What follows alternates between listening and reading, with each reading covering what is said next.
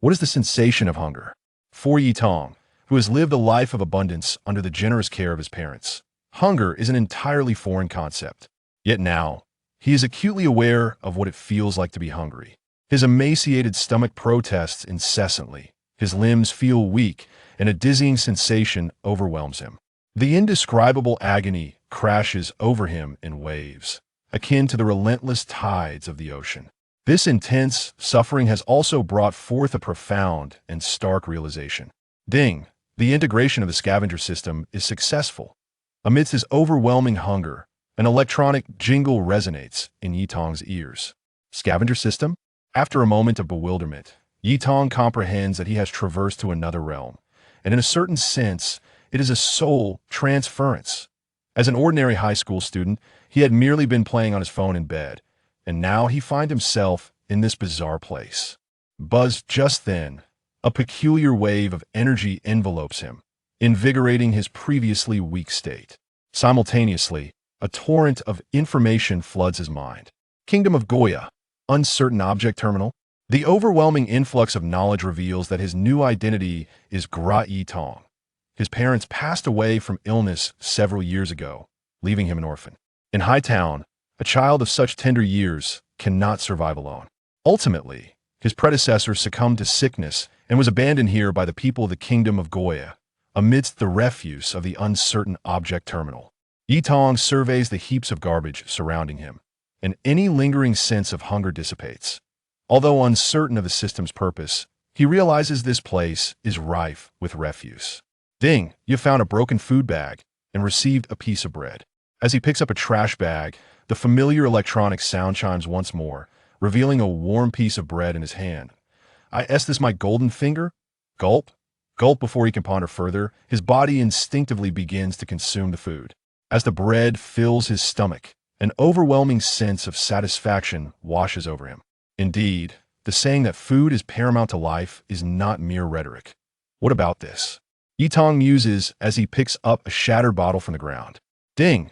You have encountered a broken wine bottle and received a jug of rum. With the system's notification echoing in his ears, Yi Tong gazes upon the mountain of garbage with gleaming eyes. Although this place lacks resources, it is abundant in refuse. Gulp! Gulp! I have arrived in the world of One Piece. After downing a hearty drink, Yi Tong exclaims with exuberance, "All right, time to get to work." Although he has arrived, there is still refuse to collect. Ding! You have found a broken newspaper and received 1,000 berries. Ding! You have discovered a scrap of cloth and received a full outfit.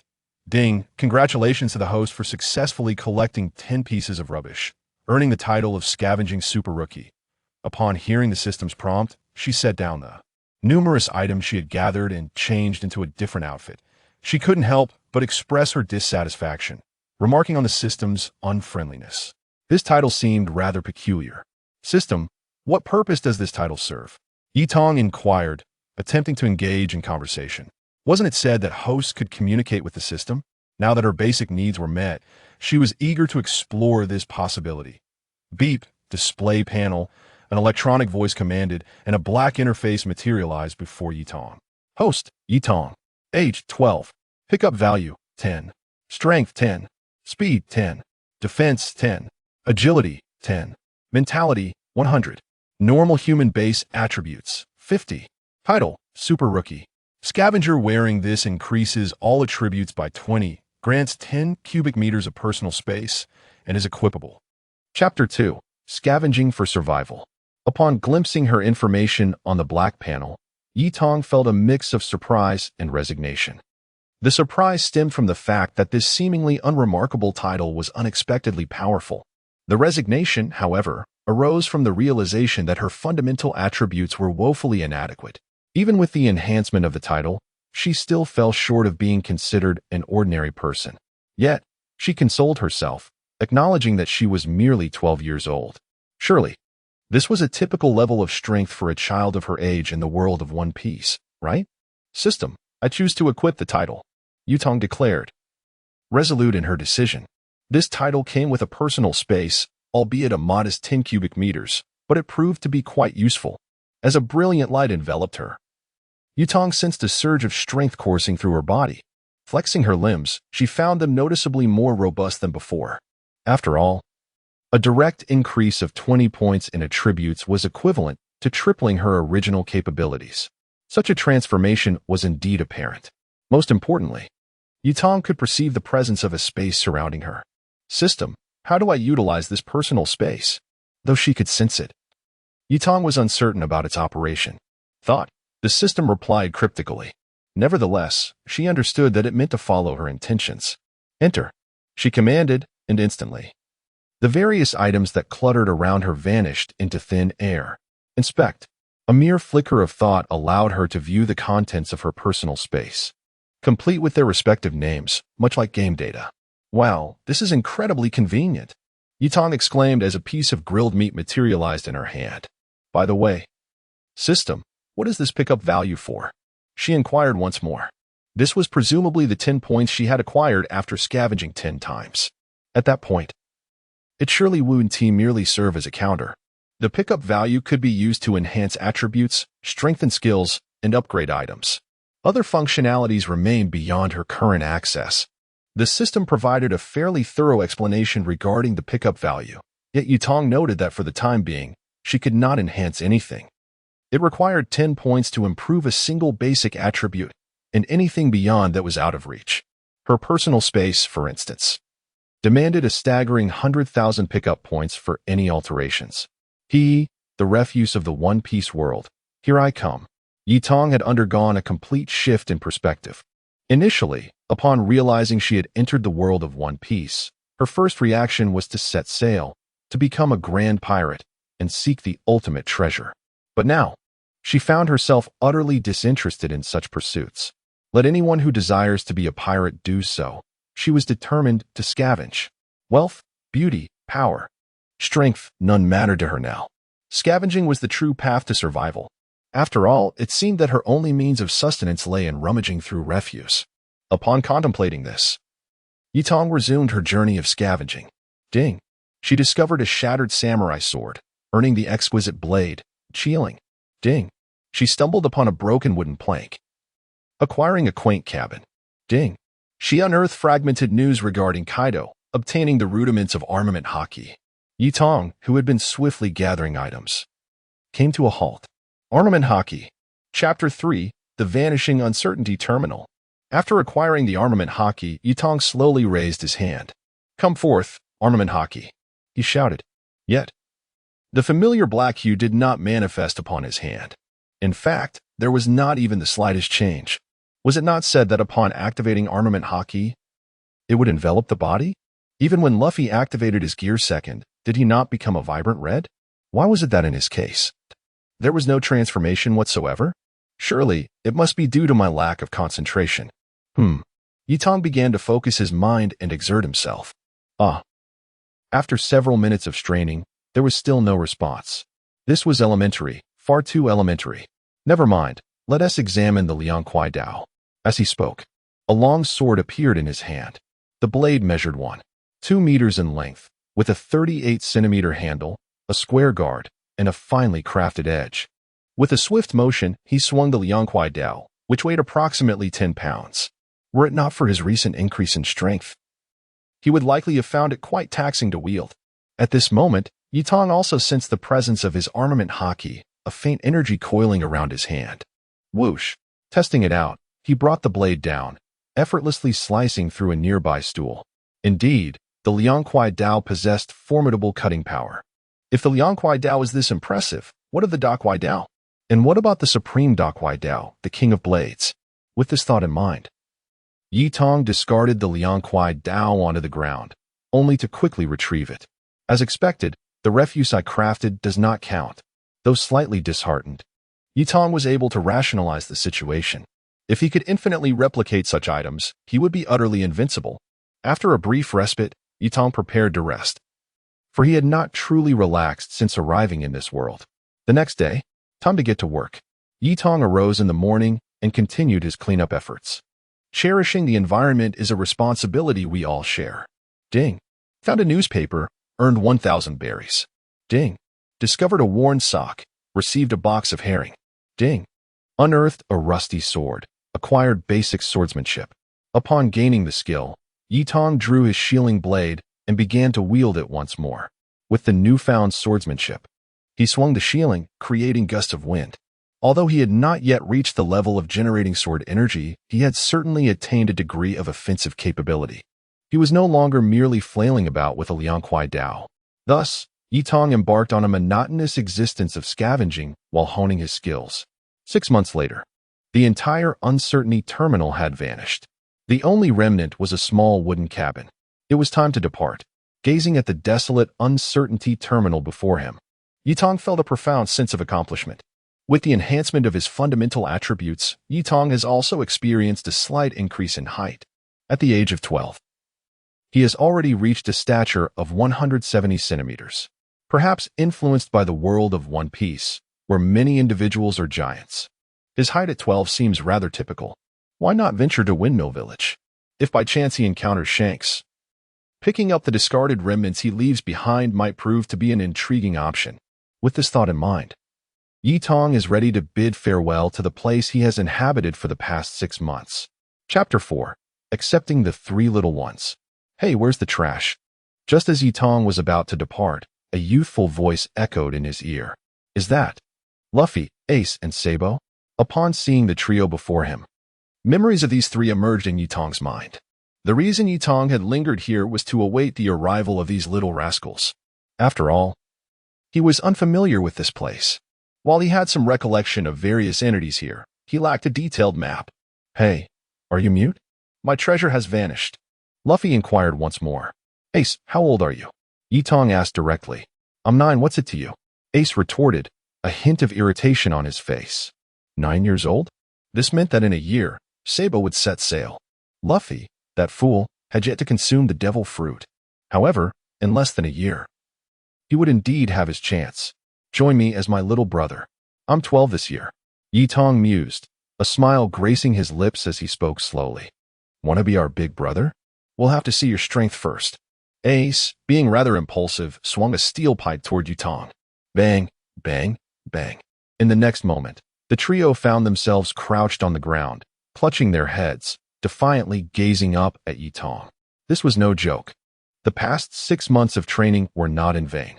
In addition to the attribute enhancements from scavenging, he had also honed his mastery of armament hockey. Dealing with these three little ones was a piece of cake. Once I become your big brother, all the treasures I acquire will belong to you. Moreover, I will prepare a ship for your future voyage. Yitong declared, resembling a mischievous uncle enticing children with a lollipop, his expression cunning. I have a feeling you're not genuinely so kind. Bang. Before Sabo could finish, Yitong struck him again. You can't defeat me. And I have no desire for your treasures. If you refuse to acknowledge me as your big brother, I might just inform Dayton about the treasure in that tree. Yitong revealed his trump card. At this moment, the treasure held far more significance to the three than their own lives. Big brother. The three immediately called out in unison, fully convinced. Wow, that was easy. Come, let us head to Windmill Village.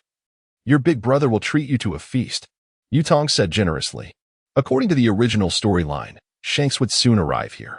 Additionally, being alongside these three little ones would lead him to encounter another legendary figure, Garp. Either of these two could casually toss aside trash that would be considered exceptional. As for venturing out to sea, Yitong currently harbors no such aspirations. Those who wish to become the Pirate King may pursue their dreams. The celestial dragons hold no significance for him. Isn't the life of scavenging quite delightful? Upon hearing that Yitong intended to treat them to a meal, smiles blossomed on the faces of Luffy and his companions. They promptly departed with Yitong from that place. Soon, they arrived at Windmill Village and entered the banquet tavern. Miss Makino's bar, indeed. Spotting the green-haired Makino, Yitong was well aware of their location now. Chapter 5. Declining Shanks. Order whatever you desire. I shall cover the expenses. Night, I stated calmly. Hooray. Marjorie, I want 10 cups of orange juice and a copious amount of meat. Exclaimed one of the trio. I want meat too. And I want a drink. The three young ones eagerly ordered their delights. It is worth noting that they had been diligently saving to set sail. Thus their usual sustenance was primarily secured at Caledon's. This explains their exuberance at Night Eye's offer to treat them. Ha ha ha, Marjorie, your place is quite lively today. At that moment, A boisterous voice reached Night Eye's ears, followed by a raucous entry of a large group. Shanks. Among them, the most animated was Luffy, who held immense admiration for the red-haired pirate. "Oh, and there are 3 little rascals here." Shanks approached Night Eye and directly inquired, "Kid, you seem unfamiliar. What is your name?" "I am Night Eye," he replied, wiping the drool from his mouth, a hint of excitement in his tone. His exhilaration did not stem from the presence of one of the 4 emperors, but rather from the realization that each member of this pirate crew was exceptionally skilled. The items they carelessly discarded were treasures of unparalleled value. "Night Eye, quite a remarkable lad. Who is your master?" Shanks asked directly. With his formidable observation hockey, Shanks gleaned Night Eye's physical information: 12 years old, possessing a fine blade, and bearing unique scars from sword training. His physical prowess was no trivial matter. How could someone of such caliber be mingling with Luffy and his companions? Despite Shanks' carefree demeanor, he was undoubtedly the most enigmatic among the 4 emperors. "I have no master," Night Eye replied nonchalantly. He was more engrossed in pondering when the feast would commence. After all, scavenging was the true path to prosperity. "Ha ha ha, kid, you're quite entertaining. Would you care to join my ship?" Shanks extended an unprecedented invitation to Night Eye. It was noteworthy that he had previously been reluctant to allow Luffy to join his crew. Why was he now inviting Night Eye? Night Eye momentarily reconsidered his thoughts of scavenging and regarded Shanks with newfound seriousness. This man was certainly not the Shanks he had come to know from the anime. "No. I have no interest in being someone else's subordinate. I am the elder brother of these 3. Night Eye decisively declined, using the trio as a shield. "Oh." Shanks glanced at the 3 who were heartily devouring meat and chose not to press Night Eye further. Instead, he turned to Marjorie to place his order, preparing to host a banquet right there. Meanwhile, Shanks produced a box and placed it upon the counter. Could it be the devil fruit? Upon seeing the box, Night Eye's immediate thought was of the gum-gum fruit. It seems that Luffy is soon to consume the gum-gum fruit. This implies that Ace will soon turn 10. Consequently, the events she had anticipated are poised to unfold swiftly. However, since death is not imminent, it would be prudent to attend to trivial matters for now. "Miss Makino, I imagine you are quite busy on your own. I truly appreciate your care for Luffy. Allow me to assist you with the cleaning." After uttering these words, Night Eye disregarded Makino's potential objections and swiftly took up a broom to commence her task. Chapter 6. Guardian of the Trash observing Yi Tong's peculiar behavior. Machino wore a look of bewilderment. As for the trio, engrossed in their feast, they had no time to pay attention to Yi Tong. Shanks, maintaining his usual demeanor, continued to smile and indulge in his drink. Gradually, the banquet reached its zenith. "Little brother, the trash bin is full. Coming. Hey, little brother, could you tidy up this table?" "On my way." Yi Tong resembled a diligent little bee, tirelessly organizing the refuse. However, he refrained from directly handling the trash. After all, if he were to accidentally unearth a pig or something of the sort, it would be quite a predicament. Thus, he opted to use plastic bags to gather the waste. And while disposing of it, he surreptitiously cast the trash into his personal space. Initially, the trio planned to return after their meal, but Luffy wished to linger a while longer. With it being Luffy's birthday, Shanks invited them to stay and continue the festivities. Faced with an abundance of food and drink, the trio joined in the revelry. 2 days later, Yi Tong's personal space was brimming with refuse, and outside, a considerable amount of trash had accumulated. Bang! "Are you a fool?" While Yi Tong stood guard over his trash to prevent theft, a clamor arose from within the room. He realized that Luffy had consumed the devil fruit. "Brother, aren't you coming in to eat something? Why are you just guarding the trash?" Lucky Lu, gnawing on his divine chicken leg, inquired with curiosity. "No, you all enjoy. If there's too much trash, just call me," Yi Tong replied awkwardly. He had no intention of entering. It was well known that in Windmill Village, there were designated times for trash collection. These were his treasures. He could not let others take them away. He was akin to a miser, guarding his heap of refuse. Another 2 days passed, and Shanks departed from the gathering. Outside, the trash had piled high like a small mountain. One could not help but admire the formidable appetites of those in the world of One Piece. Simultaneously, Yi Tong discerned a peculiar phenomenon. It seemed that within the meat, there existed some extraordinary factor. Consuming it not only replenished energy but also enhanced fundamental attributes. Miss Machino, please watch over the three little ones while I dispose of the trash, Yitong stated before swiftly vanishing from the banquet bar. Machino, harboring no ill feelings towards the strange young man, smiled and entered the house. Bearing an enormous load of trash, Yitong made his way to a small grove. Commence! With a resounding crash, he unceremoniously dumped the pile of refuse. Ding! You have found a bone discarded by Lucky Lu, gaining 10 digestion. Upon picking up a bone, the system's notification chimed in. Digestion 10? Is this a form of ability? Yitong instinctively opened his panel. Skill, Digestion Level 1. Enhances the ability to absorb energy from food. Upon encountering this information, Yitong felt somewhat bewildered, reflecting on her previous inability to even digest properly. However, this was indeed a commendable skill. No wonder Rakalu was always seen gnawing on a chicken leg. Ding! Found a discarded tissue from Beckman. Acquired marksmanship fundamentals. Ding! After reviewing the digestion skill, Yitong resumed her quest for refuse. Chapter 7. The Magnificent Panel, Monkey D. Dragon Approaches. Ding! You have found the fruit core discarded by Shanks, earning 100,000 berries. Ding! You have found the paper discarded by Shanks, acquiring basic Conqueror's Hockey, not usable. Ding! Ding! You have found the bone discarded by Locky, gaining digestion 10. After spending 3 hours, Yitong finally finished collecting all the refuse left by the red-haired pirates. System panel. With a mere thought, Yitong summoned her own panel. Host, Yitong age, 12 pickup value, 87. 000 strength, 80 speed, 102 defense, 98 agility, 156 spirit, 238, normal human base attributes 50, abilities, intermediate armament hockey. Gunmanship LV3, swordsmanship LV4, digestion 320. Items. Basic Conqueror's Hockey X2, not usable. Good sharp sword. Sherlin, a box of herring canned. King's underwear. Wealth, 10, 380, 000 berries title. Scavenger rookie, equipped. Technical attributes 50, charm 10, portable space. Primary 10 cubic meters over the course of more than half a year. Yitong's panel had indeed become quite splendid. The gunmanship was newly acquired, and its effects remained to be seen. With swordsmanship at LV4, she had nearly reached the standards of a swordsman. In the world of One Piece, the ranks of swordsmen were rarely acknowledged until one attained the level of a swordmaster, at which point one could attain a modicum of fame. Based on her current level, it was estimated that surpassing level 10 would lead her to the realm of sword masters. Her current strength should be comparable to that of a Navy lieutenant. The road ahead was still long. Upon returning to the banquet bar, Yitong discovered that the three little ones had already vanished. You're back, Yitong. Just as you were leaving, Luffy's grandfather took them away. They must be heading back to Mount Gorber, said Makino, somewhat helplessly. Although she had promised Yitong to keep an eye on the trio, she couldn't very well stop their grandfather from taking them. Dragon? So Dragon is here? The mention of Dragon's name prompted Yitong to dash outside in excitement. Such youth, such vitality. Bang!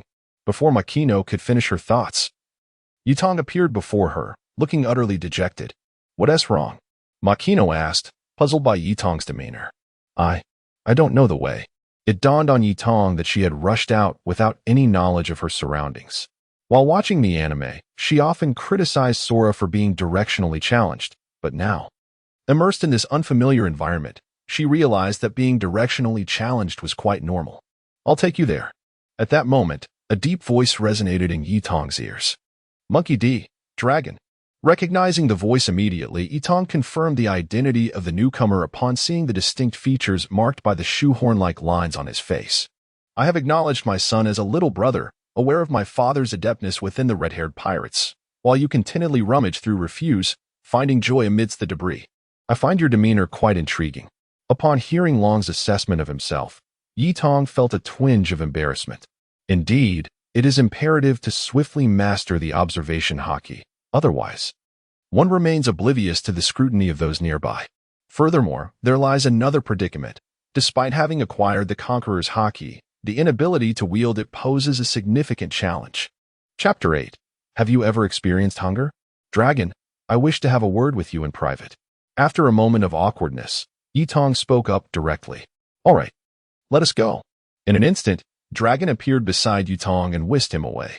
After a whirlwind of motion, the two found themselves atop a peak of the Gerber Mountain. Curious lad, Yutong, what is it you wish to discuss? Dragon inquired with genuine interest. However, at that moment, Yutong was hardly in the mood for conversation. Though his physique surpassed that of ordinary individuals, it was not excessively so. Just moments ago, Dragon had utilized his abilities to transport them here, a sensation far more intense than a roller coaster ride, leaving Yutong's stomach in turmoil. After more than 10 minutes, a hint of color returned to Yutong's face. Dragon, could you perhaps consider the feelings of others when you bring someone along next time? Yutong remarked, his first words a light-hearted complaint, defending his still twitching stomach. Kid, you seem physically capable. Why is your tolerance so low? Have you never been out to sea? Dragon teased. Enough with the banter. Let us discuss serious matters.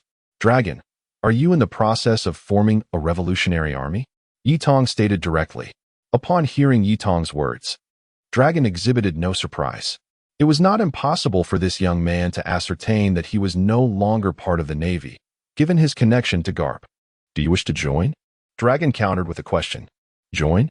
Your third-rate revolutionary army? Don't make me laugh. Yutong retorted with evident disdain. In his eyes, the revolutionary army was indeed inconsequential. Third-rate. Ha! You have no idea what we intend to accomplish, and yet you label us as such? Kid, this world is not as comfortably nourished as you might imagine. Dragon raised his head, gazing at the heavens at a 45-degree angle, speaking with an air of pretentiousness. Comfortably nourished? Huh. Yutong, recalling his past life, might have once perceived this world as idyllic. However, having inherited the memories of this body, he no longer viewed it as such, especially considering the world of One Piece, which he understood better than Dragon did. Dragon, have you ever known hunger? With a chuckle, Yutong posed the question once more. Hunger? What of it? Back in my training, I am asking if you have ever truly felt hunger. Yutong interjected before Dragon could elaborate. Dragon was momentarily taken aback by Yutong's inquiry, then shook his head. That sensation where the entire world bears malice towards you? Where even a ray of warm sunlight feels like a burn? Where a gentle breeze becomes a torment? Can you, as the son of the naval hero Garp, truly comprehend such hunger?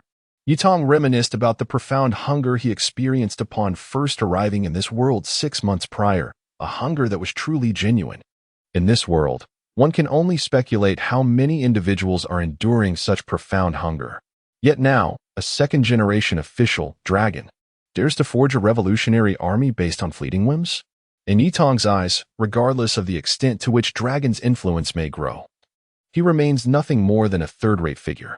She is eager to hear more. At this moment, Dragon can no longer afford to maintain his facade, for he senses that the words about to be uttered by this individual will prove immensely beneficial to him. Chapter 9. You have too many questions. Initially, Yutong had prepared an array of grand declarations. However, upon witnessing the Dragon take a seat, she found herself at a loss for words. Despite her extensive knowledge in this realm, having studied history and politics diligently, the Dragon before her resembled a helpless infant in dire need. Overwhelmed by the plethora of information, Yutong was uncertain where to begin. Was there something difficult for her to articulate? Or did she believe that he perceived her as too fragile to withstand even the slightest adversity?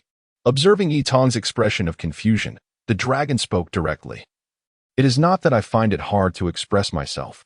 Rather, your inquiries are simply too numerous, leaving me unsure of where to start. Yutong sighed in resignation. Seeing her serious demeanor, the Dragon felt a twinge of embarrassment. After all, he had prepared extensively, yet here he stood, feeling utterly inadequate in her presence. Although he was unaware of how much she knew about him, the question of her knowledge lingered in his mind. Thus, the Dragon remained silent, continuing to sit quietly. Dragon, do enlighten me on your plans. Surely, you do not intend to undertake such endeavors alone? Yutong prompted. By the way, you've finished the water in that bottle. You should dispose of it. After some contemplation, she decided to let the Dragon speak first. At that moment, she noticed that he held an empty plastic bottle. The Dragon expressed curiosity, instinctively tossing the bottle to the ground. All right, you may begin. Yutong swiftly picked up the discarded bottle with remarkable speed. Ding! Congratulations, Host. You have retrieved the bottle discarded by the dragon, gaining a beginner level of Conqueror's Haki. In the next instant, the system's notification rang in her ears. Hearing the notification, Yitong felt a sense of helplessness. While Conqueror's Haki was indeed impressive, she had no immediate use for it. Upon witnessing the bottle vanish from her grasp, the dragon showed no sign of surprise. To him, it was merely a peculiar ability associated with a devil fruit. As you can see, I am currently in the process of recruiting allies, the dragon stated nonchalantly. Recruiting allies? To expand your influence and forge a formidable fighting force? Yitong replied directly. Precisely. The dragon nodded in affirmation. I ask you, once you have amassed sufficient strength, what will be your course of action? Will you initiate a revolution? Liberating those weak nations you have manipulated and brainwashed? Will you exploit the lives of these innocent and vulnerable individuals to bolster your own accomplishments?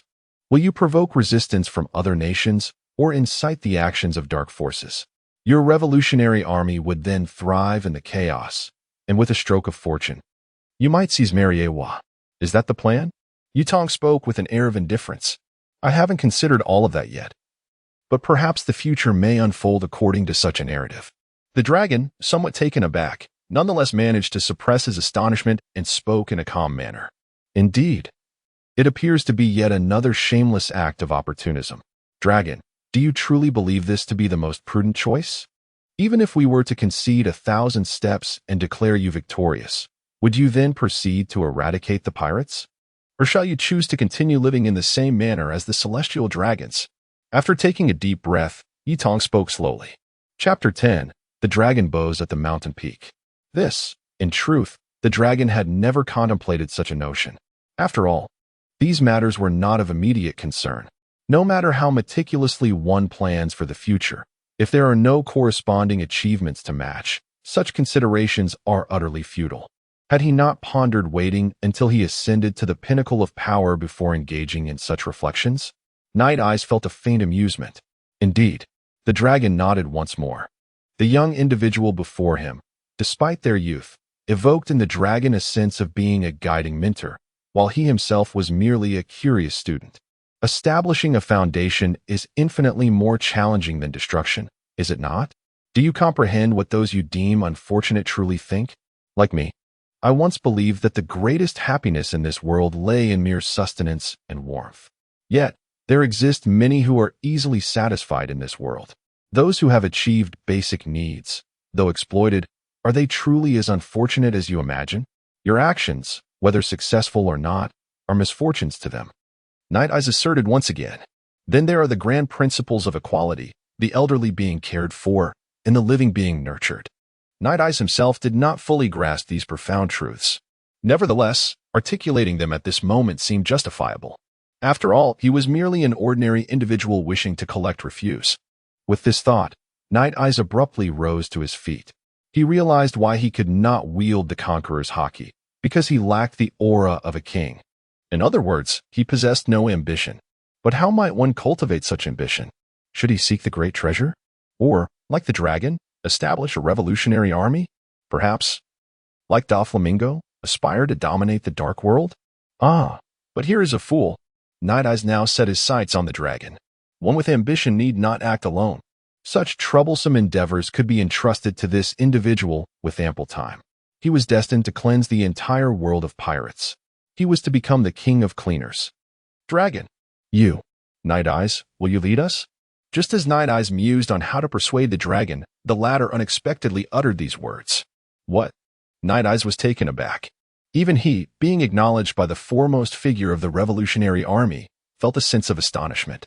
Though your current strength is lacking, your thoughts, those very things you just articulated, embody what this world truly needs. Lack of power is inconsequential. We possess it, the dragon sincerely replied. Ha ha ha, splendid. Prepare a sufficient force, and when you have attained a certain level of strength, come seek me, Night Eyes responded directly. Understood, my subordinate. The dragon immediately knelt on one knee, placing his right hand upon his chest in a gesture of submission. Yitong felt a sense of bewilderment. How could such a formidable being suddenly make such a choice? A man with the air of a ruler willingly submit to another?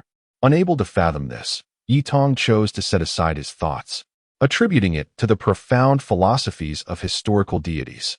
In truth, he was not mistaken, for it was indeed these very philosophies that had subdued the dragon.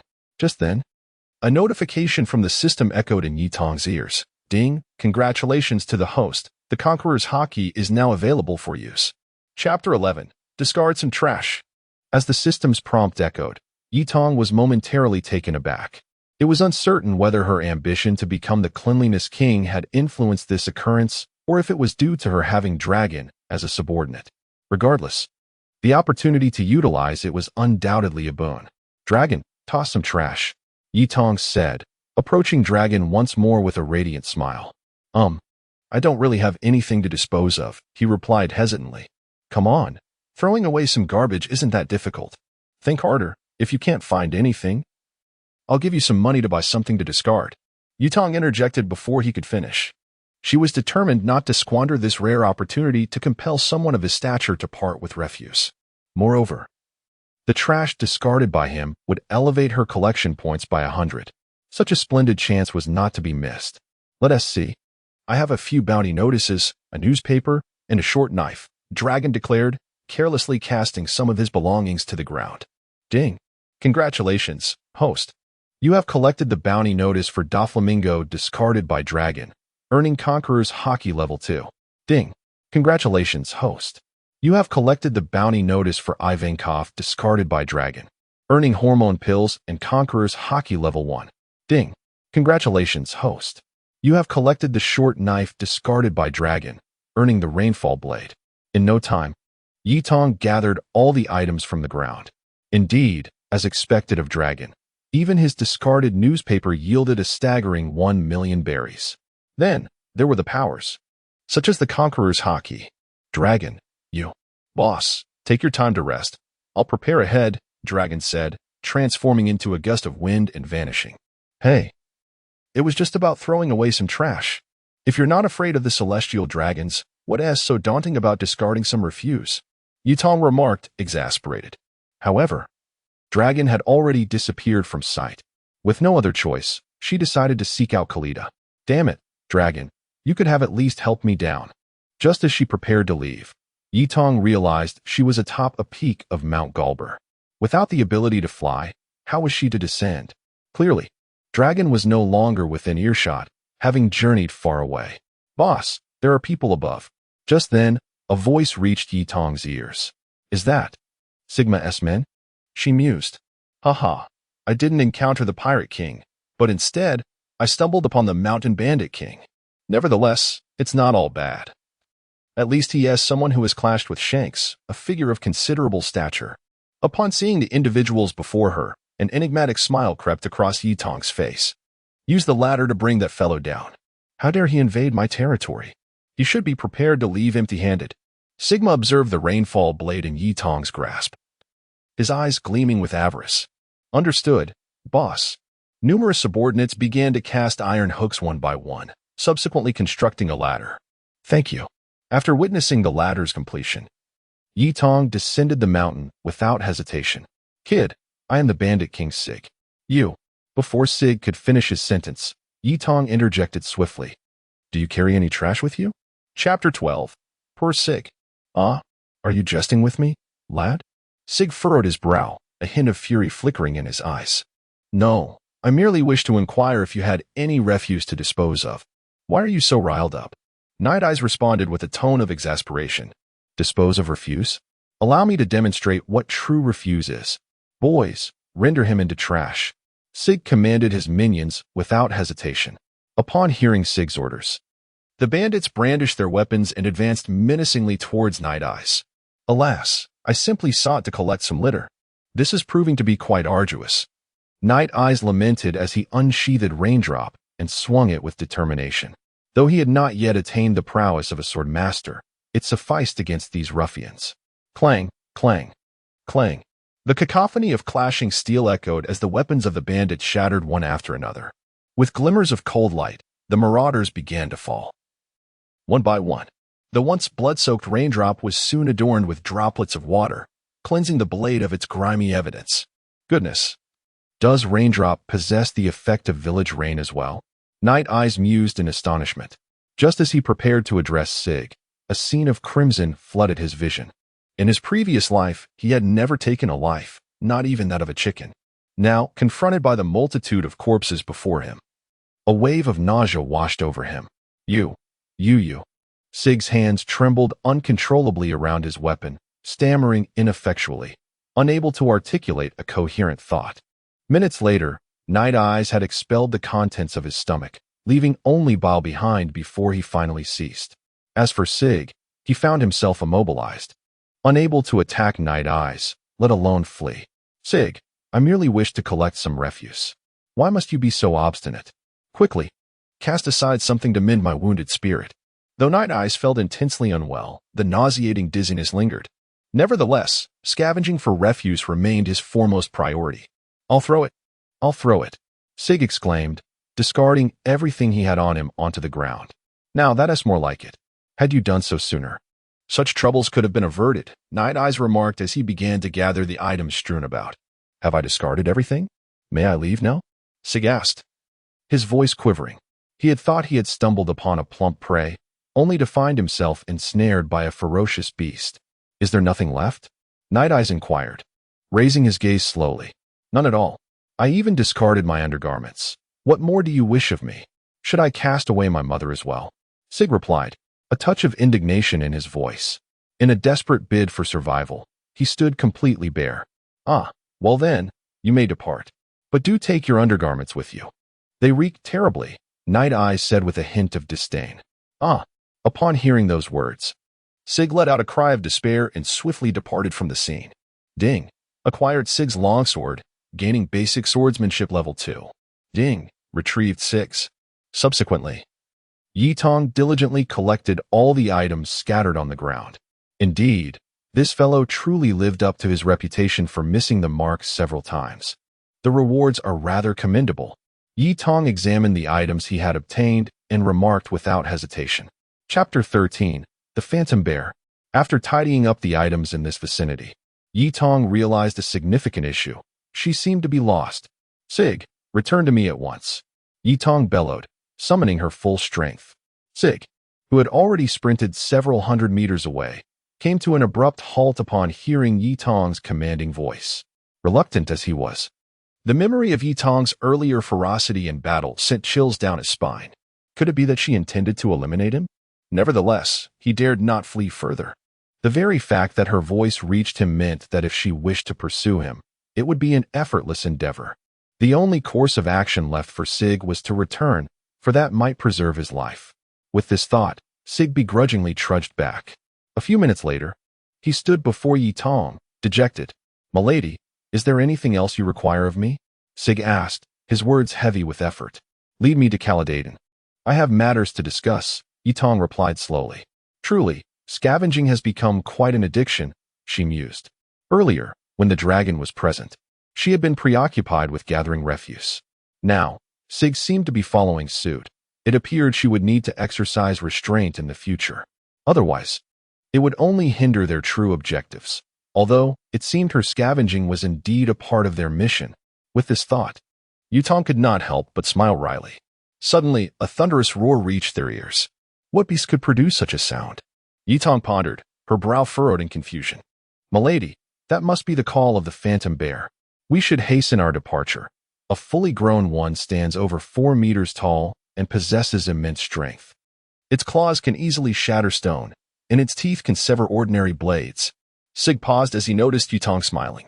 Milady, are you? Fear not. I wonder if this creature sheds fur. Yitong replied with a playful grin. I do not know, milady. Sig stammered, feeling a sense of indignation. Even when at its peak strength, he dared not provoke such a formidable beast, let alone question whether it shed fur. Such a powerful creature ought not to be prone to shedding. Come, let us seek this creature, Yitong declared, striding purposefully toward the source of the sound. Milady, please. It is exceedingly dangerous, Sig implored, calling after her. Yet, when he realized Yitong paid him no heed, he had no choice but to follow. After all, he was far too terrified to run away. He even contemplated how he might escape if the phantom bear were to devour Yitong. Before long, a colossal gray bear came into view. Ah, behold! This must be the phantom bear, standing a mere 3 meters tall. It seems not yet fully grown. Yitong sheathed her longsword, which she had wielded to forge a path, and then approached slowly. The master must be contemplating a surprise attack, given the master's prowess. It is conceivable that he could indeed slay the demon bear. Sig pondered. Hey, big bear, would you like to become my pet? Just as Yitong reached the rear of the demon bear, she shouted aloud. Ah! At that moment, Sig was utterly taken aback, almost losing his tongue in disbelief. He never anticipated that Yitong would actually speak to the bear so directly. Chapter 14. The Triumph of Conqueror's Haki. With a heavy sigh, the ghost bear turned around and cast a glance behind him. It's you, is it? Do you wish for me to be your subordinate? The ghost bear rumbled in a deep voice. His name, Ghost Bear, was not a mere reflection of his imposing stature. Rather, it stemmed from his uncanny ability to articulate human speech. Thus, legends arose, claiming he was the embodiment of souls departed, earning him the moniker of Ghost Bear. No, it is not I, but my leader. Sig, caught in the bear's penetrating gaze, was drenched in cold sweat. The ghost bear towered over 3 meters high, and in his turn he could not see Night Eye, who stood behind Sig, only catching sight of Sig in the distance. Leader? The ghost bear lowered his massive head and beheld the diminutive Night Eye behind him. In the bear's eyes, Night Eye indeed appeared as a tiny figure. You dare to command me to be your subordinate? I shall crush you with a single slap. He raised his enormous paw, aiming to strike Night Eye down. With a resounding thud, a multitude of stones and dirt were sent flying. Night Eye leaped up, reaching the same height as the ghost bear's head. Heh. Let us see how you fare against me. In an instant, Night Eye concentrated his spirit and unleashed the Conqueror's Haki. An invisible wave radiated outward. Though it was merely the rudimentary form of Conqueror's Haki, its proximity rendered the ghost bear powerless, and he collapsed with a thunderous crash. A wave of dizziness coursed through the bear's massive body. Truly effective. Night Eye mused, observing the fallen ghost bear. Such power should prove useful for clearing out lesser foes. Meanwhile, Sig sat paralyzed on the ground. In that fleeting moment, he had perceived a formidable aura emanating from Night Eye, akin to that of a demon. Although it lasted but a moment, it was enough to instill profound terror. Get up, take me to a place, Night Eye commanded as he approached the ghost bear. Delivering a couple of nudges with his foot, the ghost bear scrambled to his feet, then positioned himself on the ground. Night Eye promptly mounted the bear's back. Where are we headed, leader? The ghost bear inquired, somewhat timidly. Sig, lead the way. Night Eye called to the still-dazed Sig. Honestly, you call yourself the king of bandits? You lack not only the aura of a king, but even that of a warrior. Oh. Sig quickly dashed to the forefront, eager to guide them. Meanwhile, thoughts of his own cunning plans danced in his mind. If he could lead Night Eye to Caladan, it was likely that this individual would decimate the bandits. Once Night Eye departed, the Galber Mountain would revert to being his dominion. With that thought, Sig summoned every ounce of strength he possessed. After more than 2 hours, he, battered and bruised, arrived at the gates of Caladan. Bang! At that moment, a formidable fist emerged before Sig, sending him soaring through the air. What audacity does this fellow possess? To approach me, bare and battered, with such intentions? Is he truly so desperate as to covet my beauty in such a brazen manner? Caladan retracted his fist, a look of discontent etched upon his face. Ha. Coveting your beauty. Cap's voice resonated in the air. However, Cap's gaze remained fixed deep within the jungle. Chapter 15. Miss Caladan. Come forth. Carp tossed a rice cracker into his mouth and spoke in a deep, resonant tone. Truly, the naval hero Carp possesses an extraordinary perception. Soon, a fearsome bear emerged before them, from which Yadong leapt down. Young man, are you the elder brother that Luffy spoke of? Bang! I told you. Do not litter in my presence. Before Carp could utter another word, Caladan delivered a swift punch to his head, angrily gesturing at the discarded rice cracker packaging on the ground. Honestly, you too. One is always eating and staying here, causing endless trouble. And you, old man, come in and create a mountain of refuse. Just then, Yadong dashed over with the speed of lightning, swiftly picking up the litter. Ding! Upon finding Carp's discarded packaging, Yadong received an upgrade in his armament color. In the next moment, a notification chimed in Yadong's ear. Miss Caledadon, may I have the honor of assisting you with your refuse? Yadong removed his hat and placed it over his heart, speaking softly. Aha, Carp. Look at how polite this young man is. What refuse are you talking about? Come in and take a seat. Caledadon replied directly. This sudden shift in demeanor made Carp raise his eyebrows in surprise. He had never experienced such treatment before. No, seeing Miss Caledadon's surroundings in such disarray is unworthy of your status. I shall commence cleaning at once, Yadong declared, retrieving a trash bin and broom from his spatial pocket to begin the cleanup. Why was Yadong so fervent? It was no jest. Caledadon had just mentioned that Carp's presence would lead to a mess. This meant there was a significant amount of refuse discarded by Carp. Any refuse associated with Carp must be treasure. Yadong anticipated that once he cleaned up this area, his armament color would surely elevate to the level of overwhelming black dominance. With this thought, Yadong's enthusiasm surged. Meanwhile, Sig, who was slowly returning, happened to witness this scene. Could it be that Yadong had a penchant for this? Or was Caledadon truly enchanting, a beauty he had previously failed to recognize? For a moment, Sig felt as though his life had dimmed. 2 hours later, Yadong had thoroughly cleaned the area, packing up over 10 bags of various refuse, which he promptly stored in his spatial pocket. Miss Caledadon, the cleanup is complete. Yadong once again bowed with gentlemanly grace. Kapu, do you see? This is how a guest should conduct themselves. Although Caledadon was quite pleased, he did not forget to jest at Kapu's expense. While munching on senbei, Kapu protested, I am quite innocent, you know. With a peculiar fellow like this, who can fathom what he is thinking? I wish to impose upon you for a few days, if it is not too much trouble, said Yitong, her words dripping with sweetness. Chapter 16, A Bountiful Harvest, aspiring to join the Navy. Thus, Yitong decided to stay. It is essential to recognize that as long as Garp is present, he will inevitably create a mess. My interactions with Garp will be limited, so I must seize this opportunity. Later that evening, Luffy and the others returned. Brother, what brings you here? Luffy began, but before he could finish, Garp delivered his signature love punch. Go take a shower, then come back to eat, Garp stated coldly. Upon hearing his words, the 3 children swiftly departed. Garp's iron fist had been a shadow looming over their childhood. At that moment, Yitong was in the room arranged by Kalita Dan, meticulously extracting bags of rubbish. Through Yitong's testing, it became evident that only when his hands came into contact with the trash would the system's rewards be triggered. Ding. Found a cup smashed by Garp, gaining 10 strength. Ding. Discovered a rag discarded by Kalita Dan, receiving a bottle of foul water. Ding. Yitong quickly collected all the trash in the vicinity. Indeed, coming here was the right choice. His collection value had finally surpassed 100,000, and most importantly, within this refuse, he had elevated his haki to an intermediate level.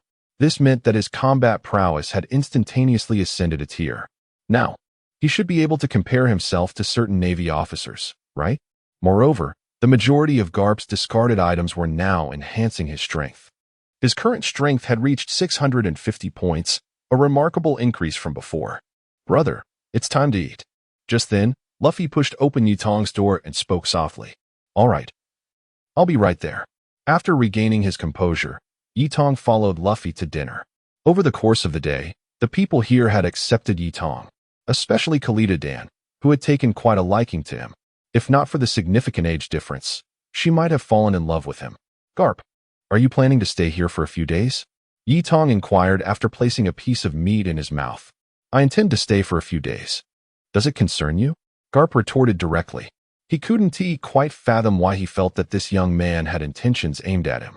Although since arriving, aside from picking up trash, he had seemingly done little else.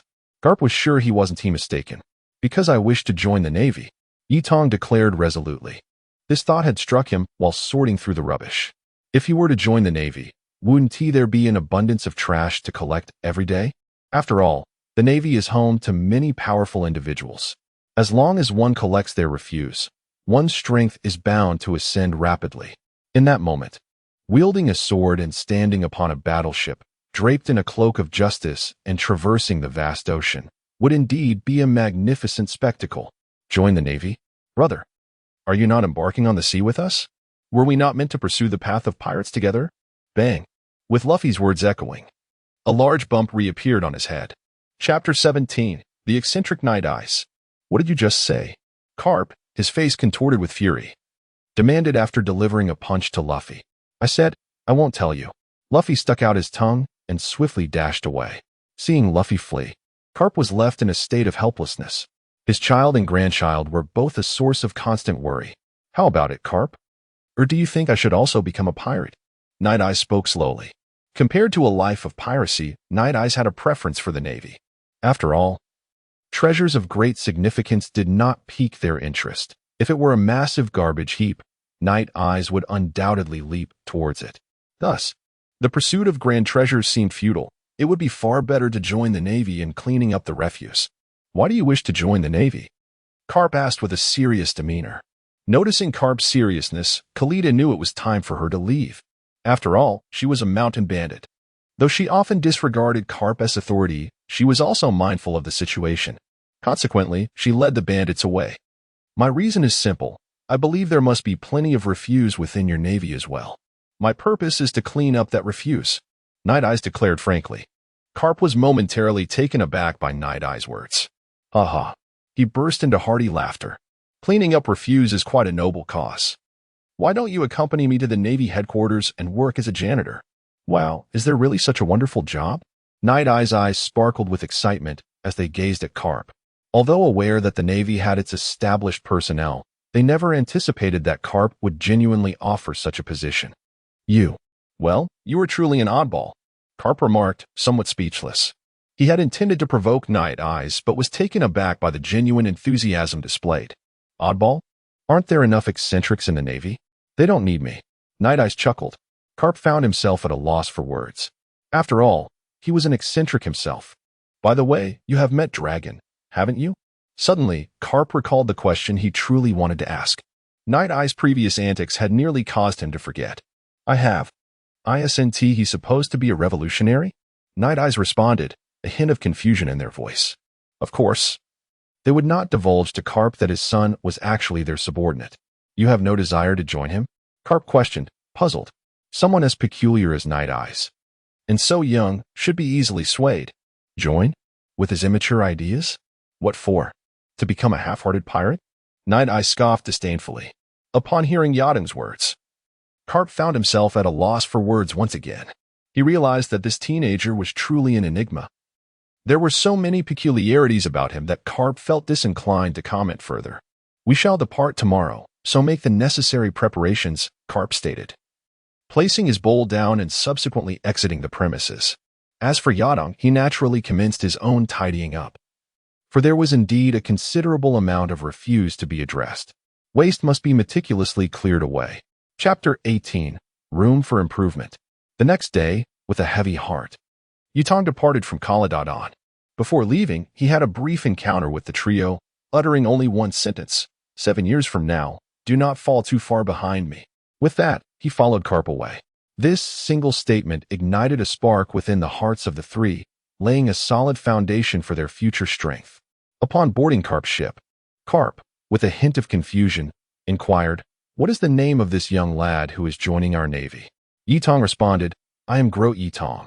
You may call me Yitong. From now on, I shall assist in cleaning the ship, and you must not compete with me for this role.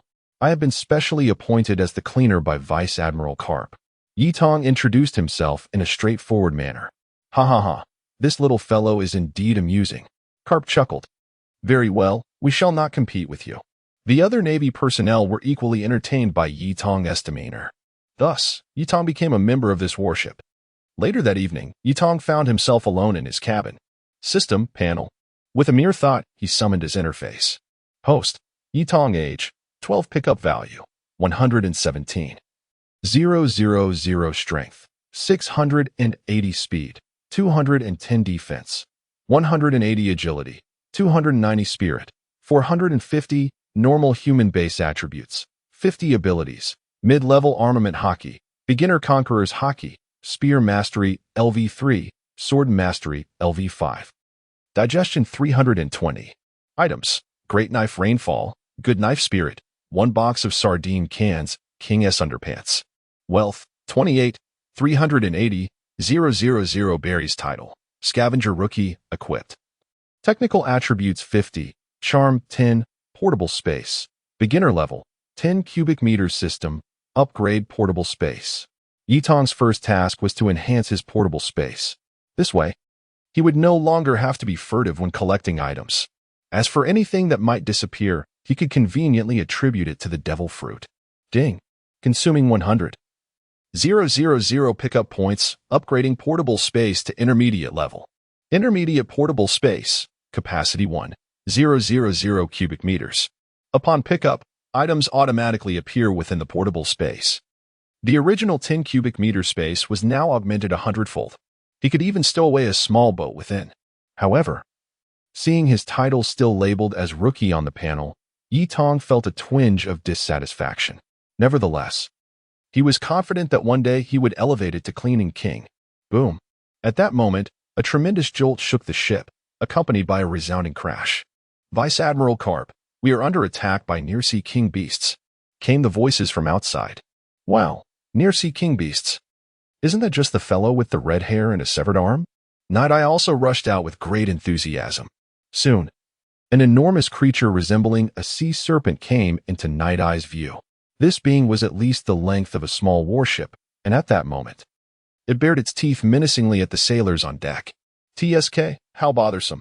Doesn't the old man need his rest at night?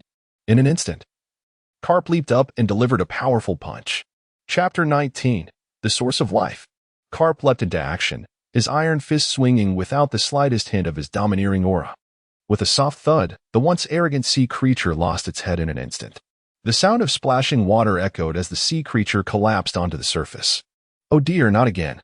These little creatures are becoming increasingly fragile, Carp remarked with a hint of exasperation as he returned to the ship. The others were momentarily stunned by Carp's words. Such remarks could only come from him. Quickly, dispose of this carcass. Otherwise, it will turn into oceanic refuse. A naval officer stated, brandishing a hook to retrieve the sea creature's body for disposal. What? Refuse? Wait, let me do it. Upon hearing the term refuse, particularly ocean refuse, Night-Eye felt compelled to collect this new specimen himself. Brother, this sea creature is not something one person can haul alone. We must all lend a hand to. Night-Eye, whoosh. Before they could finish, Night-Eye had already leapt high, landing atop the sea creature's carcass. Such a large body must hold something extraordinarily powerful. He mused, reaching out to grasp the creature. Ding. A system notification chimed. You have collected the corpse of the sea creature slain by Carp, gaining the source of life and acquiring Moonstep. With the system's prompt, Night-Eye activated Moonstep, stepping lightly on the water surface to return to the deck. Brother Night-Eye is impressive. Is this the power of your devil fruit ability, allowing you to directly absorb items? One exclaimed. You see the devil fruit ability. But did you not notice Night-Eye's Moonstep as he vanished with the corpse? Another added. Incredible! You're merely 12 years old. Yet you grasped Moonstep after only a few days with Carp. The naval officers began to extol his talents. Oh no, I'm not that gifted. I merely observed Carp using Moonstep and tried it myself, Night-Eye modestly replied as he retreated to his cabin. The naval officers were left dumbfounded. He learned it in an instant. What a peculiar prodigy, and so ostentatious. They laughed, both in astonishment and amusement as they returned to their duties. This lad truly did use Moonstep. Could it be that he had prior contact with the Navy? Carp pondered, picking up a dossier that bore the name Grotto Night-Eye. After reviewing the information within, Carp felt a twinge of frustration. The details were alarmingly mundane, almost reminiscent of a downtrodden individual. Yet, Night-Eye exuded none of that aura at this moment. At the moment when Carp was experiencing a headache, Yitong was in remarkably high spirits. He was currently examining the information regarding the source of life. The source of life, a special substance extracted from colossal biological waste, which, when utilized, can significantly enhance bodily vitality, accelerate metabolism, and invigorate new cell activity. Upon reading this description, one might surmise that even Ivankov from the world of One Piece would struggle to comprehend it. However, Yitong understood. This substance was nothing short of an elixir for immortality. Chapter 20, The First Encounter with Guion. As time passes, the vitality of the human body inevitably diminishes, leading to a gradual decline in cellular activity. Upon reaching middle age, metabolic processes begin to slow down. The new cells produced are insufficient to replace the aging ones, resulting in a slow but steady march towards old age. However, this remarkable substance has the potential to enhance bodily vitality, accelerate metabolism, and invigorate new cell production. Theoretically, if one possesses an ample supply of this substance, eternal youth could be within reach. Contemplating this, Yitong drifted into a deep slumber. For the next 20 days, they sailed across the ocean. On the 27th day, they finally reached their destination, Marineford. Before them stood the imposing gates, flanked by formidable cannons and a fleet of warships docked in the harbor. Indeed, witnessing it in person was far more awe-inspiring than any depiction in a comic. Once we have the time, I must introduce you to someone, Carp remarked, gently patting Yitong's shoulder. Admiral Carp, could you please temper your strength? That hurts, Yitong retorted, wincing. This man had a penchant for casually slapping one's shoulder or back, leaving Yitong grimacing in pain. Were it not for a modicum of physical resilience, Carp might have inadvertently caused serious harm. Reflecting on the childhoods of Luffy and Dragon, Yitong began to understand why they refrained from staying by Carp's side within the Navy. There were historical reasons at play. Haha. Your body isn't so fragile as to break easily. Come along, Carp declared, leading Yitong to the entrance of a courtyard. In the precious confines of Marine headquarters, possessing an independent courtyard of such size indicated that its owner was no ordinary individual. Gion, my dear, Carp bellowed, not allowing Yitong a moment to ponder. Gion, the special Marine colonel, the vice admiral in training, the swordmaster known as Peach Rabbit? Upon hearing the name, Yitong's mind was flooded with information. It was not merely Gion herself that piqued his interest, but rather the formidable figure behind her, the Navy's strategist and one of the current 3 admirals, Tsuru. It was known that Tsuru was Gion's sister. Thus, Carp's visit was likely intended to seek out Tsuru. Yet, why had he brought Yitong along for this meeting? In that moment, Yitong felt a wave of confusion wash over him. After all, he held no direct connection to Tsuru, who was not even responsible for mentoring junior officers. If he were to be introduced to a new teacher, it should have been Zephyr instead. Just then, the door creaked open, revealing a girl peering out. Admiral Carp, my sister said she doesn't wish to see you. Little Gion teased, her expression playful. Haha, is Tsuru home? How fortunate it is, Crane, that you cannot see me. Carp muttered to himself as he strode inside. You, my sister, has said. Carp's words echoed. But Gion, unable to withstand Carp's presence, called out helplessly from behind. Observing Gion's demeanor, Yitong couldn't help but smile. It is worth noting that the Gion she was familiar with was a distinguished middle-ranking officer, draped in a cloak of justice, wielding a golden Kunlun sword with relentless grace. Chapter 21. The Crane's Dilemma. As for Yitong, he stood outside the door, awaiting his entry. Unlike Carp, who was rather reckless, this was not a place one could simply barge into. Come in, little one. At that moment, a familiar voice echoed from within the courtyard. It was Crane's voice. Apologies for the intrusion. Yitong respectfully bowed before slowly stepping inside. At that moment, Carp and Crane were engaged in conversation. Though it was apparent that Crane wore an expression of disdain, as Carp had carelessly dropped 2 bags of snacks onto the ground. Major Crane, I am Grotto Yitong. Here to join the Navy as a sanitation worker, Yitong introduced himself succinctly. Crane, who had previously frowned, now regarded Yitong with newfound interest upon hearing his words. You came here solely to clean up the trash? Or do you possess some unique ability in waste management? She inquired kindly. For newcomers, Crane exhibited a gentle demeanor.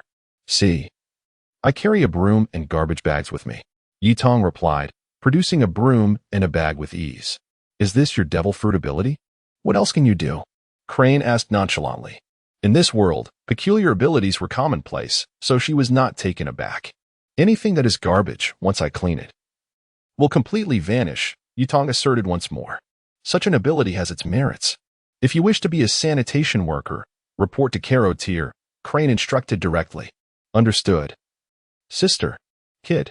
Before Ji Yuan could finish, Yitong swiftly cleared the trash bin and the remnants Carp had carelessly discarded. My apologies. I have a bit of OCD. I can't help but clean up when I see trash, Yitong said, flashing a somewhat goofy smile. Go on. Crane merely smiled and nodded in acknowledgement. Subsequently, under Ji Yuan's guidance, Yitong departed from the premises. Carp, did you thoroughly investigate this young man before bringing him back? He is no ordinary individual, Crane remarked once Yitong and Ji Yuan had distanced themselves. Investigate? This fellow's information is as pristine as a blank sheet of paper. The only thing to mention is that his past seems rather tragic. Carp replied, pulling out Yitong's information to hand it to Crane. 12 years old.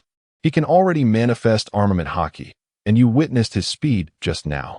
Moreover, you mentioned that he learned the moonwalk technique merely by watching it once, without you ever instructing him. Why would such an individual wish to be merely a sanitation worker? Crane inquired again.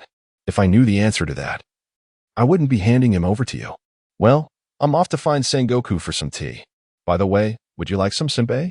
Carp, with a somewhat cheeky expression, exclaimed, Get lost.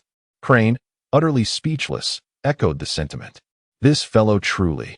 As Carp departed, Crane turned her gaze towards the direction where Night Eye had vanished, lost in contemplation. Meanwhile, Gion was escorting Night Eye through the bustling streets. It dawned on her that even the Navy headquarters harbored civilians. Observing the throngs of people, Night Eye voiced her curiosity. Chapter 22. Am I proposed to? Indeed. There have been proposals, though none were from earnest commoners. In Marin Vondo, the majority of the populace are family members of the Navy, Shiwan slowly articulated. Then, where does your food come from? Yato inquired softly, for he had not observed any agricultural activities in this place. Our provisions are supplied by the government, Shiwan replied. By the way, Yato, if you intend to dispose of the trash, could you possibly wait until you report for duty? During the introduction, Shiwan once again noticed Yato's absence. This fellow had unexpectedly gone to assist the owner of a nearby bar in cleaning up. All right, let us proceed. Moments later, Yato emerged, wearing an apologetic expression. Marin Vondo is truly a treasure trove. Being the Navy headquarters, the inhabitants here are, to some extent, connected to the Navy. Moreover, the ordinary soldiers often drop items related to stamina and speed. For Yato, this was akin to a bounty scattered across the ground. What an oddball, Shiwan muttered. Yet he bore no ill feelings towards this peculiar individual. This is the Navy cleaning department, and the minister, who will be your superior, is Colonel Cartel. You will. Miss Shiwan, what brings you to my office? Before Shiwan could complete her introduction, Cartel stepped forward. I have brought someone along, recommended by my sister and Vice Admiral Carp. His name is Grotto Yato, a newly assigned cleaner, and he will be under your supervision from now on, Shiwan stated directly. Very well, I shall ensure he is well assigned. Is there anything else you wish to instruct me, Miss Shiwan? Cartel inquired once more. He enjoys cleaning. So please assign him ample tasks. Areas like the training grounds or the office corridors, which require more effort to clean, should be entrusted to him. Shiwan teased. If you love cleaning, I shall have you clean to your heart's content. Wow. Shiwan, I must confess my adoration for you.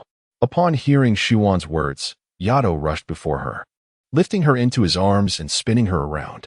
Although Yato currently lacked the strength to ambush Shiwan, being aware of her rigorous training under Crane, it was his preoccupation with thoughts in the proximity that allowed him to succeed in his playful endeavor.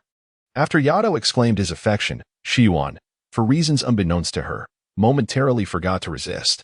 Shiwan, once I grow strong, I shall be sure to reward you for your kindness today. Minister Cartel, shall we discuss work matters? Yato continued, gently setting Shiwan down and pulling Cartel along as they entered the cleaning department. He professes his love for me and promises to express gratitude once he is powerful enough.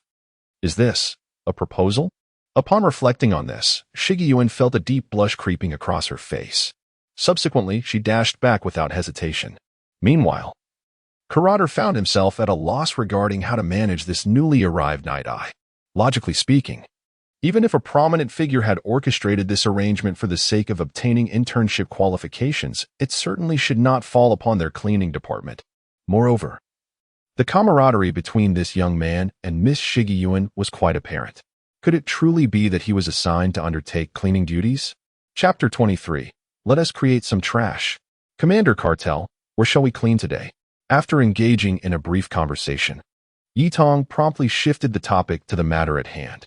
Let us begin by tidying up Officer Pinos' office, and, while we're at it, give the floors a good mopping. Today, this is the only place left uncleaned, Cartel replied directly. Officer Pinos, sounds good. Let us go, Yitong said with enthusiasm. For this marked the beginning of his journey toward a blissful life. Soon, they arrived at the office building of the commanders. Pinos' office was located on the second floor, with the offices of the colonels and generals above. Looking at the pristine corridors, even the trash bins in the offices were spotless. Every morning before 5 o'clock, we ensure these areas are cleaned thoroughly. Today, I'm just introducing you to the routine, Cartel explained. Oh, I see, Yitong replied, somewhat disappointed. Well, aside from the top floor, we can clean all the other areas in the morning. As for the training grounds, we'll tackle that after 5 in the afternoon. For now, let us grab something to eat. Hey, Yitong. Just as Cartel was about to invite Yitong to join him for a meal, he noticed that Yitong had already entered Pinos' office.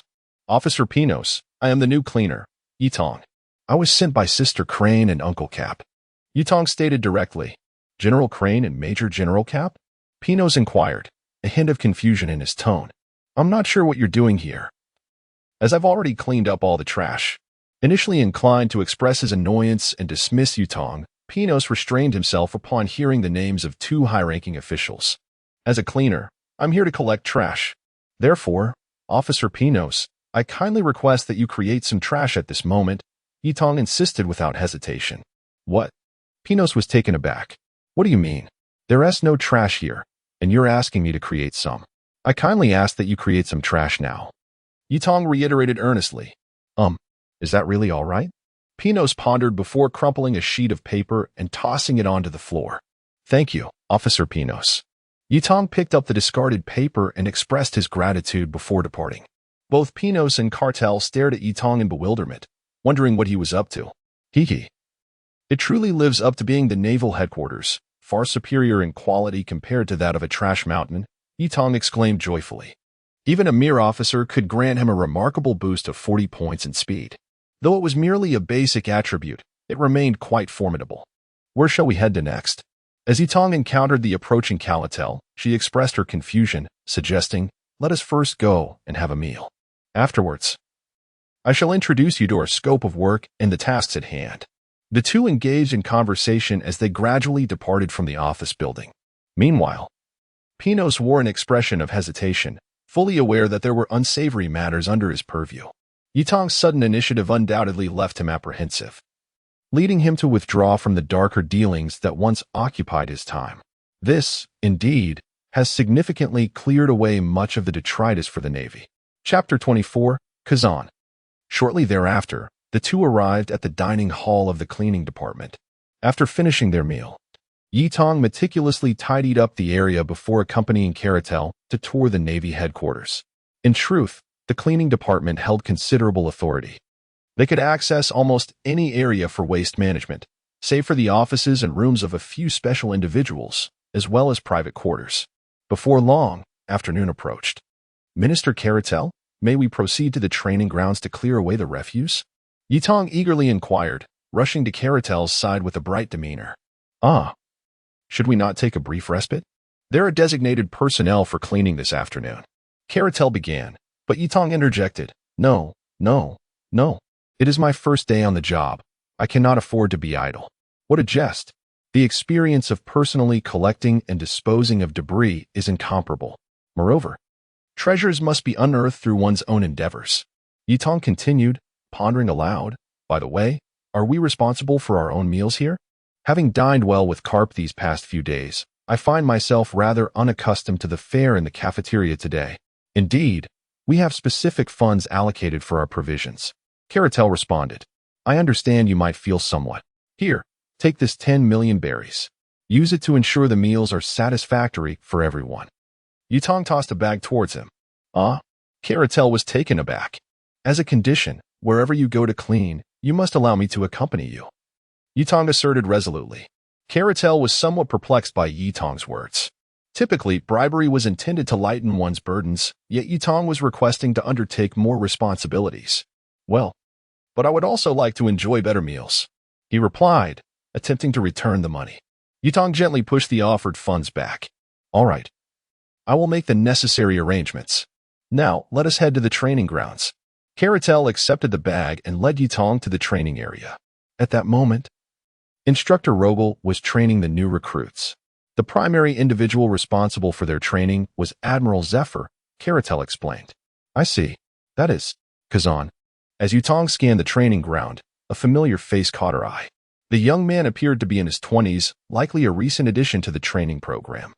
Kazan, where is the trash you discarded? Yutong approached him directly, reciting her customary line. The trash I discarded? I never litter, Kazan replied, somewhat bewildered by the unexpected inquiry from a cleaner. He found himself at a loss for words. Here, I am a janitor, tasked with the responsibility of disposing of refuse. Let us engage in a duel. Should you lose, you must scatter some litter upon the ground each day. Night Tong stated this plainly, revealing that her intentions extended beyond mere trash collection. After all, it was a rare opportunity to encounter the future powerhouse, Kazan. How could she not take the opportunity to greet him properly? Night Tong was indeed quite intrigued by the prospect of battling with Akiji. Chapter 25. Defeated Kazan.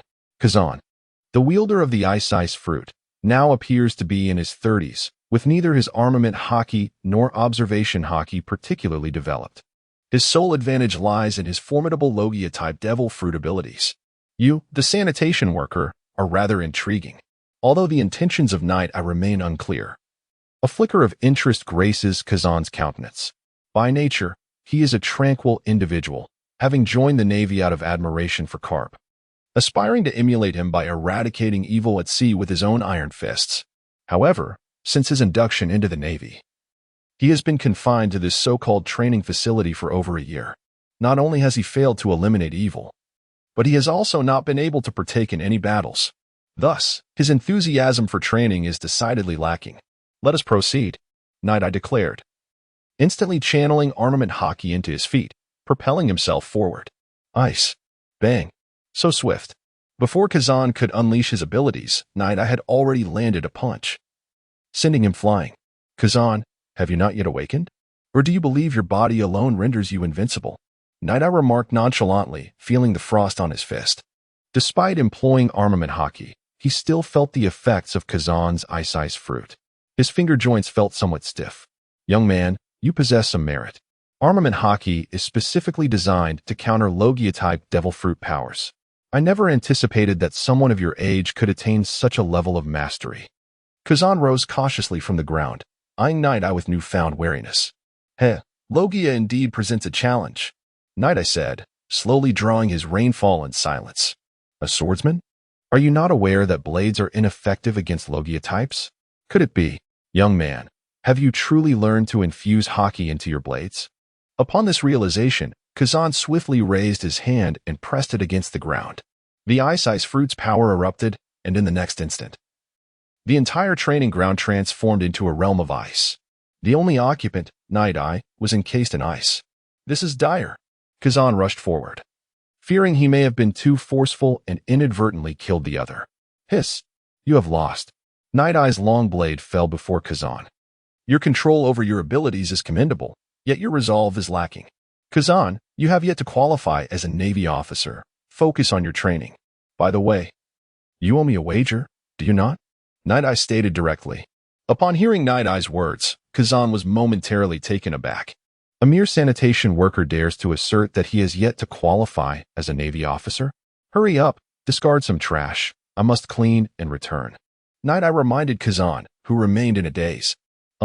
Kazan paused again, then retrieved a piece of fruit, took a bite, and tossed it onto the ground.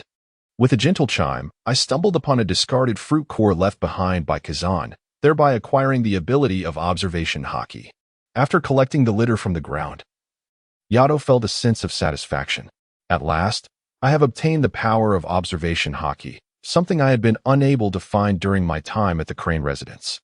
Finally, I possess all three forms of haki. Kazan, what is your dream? After picking up the fruit core, Yato turned away from Kazan and spoke with a hint of weariness. Chapter 26. Pure Deception. Night I inquired, Kazan, what is your dream? Upon hearing this question, Kazan was momentarily taken aback. His aspiration was to become a naval officer, and naturally, his dream was to eradicate evil and uphold justice. Eradicate evil, Kazan responded nonchalantly. Then what does evil represent in your mind, and what does justice signify? Knight I shook his head and continued, such sentiments are often echoed by the Navy. However, those who genuinely embody their sense of justice, who possess an unequivocal concept of it, are exceedingly rare. Even the current admirals, Sengoku, Zephyr, and Crane, grapple with this ambiguity. In my recollection, there are only a few within the Navy who truly uphold justice: Karsusuke, Kazan, Smoker. Many others are merely lost, following the justice dictated by their circumstances, meandering forward. The pirates are the greatest evil upon these seas, and my duty is to eradicate these malignant tumors. Much like Admiral Garp, Kazan asserted once more. In Kazan's eyes, Garp's repeated refusal of promotion to admiral was a display of admirable conviction. He wished to emulate this, engaging solely in actions he deemed just. Admiral Garp? Ha ha ha. If you aspire to walk the path of Garp, you have a long way to go. Night I retorted. Your ice fruit abilities have merely resulted in a cold storage unit. How much have you truly developed your powers? To what extent have you cultivated your haki? Both armament and observation? Night I relentlessly critiqued him. Possessing a formidable elemental fruit yet failing to surpass even a mere janitor was a glaring contradiction. Initially, Night I merely intended to flaunt in front of one of the three admirals, yet upon broaching the subject, he found himself unable to restrain his words. At this point, I must engage in some idle banter, right? Are you suggesting I seek out Admiral Garp for guidance? Kazan was momentarily stunned, uttering such a thought aloud. You must have heard of Borsalino and Karsusuke, right? When it comes to teaching students, none among the current admirals is more suited than Admiral Zephyr. Kazan, there remains much for you to learn. Keep striving. Night I concluded, hastily departing. The longer he lingered, the more he sensed his own lines would dwindle. Indeed, he was better suited for deception than for nurturing or educating. Kazan did not pursue him, but stood in silence amidst the icy shards. Meanwhile, Karater followed Night I, somewhat apprehensively. This fellow is truly intriguing, but is all he knows merely what you have imparted to him? Zephyr, standing far off atop a high building, remarked with a smile. I cannot comprehend this young man. As for how he acquired this information, I remain oblivious. The only certainty is that he is not evil. Kapu lazily remarked as he popped a piece of senbei into his mouth. If it is not a sin, then let it be justice. What do you say? Bring it to my training ground? Zephyr spoke again. That is something you must inquire of him yourself. This lad seems intent on merely being a janitor, a fellow only interested in refuse. Ha ha. With that, Kapu took his leave. Chapter 27. The Dragon's Call. Karp takes a disciple. Upon returning to the cleaning department, Yutong remained in her room. Due to the esteemed names of Karp and Crane, she was afforded her own private chamber. The day's gains were modest, yet she had garnered a clearer understanding of her future objectives. Presently, at Navy headquarters, Crane, Karp, and the results of their endeavors were all present. Even the fleet Admiral Kong was in attendance. It appeared that Karsusuke and Pausalino had ventured out on a mission. The decree to eradicate demons had yet to be issued, implying that Robin's location in O'Hara remained untouched. However, it seemed the scholars were sealing their own fates, an affair that did not significantly concern her. As Yutong pondered, time slipped away swiftly. Just then, her transponder snail began to ring. What now? Is Dragon already stirring up trouble? She mused, perplexed. It was known that only Dragon possessed a transponder snail designated for her, a gift from him. Hello, what is it? Yutong replied with a hint of exasperation.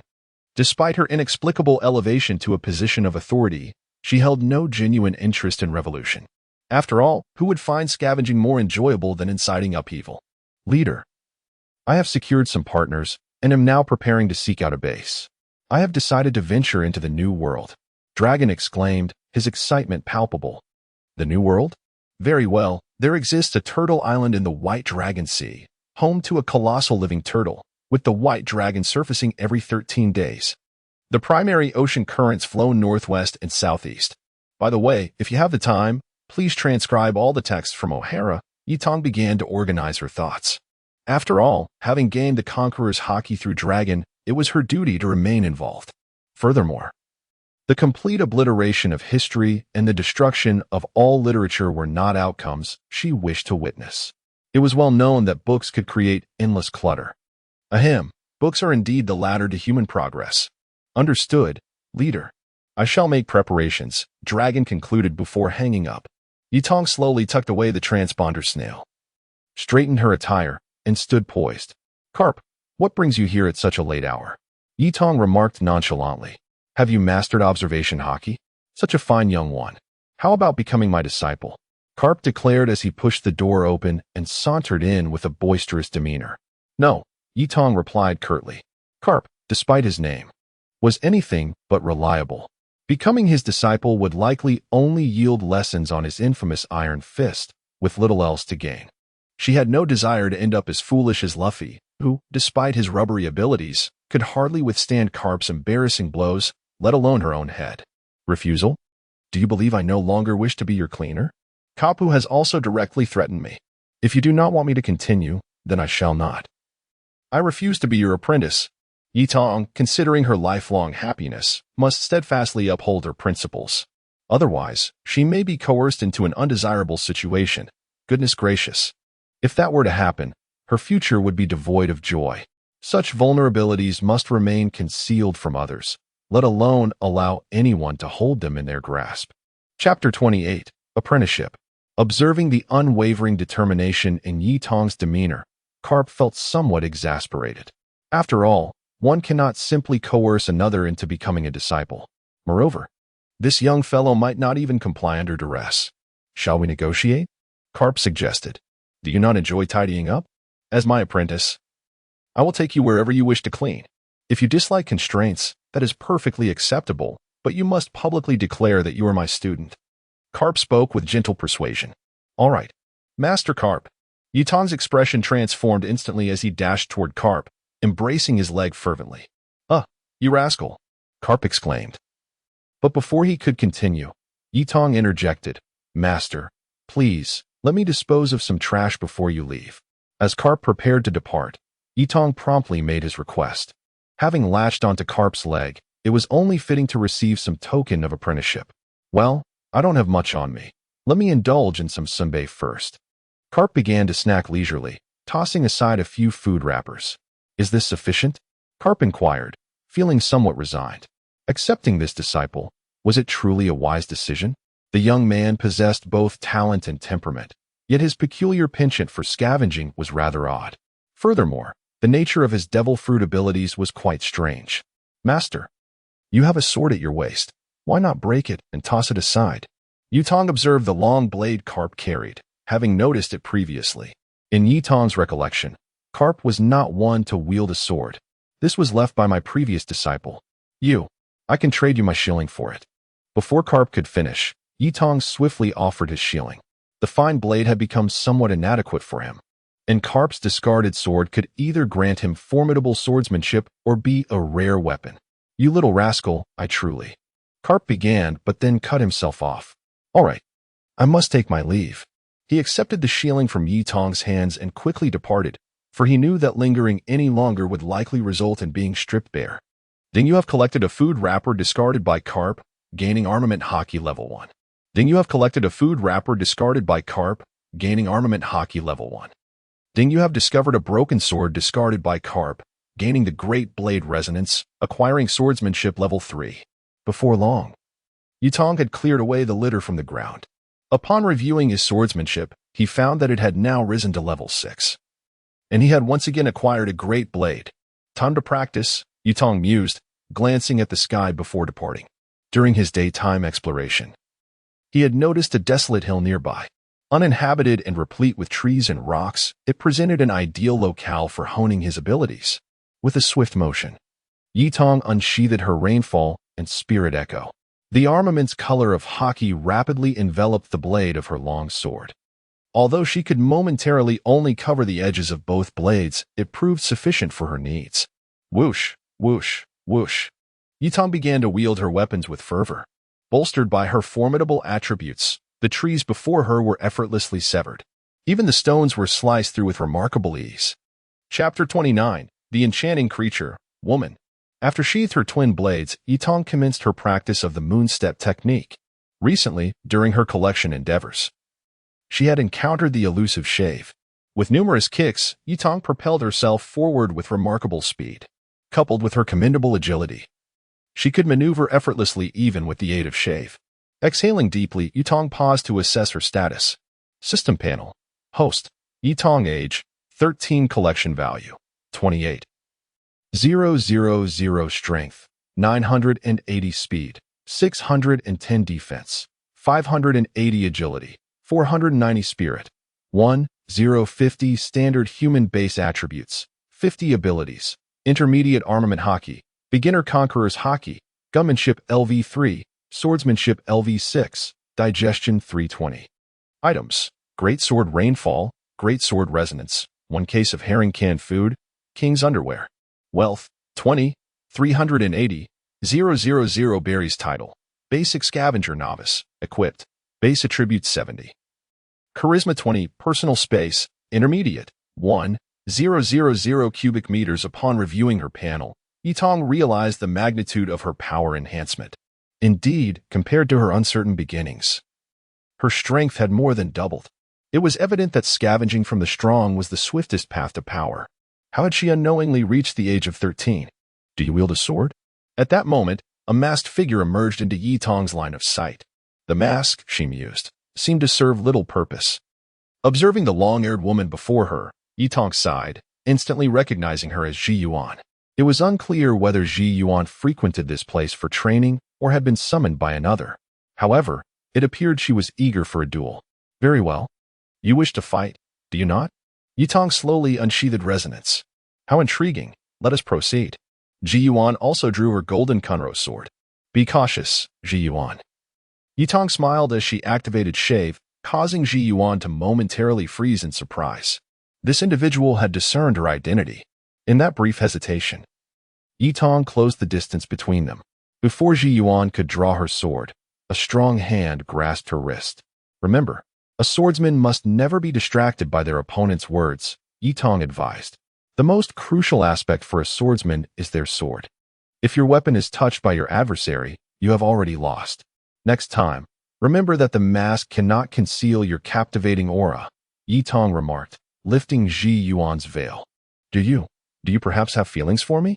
I must inform you that I aspire to become a great general. If you remain merely a cleaner, our paths shall never converge. After the veil was lifted from her face, Shizuyuan shyly uttered these words. What? Yada was taken aback. Could this girl possess such a vivid imagination? Currently, I hold the rank of colonel. Strive to surpass me, and I shall grant your pursuit. With that, Shizuyuan dashed away, leaving Yatu in a state of bewilderment. Chapter 30. The Return to the Training Grounds. With a hint of reluctance, Yitong also took her leave to rest. The following day, Yitong, we can commence our cleaning duties now, Caratel remarked. After spending a day in Yitong's company, he realized he had undergone a transformation. Typically, it was his subordinates who managed the cleaning tasks. However, Yitong was somewhat special, and he decided to accompany her personally. After all, she was the goddess of fortune for their cleaning department. I am prepared. In the next moment, Yitong opened the door and stepped out without hesitation. While one might be lax in many matters, neglecting the important task of picking up litter was simply out of the question. Let us make our way to the office building, Caratel declared, leading Yitong away. As time passed day by day, Yitong originally intended to seek out her mentor, the thrifty Carp, to reconnect with familiar faces. However, Carp had seemed preoccupied lately, having vanished from sight since their last encounter. A year swiftly elapsed. At the training grounds. Yitong, have you considered training with me? Due to her frequent visits for cleaning, she had grown familiar with Zephyr, who had long harbored the desire to take her under his wing. Admiral Zephyr, you are here again. I have already stated that I am Carp's apprentice. If you wish to take me as your student, you must consult Carp. Yitong cleverly invoked Carp as a shield. Ah, that fellow, never mind. Today, Kazan is graduating. Without you, it would likely take another 2 years. What say you? Would you like to experience the fruits of my instruction? Zephyr said with a slight smirk, hoping to entice her with the prospect of showcasing his results. Absolutely. I am eager to give it a try. Yutong was indeed ready to test her skills. A year had passed, and she had not been idle. Your devil fruit abilities are at your disposal. You have significantly enhanced your command of them. Zephyr kindly reminded her. My abilities? No, if I employ them, he would be in peril. Yutong chuckled and confidently walked onto the training grounds. Bang! At that moment, a man with a cigarette dangling from his lips swung a tin-handed weapon toward her. You are the Yutong that Lord Kazan spoke of, are you not? I am 14, and I challenge you. The newcomer was Smoker, the legendary smoke user, known for his inability to defeat anyone save for Luffy. Smoker? You are far too weak. Bang! Yutong declared as she activated her shave technique. Her fist made swift contact with Smoker, sending him hurtling away. Your strength has certainly seen considerable improvement. A chill began to spread through the air. Kazan, you are quite impressive. But when did you acquire such a dim-witted subordinate? Night Eye also pointed at Smoker beside him, expressing his disdain. He is quite a remarkable individual. Everyone step back. Night Eye and I shall engage in battle. As Kazan spoke, an icy chill gradually enveloped the entire training ground. Compared to the previous frigid realm, Kazan's utilization of the ice fruit had become significantly more formidable. The others swiftly vacated the training area, keenly observing the clash between the mightiest of all, Kazan and Night Eye. Chapter 31. Victory over Kazan again. As the crowd stepped back, their eyes remained fixated on the arena, particularly Smoker, who was eager to discern how this individual could contend with his brother Kazan. I have heard tales of your exceptional swordsmanship. Today, I shall put it to the test, Kazan declared, exhaling a breath of icy air. Gradually, an icy blade materialized in his hand, enveloped by formidable frost. Swordsmanship? Kazan, at times, your foolishness astounds me. Night Eye retorted, drawing both Rainfall and Spirit Echo from their sheaths. With a swift application of the shave technique, she appeared before Kazan in the blink of an eye. Even in training, if one does not exhibit the strength to prevail, it is a sign of disrespect towards oneself and one's opponent. Blood will teach you this lesson. With a single strike, Kazan's icy blade was severed, and a blade imbued with armament haki swiftly sliced through Kazan's chest, leaving a crimson mark in its wake. You are correct. One should not be arrogant. Frozen, time capsule. Kazan swiftly retreated, unleashing a barrage of icy projectiles. It is no wonder he is Kazan in merely a year. He has honed his fruit's abilities to such an extent. Super evil technique, lateral warp. Night Eye invoked her most powerful technique, the lateral warp. With the augmentation of shave and her remarkable speed, the ice projectiles could not touch her. Nonetheless, each projectile that landed generated a massive ice spike. If this continued, her space for movement would soon diminish. This fellow is likely contemplating the same, she mused. Dual blade style, first form, lateral water wheel. Night Eye gripped her blades horizontally and executed a swift slash. A faint sword aura emanated from her strike, yet it fell short of being a true cut. However, empowered by shave and armament haki, she deftly cleaved through all the ice spikes and appeared behind Kazan. Such terrifying explosive power. Have you concentrated your haki in your feet? Kazan's elemental form began to heal gradually, beads of sweat resembling ice spikes trickling down his face. For a moment, he believed he was doomed. Even Zephyr, observing from a distance, broke into a cold sweat. Yet, Night Eye's recent attack had merely grazed Kazan's skin. Upon sensing danger, the nature-based user instinctively resorted to elementalization. Had it not been for his extensive research on the ice fruit over the past year, that blow might have proven fatal. Not bad.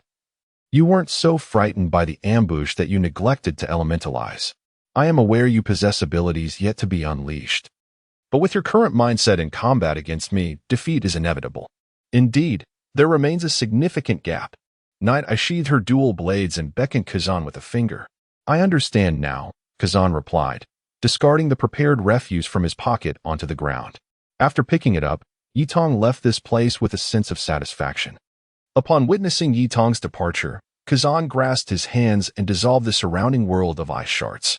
So, have you made your decision? Zephyr inquired, appearing behind Kazan. His tone measured and calm. I have indeed made my decision. Remaining here any longer would yield no further growth.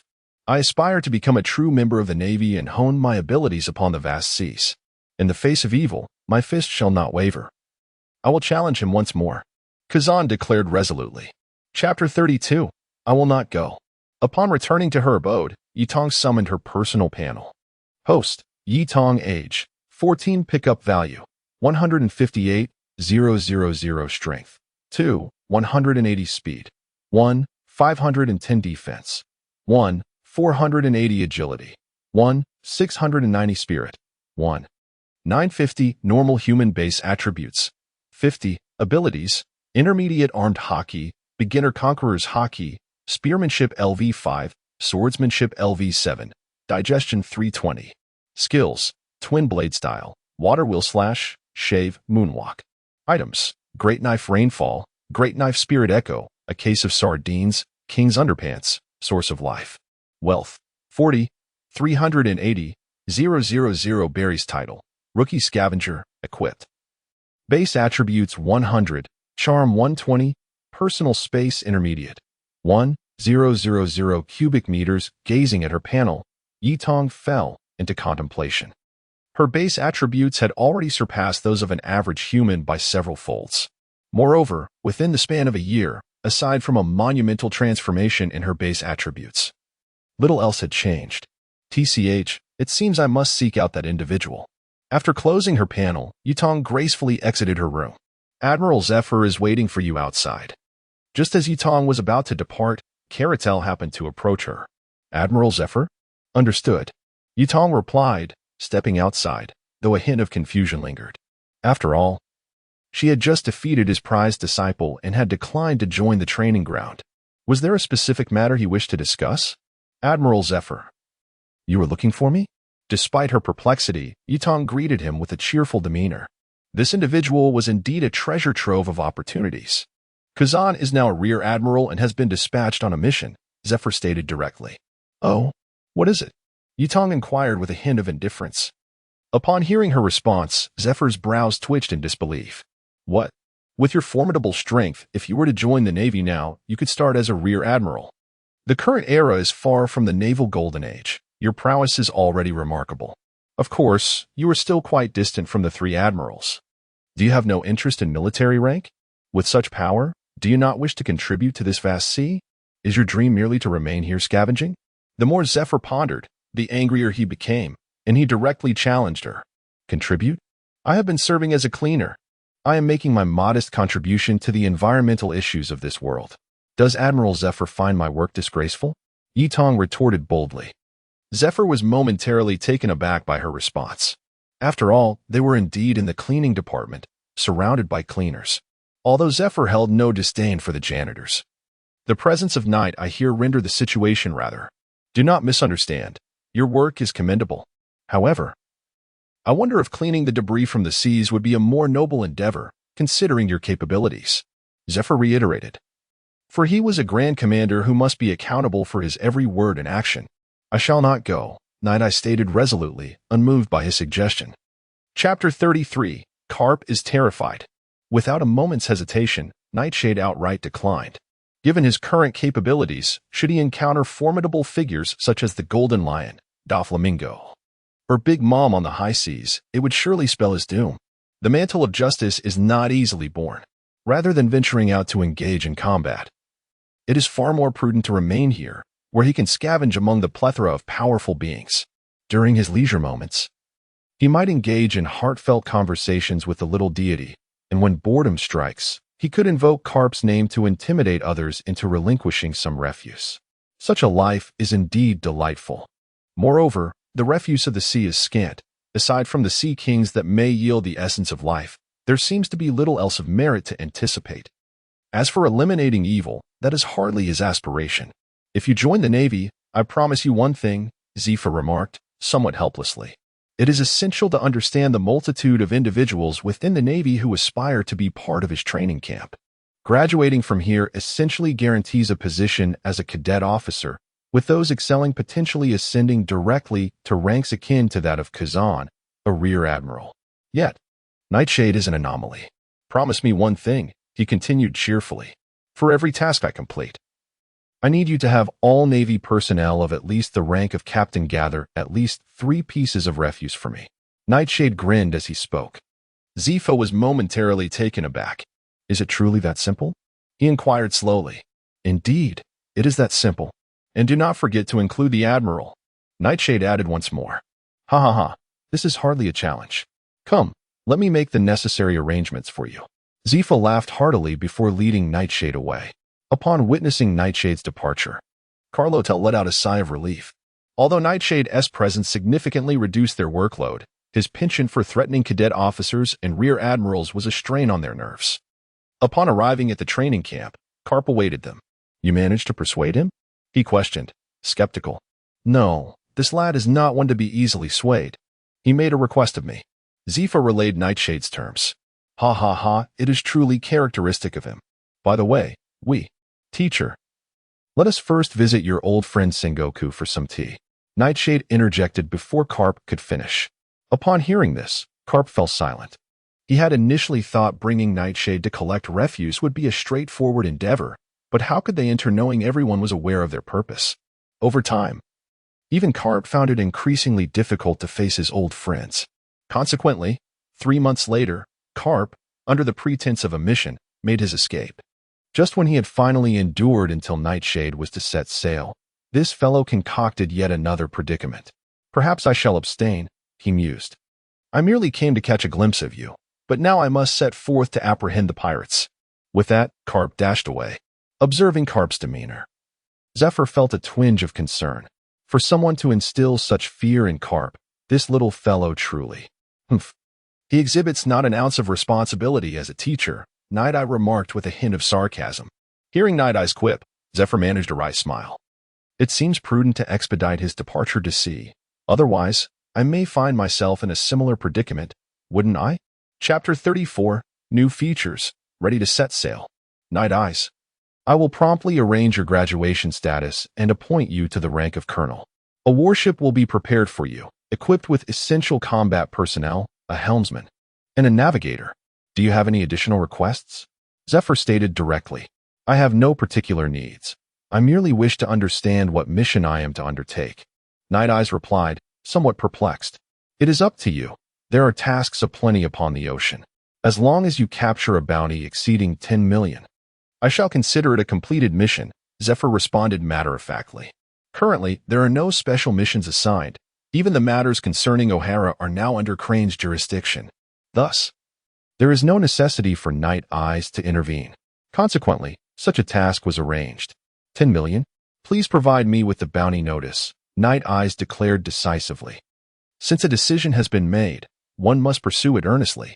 The bounty notice will be prepared for you aboard the warship. By the way, I have a gift for you. This is the renowned blade, Chiyo Yin, considered a formidable sword. With a snap, Zephyr broke the Chiyo Yin in his hand and tossed the pieces to the ground. This was not an act of disrespect towards Night Eyes, but rather an understanding that this was a unique form of training for her. Thank you very much, Night Eyes said, picking up the shards from the ground. Ding! You have obtained the discarded blade from Zephyr, acquiring the supreme Great Blade Muramasa. Swordsmanship level increased to 8. Congratulations, host. You have triggered a pickup critical hit, acquiring 50,000 pickup points. At that moment, the system's notification echoed in Night Eye's ears. 50,000. A pickup critical hit. Night Eyes was momentarily stunned. Typically, the pickup points garnered from great generals amounted to merely over 1,000. Yet now, she had unexpectedly acquired 50,000. Ding. The pickup points are sufficient to unlock a new feature. Please confirm whether to activate it. Before Night Eyes could fully process her astonishment, the system's notification resounded again. A new feature? Activated. Without hesitation, Night Eyes chose to proceed. Ding. Consuming 200,000 pickup points to unlock the shop. As the system's notification rang out, a panel materialized before her. Simultaneously, a new button appeared on the interface. Upon clicking it, a dazzling array of merchandise presented itself to Night Eye's gaze. Worldly Shop. Random Devil Fruit. 200,000 pickup points Hockey Enhancement Card. 100,000 pickup points. Sharingan. 200,000 pickup points 8 Gates. 300,000 pickup points. Imperial Tool Murakumo. 300,000 pickup points. Gazing at the wares within the shop, not a single item was devoid of merit. However, the required pickup points were equally extravagant. Many items demanded 6 figures, a sum that would take a year of diligently scavenging to amass. Night eyes. Do you have any further questions? Zifa, observing that Yitong had become motionless, expressed his puzzlement. There is nothing left. I am preparing to set sail now. Yitong declared directly. Although this place allowed for the collection of a considerable amount of discarded relics from powerful individuals, it was evident that most had already been sifted through by others. The efficacy of a second search pales in comparison to the initial foray. It is under such circumstances that Yitong harbored aspirations of venturing out to sea. Only in this manner could one encounter a greater abundance of novel treasures. Chapter 35. The Eve of Departure. Very well, if there are no further matters at hand, we may set sail immediately. Zephyr breathed a sigh of relief, finally persuading this individual. There was nothing else. By the way, I would like a devil fruit. I trust you can procure one for me? Night Eye stated plainly. A devil fruit? Zephyr was somewhat perplexed. Wasn't this fellow already a devil fruit user? Why would he request one for himself? Indeed, any ability will suffice. Even those that are unknown. Night Eye reiterated. No problem, I shall seek out Admiral Kong at once. You should familiarize yourself with your warship in the meantime. Upon finishing his words, Zephyr departed from the scene. Hey, don't just run off alone. I don't even know Night Eye exclaimed in complaint when a naval officer appeared behind him and saluted. Is that you, Tina? Night Eye was taken aback upon recognizing the figure behind him. Shouldn't Tina still be a student? How is it that she is already donning a Navy uniform? Yes. Captain Night Eye, I am your navigator, Lieutenant Tina. I am responsible for escorting you to your warship. Tina stated straightforwardly. Very well, let us proceed. It is worth noting that Tina is an excellent navigator, and having such a stunning companion by one's side is quite advantageous. Before long, they arrived at the dock. This is the warship we shall be embarking on. Equipped with 8 cannons, it has a displacement of 1280 tons and 100 cabins. The crew comprises 12 gunners, 3 lookouts, 5 helmsmen, 2 navigators, 5 cleaners, 10 cooks, and 40 combat personnel. Here's the roster. Please review it. Tina presented a roster, reporting all the relevant information. 77 crew members. We can forego the cleaners. I can manage hygiene myself. By the way, Tina, you are friends with Guion, aren't you? Night Eye inquired slowly. Yes. Tina confirmed their friendship. All right, let us board. We shall set sail once Admiral Zephyr arrives. After stating this, Night Eye stepped aboard the vessel. 2 hours later, Zephyr arrived with a box in hand. He intended to engage in conversation with Night Eye, but was met with the remark, just toss some trash, and promptly fled in disarray. Night Eye, you were truly impressive. Tina admired him, her gaze filled with reverence upon witnessing how Night Eye intimidated their instructor. Very well, Tina. Let us examine the locations of the nearest pirates. Our destination is the West Sea, Night Eye declared. As for why the West Sea? There exists an individual of great interest to Night Eye in this region.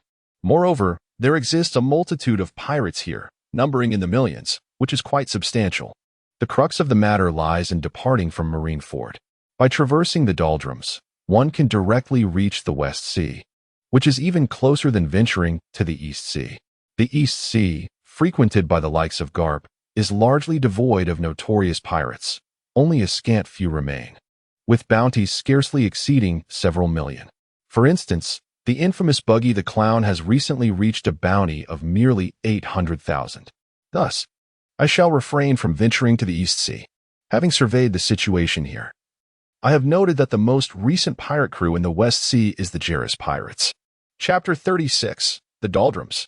After locking onto their target, the maritime duties were entrusted to Tina, while Nightshade commenced the cleaning of the warship. However, prior to Nightshade's arrival, the crew of cleaners had already polished every corner of the vessel. Indeed, wherever she was present, the need for cleaners seemed redundant. Otherwise, it would be akin to competing with herself for resources. A week later, they arrived at the doldrums. Gazing at the cloudless sky and the tranquil sea, Nightshade lingered on the deck, lost in contemplation. Colonel Nightshade, it is time for lunch, Tina announced, approaching with a meal box in hand. Tina, are you a devil fruit user? Nightshade inquired directly after accepting the food. Tina confirmed, I possess the powers of the barrier fruit, a paramecia-type devil fruit. How is your development of its abilities progressing? Nightshade continued, savoring her meal. I can only perform 2 techniques, barrier cage and black spear array, Tina replied. A hint of disappointment in her tone. You've already mastered these 2? Nightshade recalled that Tina had primarily utilized these moves, along with some physical transformations during combat. As a user of the barrier fruit, have you considered whether you could potentially restrain other entities? For instance, locking away others' abilities or even confining space itself. Nightshade suggested thoughtfully. Tina was taken aback by Nightshade's words. Despite her continuous research into her devil fruit powers, her inherently naive demeanor had hindered her from contemplating such possibilities. Yet, Nightshade's insight sparked a revelation within her. Theoretically, her barrier fruit should grant her the capability to confine anything, provided she diligently pursued that direction in her development. Suddenly, a serpentine sea king with the head of a bird appeared at the bow of the ship. Helmsman, steer right and accelerate immediately. Everyone, refrain from attacking the sea king. Engaging it here could summon even greater threats before Tina could arrange matters. She noticed that Nightshade had already leapt forward, executing a moonwalk through the air. Greetings. Horizontal slash. Nightshade proclaimed, swiftly unleashing her dual sword style, water wheel horizontal slash. With a splatter, blood gushed forth from the Sea King's body. Everyone, prepare for cannon fire. Tina. Continue advancing the ship. I will catch up. Nightshade commanded, her voice resonating with authority. Understanding the urgency, Tina, a staunch enforcer of orders within the Navy, immediately issued commands to propel the vessel forward. The carcass of the Sea King, once visible in the doldrums, would soon attract more of its kind, and possibly even those formidable monsters lurking beneath the waves. The warship's presence here would undoubtedly attract their aggression, despite their seemingly lethargic demeanor. These creatures possess formidable combat prowess when provoked by blood. With a resounding cry, the avian Sea King launched an assault directly at Yetong. However, it proved somewhat feeble, failing to breach the defenses of its adversary. Observing the blood before him, Yetong could only express his exasperation. Chapter 37. The Avian Assault, Slaying the Sea Kings. In the face of the Sea King's ferocious onslaught, Yetong deftly evaded with a graceful moonwalk. One must understand that being struck by such a colossal creature is no trifling matter. With a flourish, Yetong unleashed the twin blade technique, cross slash. He charged once more, aiming directly for the Sea King's eye. Just then, the creature swiftly closed its eyelids. The cross slash descended, failing to even breach the skin of its eyelid. Remarkable defensive prowess indeed. At this moment, Yetong finally comprehended the immense strength of Carp, who could dispatch a Sea King with just a single punch. It was not merely hockey, but also a testament to his physical prowess and innate strength. Let us see if you can withstand this, Yetong proclaimed, stowing away his rainfall blade into his spatial pocket before drawing forth Murakumo, the unparalleled greatsword. He had yet to utilize hockey in this initial skirmish, and he was determined to showcase his abilities.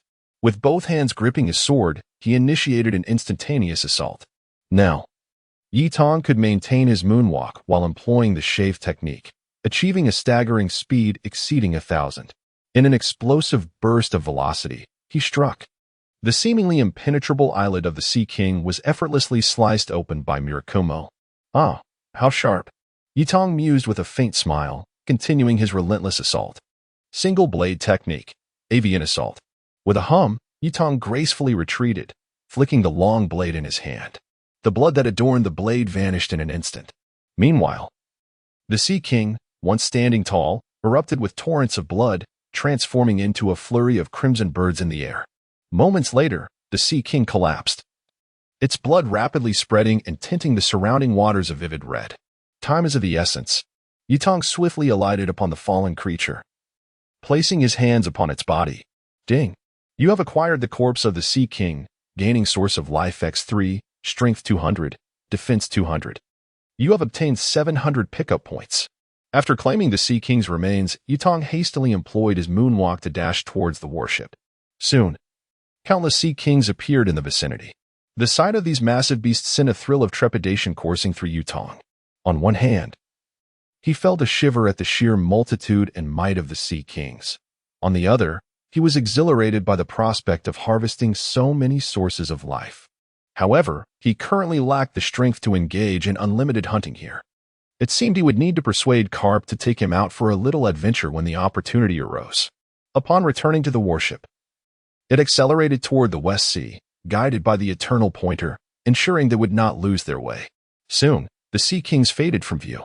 Colonel Yitong, your reckless disregard for your own safety while battling the Sea Kings is infuriating. Tina confronted him, visibly upset, her voice laced with indignation. I bang. After Yeong spoke a word, he collapsed directly onto the deck. Although he had vanquished the Sea King, he had persistently employed the techniques of moonwalk and shave. Furthermore, during the final use of 100 birds, he had consistently maintained his haki. The toll on his stamina was not insignificant.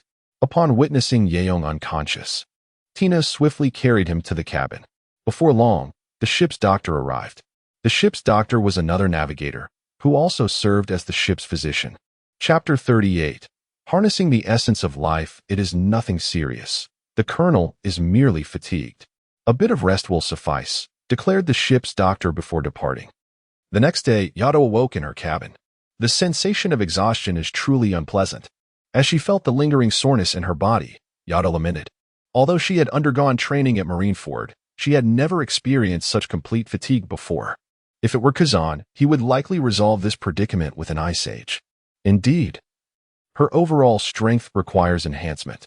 System, activate the essence of life. Yato promptly decided to utilize the essence of life. She possessed several of these items and felt compelled to test the purported enhancement it offered. Ding! The essence of life has been activated. As the system's notification rang out, Yato felt the power within her beginning to restore gradually. Soon, the soreness and weakness dissipated entirely. Yet was that all? A glance at her base attributes revealed no changes whatsoever. Other aspects remained unchanged as well. Could it be that this item merely served as an exceptionally potent healing remedy? However, something that could only be extracted from the powerful Sea Kings should not be so trivial. After waiting a while with no further transformations, Yato felt a sense of resignation. Regardless, she decided to venture outside for a change of scenery. Ah, you are awake. Tina has brought you breakfast. Tina announced as she entered. Thank you, Tina, but I don't seem to feel hungry, Yato replied, assessing her body, which showed no signs of appetite. How can that be? You fainted yesterday afternoon. It's impossible to not feel hunger now. You must eat well. Otherwise, your body will suffer. Tina will worry. Tina reiterated. Was it the effect of the military ration pills? Yato attributed her lack of hunger to the essence of life. All right, Tina, I understand, Yato responded, making her way back to the deck. By the way, Tina, how long until we reach the West Sea? Yato felt nostalgic for her days at Marineford, where she could collect an abundance of refuse daily. However, out at sea, aside from the daily cleaning of the warship, there was scarcely any debris to be found. After so many days, there were times when even the act of cleaning yielded no value. Thus, Yato's yearning for land was quite profound. In 3 days, we should reach the first island of the West Sea, Predarkes Island, Tina replied slowly. I understand. Tina, please chart a course. We shall stop at any inhabited islands. Yato instructed calmly. She then drew her sword and commenced her practice. Upon witnessing Yitong's actions, Tina ceased her insistence. After all, this man, despite his stubbornness, possessed an undeniable charm. After Tina departed, Yitong began to wield his Murakumo. However, unbeknownst to him, as his training commenced, his body was undergoing a profound transformation. Had he opened his interface, he would have observed a significant enhancement in his fundamental attributes. Chapter 39. Commence the cleansing. 3 days later, they finally arrived at the first island, Predarkes Island. The journey took half a day less than Tina had anticipated. Throughout the trip, Yitong had been diligently cleaning and practicing, steering clear of trouble, which accounted for their swift progress. Tina, let us dock here. Is there any formidable force present? Yitong inquired slowly. Although a fan of the Pirate King, Yitong did not possess a comprehensive understanding of the entire world of One Piece. After all, admiration and research are two distinct pursuits. In fact, many details had nearly slipped her mind. She was only aware that certain unique factions existed, and she had never even heard of these small islands. Predarkes Island harbored a small nation, yet it was not an ally. There were no notable specialties here. The common folk merely cultivated their land for subsistence. Lacking any substantial power and besieged by the scourge of pirates, this nation was indeed quite feeble. Tina gradually divulged the intelligence she had gathered. In such a nation, there must be plenty of refuse, right? Yi Tong's eyes sparkled with excitement. Given that the residents struggled for survival, they undoubtedly lacked the time to maintain cleanliness. It seemed her work held promise. Indeed, and the security here is a concern as well. There are bandits in the mountains, Tina added. Let us proceed to the island. Once the warship was anchored, Yi Tong disembarked onto Predarkes Island. Except for a few individuals remaining aboard, everyone else stepped ashore. The chefs were tasked with procuring supplies, while others sought to rest on land. Tina, however, trailed closely behind Yi Tong, acting as a devoted companion. Tina, you should relax as well. I am here to work, Yi Tong said with a hint of exasperation, for she wasn't there for leisure. It felt rather odd to bring a girl along to collect trash. Wherever Colonel Yi Tong goes, I shall follow, Tina asserted resolutely. You stubborn girl. Come, let me treat you to something to eat. Yi Tong led Tina into a restaurant. After ordering a few dishes, her professional instincts kicked in, and she began swiftly tidying up the establishment. In no time, the previously disheveled restaurant was transformed into a pristine space, with even the dust eliminated. Ah, splendid. This little eatery has provided over 100 points of retrieval value, along with some basic attributes and berry. It appears my suspicions were not unfounded. Yi Tong had previously wondered if her experience grinding in Marineford was leading to exploitation by the system. Witnessing the state of affairs here clarified that it was not due to her increased prowess, but rather the frequency of her actions that resulted in diminished rewards. Thank you, esteemed Navy officer. Today, bartender, if you could drop a piece of trash on the floor, it would suffice as my gratitude. This shall cover the cost of the meal. Yi Tong swiftly produced a 10,000 berries note, placing it before the proprietor. This, well, very well. Although the reasoning behind Yi Tong's action remained a mystery, the proprietor complied with her request. After receiving her change, Yi Tong exchanged pleasantries with Tina before departing, venturing out to tidy the streets. It was not until nightfall that she finally cleared the thoroughfare. As she beheld the substantial accumulation of, a satisfied smile graced Yi Tong's lips. Indeed, engaging in the work of cleanliness truly brings joy to one's spirit. Chapter 40. Attracting Pirates. At this moment, the entire Predark Island was abuzz with news. The Navy had landed, accompanied by a rather peculiar individual, a colonel with an affinity for tidying up refuse. Remarkably, on his very first day, he managed to cleanse the town streets. Unlike other Navy personnel who often exuded an air of superiority, this officer displayed a refreshing approach. Even as night fell, he continued his efforts, tidying up in various evening establishments. 3 days later, every household in the town had been visited by the diligent Colonel Yato.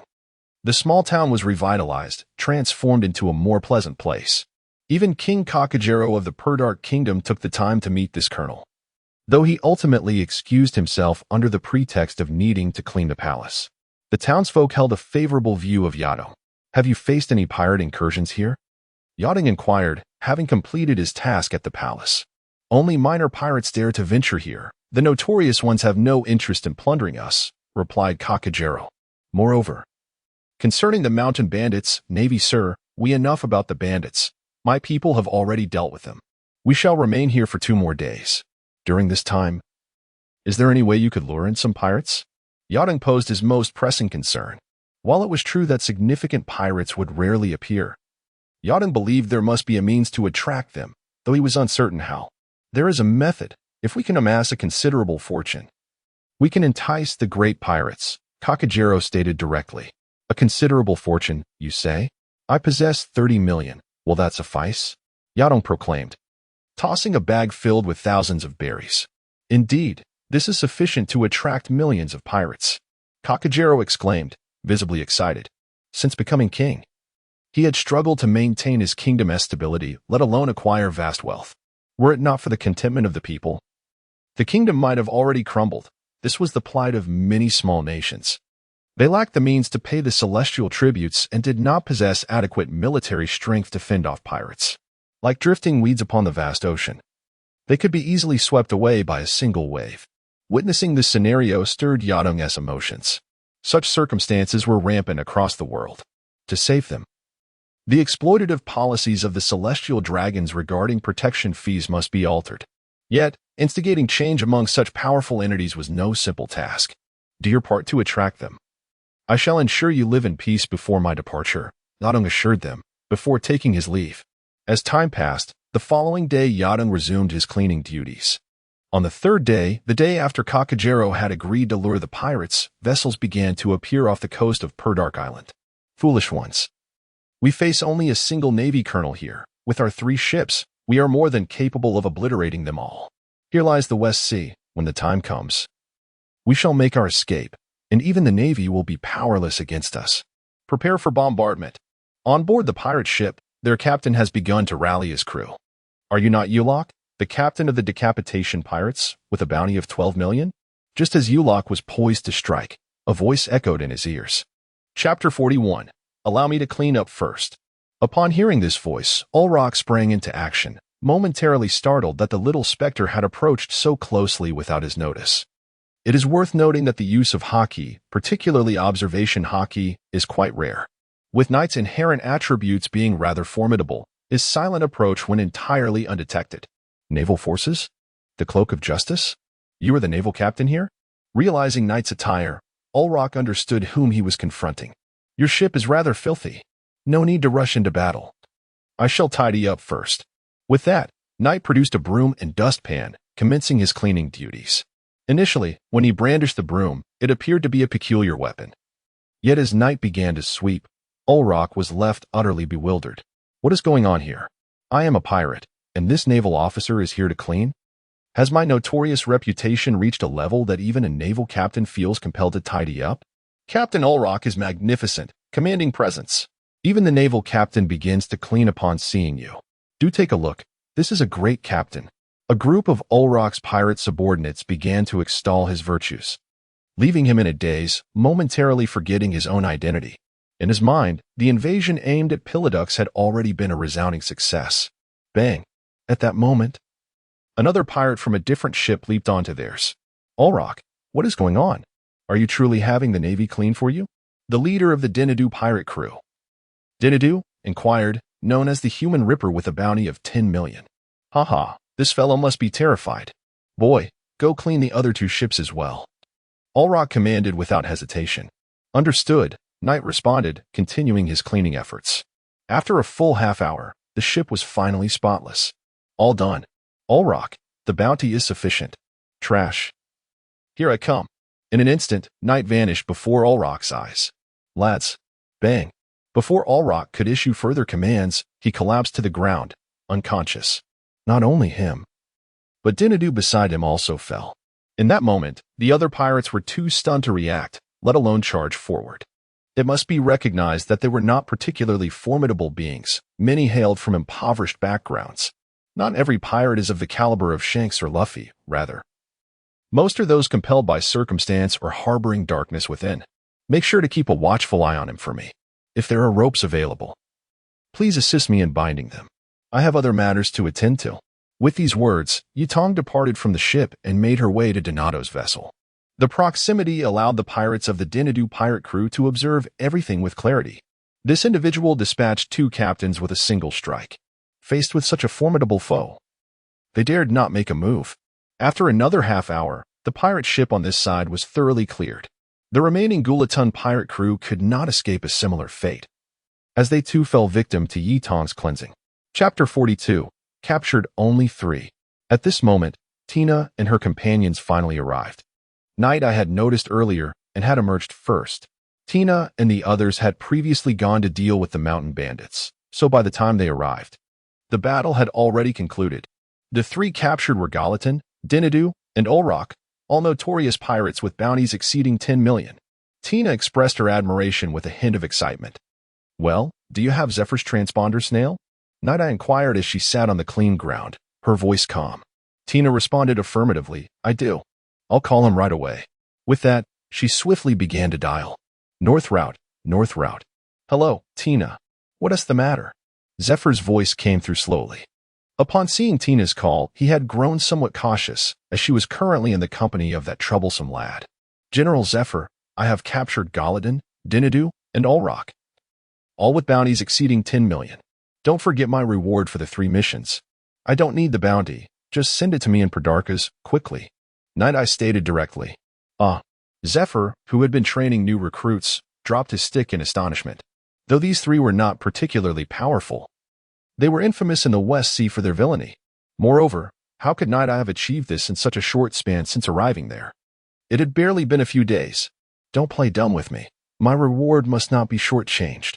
Night Eye urged when silence ensued on the other end of the line. I'm serious. Not a single piece of trash can be missing. I understand. I'll arrange for someone to come immediately. Zephyr replied once more. What is the total number of captures? The crew members from the 3 pirate ships are dead.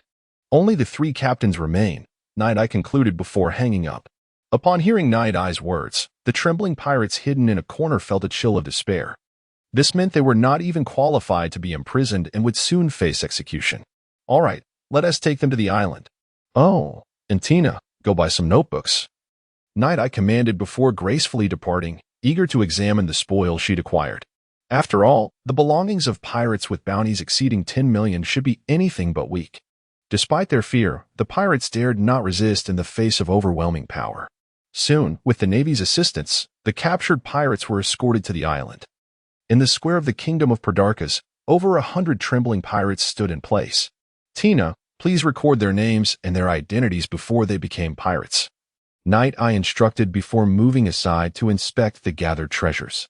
Ding. You have acquired the discarded fruit pit of Gula, gaining a speed of 60. Ding.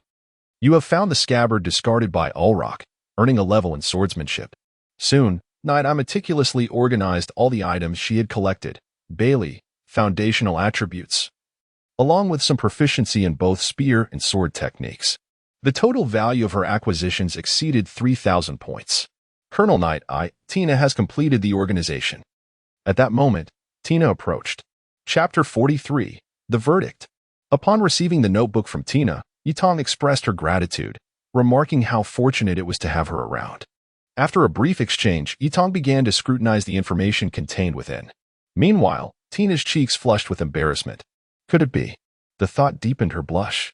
Yet, recalling Guyon's words, Tina felt a wave of conflict within her.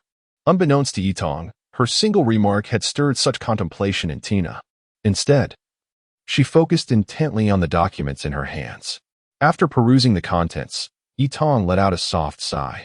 Indeed, most of these individuals had previously been commoners, many of whom lived in poverty. Their motivations for joining the pirates were simple: aboard the ship, they could eat their fill and evade oppression.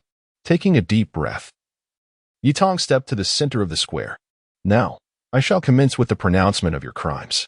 You have joined the ranks of pirates, wreaking havoc and destruction. Thus, I hereby sentence you to life imprisonment within the Kingdom of Pradarkas, where you shall contribute to this land. Should you successfully pass the assessments, you may become citizens of Pradarkas, embracing a new identity. Upon hearing Yitong's declaration, Tina was taken aback, as were the pirates.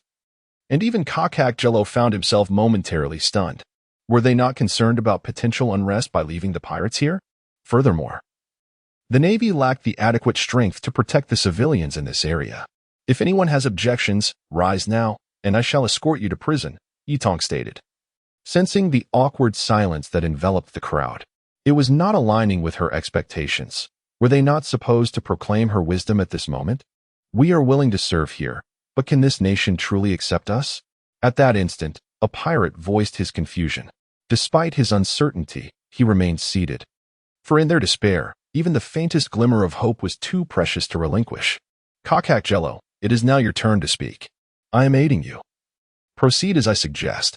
Yitong murmured as she passed by Kakak Jello. Esteemed guests, you may have seen me many times before. I have some recollections of a few among you. Here, I can assure you, as long as you abide by the rules, I shall follow Colonel Yitong's guidance. Kakak Jello stated plainly. He was unaware of Yitong's thoughts, thus he refrained from elaborating further, simply making his declaration before stepping back. He was a wise and benevolent king, fully aware of who the true authority was. Now, you are all to serve here. In the span of 10 years, strengthen this place, and I shall grant you an identity, allowing you to live with dignity. Yutong reiterated. We are willing. At long last, one pirate stood up. Yes, we are willing. Soon, one after another, the pirates rose, expressing their excitement fervently. They do not refrain from labor out of indolence. Nor is it a lack of desire to work. Rather, it is the unbearable burden of exorbitant taxes imposed within their own nations that renders them incapable.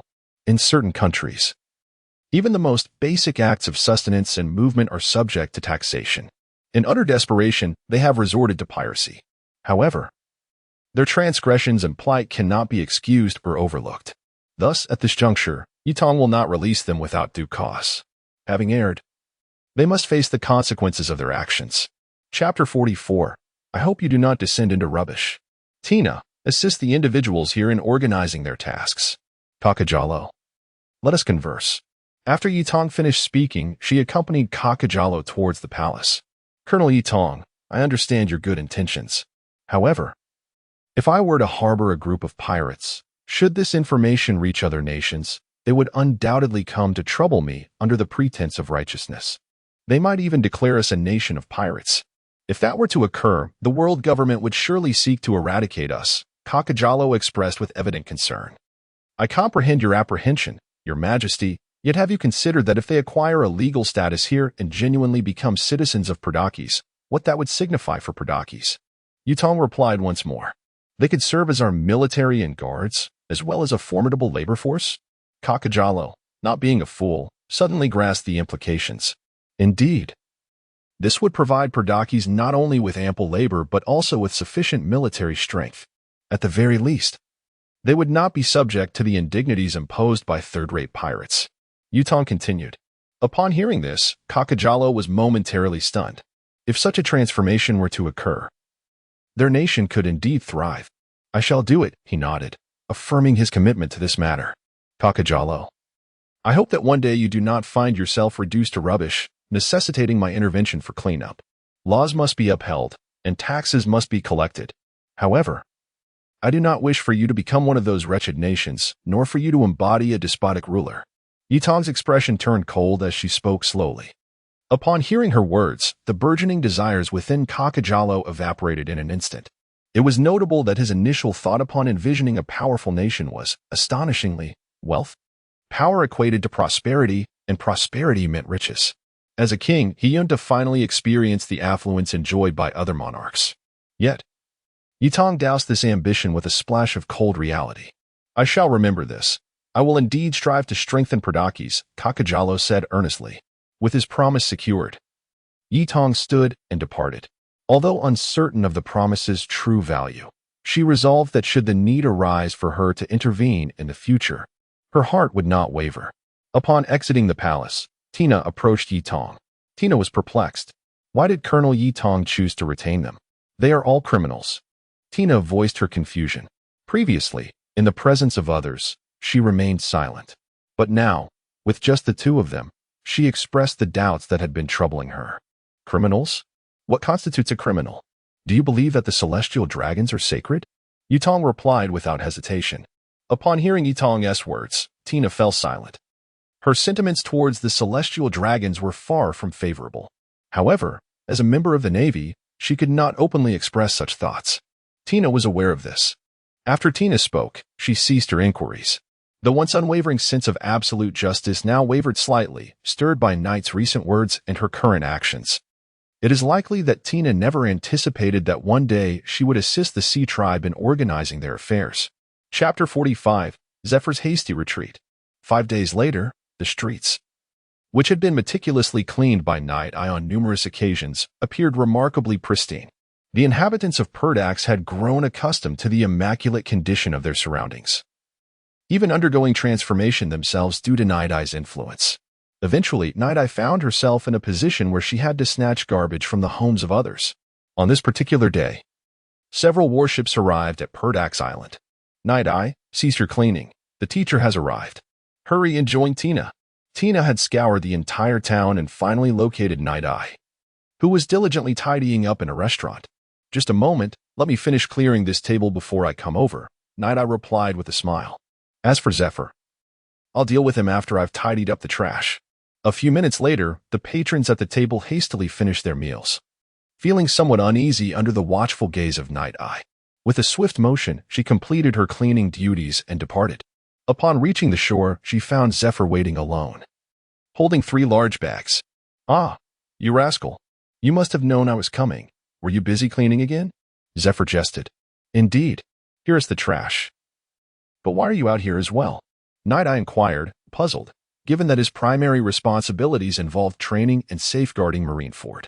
"Well, look at this. Our Navy's youngest colonel, only 14 years old. And what about you?" Zephyr suddenly shifted the topic to the sailors aboard the warship. Upon closer inspection, Night Eye realized that Zephyr had brought the training camp along. "Ah, General Zephyr, if I'm to be your teaching material, shouldn't I receive some benefits?" Night Eye said with a mischievous grin. "All right, let us head back," Zephyr declared, taking a step and swiftly returning to the ship, which then departed. Watching Zephyr hastily leave, Night Eye felt a twinge of exasperation. All she wanted was some garbage. Why was he so apprehensive? "Tina, please verify the supplies and prepare for departure," Night Eye instructed. Turning to Tina, "I'm on it." Tina responded cheerfully, excited to ready the provisions. Once a navigator, Tina had now ascended to the role of first mate, managing a myriad of tasks aboard the ship. Meanwhile, Night Eye remained the diligent cleaner, with a lull in her duties. Night Eye returned to the warship to inspect the trash Zephyr had brought. Ding! Found 3 discarded napkins from Carp, gaining 150 strength. Pickup value, 50. Ding! Found 3 discarded newspapers from Crane, gaining 150 mental strength. Pickup value, 50. Ding! Having discovered. Soon, Yitong had tidied up all the refuse. There were a total of 17 pieces of rubbish above the general level. It appears that during this period, there have not been many generals in Marlin Fando. As for the steel skeleton waste, astonishingly, there was none. It seems that next time, a serious discussion with ZFA is in order. For now, I shall let it pass. After organizing the items she had acquired, Yitong returned to the cabin and reclined, having recently exerted herself mentally. It was time for a respite. Chapter 46, The Initial Effects of the Source of Life. Returning to the cabin, Yitong lay down and summoned his panel. Host, Yitong age, 14 acquisition value, 166,000 strength, 2, 880 speed, 2, 210 defense, 2, 280 agility, 2, 490 spirit, 2, 650 normal human base attributes, 50 abilities, advanced armament hockey, beginner conqueror's hockey, gunsmanship LV, 5, swordsmanship LV, 7, digestion, 520. Skills, dual blade flow water wheel slash. Single blade flow, 100 birds, shave, moonwalk. Items, great sword rainfall, great sword lingxiang, a box of herring cans, the king's underwear, source of life. Wealth, 40. 380,000 berries title, novice scavenger, equipped. Base attributes 100, charm 120, personal space intermediate, 1,000 cubic meters countless small. Wait, this isn't right. Staring at his dramatically increased base attributes, Yitong felt somewhat bewildered. Based on the junk he had collected, there was no way he could have gained such a substantial boost in base attributes. It had surged by 700 to 800 points compared to before he set sail. Moreover, this increase was across the board. In an instant, Yitong found himself wide awake. He could ascertain that there had been no critical acquisition or anything of the sort. Furthermore, after revisiting his memories, he calculated the numbers again. But they still fell short by several hundred points. Could it be? At that moment, Yitong once again directed his gaze at the panel. His digestion had also improved, now at 520, a full increase of 200 points. He was certain he hadn't misremembered. Apart from what he had found in Lockheed Road, he hadn't come across anything related to digestion. Indeed, is it you? Yitong murmured, producing a green object, the source of life. This was the only item whose usage he was unsure of, and its consumption had yielded no immediate visible changes. Now, it seemed that the gradual enhancement of his base attributes was the primary function of this source of life.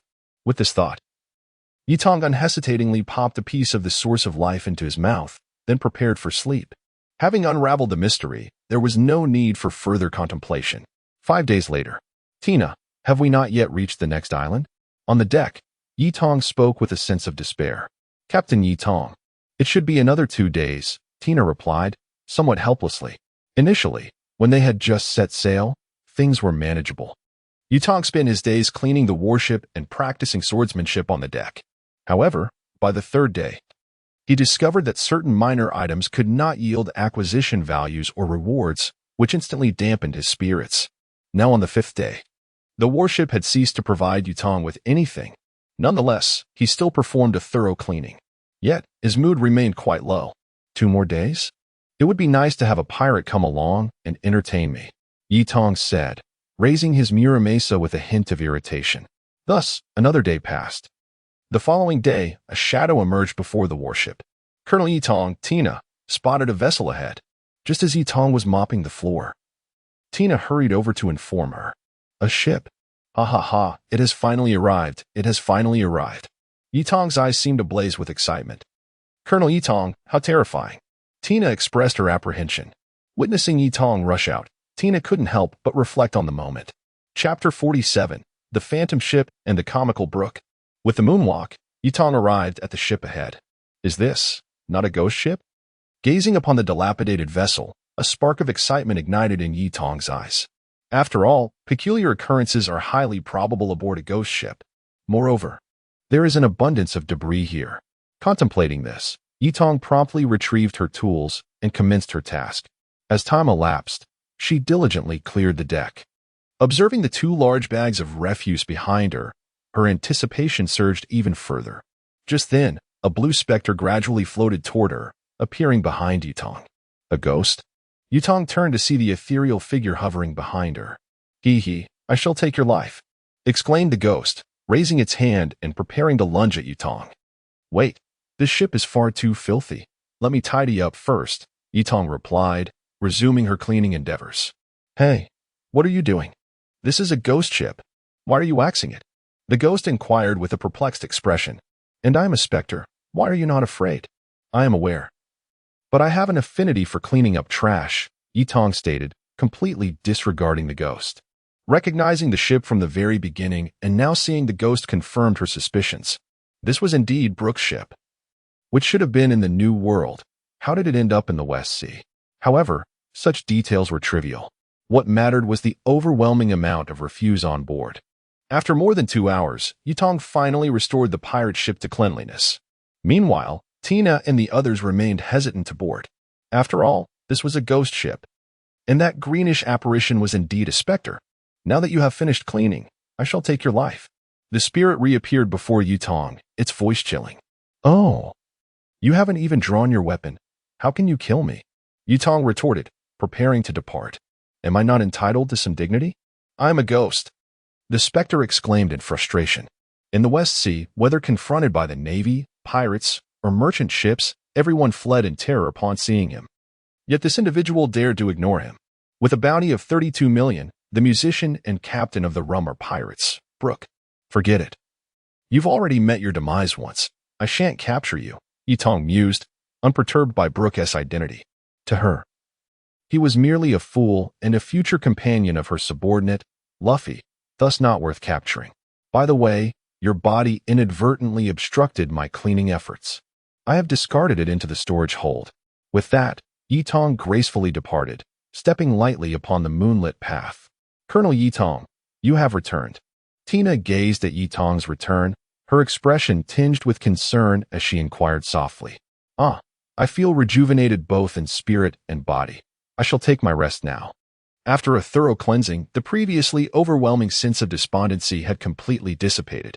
As for Tina, she continued her voyage forward. Meanwhile, Brook, having returned to his own body, followed with a hint of confusion. How could this young naval officer possibly recognize him? Tina, however, remained apprehensive. Could it be that they were under the curse of the ghost ship?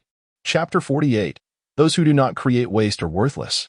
As night fell, they finally arrived at the second island, a territory under the influence of the Don Quixote family within the realm of darkness. In other words, this was an island governed by Doflamingo. Although Doflamingo was still quite young, the peculiar figure accompanying him was certainly no minor character. Nonetheless, There should be a considerable amount of debris to clear here, and if fortune favored them with an encounter with a cadre, it would be a pleasant surprise. However, first, they needed to address Brooke's situation. This fellow had been trailing behind them, which was rather undesirable. Colonel Nightshade, are you going to the Phantom ship? Tina wants to go too. Upon seeing Colonel Nightshade prepared to board the ghostly vessel, Tina stepped forward. Despite her lingering fear, Tina was determined to conquer her trepidation. Very well, Nightshade replied, promptly scooping Tina into her arms and soaring away. Brooke, why are you following me? After they landed on the Phantom ship, Nightshade spoke directly. With only Brooke present, there was no new refuse to deal with. Nightshade had no intention of incorporating such a waste that produced no garbage into her ranks. Miss. May I? Bang. Before Brooke could finish his sentence, he was unceremoniously kicked away by Nightshade. This guy is a devil fruit user. There's no need to be afraid, Nightshade quickly reassured Tina, who still appeared anxious. Tina is not afraid. Tina is very brave.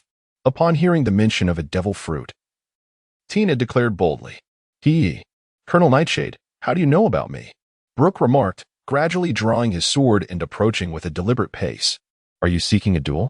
I too wish to witness the true strength of the Baroque works and your swordsmanship.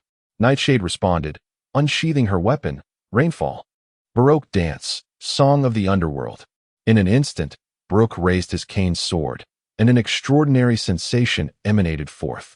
Tina, meanwhile, was beginning to feel faint, nearly collapsing without the support of the ship's railing. Is this a soul attack? However, your soul strength is insufficient at present. Swiftly, Nightshade struck, sending Brooke's cane sword flying. The intensity of her mental power was far beyond what Brooke could contend with at this moment. Brooke, you still have one crew member alive. Nightshade remarked, sheathing her weapon. What? Brooke exclaimed, astonished as he rushed to Nightshade's side. It was widely known that the Baroque works had suffered total annihilation, and as the acting captain, he was acutely aware that no one had survived. Moreover, he had buried them all. Babu is your crew member, isn't he? Nightshade continued. Babu. You know Babu. Go, venture forth into the new world. Someone will convey to you the information regarding Babu. Do not follow me any longer. For you are utterly ineffectual, Night Eyes disdainfully remarked. This individual trailed after her solely because she was aware of his true identity. If only she could find something to divert his attention, perhaps a companion. It is worth noting that the Baron pirate crew now consisted solely of him and Babu. With that, Night Eyes departed, leaving Brooke in a state of bewilderment. Chapter 49. I am merely sweeping the streets. Colonel Yi Tong, we have arrived at Darabison Island. The surroundings are largely devoid of pirates, belonging to the Don Quixote family. Presently, Don Quixote Don Flamingo has a bounty of 56 million. Additionally, there is the family executive Tory Pole, codenamed Clover, with a bounty of 38 million, and Diamante, codenamed Diamond, with a bounty of 36 million. Tina, holding a thick stack of documents, recited the information before Yi Tong. Yes, I am aware. However, they are likely not present here. Let us disembark and stay for a few days. It would be good if their men happened to arrive. As their conversation unfolded, the warship docked. The routine remained unchanged. Procure what was necessary, rest when needed, and indulge in leisure. Meanwhile, Yi Tong took a broom and began to sweep the streets. 2 days later, the residents of Darabison had become aware of these peculiar naval officers. Only the colonel led the group, and their ship was the sole vessel present. Aside from procurement and nourishment, they engaged in no other activities, adhering strictly to protocol. What left the locals most impressed was their garbage-collecting colonel. 5 days later, Yi Tong sat alone aboard the ship, cheerfully sorting through refuse. This island indeed seemed more prosperous, as evidenced by the greater quantity of waste. It appeared that seeking out more formidable islands would be prudent in the future. Solitary islands held no allure any longer. What is Colonel Yi Tong up to? He has been grinning at that pile of rubbish for an entire morning. Do not speak frivolously. This seems to be a peculiar form of cultivation for Colonel Yi Tong. Enough of the chatter. Let us attend to our own tasks. Tina interjected, approaching. Yes, Major Tina. The other sailors, upon hearing her directive, promptly returned to their duties. After organizing the refuse, Yi Tong surprisingly accumulated over 2,000 pickup points, observing his total of more than 100,000 points. He anticipated soon being able to purchase what he desired. Once tidied up, Yi Tong resumed his garbage collection. A week passed, and on this particular morning, a new vessel arrived in the harbor. Lord Corazon, there are naval officers here. Crews of the Red Heart pirates pointed towards the warship. Corazon waved his hand dismissively and stepped ashore. Upon entering a large courtyard on the island, all halted, for they beheld a figure draped in a cloak of justice, engaged in some unknown task. "Hey, who are you?" True stepped forward, a hint of concern in his voice. "Ah, one of the Don Quixote family members? Corazon? Red Heart pirates, feel free to proceed. I am nearly finished with my cleaning," Yi Tong replied, lifting his head nonchalantly. "Ah." Crows flew slowly overhead. Was this fellow truly an oddity?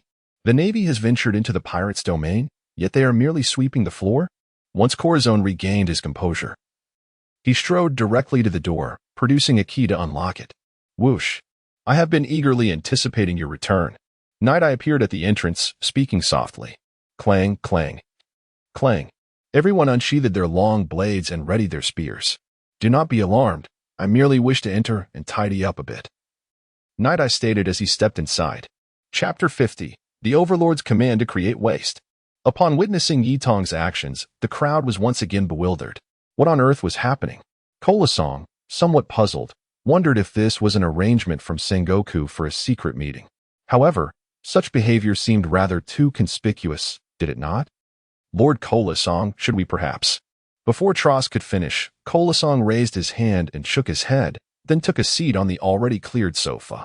The others stood awkwardly, uncertain of their next move. After all, a naval colonel was present, and a rather eccentric one at that.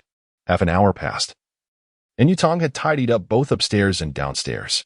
"Well, the cleaning is complete. I shall return tomorrow. If you lack sufficient waste, I will take action against you. Remember that." After declaring this, Yi Tong unleashed his Conqueror's Haki. A powerful wave of spiritual energy surged forth.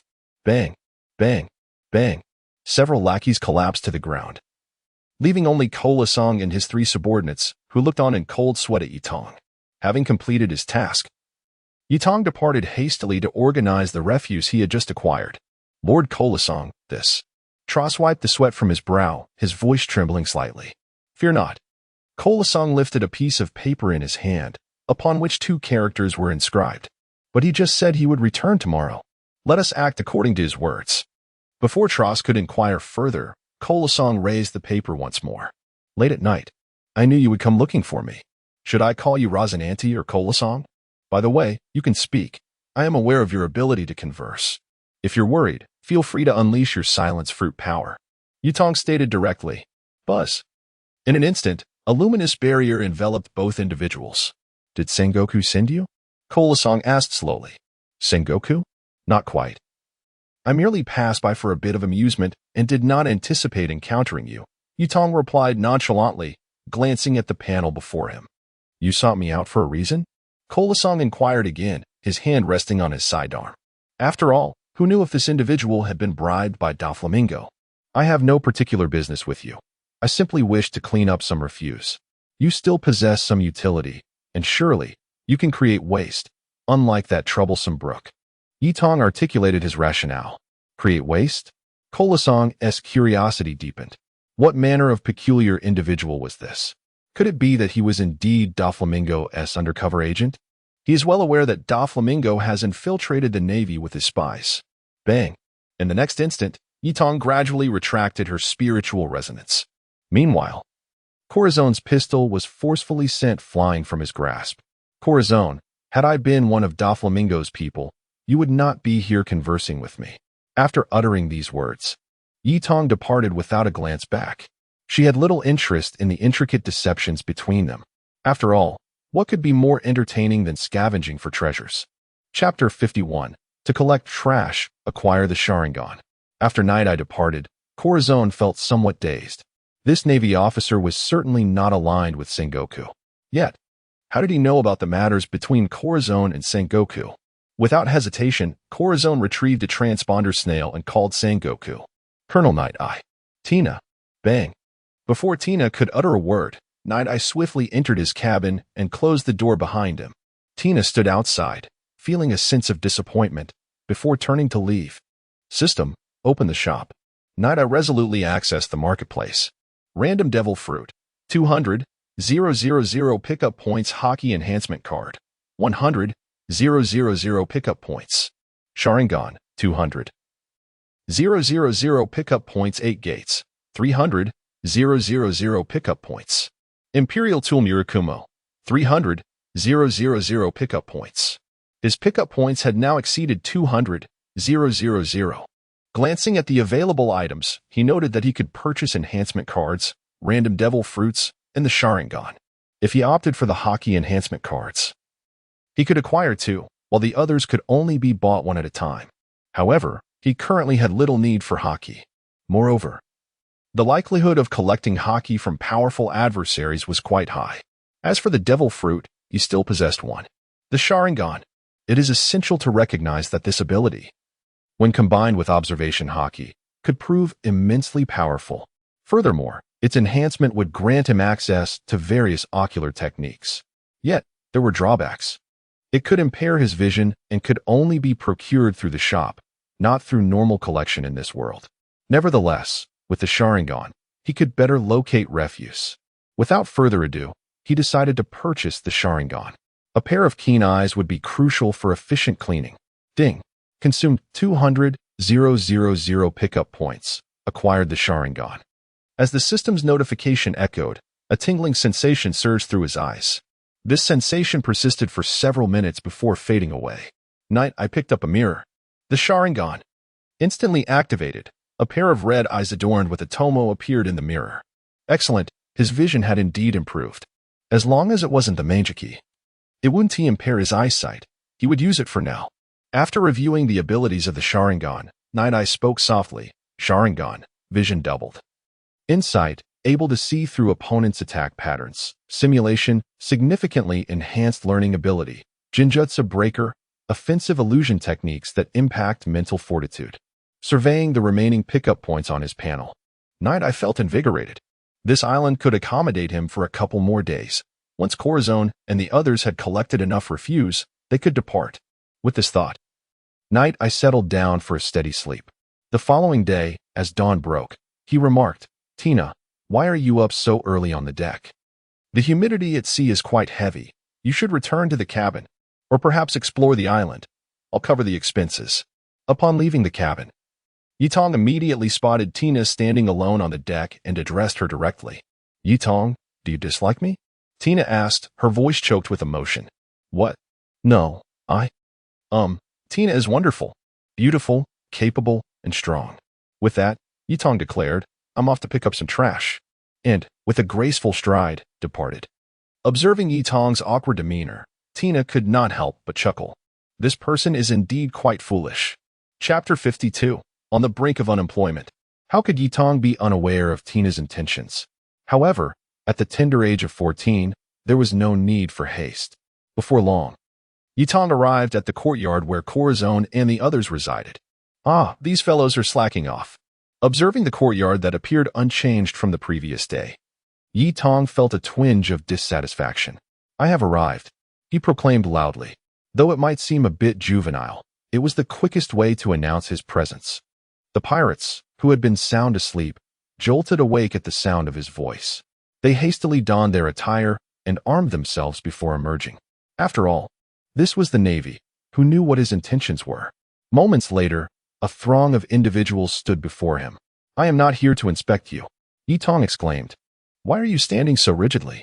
Faced with a group of pirates resembling disciplined trainees responding to a bell, Yitong couldn't help but chuckle. What exactly do you wish to accomplish? If you're going to fight, then fight. Spare me the theatrics. Trost interjected directly. There is no reward in battling you. Aside from Corazon's bounty exceeding 10 million, the rest of you combined barely surpass 1,000. No fight for me. Where's the garbage I requested? Garbage, ha ha ha. In your eyes, we are nothing but refuse? Trost retorted angrily. Take a good look at Darabison Island. If it weren't for our Red Heart Army. Indeed, some of the actions taken by Doflamingo, at least on the surface, had their merits. Certain protected islands, like Darabison, seemed to be thriving. However, Yitong had no interest in clarifying Trost's misunderstandings. I will give you half an hour to scatter the garbage everywhere. Once I finish cleaning, I shall depart. Clutching his Muramesa, Yi Tong leaped onto the stronghold, sitting there with an air of indifference, devoid of any semblance of combat readiness. The group of pirates stood in stunned silence. At that moment, a piece of cardboard fell from above. "Do as he says," it read in bold letters. Upon receiving Corazone's orders, the pirates began to generate garbage. Having prepared some refuse in secret since Yi Tong's visit the previous day, they quickly filled the courtyard with debris. The interior was also left in disarray. As they worked, the pirates were filled with trepidation. Surely, this colonel wasn't seeking an opportunity to eliminate them? Clearly, their fears were unfounded. After Yi Tong had cleared the garbage, he left behind a single statement before departing. "I shall return tomorrow." This announcement left the pirates, who had initially breathed a sigh of relief, feeling even more apprehensive. "Corazon, we must leave this place. This Navy officer is too peculiar," Trost asserted decisively. "No, wait." Corazon once again produced a sign. Here, there were matters that could not be overlooked. Upon seeing Corazon's sign, Trost fell silent, quietly opening a bag of snacks as he prepared to create some refuse. Little did these pirates realize how arduous the task of generating waste could truly be. Meanwhile, Yi Tong found herself in a state of helplessness. Due to her recent enthusiastic assistance, the townsfolk had altogether ceased to discard their litter.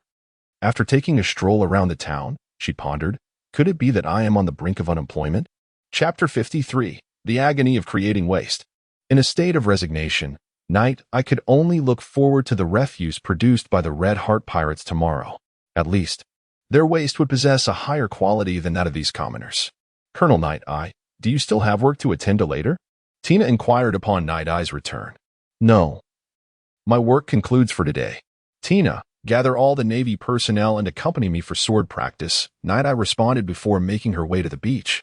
Soon, over 40 Navy officers, armed with sabers, assembled before her, led by Tina. "I possess the Haki of armament, so you need not fear injuring me. Come forth." With that, Night-Eye unsheathed her twin blades, Rainfall and Ling Sound. As for Murakumo, she decided against using it, as a few strikes would likely sever their weapons. Tina readied herself, while Sergeant Dolo and Sergeant Moore led 10 men in charge. Bang, bang, bang. Before Tina could finish her instructions, Night-Eye charged forward. Countless Navy officers were swiftly taken down before they could even react. In battle, the enemy does not grant you time to prepare. Twin sword style, Azure Seal. Night-Eye proclaimed, her blades slicing through the air. Although she utilized the backs of her swords, she managed to incapacitate all the Navy personnel on this side. Even Tina could only withstand 2 strikes before being struck herself. Remember, the enemy will not use the backs of their blades. Practice here whenever you have the chance. "I shall take my leave," Night-Eye declared before departing. Upon hearing her words, Tina and the others commenced their training. As for Night-Eye, she ascended to the mast of the warship, awaiting patiently. If a swift ship were en route, it should arrive in 2 days, perhaps. Those who arrive will surely be able to create even more formidable refuse. With that thought, Night-Eye began honing her observation haki. Although she could enhance her abilities through scavenging, practicing concurrently would not only yield slight improvements, but also enable her to better grasp the power within.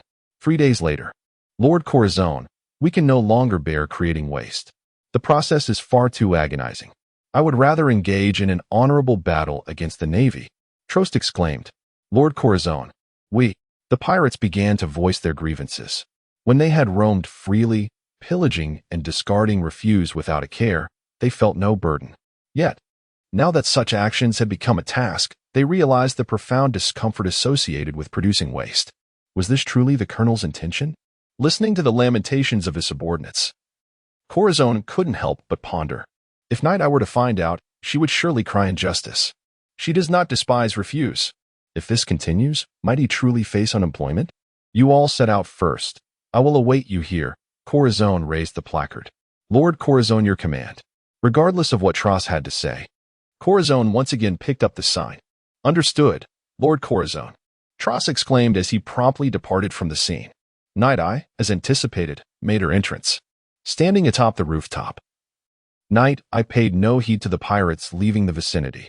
The Red Heart Army seemed to have a fairly good reputation. Were they truly wicked individuals? Night-Eye would not have allowed the pirates to go unchallenged. After all, She too was a member of the Navy. Chapter 54, Sengoku arrives, engulfed in flames. Let them leave, for someone must be on their way. Knight, I remarked slowly as he observed Corazon stepping forward. Your identity is quite suspect. Do you not fear that I might report your association with pirates to the higher-ups? Corazon declared as he unveiled the realm of silence. My identity. I'm a Navy colonel in good standing, with a background that is utterly transparent, he replied. By the way, will Sengoku be coming this time? Night Eye's curiosity was piqued by this inquiry. I do not know. Perhaps. Corazon hesitated, struggling to communicate about such an enigmatic individual. In the afternoon, 3 swift ships docked at the harbor. A lone figure disembarked, gradually making his way into the town and arriving at the courtyard. Ah, Sengoku-san. Spotting the newcomer. Night Eye leaped down from the rooftop. Night Eye? There's trash on the ship. You can handle that yourself. Sengoku responded curtly. Understood, Night Eye affirmed. Channeling his haki and charging toward the swift vessel moored in the bay. Corazon, are you certain you haven't leaked any information?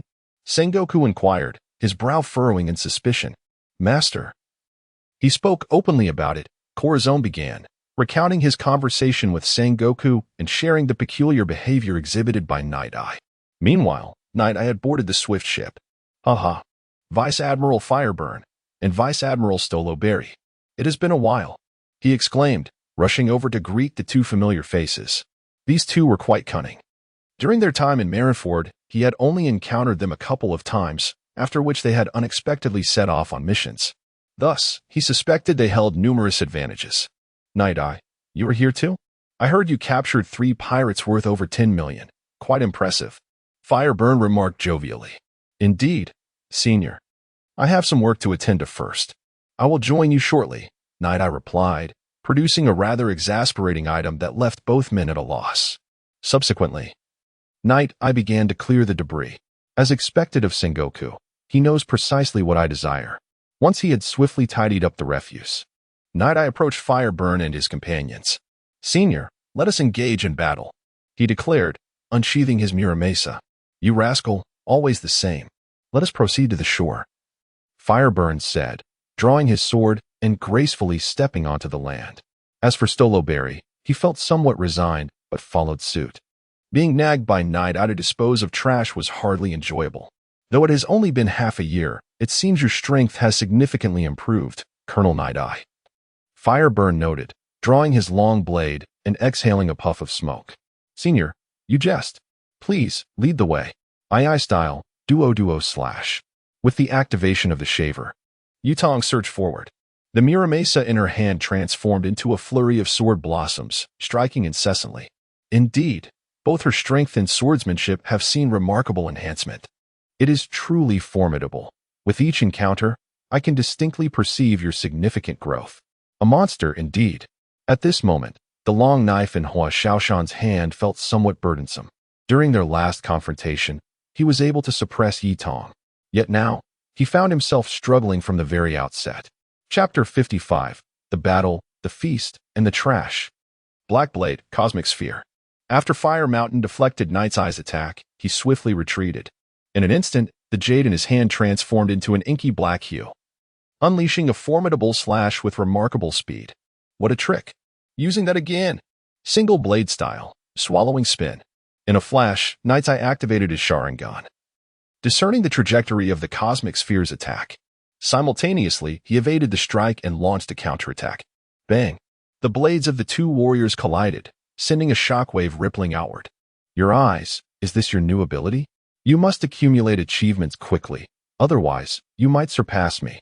Ha ha ha ha, Quaking Blade! Fire Mountain exclaimed, and the jade in his hand began to quiver. This vibration affected the Murakumo in Night Eye's grasp. Crack, crack, crack. Bang. Soon after, the jade in Fire Mountain's hand shattered, but correspondingly, Night Eye was forced back. Such an intensity of vibration was beyond the capacity of an ordinary individual to endure. Moreover, the armed blade shattered instantly, let alone Night Eye's hand. Honestly, your fighting style is rather wasteful with blades, Night Eye remarked, stepping forward to collect the fragments from the ground. Ha ha ha, you fought me just for this, didn't you? Truly, I never quite liked you, Fire Mountain said, inhaling from his cigarette before continuing. Ding. Collected the broken sword discarded by Fire Mountain. Gained swordsmanship level 2. With the system's notification, Knights, I tidied up the shattered blades. Come, let me treat you all to a meal. Knights, I said with a smile. Oh, Knights, aren't you going to spar with me? Strawberry approached slowly, inquiring. No. Fighting you wouldn't break any blades. Knights, I replied disdainfully. The reason for battling Fire Mountain was that he always lost a blade in each fight, allowing Knights to pick up some scrap. Once again, dismissed, Strawberry said with a hint of helplessness. Subsequently, the three of them arrived in the town. Colonel Knights, what outrageous acts have you committed against the people here? Fire Mountain joked, gazing at the impeccably clean streets. Not a trace of trash, even the ground is spotless. Not at all. Come on, let us go drink. Upon hearing Knight's words, Strawberry's eyes sparkled. It was known that he rarely indulged in alcohol. However, wow, this wine is truly delightful. Strawberry's laughter echoed through the bar 2 hours later. This fellow appeared serious most of the time, yet once he tasted wine, he became uncontrollable. Nonetheless, this was the effect Knights desired. The power of this guy was indeed extraordinary. There were plates and wine bottles scattered all over the place, but they were soon tidied up by Yitong. By evening, Yitong returned to the warship, feeling quite satisfied. What brings the great Admiral Sengoku to my vessel? Yitong asked with a cheerful smile. Well, let us have a conversation, Sengoku replied slowly. You wish to inquire about Corazon, do you not? Yitong surmised, likely aware of Sengoku's purpose for visiting. Chapter 56. The Significance of Cleanliness. However, this matter remains a secret. I have confided in no one, not even within the department. Sengoku stated directly. Corazon has always contacted him privately, and Sengoku has not divulged Corazon's identity to anyone. This is my ability to glean information from the refuse of the individuals I collect. Upon discovering Corazon's discarded items, I acquired this intelligence. Yato promptly hurled the pot aside. Is this your enigmatic ability? Would you care to join Stop? I have no interest in that. However, if you wish to obtain information, you may find me the refuse of those prominent figures. Also, I demand a reward in the form of garbage. A faint smile graced Yato's lips as he spoke. This rationale had been conceived the moment he encountered Corazon. Once Sengoku sought him out, he would have a fruitful avenue for gathering refuse. You rascal, never mind. I shall take my leave now. I hope you can uphold the justice that lies behind you. With that, Sengoku departed. Upon witnessing Sengoku's exit, Yato issued a command to set sail. For days later, Yato, while observing the Navy training on deck, leisurely sipped his juice. Yato, we have set forth on a mission to eliminate pirates. Yet, we have been operating at such a slow efficiency, haven't we? Tina expressed her confusion. She approached Yato and spoke slowly. However, in the vastness of the ocean, we are unable to pursue them. Yato replied with resignation. But we linger too long on the islands.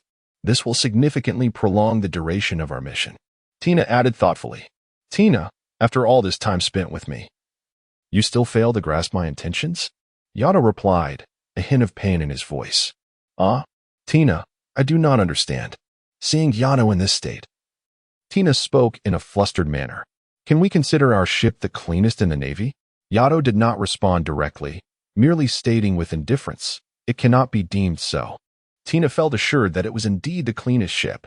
She earnestly asserted, it must be noted that under Yato's influence, every member of the Navy here has developed a newfound appreciation for cleanliness. The entire vessel is, day by day, impeccably tidy. When we passed through Darlobison Island and Perdaki's Island, did they not become pristine by the time I departed? Yato inquired once more. Indeed. This is all thanks to Colonel Yato, Tina acknowledged. Let me pose another question. If you were to return to that filthy environment, would you be willing? Yato remarked, sipping his juice. Tina, I would not. After uttering this, Tina fell into a moment of contemplation. What appears to be a peculiar inclination of Yitong is, in fact, a manifestation of earnest endeavor. It is noteworthy that the current Marin Vondo is immeasurably cleaner than before.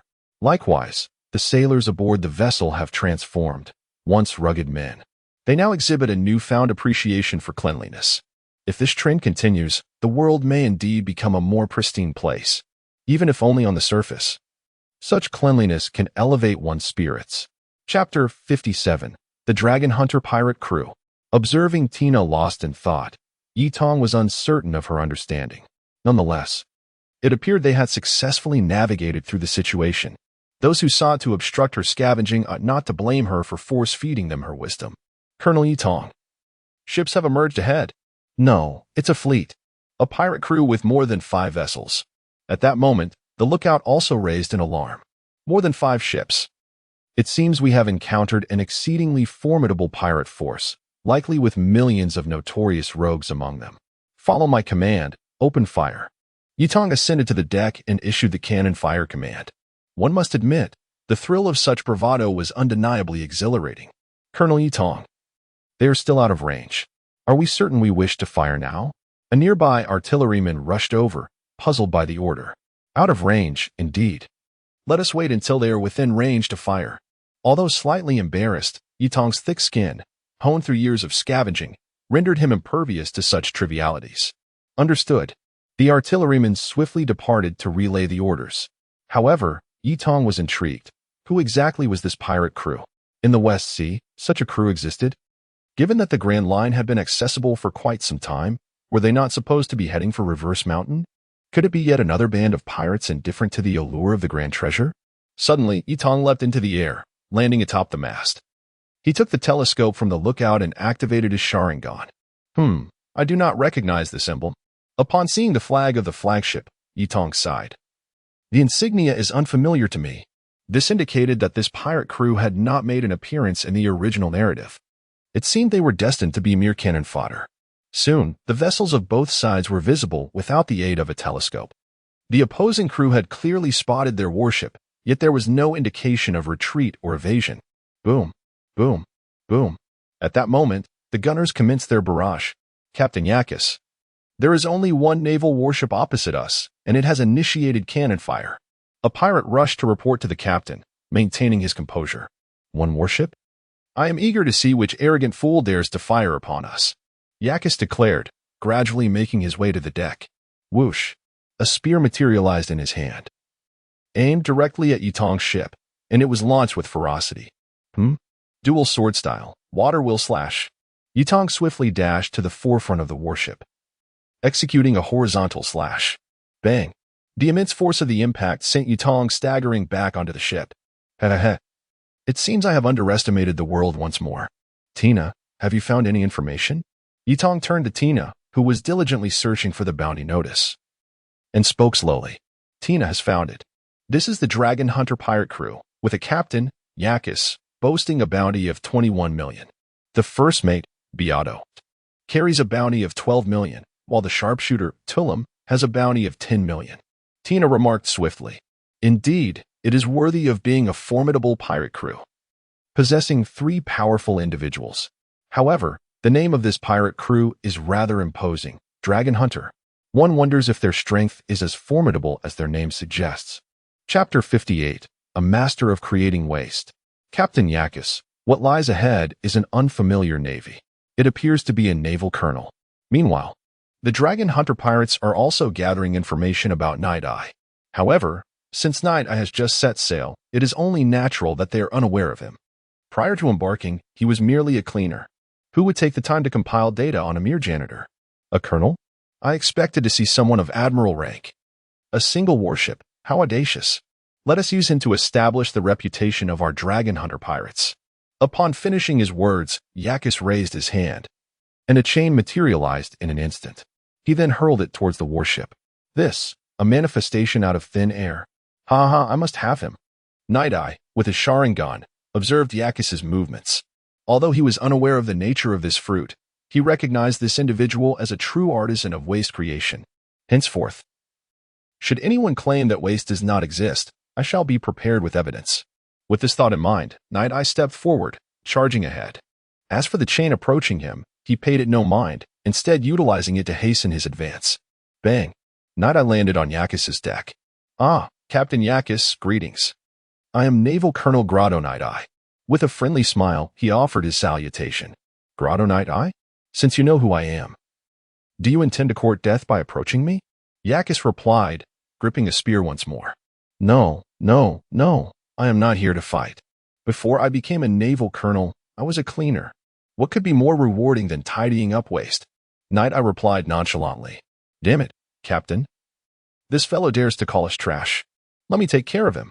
Beato slowly drew his long knife. Seeing Yakis remain silent, Beato charged forward. Hey, I genuinely do not wish to engage in battle. Sharingan, break goddess dominance. Knight, I instantly unleashed his Sharingan, releasing a powerful wave of mental energy. Bang! Beato, with a bounty of 10 million, was knocked down by the intensity of the impact. Conqueror S. Haki. A grave expression crossed Yakis's face. This naval officer is rather peculiar. However, the colonel possesses Conqueror S. Haki, and it appears to be of considerable strength. In truth, Night Eye's Conqueror S. Haki alone was insufficient to incapacitate a pirate of 10 million, but combined with the power of his Sharingan, it sufficed. I have stated. My aim is not combat, but merely to clean up waste. Night Eye reiterated. Upon hearing this, even Yakis felt a surge of anger. Their objective for setting sail was monumental, and now they found their path obstructed by this naval scoundrel. Moreover, he referred to them as nothing more than refuse on 2 occasions. I am genuinely curious to see the extent of your prowess. How can one be so deluded? As Yakis spoke, a spear was launched with remarkable speed. Sigh, I merely wish to tidy up. Why must I be compelled to engage in battle? Night Eye declared, drawing Murakumo in preparation for the confrontation. Bang, bang, bang. Yakis was not merely a user of a devil fruit. His marksmanship was equally formidable. Chapter 59. Birin. Nevertheless, under the power of the Sharingan, everything remains vividly clear. Your speed and strength are commendable. Indeed, you, a naval colonel, possess an extraordinary prowess that is quite unrealistic. Manufacturing for arms. At that moment, Yakos instantaneously manifested 2 additional hands, each wielding a similar spear. Bang, bang, bang. 4 spears launched an assault simultaneously, maintaining their velocity and power without the slightest reduction. This fellow is truly formidable. Shave. Yato swiftly retreated in an instant, then gripped the hilt of her sword. One sword style, 100 birds. In a flash, Yato unleashed a flurry of strikes. Even with Yakos' 4 arms, he would be unable to withstand such a rapid onslaught. Swoosh, swoosh, swoosh. As crimson birds soared forth, Yato positioned herself atop the ship. You can regenerate, can't you? I didn't sense that I struck your vital points just now. Yato gazed at Yakos, who was crouched on the ground, and spoke slowly. Heh. You've caught on, huh? Such a powerful young naval officer. So, how about joining my... Wait. Before Yakos could finish, Yato raised her hand. May I first tidy up this place? It's quite unpleasant to behold such filth. Yato spoke softly. Tidying up? What you just said. Before Yakos could continue, Yato had already commenced sweeping the deck. Well, you may share your ambitions and dreams. I shall listen attentively. Yato continued to sweep as she spoke. Ha ha, how amusing. We share the same ideals and shall not resort to thievery. My wealth is acquired solely from those ruthless pirates and nobles. We never target the common folk. Yakos began to delineate his aspirations. He yearned to hunt down nobles, gradually ascending to prominence, ultimately slaying the dragon. The dragon they referred to was, in fact, the Celestial Dragons. I must admit, this fellow possesses a certain integrity. As Yakos grew increasingly animated in his narration, Yato hastened her cleaning of the ship. 3 hours later, 5 pirate vessels had been thoroughly cleansed. Meanwhile, Yakos continued to elaborate on his plans. Over 1,000 collection points, quite impressive. Yato mused silently. She additionally acquired some haki and fundamental attributes, along with peculiar items of uncertain utility, such as canned goods. Well, I believe I grasp your intentions. However, have you considered that your actions here may cause further suffering to the common people? Yato spoke slowly. Cause further suffering to the common people? Impossible. We have never harmed the civilians. Yakos retorted sharply. You plunder the nobles, and in their desperate bid to sustain their lavish lifestyle, they will intensify their exploitation. Does that not constitute an impact? You do not slay Bo-Run, yet he perishes because of you. Night Eye remarked with an air of indifference. Upon hearing her words, Yakis was momentarily taken aback. He had always believed that he embodied the justice of the common folk. However, in that instant, he found his convictions wavering. This uncertainty arose solely from the utterance of the naval officer before him. Unbeknownst to him, the truths conveyed by Night were indeed the verities witnessed throughout history. Was he truly capable of refuting them? Chapter 60. Be my little brother. Yakis, is it? Be my little brother. Before Yakis could fully comprehend the situation, Yutong spoke directly. What? Are you joking? You want me to be your little brother? I am a pirate. How can I be your subordinate? Initially perplexed, Yakis erupted upon hearing those words. Setting aside his personal aspirations, his identity alone instilled in him a sense of resistance. In Yakis's eyes, the Navy was merely the lapdog of the Celestial Dragons. Their version of justice was nothing but a facade for the interests of the Celestial Dragons. Indeed, be my little brother, Yutong nonchalantly remarked, scratching his ear. Hey, are you even listening to me? I refuse to be your little brother. I harbor no affection for the Navy whatsoever. At that moment, Yakis realized he had unwittingly entered a bizarre loop. Originally intending to battle Yutong, he found himself entangled in a discussion about whether or not to become his subordinate. If you join me as my little brother, I assure you that those nobles will be dealt with, Yutong reiterated. Huh, you are a member of the Navy, and you dare to say such things? Yakis was momentarily perplexed. What on earth was this guy talking about? Could it be that he was a traitor within the Navy? I am indeed part of the Navy.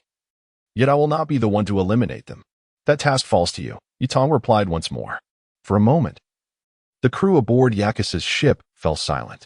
At that juncture, Tina and the others approached, also rendered speechless by Yutong's declarations. Inciting pirates to take action against the nobles was not something to be taken lightly, especially if the higher-ups were to find out. By the way, I will remember your names. However, as of now, you are all part of the Navy. Hunting dragons is not what we should be focusing on at this moment, Yutong stated calmly. After all, he was the mastermind behind the Revolutionary Army. Confronting the Celestial Dragons was merely a matter of time. Furthermore, the internal definitions of absolute justice within the Navy had become increasingly ambiguous. Following the O'Hara incident, many in the Navy had outright abandoned their interpretation of justice. Figures like Karp, Suru, and Sengoku had seen through the veil, yet instead of rebelling, they chose to steadfastly uphold their own sense of justice. Was it a lack of courage? Not at all. It was the understanding that should chaos ensue, it would be the common folk who would suffer the most. It was precisely due to this awareness that they chose inaction. Do you truly intend to accept us? We are, after all, pirates. From this day forth, you shall no longer be a pirate. You will be my, Colonel Yutong's, subordinate. As Yutong spoke, he approached Tina and extended his hand. Tina understood. Upon witnessing Yutong's actions, Tina swiftly entered the warehouse and emerged with a naval uniform in hand. Here, Yutong said, passing the uniform to Yakis. I need to think it over, after all. You have 3 minutes to clarify things with your little brothers. As for the issue of identity, fret not. I shall make the necessary arrangements.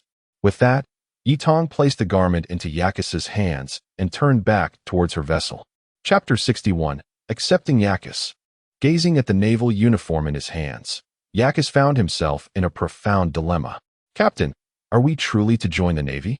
If this Navy intends merely to capture us, then our agreement would be a grave misstep. At that moment, Tillum rushed over, exclaiming loudly, Captain, what dreams did we embark upon the sea with? Another pirate voiced his concerns. Captain, had we desired a life akin to that of the Navy, we would not have chosen to sail alongside you. Yakis, already in a tumult of emotions, became even more entangled in confusion. Enough. 3 minutes have elapsed. Dreams, you say? Were you to encounter anyone other than me, you would have perished long ago. Is it truly your resolve to die for a dream whose future remains uncertain? Nyong interjected once more. Our strength. Just as a pirate was about to retort, Nyong unleashed his conqueror's haki. All but Yakis and Tillum collapsed to the ground, though Nytong had moderated the intensity of his release to prevent them from losing consciousness. As a mere colonel, I could effortlessly dispatch you. What would happen if you faced a higher rank? Nyong stated, his gaze fixed intently on Yakis. He showed little concern for the others. However, Yakis was a different matter. He had been chosen for a purpose. Indeed, our strength is insufficient. We must grow stronger. We must live to become stronger. Colonel Nytong, reporting. This is Deputy Dideroyak D. Yakis. Yakis declared, donning the hat atop his head and addressing Naitong with newfound resolve. Ha ha ha, splendid. Tina, arrange a banquet. Naitong exclaimed, his heart swelling with joy. Even the refuse sent by Zifa could not elicit such delight. A banquet. Tina stood momentarily stunned. Isn't that reserved for pirates? The Navy cannot indulge in such frivolities during a mission. An exception, Naitong replied nonchalantly. Tina understood without further inquiry, recognizing that Naitong's actions were beyond ordinary comprehension. Besides, hosting a banquet seemed hardly a significant matter. We have no wine aboard. Yakis, prepare the drink. By the way, if your crew does not wish to join the Navy, I shall not compel them. However, should we meet again, such an invitation will not be extended. With that, Naitong returned to his ship. Those who can move, commence preparations. After the banquet, you may decide to stay or leave. I shall respect your choice. After Yakis finished speaking, he turned and leaped onto the warship. As the banquet unfolded, Yutong sat alone at one side, watching them with a cheerful smile. However, after the feast, there was quite a bit of refuse left behind. The mere thought of it filled Yutong with even greater delight. By the following morning, the banquet had come to an end. Except for Yutong, Tina, and the helmsman, everyone else had succumbed to exhaustion. Many of the dragon-hunting pirates bore the remnants of tears from the previous night, still glistening at the corners of their eyes. Chapter 62. We must secure ships from Zephyr. After tidying up the debris, Yutong ascended to the deck to take a respite. A thought manifested, and a pale blue panel appeared before her. Host, Yutong age, 14 pickup value, 2635 strength, 3280 speed, 2610 defense, 2780 agility, 2990 spirit, 3050 normal human base attributes, 50 abilities, advanced armament hockey, beginner conqueror's hockey, beginner observation hockey, single tomo Sharingan, gunmanship level 5, swordsmanship level 7, digestion 720. Skills, dual wield style, water wheel slash, single wield style, 100 birds, shave, moonwalk. Items, great knife, falling rain, great knife, ling sound, 1 case of herring canned goods, king's underpants, source of life. Wealth, 46. 38 million berries title, novice scavenger, equipped, base attributes 100, charm 120, spatial storage level 2, 1000 cubic meters myriad mall. Indeed, the source of life continuously enhances her foundational attributes. Moreover, her physical capabilities have also seen improvement. Digestion has increased by 200 points. Now, the basic attributes gained from consuming food have significantly risen. It appears that beyond cleaning up refuse, she must also allocate time for hunting sea kings. While armament hockey has advanced to an intermediate level, both observation hockey and conqueror's hockey remain stagnant. As for the Sharingan, its enhancement requires a value of animosity. Yet, she currently lacks effective methods for such advancement. Thus, she must wait for her pickup value to accumulate. Indeed, the road ahead is long and arduous. Colonel Yutong, do we truly need to accept them? Questioned Tina, holding the compiled data. There are 168 individuals. If we take them all, our warship will be utterly overwhelmed. They possess pirate ships. It's not as if they must reside on our vessel, Yutong replied, somewhat perplexed. However, Tina felt that having pirate ships accompanying a naval fleet was rather inappropriate. She reiterated, after all, they are part of the Navy. Carrying pirates with us is hardly a prudent course of action. I see. Please contact Admiral Zephyr and request 2 warships to be dispatched. Yutong contemplated before declaring resolutely. Tina was momentarily taken aback. This would be less favorable than continuing with the pirate ships. However, with no alternative available, Tina proceeded to call Zephyr. Tina, have you captured more pirates? Came Zephyr's voice upon answering. Well? Tina hesitated. Admiral Zephyr, I have subdued some pirates and require warships. Please send 2 over. Yutong took the transponder snail and directly stated, having subdued the pirate, you have captured. Poor Celino, don't flee. Leave the trash behind before you depart. By the way, whom did you manage to capture? Zephyr inquired once more. A minor pirate. Yet he possesses the ability to create, which is why I find him of particular necessity. Night I refrained from uttering the name of Yakis. for he had indeed assaulted numerous nobles. According to the will of the Navy, such a pirate is not permitted to exist. Chapter 63, The Island of Pirates. At last, Yutong exchanged 3 million bounty pirates for 2 warships, which Zephyr would arrange for delivery. Recently, Zephyr had been somewhat obsessed, seeking out individuals to acquire refuse. After receiving Zephyr's response, Yutong set down the Din Din Mushi. "Tina, let us await them at the next island," Yutong declared before drifting into slumber. Having reveled late into the previous night. "Yutong, what are your true intentions?" Tina pondered, though she continued to navigate the course. Meanwhile, on a bustling island, a man clad in a flamingo cloak remarked, "Grotto Yutong? An intriguing character. Such a presence could surely become an ally. Young master, shall we arrange for someone to make contact?" Tori Bull inquired directly. The individual referred to as young master was none other than Don Quixote da Flamingo. "No need. Since we have arrived in the West Sea, I must personally engage," Da Flamingo replied slowly. "What is their current location?" he continued. Tori Bull responded promptly, "They are nearing Tataya Island." "Ah, Tataya Island. Fufufu." 3 days later, Yutong and company reached Tataya Island, an unclaimed land that pirates had discovered and begun to establish a settlement. Gradually, some pirates accustomed to this lifestyle decided to remain, and it evolved into a town welcoming to pirates, devoid of a nation or governing authority. Tina conveyed the news to Yutong. "So, you mean to say this is a lawless zone?" Yutong deduced calmly. "Yes, one could say that. After all, there is no governing body. Even we cannot exert control here. We cannot possibly establish a naval base, can we?" Tina replied somewhat helplessly. "Such circumstances present a challenge, do they not?" Yutong responded with spirited enthusiasm. "After all, there is a considerable amount of refuse here." Tina chimed in with a hint of sarcasm. Upon disembarking, it appeared that the locals were entirely indifferent to their arrival, continuing with their activities as if nothing had changed. The area boasted casinos, bars, and red light districts. In a word, it was a veritable cornucopia of indulgence. Notably, there were no signs of agriculture, implying that all income derived from the sea, or rather, from those who traversed its waters. "Yakis, you are familiar with this place, are you not?" Yutong inquired of Yakis beside him. "Indeed, I have been here before." Yakis replied thoughtfully. "Here, take 10 million berries and show them a good time. And do remember to create more refuse when you have the chance." Night Pupil spoke, simultaneously producing a large bag filled with 1,000 belly notes. Just as Yakis was about to inquire further, Night Pupil had already vanished from their sight. "Major Tina." Night Pupil. Yakis expressed his confusion, seeking assistance from Tina. "She went to rummage for treasures," Tina replied nonchalantly, having taken some belly to indulge in a shopping spree. Chapter 64, Threatening Becky.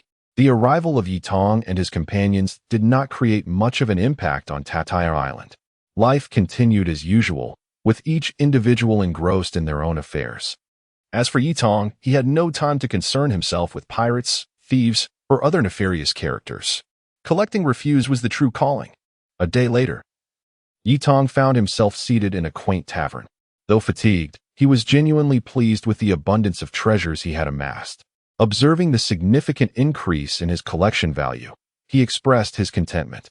The entire town had yielded over 2,000 collection points, alongside several commendable items. This suggested that the quality of pirates here was rather commendable, indeed. Suddenly, Tina entered the tavern. "Yutong, here is the intelligence I have gathered," she announced. Tina had not merely been wandering. Her purpose was to collect information. By engaging in conversation with the shopkeepers while purchasing items, she had gleaned a wealth of insights. Currently, the dominant forces on Tataya Island were the 4 major powers: the casino, the tavern, the marketplace, and the Red District. Each of these factions was backed by formidable pirates. "Ah, a familiar face. But how did this individual end up here?" Yutong mused, puzzled upon recognizing someone from the information. "Are they all currently on the island?" He inquired again. "Only Capone Beach remains here. The others seem to have set sail." "He controls the casino," Tina replied slowly. "All right, I understand," Yutong stated before departing the tavern. After satisfying his hunger, it was time to get to work. He had previously visited the casino, but only to tidy up the area beneath. He had yet to venture above. After all, It was best to clear the core regions first, lest he squander valuable time. Upon returning, Yitong activated his observation haki. I intended to seek out Beej, but I did not anticipate encountering him here. However, I shall defer that for now and pursue Becky instead. He is unlikely to leave this place anytime soon. Hey, you there. Are you a Navy officer? Halt. As Yitong approached the staircase, he was intercepted by a guard. Becky, if you wish for me to intervene, I shall not hesitate. Yitong replied coolly. Ha. Let him come up, came Becky's voice from the room above. Upon hearing Becky's words, Yitong ascended with purpose. However, upon entering Becky's chamber, he was instantly struck by disdain. What is this? Your room is devoid of any refuse. Hey, Becky, you are a pirate, the so-called godfather, and yet, not a shred of garbage in sight. Yitong exclaimed, his voice booming with incredulity. His primary purpose for coming over was to collect trash. Why bother cleaning up so thoroughly? Hey, why are you shouting? Why must there be garbage here? Becky paused for a moment, feeling somewhat perplexed, and then spoke up. TCH. Hurry up and create some trash. I'll clean it up and leave. Otherwise, when Zephyr arrives, you won't be able to leave. Night, I also brought up Zephyr as a threat. Chapter 65, An Invitation to Laughter. Are you implying that you can summon Admiral Zephyr? Ha. Merely a fool from the upper echelons of the Academy. What nonsense are you spouting? Becky retorted candidly. You possess an intelligence network, do you not? Simply inquire, and you shall discover whether a warship is indeed sailing towards the West Sea. Night Pupil remarked nonchalantly. You are the previously mentioned colonel. The one who enjoys tidying up, grot Night Pupil?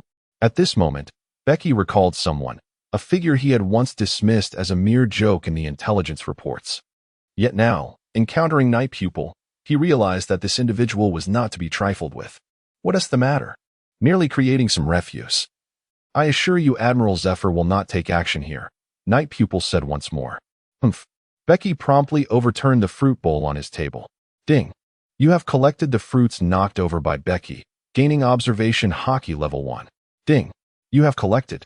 Subsequently, Night Pupil commenced his work. By the way, Becky, I shall be waiting here for Admiral Zephyr and his crew. During this time, I will come daily to tidy up for you. Do remember to maintain the disarray. After Night Pupil finished speaking, he took his leave. Once Night Pupil departed, Becky shared the sentiment of every individual who had previously been vexed by Night Pupil. Is this fellow some sort of eccentric? However, at that moment, Night Pupil had no interest in Becky's thoughts. He had discovered an exceedingly entertaining individual. This gentleman's observation haki was renowned for its formidable prowess. Sir, may I place a wager here? Night Pupil approached a towering man, speaking softly. To describe his stature as tall was an understatement. Standing at nearly 1.8 meters, Night Pupil appeared almost childlike beside him. Certainly, the man stepped aside, responding amicably. Mr. Ishio, I wonder, after our wager, could I invite you to share a drink? Night Pupil stated directly. Upon hearing Night Pupil's words, Ishio's hand holding the chips trembled slightly. Certainly. Before long, through the two of their exploits, they amassed several million berries and exited the premises. It is worth noting that Ishio's observation haki was no laughing matter. The dice used for gambling were astoundingly transparent to his perception, despite his blindness. The two made their way to a tavern. Colonel Night Pupil, may I inquire what brings you to seek me? Ishio said slowly after taking a sip of his drink. I wish to extend an invitation to Mr. Ishio to join my navy, Night Pupil stated plainly. It must be noted that the now blind Ishio was extraordinarily powerful. With him on board, there would be no need for Night Pupil to engage in battle. He could focus solely on clearing the debris. I apologize, Colonel Night Pupil, but I have no interest in joining the Navy. I prefer to rescue through my own means, Ishio replied directly. His approach is akin to gambling, followed by giving the proceeds to the impoverished. Though this may seem a trivial endeavor, he remains steadfast in his commitment. Mr. Ishio, I hope you will allow me to finish my thoughts. Should my actions fail to meet your expectations, I shall not insist. Yitong, aware of Ishio's sense of justice, refrains from countering. I am eager to hear more. Ishio set down his wine cup. After departing from Marin Fando, the first island I reached. Chapter 66. Persuasion and the Arrival of Don Quixote Doflamingo Night. I began by recounting events from the island of Perdarkas, sharing his intentions and methods with Mr. Ishio. He spoke slowly about the matters concerning the next island, refraining from elaborating on the cleanup tasks. Mr. Xiao, my aspirations extend far beyond merely ridding the seas of pirates. I wish for everyone to discover their purpose and responsibilities, ensuring that life is sustained and the elderly have support. Upon concluding his introduction, Night Eye conveyed directly, "Is it truly possible for me to witness such a world?" Mr. Xiao appeared somewhat intrigued. "I cannot say whether you will see it, but you can certainly come to understand it," Night Eye assured him. After all, whether through innovation or revolution, success is never guaranteed. Did not the great sages of the past endure a lengthy journey to reach their current state? Moreover, there have been numerous instances of those who embarked on their quests only to meet untimely ends. "Ha! I indeed wish to see such a world," exclaimed Mr. Xiao as he downed a bowl of wine.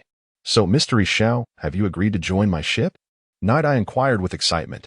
The prospect of such a formidable individual aboard his vessel not only promised powerful combat capabilities, but also the potential to create a wealth of high-quality resources. This thought filled Night Eye with exhilaration. "Let us await the arrival of Admiral Zifa's warship before we depart. There are no souls here whom we wish to save, and we have no authority over those who are earnestly seeking a better life." Night Eye spoke calmly. "My lord, you truly are different from other navies." Mr. Xiao's address shifted to my lord, signifying that Night Eye had, at least for the moment, earned his respect. "Let us drink." As time passed, they had spent 3 days on Ataya Island. By estimation, Zifa and his crew would arrive in approximately a week. During this period, Night Eye's strength and combat prowess had significantly improved, thanks to the valuable training sessions with Mr. Xiao. Coupled with occasional raids on Becky and efforts to appease Xiao, these were indeed fruitful days. In the afternoon, Tataya Island welcomed a new visitor, a pirate ship modeled after a flamingo, signaling the arrival of the notorious bounty of 68 million Don Quixote da Flamingo. Upon sighting the vessel, Tina promptly sought out Night Eye. "Colonel Night Eye," Tina called out, "members of the Don Quixote family have arrived, including Don Quixote da Flamingo." Upon finding Night Eye, she relayed the news directly. "Da Flamingo? He is quite a troublesome individual. Do you require my assistance?" With a smile, he grasped his sword with ease and spoke with an air of nonchalance. In his eyes, Da Flamingo was merely a child. "There's no need. This fellow may not have come seeking trouble after all," Mr. Ishii remarked. "Let us go meet him together." Night Eye, equally composed, added, "Understood. I shall follow Tina." With that, Tina promptly set off in the direction of Da Flamingo. Chapter 67. Meeting Don Quixote. Soon, the trio arrived at the main road of Tataya Island. Don Quixote da Flamingo, Treble, Diamante, Corazon, Gladius, Monet, Baby 5, Dellinger, and a little brat. Upon seeing the members of the Don Quixote family approaching, Tina quickly called out their names. It is noteworthy that among them were 3 high-ranking officials. This implies that they had only left the capable Pika to defend their headquarters. "Colonel Yitong, are you interested in a discussion?" Da Flamingo inquired with his characteristic warmth. "I am indeed interested," Colonel Yitong replied with a smile. "I jest. With so many formidable individuals here, the potential for valuable gains is immense. As an advocate for environmental preservation, I cannot possibly decline the opportunity to engage with them. We have a tavern nearby. Let us proceed there," Da Flamingo stated decisively, leading the way. "Colonel, we are the Navy. Is it truly wise to converse with this individual?" Tina expressed her concerns with evident trepidation. "Fear not. Joker is not one to act recklessly," Yitong reassured her as he continued onward. Seeing Yitong's determination, Tina felt powerless to dissuade him. Though uncertain, her companion, unlike Tina, maintained a calm demeanor, silently following in Yitong's wake. Before long, they arrived at the Flamingo Tavern. One could hardly overlook Da Flamingo's penchant for flamingos, as they adorned the establishment in abundance. "Colonel Yitong, I have heard whispers regarding your affairs, and I find them quite intriguing. I admire both your prowess and your stance on pirates. Shall we consider a collaboration?" Da Flamingo was forthright in his proposal. "I would be amenable to collaboration. However, I seek clarity on your demands," Yitong replied thoughtfully. "You must understand, our positions are somewhat precarious. I require from you a legitimate identity. In return, we can provide your forces with weaponry, ensuring they are no longer threatened and are empowered to defend themselves. Doflamingo asserted confidently. He was aware that the Navy likely aspired to establish their influence across the seas, gradually eliminating pirates one by one. Such a strategy was indeed astute and carried minimal risk. Were he in the Navy's shoes, he might have chosen a similar approach. Provision of weaponry? I suspect there may be a misunderstanding regarding my intentions. Perhaps you could start by creating some refuse?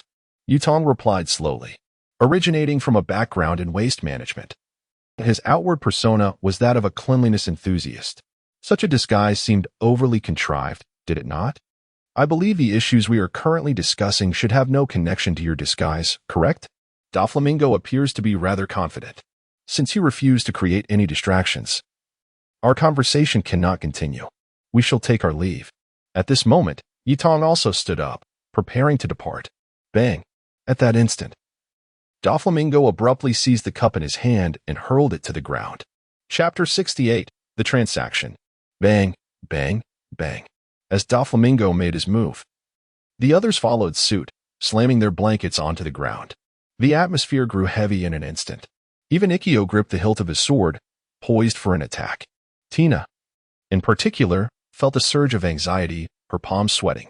After all, there were numerous formidable pirates worth millions lurking nearby. Exactly. As I mentioned, we must create some refuse if we are to continue our discussion, Night-Eye proclaimed as she produced a broom and began to sweep the floor. Observing her actions, Ikkyo's demeanor softened. Tina recalled Night-Eye's words and felt reassured. However, Doflamingo's crew was left bewildered, watching Night-Eye clean right before them. Moments later, Night-Eye efficiently cleared the debris from the ground. All right, let us resume our conversation. Where were we? She inquired as she settled back down. Flaw, flaw, flaw, flaw. Night-Eye, you truly are a straightforward individual. With your talents, I am certain you can assist me in acquiring a prestigious identity, Doflamingo stated once more. Upon hearing this, Night-Eye recalled a significant scheme, the matter of the 7 warlords. Yet, that was a concern for a later time. I can grant you an identity, a most advantageous one at that. However, I have a stipulation. Once you have established your identity and territory, you must send me a delivery once a month. Delivery? Absolutely not. I can only provide you with access, Doflamingo promptly refuted. He was aware that while he might not profit from Night-Eye, he certainly would not incur losses. After all, no one could predict how vast Night-Eye's influence would grow. A single delivery could lead to his financial ruin. I meant the refuse from your entire territory. Despite not fully comprehending Doflamingo's ulterior motives, Night-Eye was certain they did not align with her request. Refuse. In an instant, the members of the Don Quixote family were left in stunned silence. What on earth did this individual intend to achieve? Though he had consistently championed the cause of refuse removal, who would be so mundane as to pursue it so fervently? Reflecting on Night-Eye's previous actions, Doflamingo found himself at a loss. He despised ambiguous collaborations. If he could not grasp the situation, he would rather forego the deal entirely. Yet, this transaction appeared to offer boundless benefits to them. Aside from the minor inconvenience, it required no true cost. Are you suggesting that you have a peculiar obsession with refuse removal? Night-Eye inquired, her brow furrowed in confusion. No. Such an elegant hobby is likely exclusive to you, Night-Eye. Very well, I shall agree to your terms.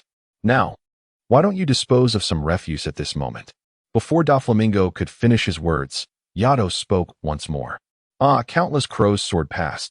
As Doflamingo and his companions created a few more disturbances, they were nearly on the brink of an explosion. Satisfied, Yato departed from the scene. Thousands of valuable points were collected, along with various fundamental attributes, and even the Conqueror's haki. Indeed, Doflamingo proved to be somewhat useful. Chapter 69, Departure from Tat-Eye Island. Doflamingo. Must we truly collaborate with the Navy? If so, our actions will be severely restricted. Tori Bowl expressed his doubts. Restrictions may indeed apply, yet we shall also gain power. Once we have secured their acknowledgement, we can conduct many affairs openly. Knight spoke with a calm demeanor as the three returned to the warship. Mystery Shao, do you have any inquiries for me? Knight inquired leisurely. Why ally with such nefarious pirates, merely for refuse? Ishao pondered. While he could comprehend Knight's desire for arms to fortify his own faction, the rationale behind collaborating with Doflamingo eluded him. Do you know what Doflamingo's previous identity was? Knight asked nonchalantly. Pray tell, my lord, Ixao replied with an air of formality. The Don Quixote family is not merely a title Doflamingo bestowed upon himself. They were once one of the 20 members of the Don Quixote family. Knight began to unveil the secrets of this world. You mean to say his goal is to reclaim his celestial dragon status? Ixao queried, perplexed. Even if that were the case, it does not clarify why Knight would ally with Doflamingo. While such thoughts may linger in Doflamingo's mind, his current ambition was to become the sovereign of the underworld. What he seeks is status, while I require refuse. Most significantly, once he possesses a legitimate identity, it will ostensibly diminish the world's evil, Knight declared directly. Upon hearing this, Ixao seemed to grasp a fragment of understanding, yet remained shrouded in uncertainty. Nevertheless, since he had chosen to follow Knight, he would not contest his decisions. Thus far, Knight had not disappointed him. 5 days later, 2 swift vessels accompanied by 2 warships arrived. Unfortunately, among the newcomers, there were no significant figures. Being coerced by Zifa to procure refuse was already a lamentable circumstance. To have them deliver warships to Knight would be a veritable nightmare. Even Rear Admiral Salakar, responsible for escorting the warships, halted several hundred nautical miles away. After receiving the warships, Knight arranged for Becky before taking his leave. As for Doflamingo, he departed the following day. After all, having someone arrive thrice a day to collect refuse was unbearable, and they could no longer endure it, opting to leave. Thus, remaining on Tat-Aya Island served no further purpose. Other pirates had not returned within 10 days. As for the towns here, they have long ceased to harbor any refuse. Otherwise, a naval force would be incessantly deployed to scour for litter, which is rather disconcerting. Even after Yitong's departure, the locals have steadfastly maintained their habit of upholding cleanliness. After all, it has been a fortnight of this practice. Everyone has grown accustomed to automatically cherishing hygiene. At this moment, Yitong and her companions have set forth towards their next destination. Chapter 70. The Reaction of Marineford. The 7 Warlords Approved. Marineford. Carp. Could you refrain from eating during the meeting? Sengoku remarked with a hint of irritation, eyeing Carp who was munching on senbei. You have seen the message from Night Eye. This is your disciple. You ought to provide an explanation. What explanation should I offer? I believe this approach is quite commendable. Let us cast them all into the new world. Is it not beneficial for pirates to keep each other in check? Carp responded candidly. Carp found himself in an inexplicable position regarding Night Eye's decision. It struck him as potentially advantageous, yet it was also fraught with complications. However, it soon became clear to Carp why this was the case. It was due to the refuse.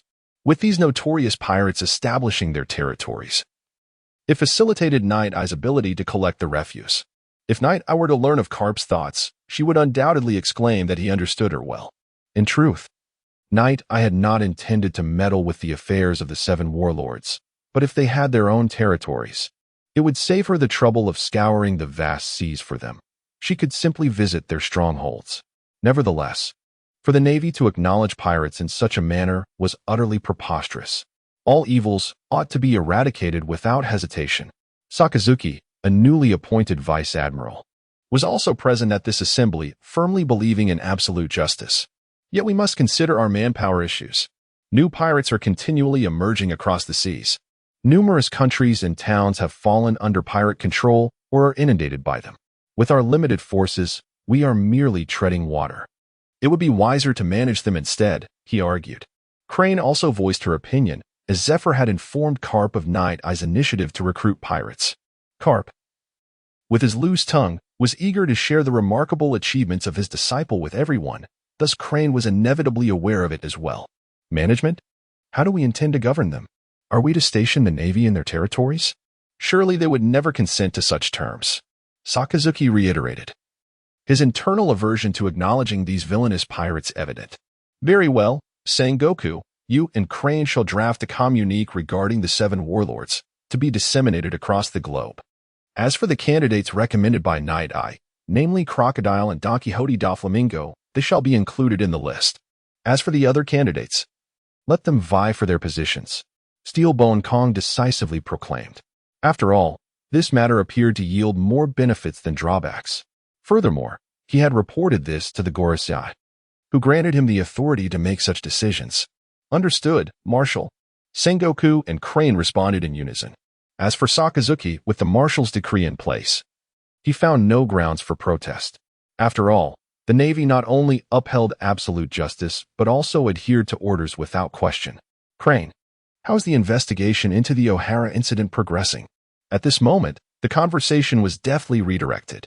Over here, in the West Sea, Night-Eye, at this juncture, remained oblivious to the fact that the information she had transmitted had already been embraced. They were currently navigating the vast ocean. Due to the increase in personnel, both sides had acquired the necessary manpower for training. At this moment, Tina was engaged in her training, while Yakos was occupied with the creation of delicate items for Night-Eye. Chapter 71. The Slave Trader, the Viper. 7 days later. Sir, there is a pirate ship ahead, exclaimed Yi Xiao, who had been rolling dice with Yi Tong. Where there are pirates, you cannot escape. You are destined to lose this round. Yi Tong unveiled his dice cup, revealing 3 sixes. Ha ha ha, indeed, relying on brute force does not guarantee luck in gambling. Yi Xiao chuckled, producing a single belly from his pocket and handing it to Yi Tong. This too is a form of training. Instinctively, Yi Tong responded and then proceeded to the bow of the ship. Tina, prepare for battle. Akos, this time the fight is entrusted to you all. Having subordinates is truly a comfort. I need not engage personally. I shall focus solely on clearing the debris afterward. Understood, Colonel Yi Tong. Tina and Akos replied in unison, swiftly organizing their crew for combat.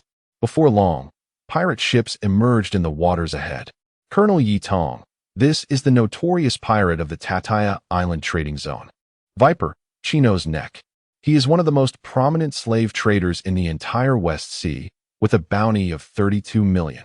Soon, the opposing pirate flag came into view. Tina promptly retrieved the intelligence report and conveyed it to Yi Tong. The trading zone is for slave transactions? Yi Tong paused momentarily, recalling his previous visit to the trading zone where he had not encountered any slaves, only ordinary wares. Their trading partners were not the island's inhabitants, hence their absence. However, the report explicitly states this. They must have established trading partners, Tina remarked thoughtfully. Established partners, and they don't seem particularly fearful of the Navy either. Interesting indeed. Yi Tong mused. Let us approach without initiating hostilities. With a swift change in strategy, he issued his command. Soon, the naval ship and the pirate vessel were face to face. Whoosh. Without hesitation, Yi Tong leaped onto the enemy ship with a moonwalk. May I inquire what brings you aboard my vessel, esteemed Navy Colonel? The pirates hardly noticed his presence as their captain, Viper, Chino's Neck, approached nonchalantly. Nothing urgent. I merely noticed your ship appears rather unkempt, and I thought I might tidy up before taking my leave. Yi Tong replied, promptly commencing his cleaning duties. At that moment, Chino's Neck had prepared a sum of belly, intending to dismiss Yi Tong.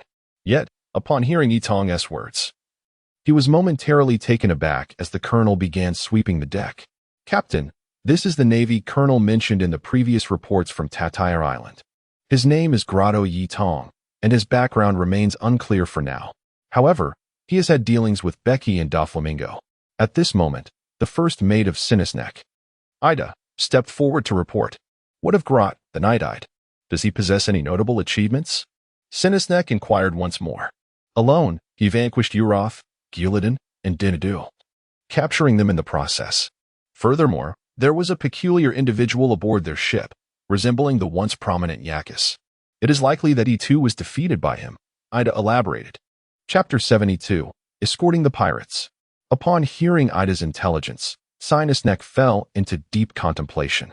The information regarding the Night-Eye was perplexing. Some pirates ignored it, while others either recruited or captured individuals. However, the most peculiar aspect was that this individual harbored an unusual obsession with cleaning up refuse. As long as he caused no trouble, he was left to his own devices. Should he stir up discord, there was no fear.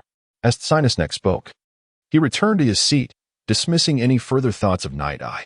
Meanwhile, Tina and the others lingered awkwardly aboard the ship.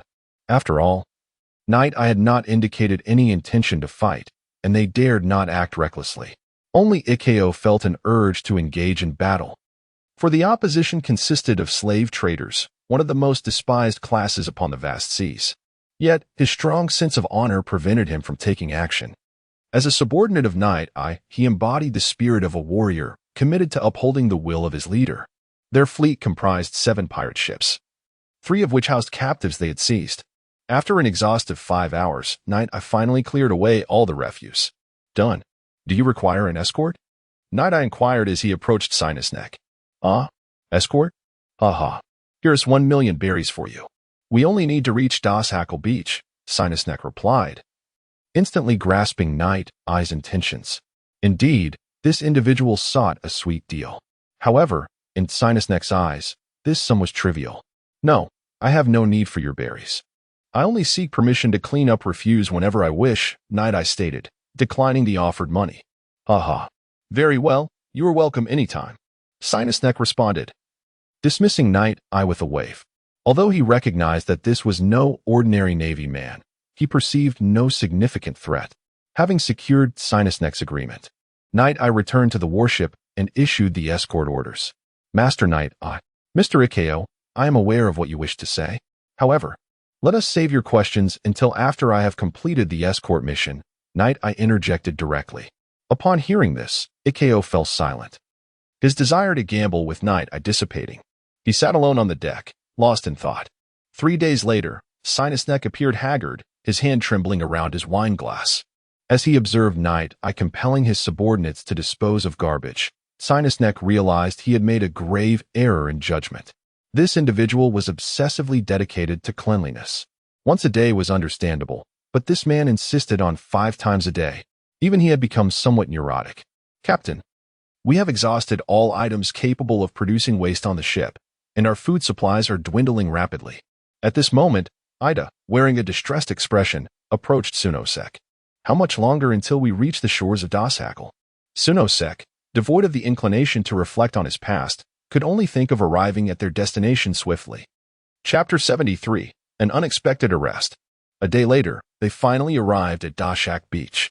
Due to the absence of essential supplies on board, Night Eye had discarded what was deemed unnecessary as refuse, thereby significantly enhancing their speed.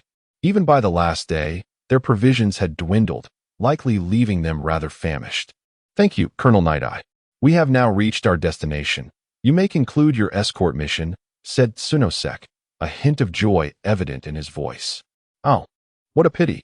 I had hoped to spend more time with you, Night Eye replied casually. By the way, is the rendezvous with the trading partner to take place here? This is neither an island nor simply a beach. Moreover, this beach only appears during certain days due to the tides. Dashak Beach is visible only when the sea level is low, which occurs for 1 week at the beginning of each month. Indeed. So, Colonel Night Eye, are you interested in staying to witness the proceedings? Sunosek asked directly. However, it seems they have yet to arrive, Night Eye remarked cryptically. Upon hearing Night Eye's words, Sunosek felt a twinge of confusion but instinctively nodded. Mr. Ishiao, take action. Suppress them all. Night Eye declared with an air of calm. What do you mean? Are you intending to? Sunosek began, but was interrupted by a sudden burst of sound. You, blind fool, do you wish to, at that moment? An overwhelming force of gravity descended upon Sunosek, pinning him to the deck. I am Ishiao, Colonel Night Eye's guard, at your service. With that, Ishiao intensified the gravitational pressure, rendering all the pirates helpless and silent upon the ground. Tina, apprehend all the officers here. We have sea prism stone handcuffs, correct? Those with devil fruit powers must be restrained. The other pirates can be disregarded, Night Eye commanded once more. Upon hearing Night Eye's orders, a multitude of Navy soldiers surged forward, having been pent up with frustration over the past few days. As representatives of justice, they were not only tasked with escorting pirates but also endured their scornful jibes. Had it not been for Night Eye's established reputation, they might have resorted to violence. Thus, when Night Eye issued this command, the Navy personnel exhaled in relief. Soon, all the pirate officers were captured and brought aboard the warship. Tina, you must navigate the ship away first. Return here in 2 days to meet with me. Night Eye whispered some additional instructions into Tina's ear. But will this plan truly work? Tina hesitated upon hearing Night Eye's scheme. After all, such matters somewhat contravene the will of the Navy. Shall I then abandon these slaves, allowing them to perish? Night Eye spoke with an air of indifference. No, that cannot be. Tina understood. After uttering this, Tina departed with 3 warships. With Yakis and Tina present, Night Eyes harbored no concerns for their safety. Mr. Xiao, henceforth, I shall reveal to you my sense of justice. Upon finishing her words, Night Eyes also shed her cloak of righteousness. Chapter 74. Purging the World Nobles. A day later, the Das Hackle Beach welcomed new visitors. It was the vessel of St. Curicados, and one of the pirates beside Yi Tong, the former strategist of the Poison Snake Pirates, spoke with a quiver in his voice. Are you truly going to take action against the world nobles? Though trembling before St. Curicados, it was the fear of offending the world nobles that made him uneasy. Yet, it seemed that Yi Tong's intentions did not involve appeasing the celestial dragons, which only exacerbated Ida's restlessness. Celestial dragons, you say? I wondered where your audacity stemmed from. Showing no fear, even in the presence of a warship, Yi Tong addressed Mr. Xiao. Once we board, leave no slaves behind. Is that feasible? I shall heed Master Yi Tong's directives, Mr. Xiao affirmed, recognizing his role as Yi Tong's subordinate. Very well, let us proceed. Upon uttering these words, Yi Tong activated his abilities, soaring alongside the two towards the grand ship. St. Curicados, someone approaches. The crew aboard the Celestial Dragon's vessel noticed their arrival. Oh, let me see. Indeed, they can fly. These two must belong to the ship of Sinus Neck. We shall take them back to Mariawa. St. Curicados declared, perceiving the rarity of such beings as valuable additions, whether as slaves or guards. Both would enhance his prestige. To fly without wings is far more intriguing than those avian folk. Thud, thud. The two landed upon the ship. Hey you. Before the guard could finish his words, Yi Tong's Murakumo sliced through the air with a mesmerizing arc, a splatter of crimson cascading to the ground. I beg your pardon, but I have no interest in conversing with you. Upon boarding, Yi Tong immediately activated his observation haki. Only to be met with dismay, there was not a speck of refuse on the ship. Alert! We are under attack. Someone has assaulted the Celestial Dragon's vessel. Just as they attempted to relay this information, an overwhelming pressure enveloped everyone aboard the ship. Although not lethal, it rendered them immobile.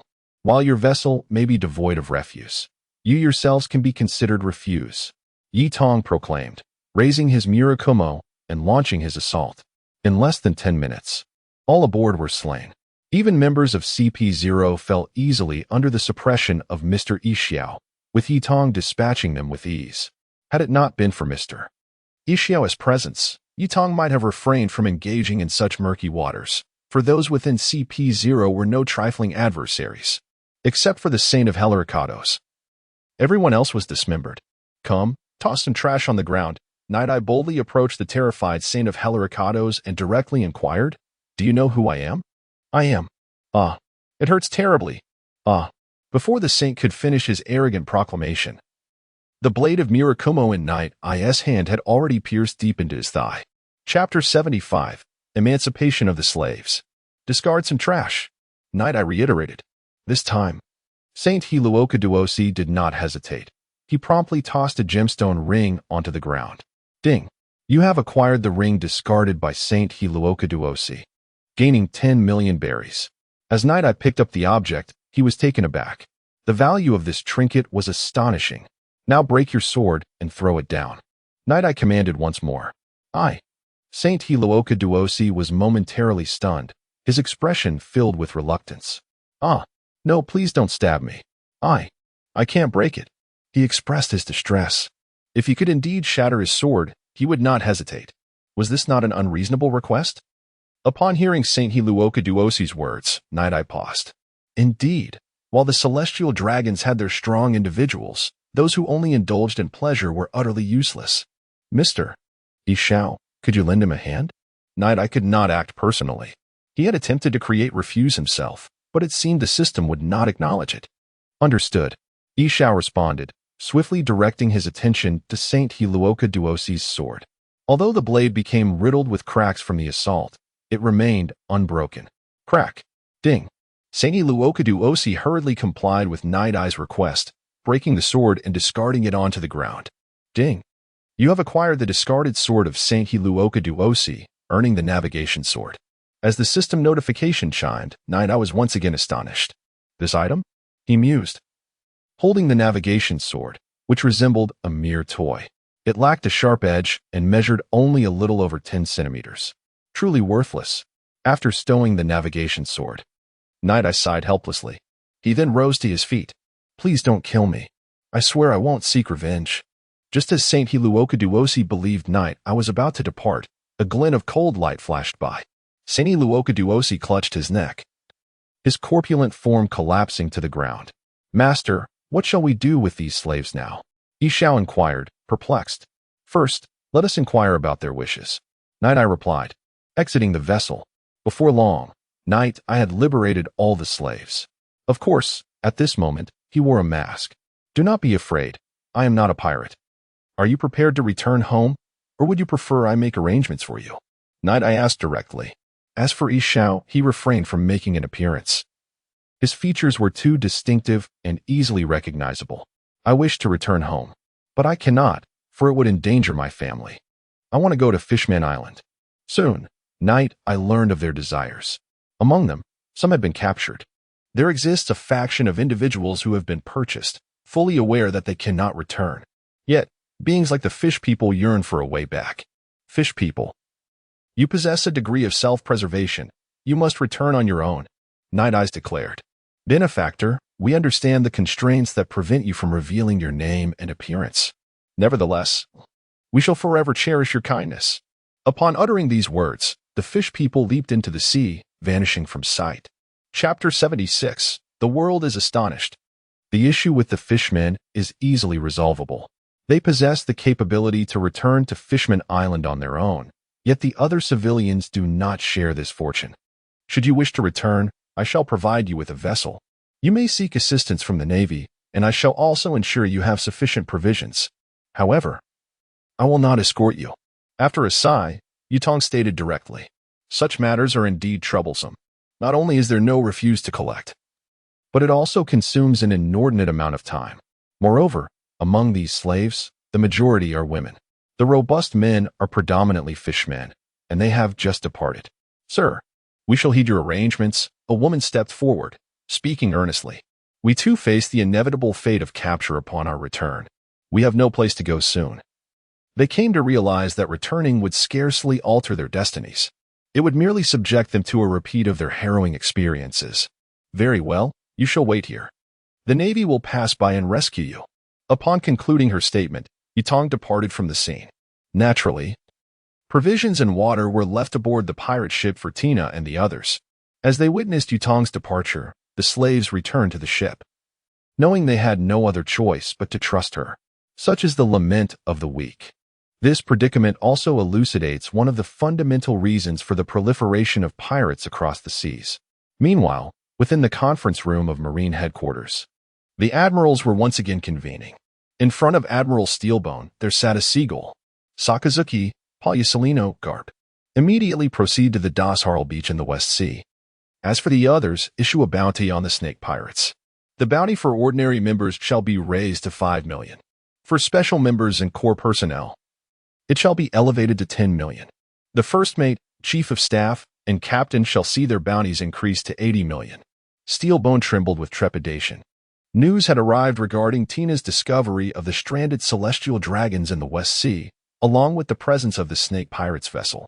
Consequently, countless seagulls took flight from Marine headquarters, igniting a fervor across the seas. It had been an eternity since anyone dared to lay hands on the celestial dragons. The snake pirates were thus branded as the most nefarious villains of the ocean. The 5 elders contacted Steelbone, berating him mercilessly. Concurrently, the celestial dragons became increasingly cautious, venturing out only with a formidable retinue of guards. At this moment, Yutong had returned to the warship. After changing into fresh attire, she and Yishao sat upon the deck. Tina and the others understood that the two had matters to discuss and therefore kept their distance.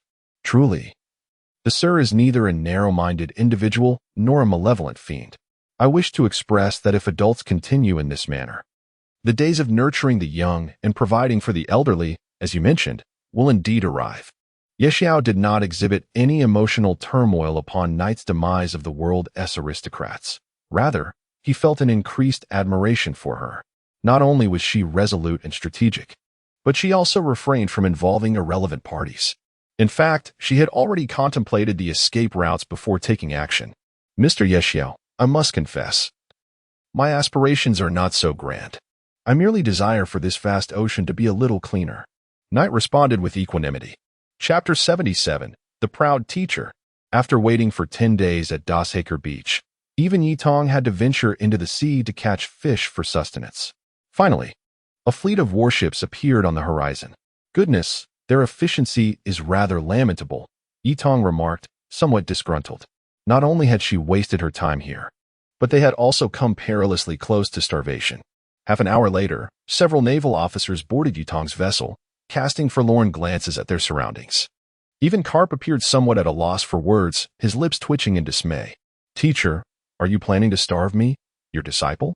Yi Tong approached Carp, voicing her complaint.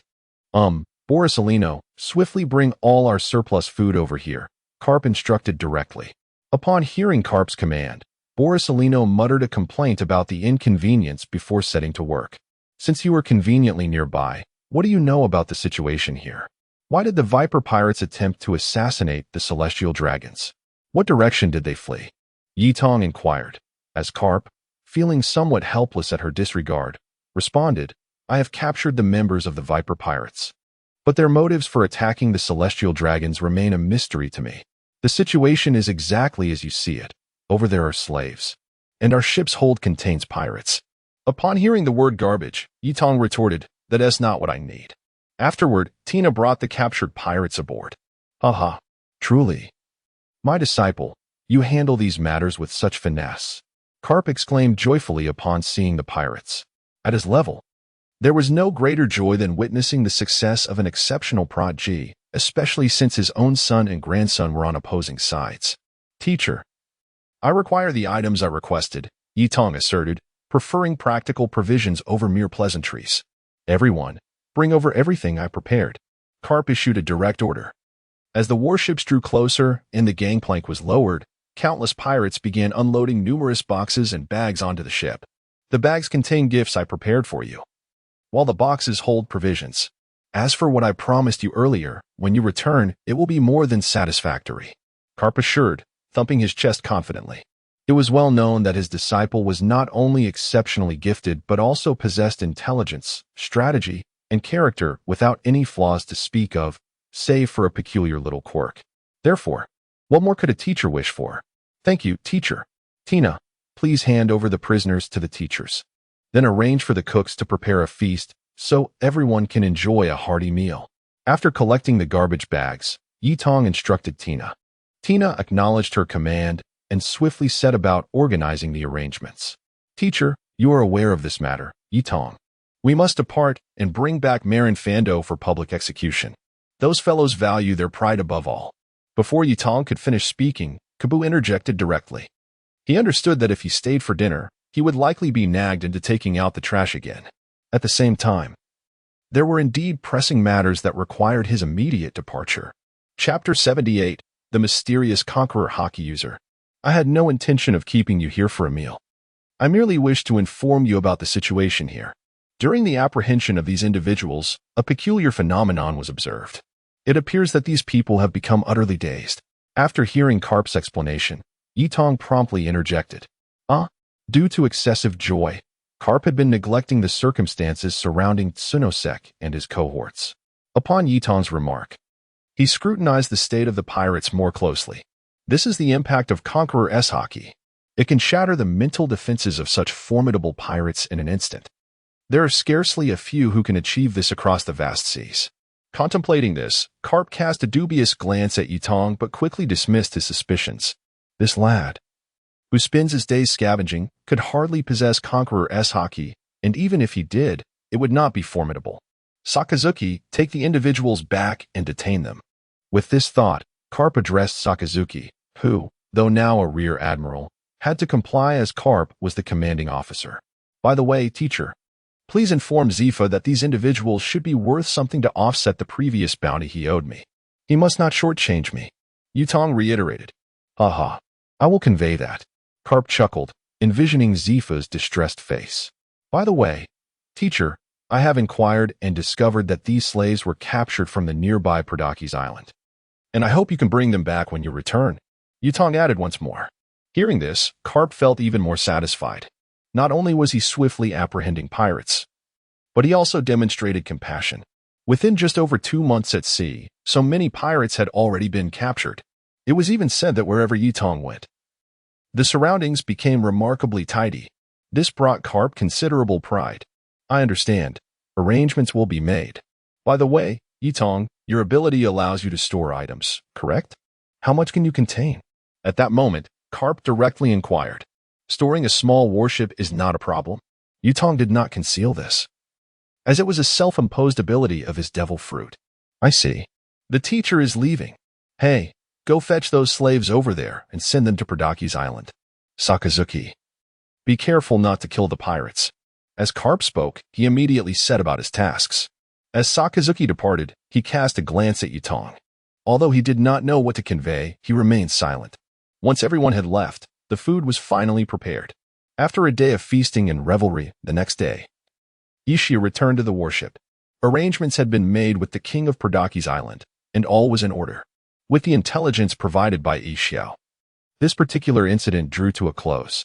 Night Pupil and his companions resumed their explorations in the West Sea. His intention was to commence from this point and proceed to Ohala for further investigation. Once his identity as one of the 7 warlords was firmly established, preparations for their return journey commenced. Chapter 79, An Indomitable Brilliance. A solitary seagull soared overhead. A newspaper, please. Night-Eye raised her hand and called out loudly. Soon. The seagull descended before her, collected a payment, and delivered a newspaper before taking flight once more. Indeed, had the execution taken place? Moreover, it was reported globally. How peculiar that there was still no information regarding the 7 warlords. Night-Eye pondered, glancing at the newspaper with a tinge of confusion. Given the speed of the Navy in this region, news should have emerged swiftly, shouldn't it? A thought struck her. This coalition of pirates to govern their own kind was hardly a commendable approach. Until tangible results were achieved, it was likely that the Navy would refrain from extensive announcements. At that moment, Night-Eye's gaze fell upon the name of Monkey D. Dragon. The subsequent description caught her attention. Deserted the Navy, attacked O'Hara, and stole books. Bounty, 150 million. This was odd. Dragon was not even flying the flag of the Revolutionary Army at present. How could he possibly warrant such a high bounty? The news had been released 4 days prior. By her calculations, Dragon should still be in the West Sea. With that thought, Night-Eye took out her only transponder snail. North route, north route. Sir, do you have any instructions? Upon answering the call, Dragon spoke with palpable excitement. They had acquired treasures in O'Hara that were anything but ordinary. They had even managed to bring along scholars capable of deciphering the true history. This was not an abduction. These scholars had chosen to follow him after hearing his speech. Naturally, such ideologies had leaked, leading to a significant increase in Dragon's bounty. Night-Eye, upon hearing this, felt a sense of exasperation. Indeed, altering history was no simple feat. Even if she had endeavored to keep Dragon's intentions concealed, such declarations would likely render that impossible. I am in the West Sea, on the verge of reaching Motatoni Island. I shall remain there for a week. You would do well to visit, Night-Eye said slowly. We are not far from your indicated location. Motatoni Island is quite close to Reverse Mountain. We are currently preparing to navigate through Reverse Mountain toward the New World. Dragon replied once more. Very well, we shall discuss matters further upon meeting, Night-Eye concluded, hanging up the call. Simultaneously, she felt a headache coming on. This man had an uncanny knack for stirring up trouble. She merely wished to tidy up the debris and perhaps eliminate a few scoundrels along the way. However, when it came to orchestrating such affairs, it truly became a source of annoyance. Sir, what troubles you so? At that moment, Ishiao approached, her brow furrowed in curiosity. Worrying about this world, Night-Eye replied. As Yutong spoke, she retrieved the trash bags previously sent by Cap, beginning the task of sorting through the refuse. It was only through such mundane activities that she could momentarily escape the throbbing troubles plaguing her mind. Ding! She found a cap. With each melodious notification echoing in the air, Yutong's spirits began to lift. Noticing the shift in her emotions, Yixiao refrained from further inquiries and quietly settled beside her. 2 days later, they arrived at Motatoni Island. Chapter 80. You all chat. I'll go pick up some trash. Motatoni Island bears a resemblance to Rogue Town in the East Sea. It serves as a crucial waypoint for those navigating from the West Sea to the New World, resulting in a commendable level of population and prosperity. Nevertheless, it still pales in comparison to Rogue Town, which holds a sanctified status among all pirates, being the place of both endings and beginnings. Night-Eye. What should Tina do now? Upon arriving at Motatoni Island, Tina pondered aloud. Tina, you should first gather intelligence and then explore the area. There are 8 million here. You must spend it all before returning, Night-Eye replied, handing her a bag. Tina understood and took the bag before departing promptly. Baidoc. You are tasked with procuring the necessary ingredients and fresh water. Here is 10 million. Buy whatever you deem fit, Night-Eye instructed Baidoc directly. Understood, Night-Eye, Baidoc acknowledged. Having served as head chef for quite some time, he was well aware of Night-Eye's emphasis on food. As Night-Eye often said, food is paramount for the people. Yax, you are in charge of taking your crew out for merrymaking and, in the process, generating some refuse. Oh. And don't forget to utilize your abilities. Night-Eye handed Yax a bag, encouraging them to indulge. The remaining sailors would join in for some drinks. As Night-Eye believed that after the monotony of sailing, relaxation was essential. Although their combat prowess may not be particularly formidable, whether as helmsmen, gunners, combat troops, or navigators. Without them, Night-Eye would likely have no idea where she would end up on her solitary voyage. Mr. Yixiao, come with me to meet someone. Upon stepping onto the island, Night-Eye noticed a mark left by Dragon. All right, Yixiao responded succinctly. Before long, they arrived at a modest tavern. Is this the Night-Eye boy? Indeed, he is quite different from the other boys. Upon entering, Ivankov approached with a flurry of enthusiastic praise. Ah, Ivankov, Dragon, have you found your partner so swiftly? Night-Eye expressed a hint of exasperation, primarily due to Ivankov's overwhelming fervor. Most importantly, he was not keen on undergoing any hormonal transformations. My dear, you know Ivankov, so I won't bother with introductions. This is... Dragon turned to Yixiao. Speaking slowly, as Night-Eye had not previously mentioned bringing anyone along. This is my bodyguard, Mr. Yixiao. All right. You two converse and generate some refuse while I tend to some other matters. I shall return shortly, Night-Eye declared before swiftly departing. It was clear that Night-Eye had been suppressing his frustration since arriving. With so much trash around, he hardly had the inclination to engage in conversation with Dragon. Thus, one must first send a smile their way, as these two individuals should find common ground in their conversation. Following that, my task is to swiftly rid this place of all its refuse. After all, I aspire to be the king of cleanliness. Subsequently, the nightmare of Motatoni Island commenced. A formidable naval captain scoured the area for litter, leaving no stone unturned, whether it be an underground casino or a certain trading zone. The phrase they heard most frequently was, "Hey, hurry up and create some trash." Chapter 81. A smile of conviction. In merely a day's time, whether pirates, merchants, or even the humble populace, all had their homes pillaged. Although no formidable artifacts or skills were procured, a substantial accumulation of pickup value was amassed. Night-Eye's current objective was to gather 300,000 to exchange for Isthetha's imperial weapon, the Essence of Demons. This item surpassed even the ice fruit of Aokiji in its potency. Thus, the paramount concern at present was the collection of pickup value. After conducting a thorough sweep, Night-Eye returned once more to the tavern. At that moment, Dragon was engaged in a spirited discussion with Mr. Smile regarding the state of the world. Astonishingly, after an entire day, the two were still engrossed in their conversation. Mr. Dragon, do you not feel as though a drink shared with a kindred spirit is worth 1,000 cups? Night-Eye approached them, speaking softly. Indeed, Mr. Dragon is quite the remarkable individual. His thoughts and insights far surpass those of ordinary men. Mr. Smile offered his praise generously. It was rare to witness Mr. Smile extolling anyone in such a manner. Oh, I see. Dragon, are you prepared? Night Eye inquired once more. I have located an unclaimed sky island and intend to head to the South Sea to seek out an old friend, with him by our side. Our endeavors will be much more manageable, Dragon replied earnestly. You mean to find Bartholomew Kuma? Upon hearing Dragon's words, Night Eye immediately recalled the tyrant known as Kuma. You are acquainted with this individual, my lord? It appears that your choice of allies is indeed commendable. Dragon, upon realizing Night Eye's knowledge of Kuma, felt further assured in his decision. We can seek him out and request his induction into the Navy's 7 warlords, Night Eye asserted confidently.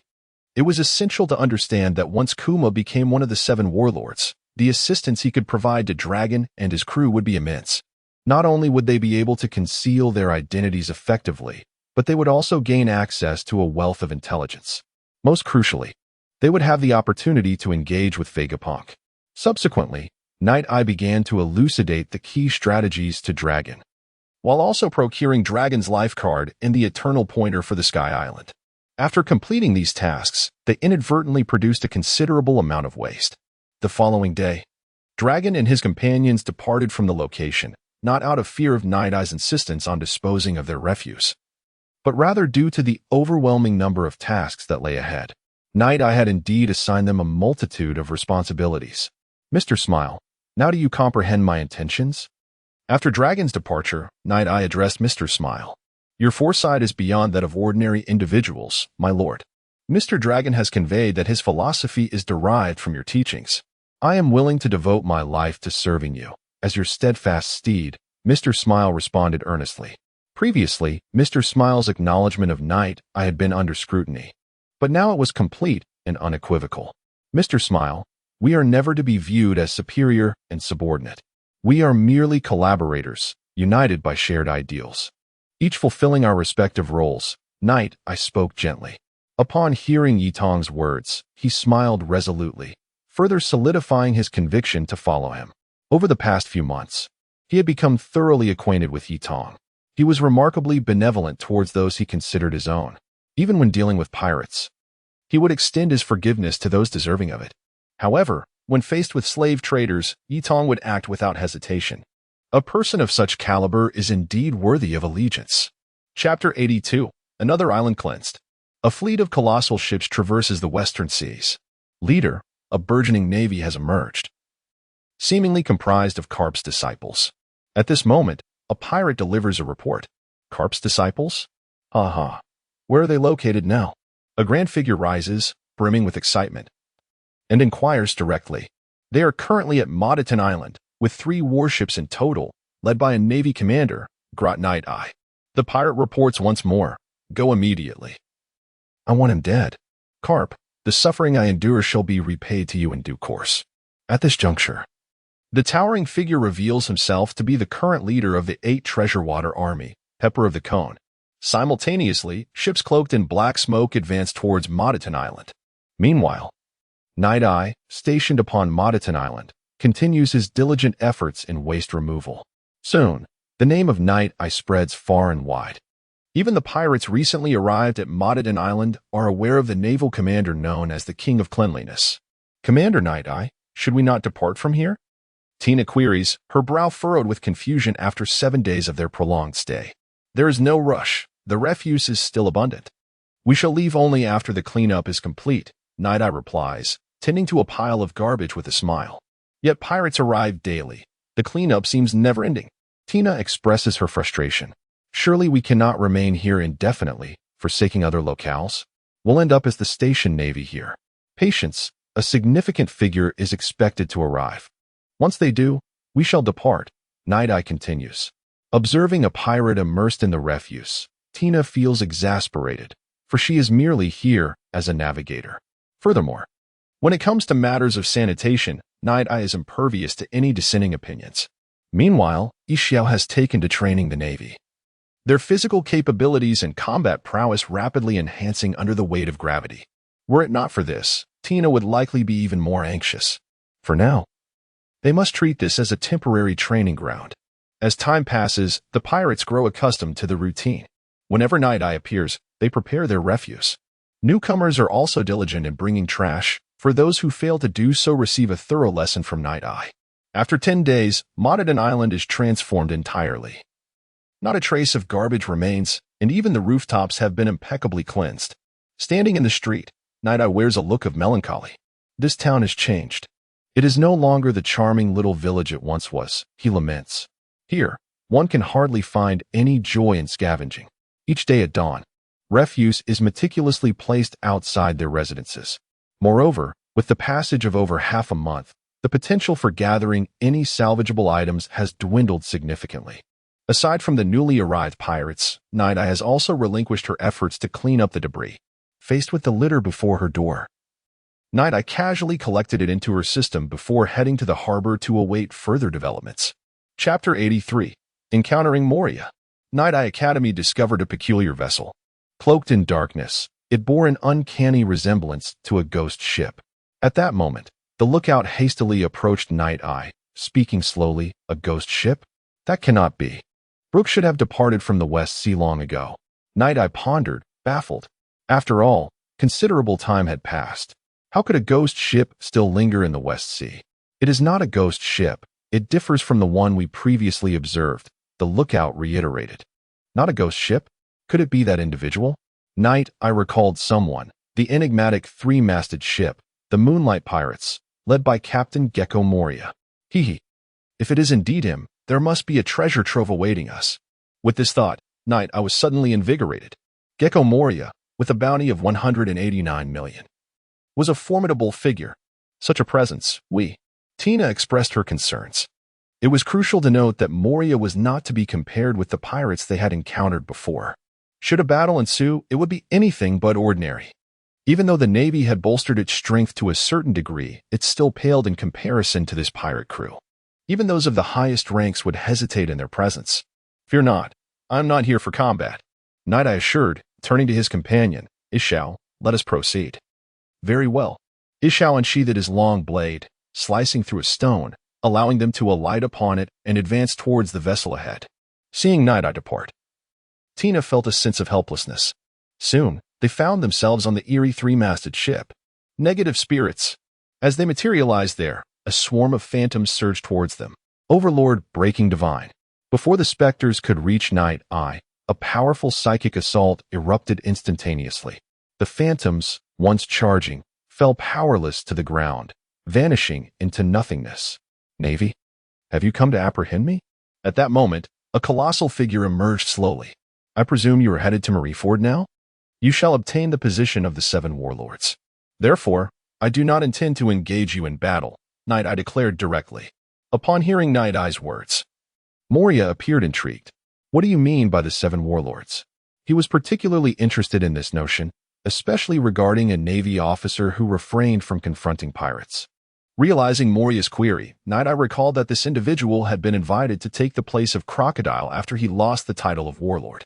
However, that was of little consequence. Currently, there were only 7 individuals eligible to be considered as warlords. As for Blackbeard, he is still aboard Whitebeard's ship. Soon, Yato conveyed to Moria the concept of the 7 warlords of the sea, as well as the privileges that accompany such a title. I presume you are suggesting I become one of the 7 warlords under certain conditions?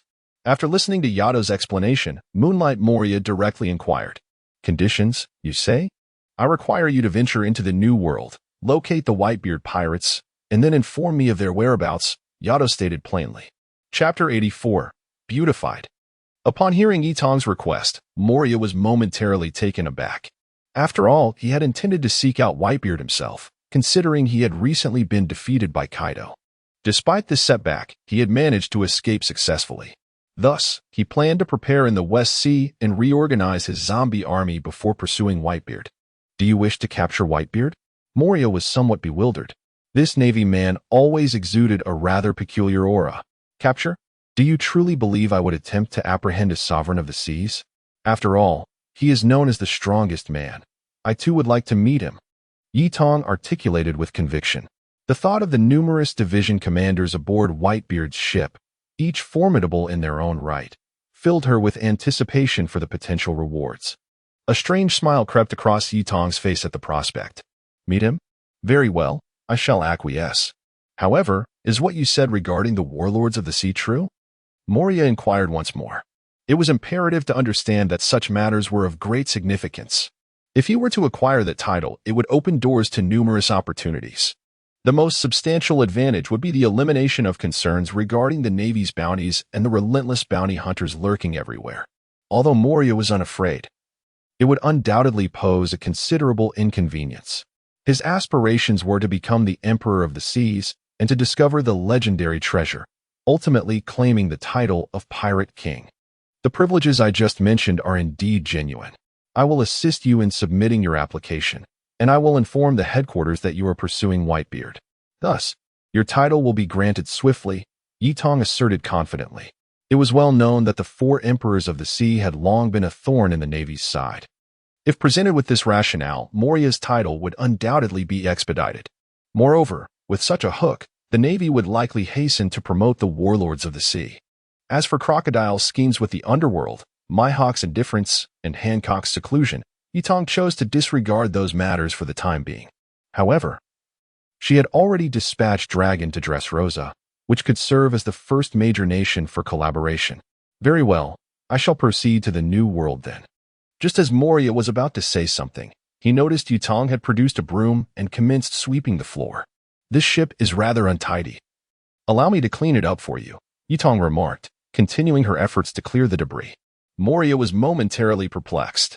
Half an hour later, all the rubbish had been removed. Your sails are also somewhat damaged.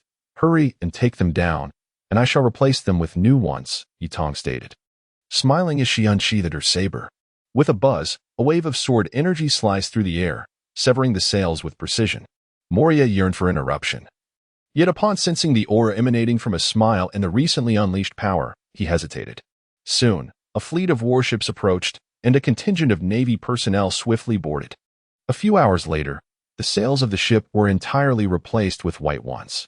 The once ominous black, 3-masted ship now gleamed with a newfound brilliance. The eerie atmosphere that had previously enveloped it vanished without a trace. Moria furrowed his brow. After all, he was Moonlight Moria.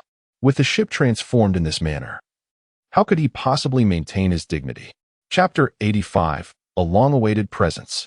Moria, wary of having his ship overly adorned, promptly took his leave after acquiescing to Knight's request.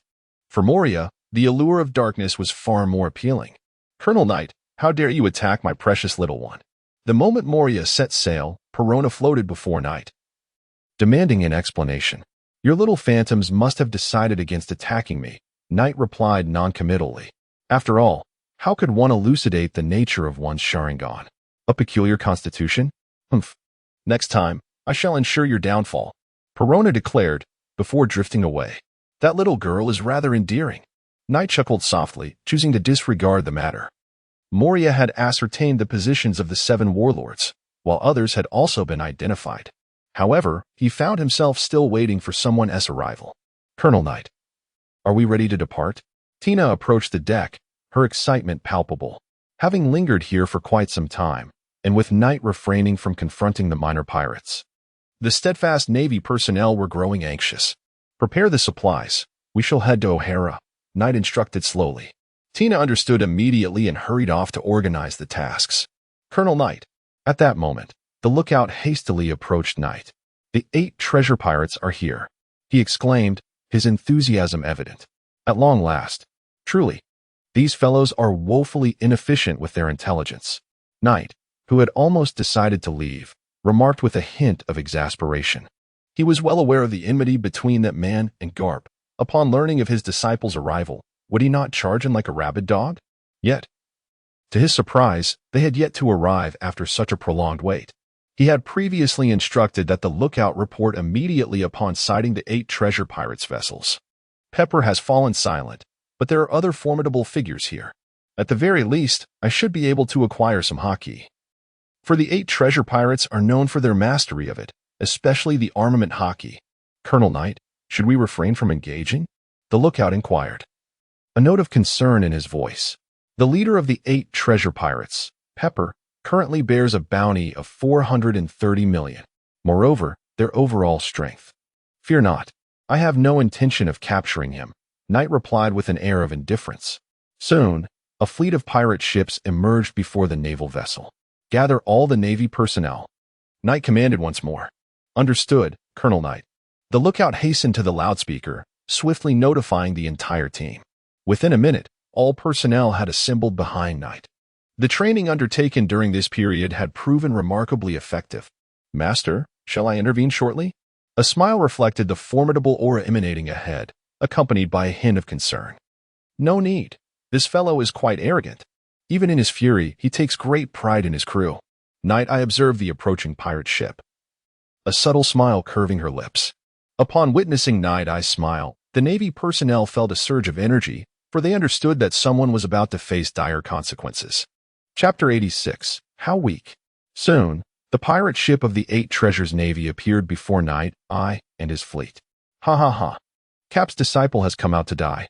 As long as you step forward to meet your fate, I shall spare the rest of your navy. With the emergence of the pirate ship, a rugged voice reached Knight Eye's ears. Everyone, prepare for battle. Tina stepped forward and spoke calmly. Yes. The Navy exuded an immensely powerful aura. Knight, I moved to the forefront. Leader Green Pepper, I have awaited your arrival. My mentor claims your 8 Treasures Navy is formidable. Yet in my eyes, your strength rests solely in yourself. The Navy I have trained surpasses you countless times. A slight smirk graced Knight Eye's lips as he spoke. What? Cap says we are strong? Ha ha ha, he knows this place. However, young one, your bravado is rather excessive, don't you think? I shall show you what a true Navy is. Upon hearing Knight Eye's words, Green Pepper instantly fell into the trap. When it came to anything regarding Cap, Green Pepper's intelligence seemed to vanish. Of course, Knight Eye was unfazed by Green Pepper, especially with Mr. Smile at his side. It should be noted that Mr. Smile's current strength could be likened to that of a Grand Admiral. A navy? I see nothing but water. Tina, Vice Captain Yakis. Show them what it means to be a military force. As Knight Eye spoke, he stepped aside, falling silent. Abu, you shall lead our forces.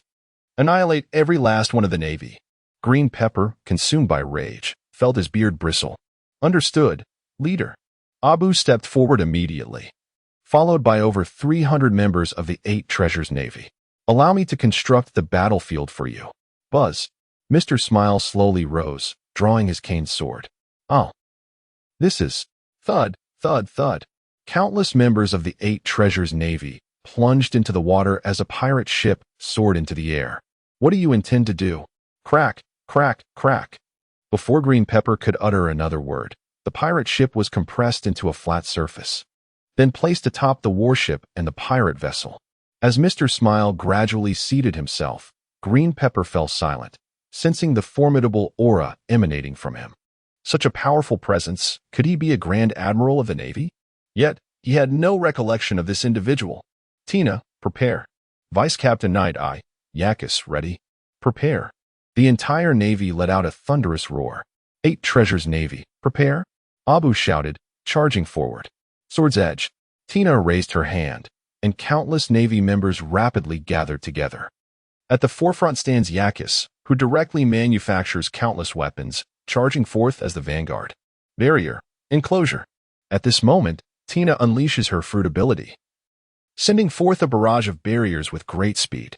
Bang, bang, bang. In the next instant, numerous Navy soldiers and pirates are embroiled in fierce combat.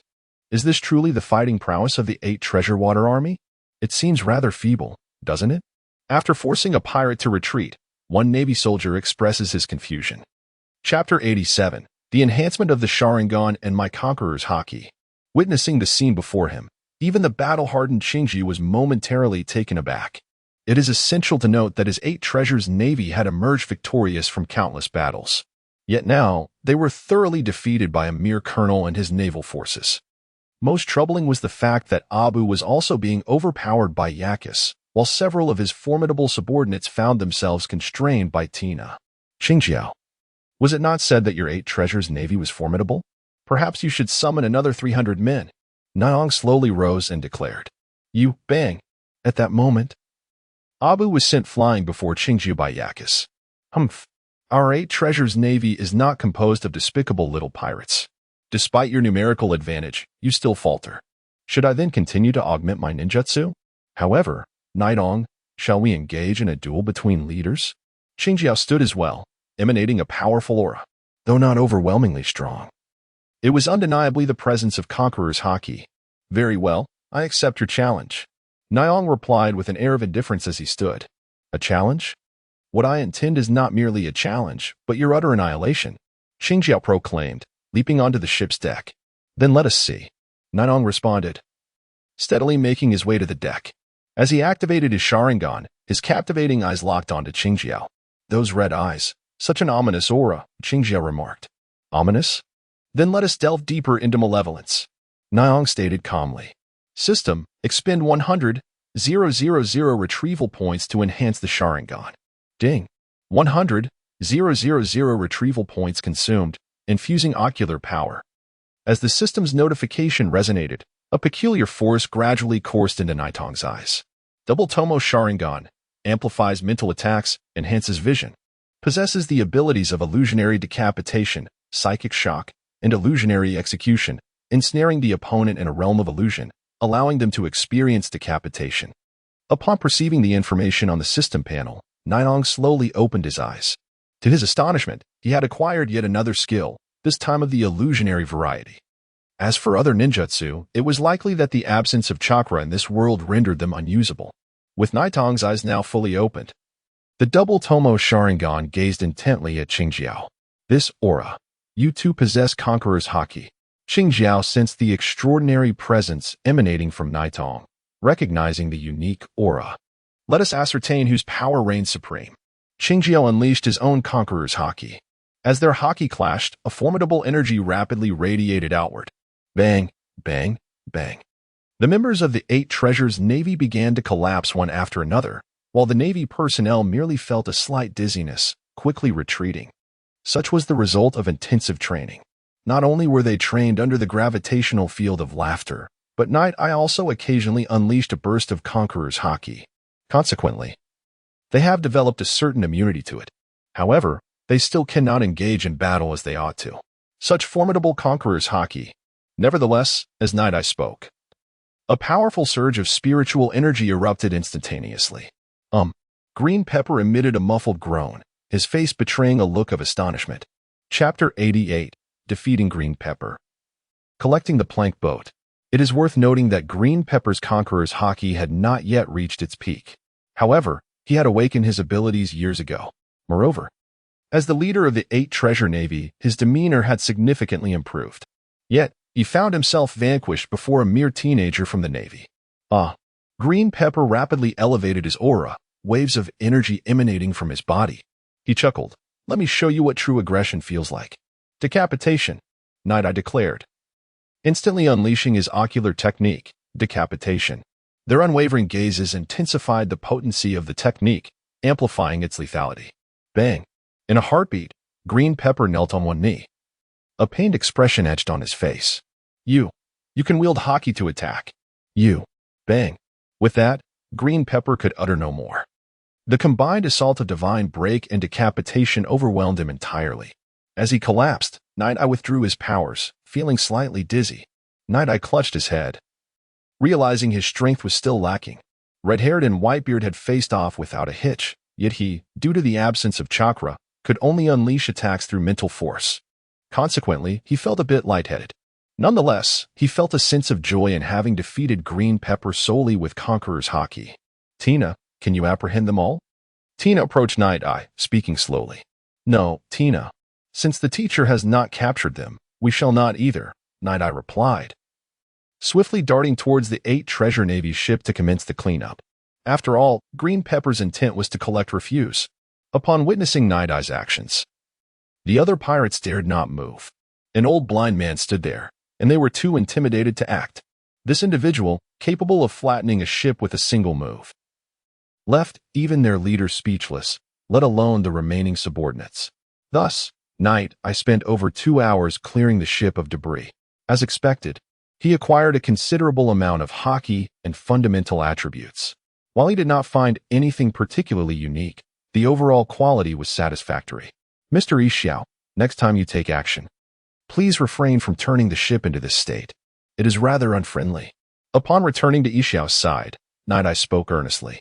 Understood, it won't happen again, Ishio responded directly. Night Eye felt a tinge of regret. Had Ishio not rendered the ship unusable, he could have salvaged more treasures. Now, it was nothing more than refuse. With this thought, Night Eye used a shave technique to appear on the plank boat, extending his hand to touch it. Ding! Upon discovering a decayed vessel, I acquired a bounty of 10 million berries, along with items valued at 300, swordsmanship level 2, and the renowned quick blade howl. Subsequently, a myriad of treasures filled Yi Tong's ears. This ship had originally served as a repository for weapons by the 8 Treasures Navy. Now, it was an extraordinary windfall. Swordsmanship, quick blade, marksmanship. Mr. Ishio was mistaken. Such ventures should indeed be pursued more frequently. Yi Tong turned around, a peculiar smile gracing his face. Chapter 89, The Letter. In the following 3 days, the 8 Treasure Water Army endured a life of being forcibly compelled to dispose of refuse. After numerous collection attempts, they found themselves unable to accumulate any more collection points. It was only then that Yi Tong relented. Qin Jiao had contemplated rebellion. Yet under the absolute suppression of a smile, he ultimately capitulated. By the first day, everything aboard the ship that could generate waste had been exhausted. On the second day, all weapons were rendered inoperative. By the third day, they had sabotaged the creations of Yakos. The 8 Treasure Water Army likely wished to forget this experience for a lifetime. They had never anticipated that simply being tasked with destruction could be such a disheartening ordeal. Yi Tong, I shall strive diligently in my training. You and your mentor await my return. I assure you, I will come back. Qin Jiao, feeling somewhat aggrieved, declared with bravado, when we meet again, I hope you can present me with such delightful rewards. By the way, if I happen to lose again next time, I still want to arrest you. However, evading the task of waste disposal is impossible. I look forward to seeing you grow stronger. Yi Tong replied nonchalantly. Upon hearing Yi Tong's words, Qin Jiao's lips twitched. But he chose silence and departed. These 3 days would undoubtedly be the greatest blemish of his life. In fact, this incident deepened his resentment towards Carp. Naturally, Carp and Marineford remained oblivious to this fact. Tina, we are ready to depart, Yi Tong stated directly. They had already cleared all notorious pirate-infested areas in the West Sea. Even those pirates with names on the bounty list had been dealt with. Now, his objective was to investigate the enigmatic O'Hara, the origin of the world-conquering demon-slaying decree. Moreover, he held a certain curiosity regarding the blank pages of history. Thus, the group set forth on their journey. In the East Blue, Windmill Village. Maki no. Is there a letter for us here? Luffy, now 9 years old, rushed excitedly into Maki no's banquet bar, eagerly inquiring. Indeed, the signatures here are from Luffy, Ace, and Sabo. Maki no replied, handing over an envelope. This is a letter from Brother Yi Tong. Humph. Didn't he claim he would bring us immense treasures and sail with us? Yet he has gone off to join that foolish grandfather and become a marine. Despite his excitement, Luffy felt a hint of childish disappointment at Yi Tong's choice to become a marine. With that thought, Luffy tore open the letter. Ace and Sabo, who were attempting to maintain their aloof demeanor, couldn't resist peeking curiously. Luffy, you must have opened the letter, right? I am now a colonel, currently clearing refuse in the West Sea. Indeed, Brother Yi Tong's decision to become a marine was motivated by his desire to cleanse the world of waste. Brother Yi Tong has changed. Luffy exclaimed loudly upon reading the opening lines. Fool, you are obstructing our view of what lies below. Ace delivered a punch to Luffy and then seized the letter from his grasp. It has been over 2 years. Surely, you have all matured significantly during this time? The letter I sent also contains 20 million berries, which should suffice for your shipbuilding endeavors. However, as Ace reached this point, he lifted his gaze. 20 million berries. Chapter 90. The Belief of the 3 Young Ones, arriving at O'Hara. Upon hearing Ace's words, Makino brought over a bag filled with bills of 10,000 berries. We can set sail? Ace exclaimed with palpable excitement. First, let us see what our brother Night Eye has written. Sabo, equally exhilarated, realized that he was on the verge of escaping this place. Once they reached the sea, the nobles of the Goa Kingdom would no longer be able to find him. However, Night Eye must have had more than just money in mind. Upon hearing Sabo's words, Ace reopened the note. East Blue, I shall arrive soon. When I come to the East Blue, do not let yourselves become too weak. If I return and do not find you in Windmill Village, I will pursue you relentlessly." Night Eye concluded his message. After reading it, the three young ones clenched their fists tightly. Night Eye was merely 3 years older than Ace, which meant that the now Colonel Night Eye would soon come looking for them. They could not afford to lose. With this thought, a resolute expression emerged on Ace's face. They were a trio, and he did not wish to be beaten senseless by Night Eye as he had been upon their first meeting. They aspired to become pirates, destined to conquer the vast ocean. Thus, their foremost task was to ensure they were not defeated by their elder brother. Aside from the fool Luffy, the other two were steadfast in their resolve to grow stronger. As for Luffy, he clutched the bag of berries with a blissful and contented expression. Returning to Night Eye's side, 10 days later, they arrived at O'Hara. This area was governed by the world government, hence the Navy's landing had not caused any disruption. The only notable impact was their previous encounter with Dragon. Thus, upon seeing the Navy, they felt an inexplicable sense of security. Initially, there were plans to host a welcoming feast for them, but Night Eye, upon setting foot on the island, became exuberant and began picking up litter everywhere. Tina, well aware of Night Eye's habits, settled in after coordinating with the local authorities. Dragon is indeed quite resourceful. Night Eye chuckled as he continued his cleanup. Ding. Found a broken book, gained 30 mental power. Ding. Found a broken historical text, gained 1 historical document fragment. 50 fragments needed to restore 1 historical document. Gained 50 mental power. Due to Dragon's raid on this place, he had seized several books and scholars, encountering some resistance in the process, which resulted in the destruction of numerous texts. Thus, a considerable amount of refuse had been left behind. After all, the people of O'Hara would not simply allow one to take their belongings without obstruction. Before long, Night Eye completed the cleanup, collecting a total of 10 fragments of historical documents. He firmly believed that these fragments pertained to the so-called blank history, albeit he was not yet able to synthesize them. Upon hearing about the feast upon his return, Night Eye's excitement surged once more. It is not that Yi Tong particularly relishes such occasions, but rather that wherever there is a banquet, there is bound to be a plethora of refuse. Upon this realization, Yi Tong promptly took Tina by the hand to seek out the organizer of the event. With a bold demeanor, she requested the banquet, and the organizer readily acquiesced. Observing Yi Tong's expression of sheer delight, Tina felt a twinge of embarrassment, especially considering that she had declined the notion of a banquet just that morning. Chapter 91. Enhancement of Strength, Shedding the Novice Status. While the festivities were being prepared by O'Hala, Yi Tong returned to her chamber. System display. Host. Yi Tong age. 14 acquisition value. 75, 810 strength. 4, 880 speed. 3, 910 defense. 3, 680 agility. 3, 890 spirit. 5, 350 normal human base attributes. 50 abilities, advanced armament Haki, intermediate conqueror's Haki, gunsmanship LV7, swordsmanship LV8, digestion 920.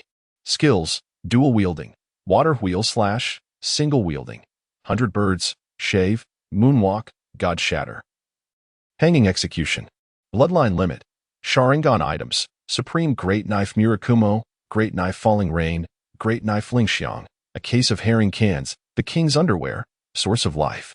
Wealth, 30, 380, 000 berries title, novice scavenger, 99, equipped, base attributes 100, charm 120, personal space intermediate, 1.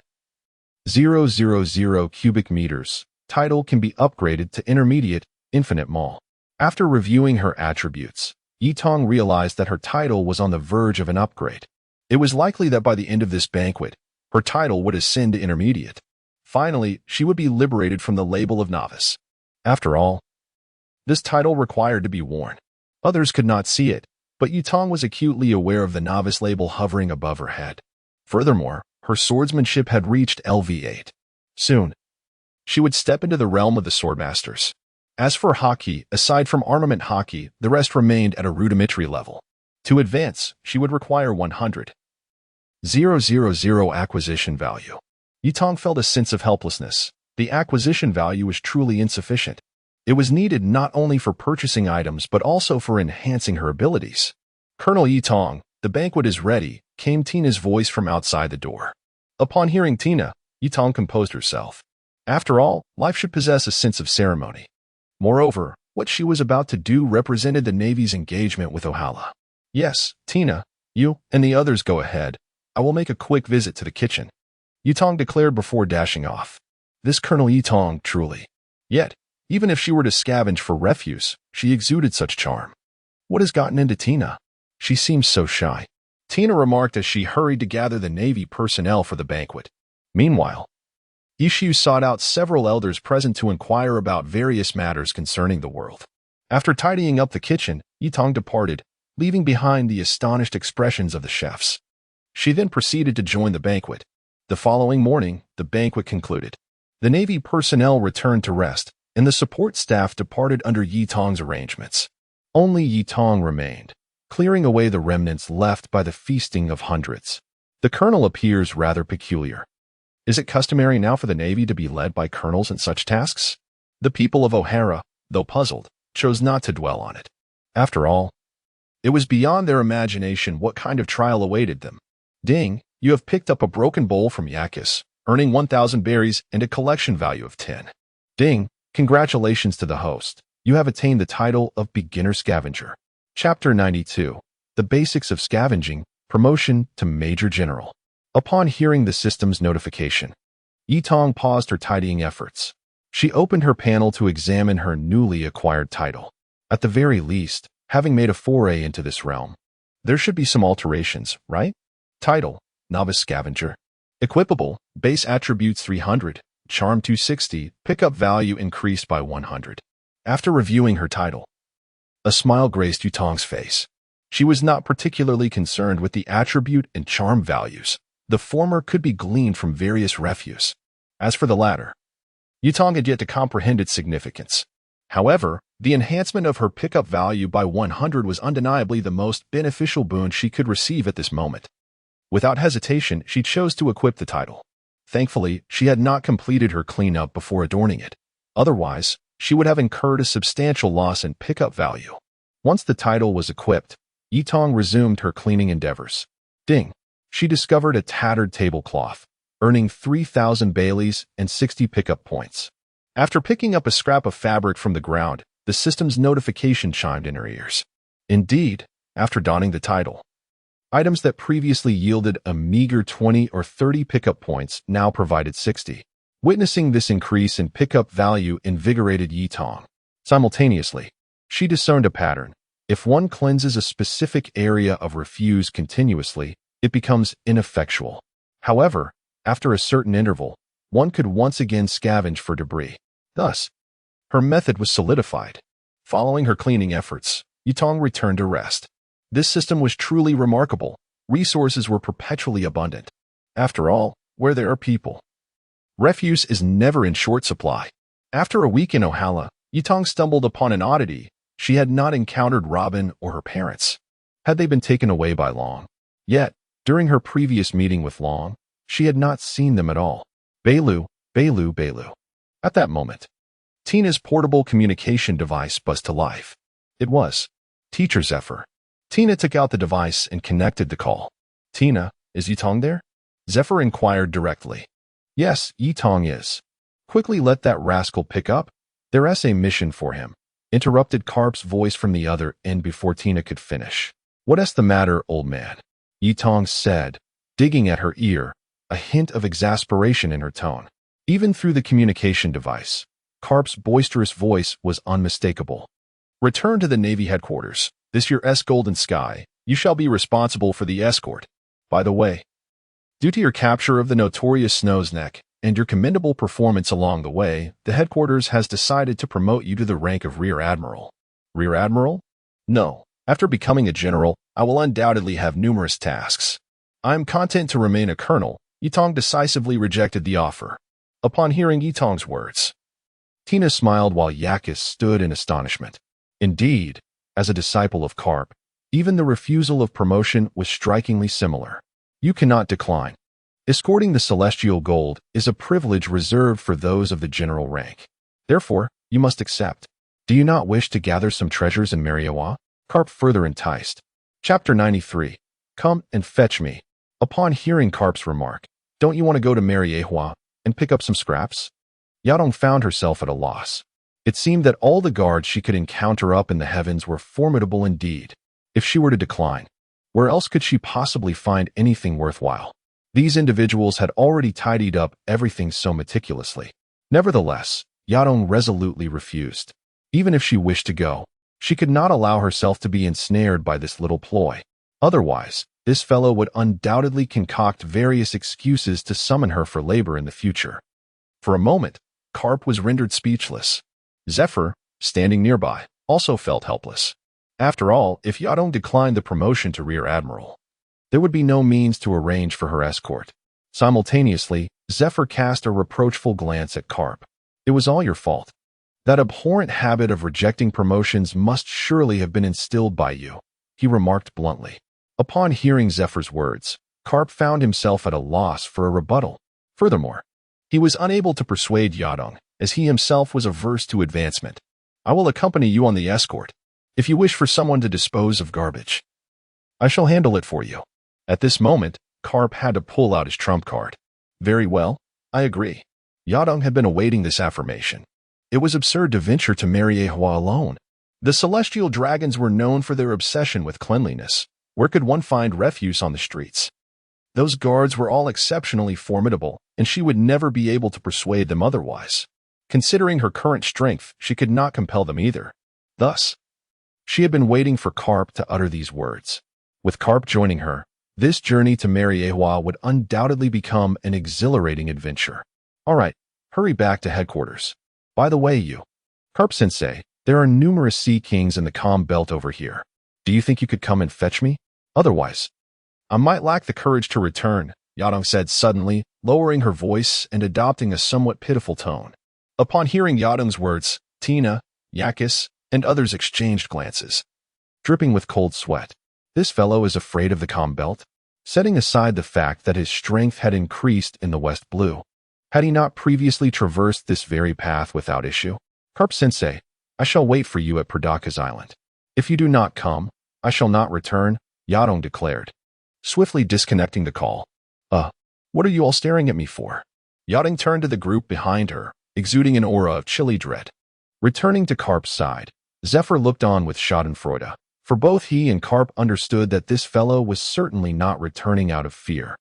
There must be some ulterior motive behind Carp's journey to fetch him.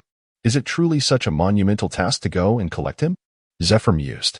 Carp, I am taking Kazan with me, Carp announced, disregarding Zephyr's consent, and promptly departed from the training grounds. Subsequently, Kazan, who had been engrossed in a book aboard the ship, was unceremoniously summoned by Garp under the guise of a mission. Observing Garp storming out to sea, Zephyr could not help but wear a smile. This fellow has indeed taken on a commendable disciple. Although Garp appeared displeased, his heart was undoubtedly filled with joy. Zephyr glanced at his training grounds, reminiscing about several graduates, and was once again beset by a sense of exasperation. Chapter 94.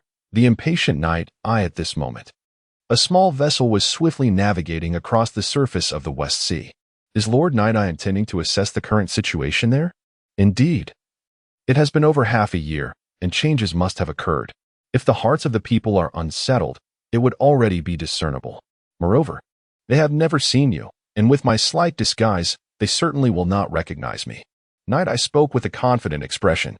After all, the thrill of discreetly visiting in plain clothes is quite exhilarating. Well, perhaps your disguise is still insufficient. Yi Xiao mused thoughtfully. If I don't wear a naval uniform and don a hat and mask, who could possibly recognize me? Night-Eye questioned incredulously. My lord, you must also ensure that you do not pick up any litter once you arrive there, Yi Xiao remarked nonchalantly. Upon hearing this, Night-Eye's eyes twitched slightly. In her eagerness to relish the experience of covertly visiting, she had completely overlooked this crucial detail. Now, in the West Sea, collecting garbage had become her hallmark. Of course, it was the same in Marin Fander. For a moment, Night-Eye felt somewhat disgruntled. Not being able to pick up trash during this visit was truly. She decided to endure it and thought, once the inspection is complete, she would resume her litter collection. With this thought, she let out a sigh of relief. Fortunately, Yishao had reminded her. Otherwise, she might have begun sweeping the moment she arrived. The inhabitants of Pirdax Island would surely know she had returned. After a 10-day journey, Night Eye and Yishao finally arrived at Pirdax Island. The provisions stored in their spatial compartment had all been consumed. Time indeed flew by, and she wondered how much garbage had accumulated in her absence. Upon disembarking, Night Eye felt an itch in her hands. "My lord, please be mindful of your identity," Yishao reiterated after hearing Night Eye's words. Yes. I am merely a merchant, settling here temporarily." After diligently adjusting her mindset and demeanor, the two ventured onto the island. Soon, they arrived in the town. Remarkably, it seemed the people had not altered the habits you instilled in them, Yishao remarked, taking in the clean and orderly streets. "I truly cannot believe your eyes have failed you," Night Eye responded, somewhat disheartened. After Yishao had metaphorically blinded himself, his observation skills had reached a level that compensated for his sight. It was uncertain whether this was a gain or a loss. Subsequently, the two entered a restaurant. Upon witnessing the scene within, Night Eye felt a wave of disappointment. It was as pristine as the main street of the Goya Kingdom, shockingly clean. Wait, could it be that they have also found a place to create a mountain of garbage? With this thought, Night Eye prepared to flee outside. "My lord, we are here to dine." Yishao blocked Night Eye's path, stating directly, "Dining first, of course." Yi Tong felt a twinge of embarrassment. After ordering their dishes, the two settled into a corner. "This place, contrary to your description, is not as impoverished as one might think." With a smile, he remarked while enjoying his meal. "There have indeed been changes, yet this location does not reflect them. Let us dine first, and afterward, we shall venture out to explore." As Yi Tong spoke, he swiftly consumed his food, eager to grasp the situation on Pirdax Island in the shortest time possible before seeking out Cockajello. Chapter 95, The Situation After Their Meal. The two departed from the restaurant. The quality of the food here was indeed superior to what they had experienced previously. Before long, Yi Tong began to meander aimlessly down the street. On one hand, she sought to observe the local conditions. On the other, she was curious about the disposal of trash. Is that? At that moment, Yi Tong spotted a familiar face, Faknos. Upon seeing him, she immediately called out his name. Faknos paused, startled by the sound of that well-known voice, and turned to face the figure before him, cloaked in a hat and mask. "You are Yi." Before Faknos could finish his sentence, Yi Tong raised a hand to her lips, signaling for silence. Observing this, Faknos swiftly covered his mouth, though tears and snot had already begun to flow.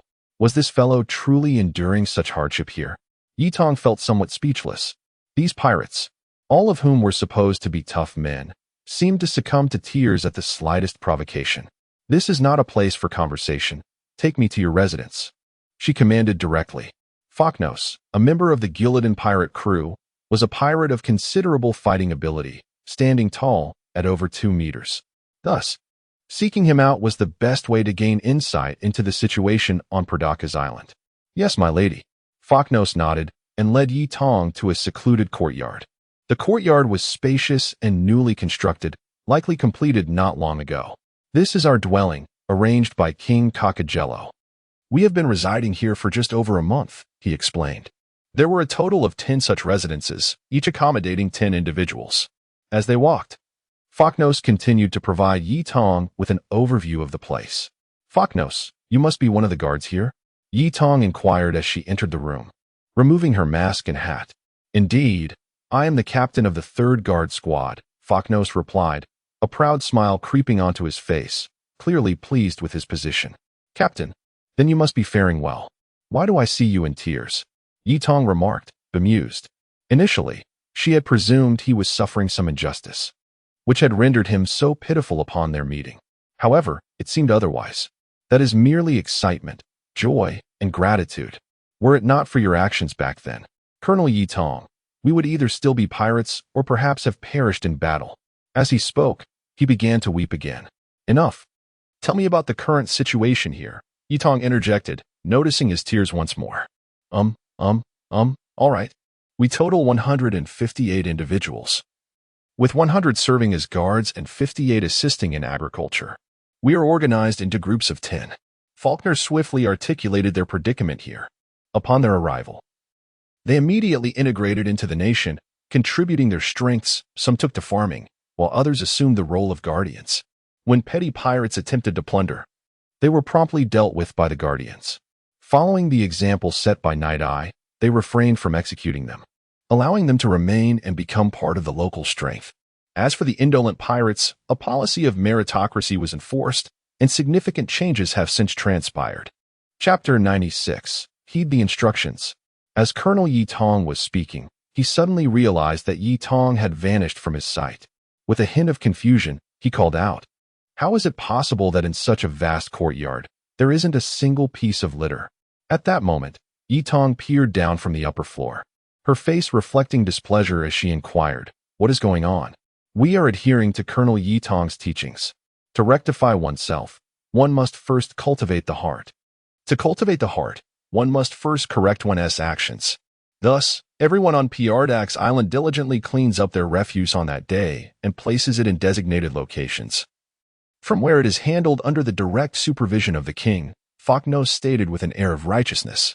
Upon hearing this, Yi Tong felt somewhat helpless. When had she ever uttered such words? This was nothing short of slander. While the praise was rather flattering, she lamented, "But there is no litter to collect." Faulkner, I apologize. I was unaware there were guests here. I heard you had returned and..."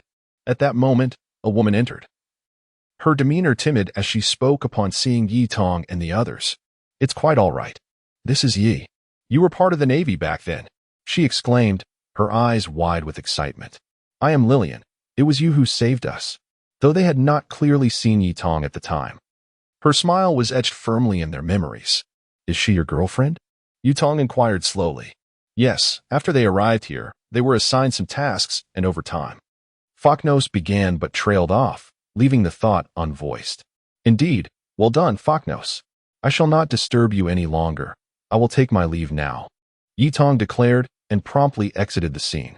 Before long, she found herself at the site of the former royal palace, which was currently under renovation. Kaka Jeloa's figure was also present there. "Kaka Jeloa, it has been a long time." Upon seeing him, Yi Tong addressed him directly. After surveying the area, she noted that Kaka Jeloa had adhered to her original directives, which lifted her spirits considerably. "Who dares to?" A guard stepped forward, ready to reprimand, but quickly recognized Yi Tong. "Colonel Yi Tong. Kaka Jeloa, I mean no offense. The esteemed individual before you is now Major General Yi Tong." Yi Shao interjected before Kaka Jeloa could finish his sentence. "Major General. Truly, you do not disappoint, advancing to Major General so swiftly," Kaka Jeloa exclaimed, astonished yet relieved. He had always harbored no ill intentions. Otherwise, given Yi Tong's capabilities, he might have swiftly found himself ousted from power. "Nevertheless, I did not come here to discuss that with you. How is the waste managed in your vicinity?" Yi Tong seamlessly redirected the conversation to her own responsibilities. "We adhere steadfastly to the teachings of General Yi Tong. Thus, I have commanded that this refuse be sealed away, awaiting your arrival," Kakajilo stated directly. He is a perceptive individual, well aware that Yi Tong would undoubtedly require this material. Consequently, he established a dedicated department for the organization of waste. Chapter 97.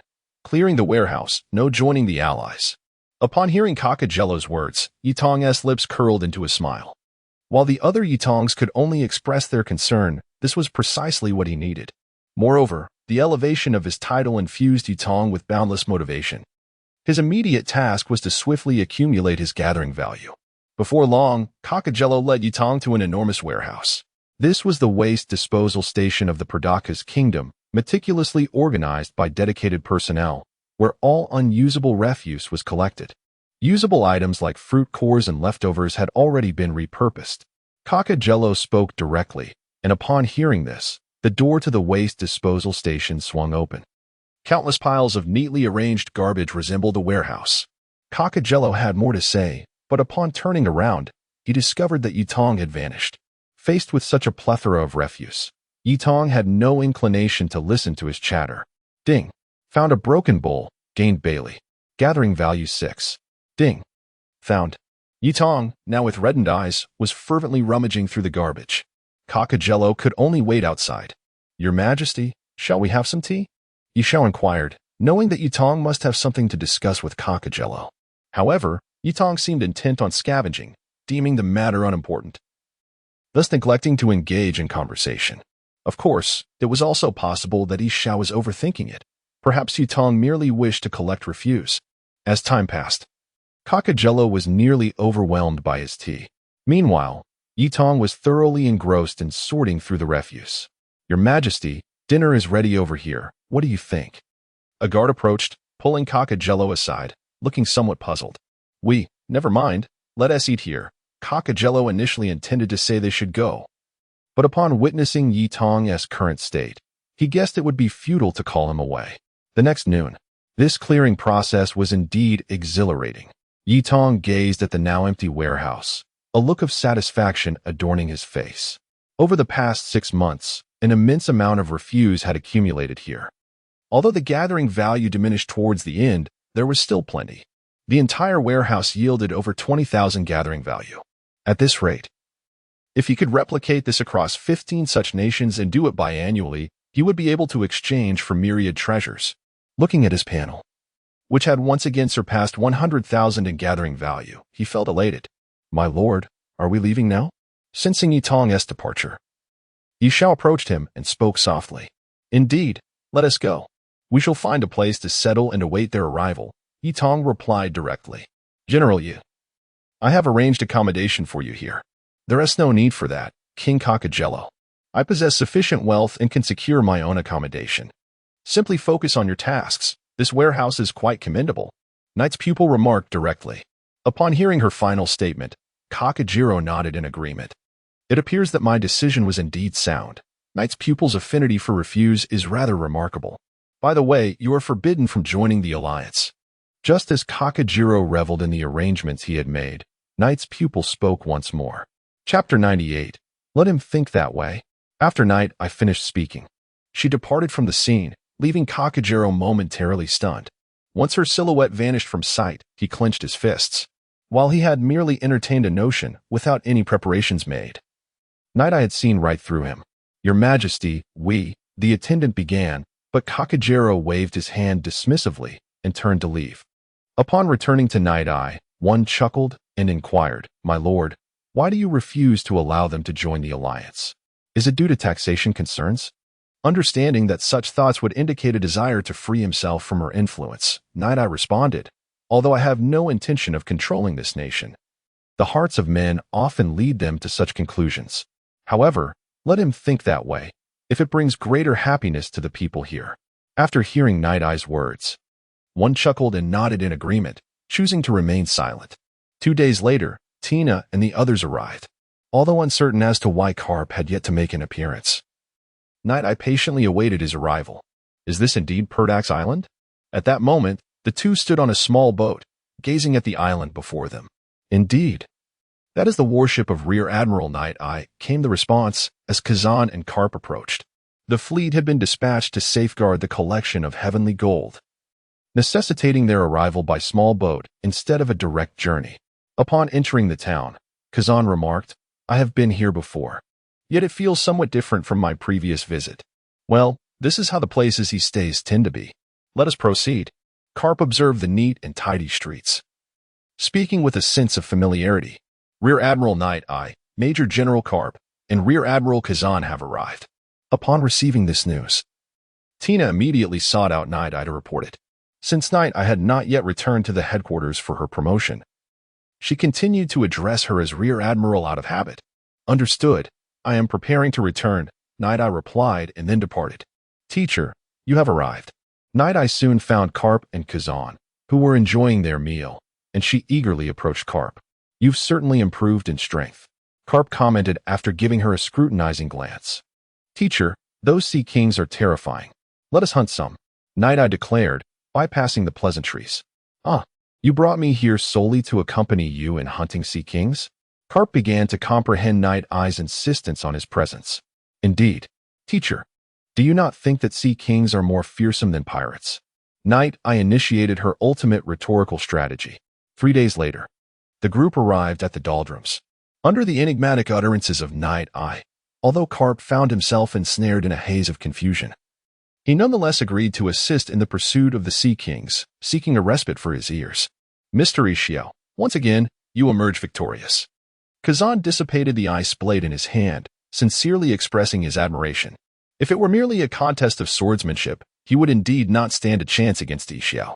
Coupled with their respective abilities, they were unable to fully unleash their prowess aboard the ship. Thus, they were left with no choice but to engage in physical training. Bang! Bang! Bang! At that moment, Karp commenced launching cannonballs. Chapter 99, The Pitiful Sea Kings. Admiral Karp remains as forthright as ever. Upon witnessing this, Kazan also spoke directly. After all, this is the Calm Belt, a place where only someone of Karp's caliber would dare to act so boldly.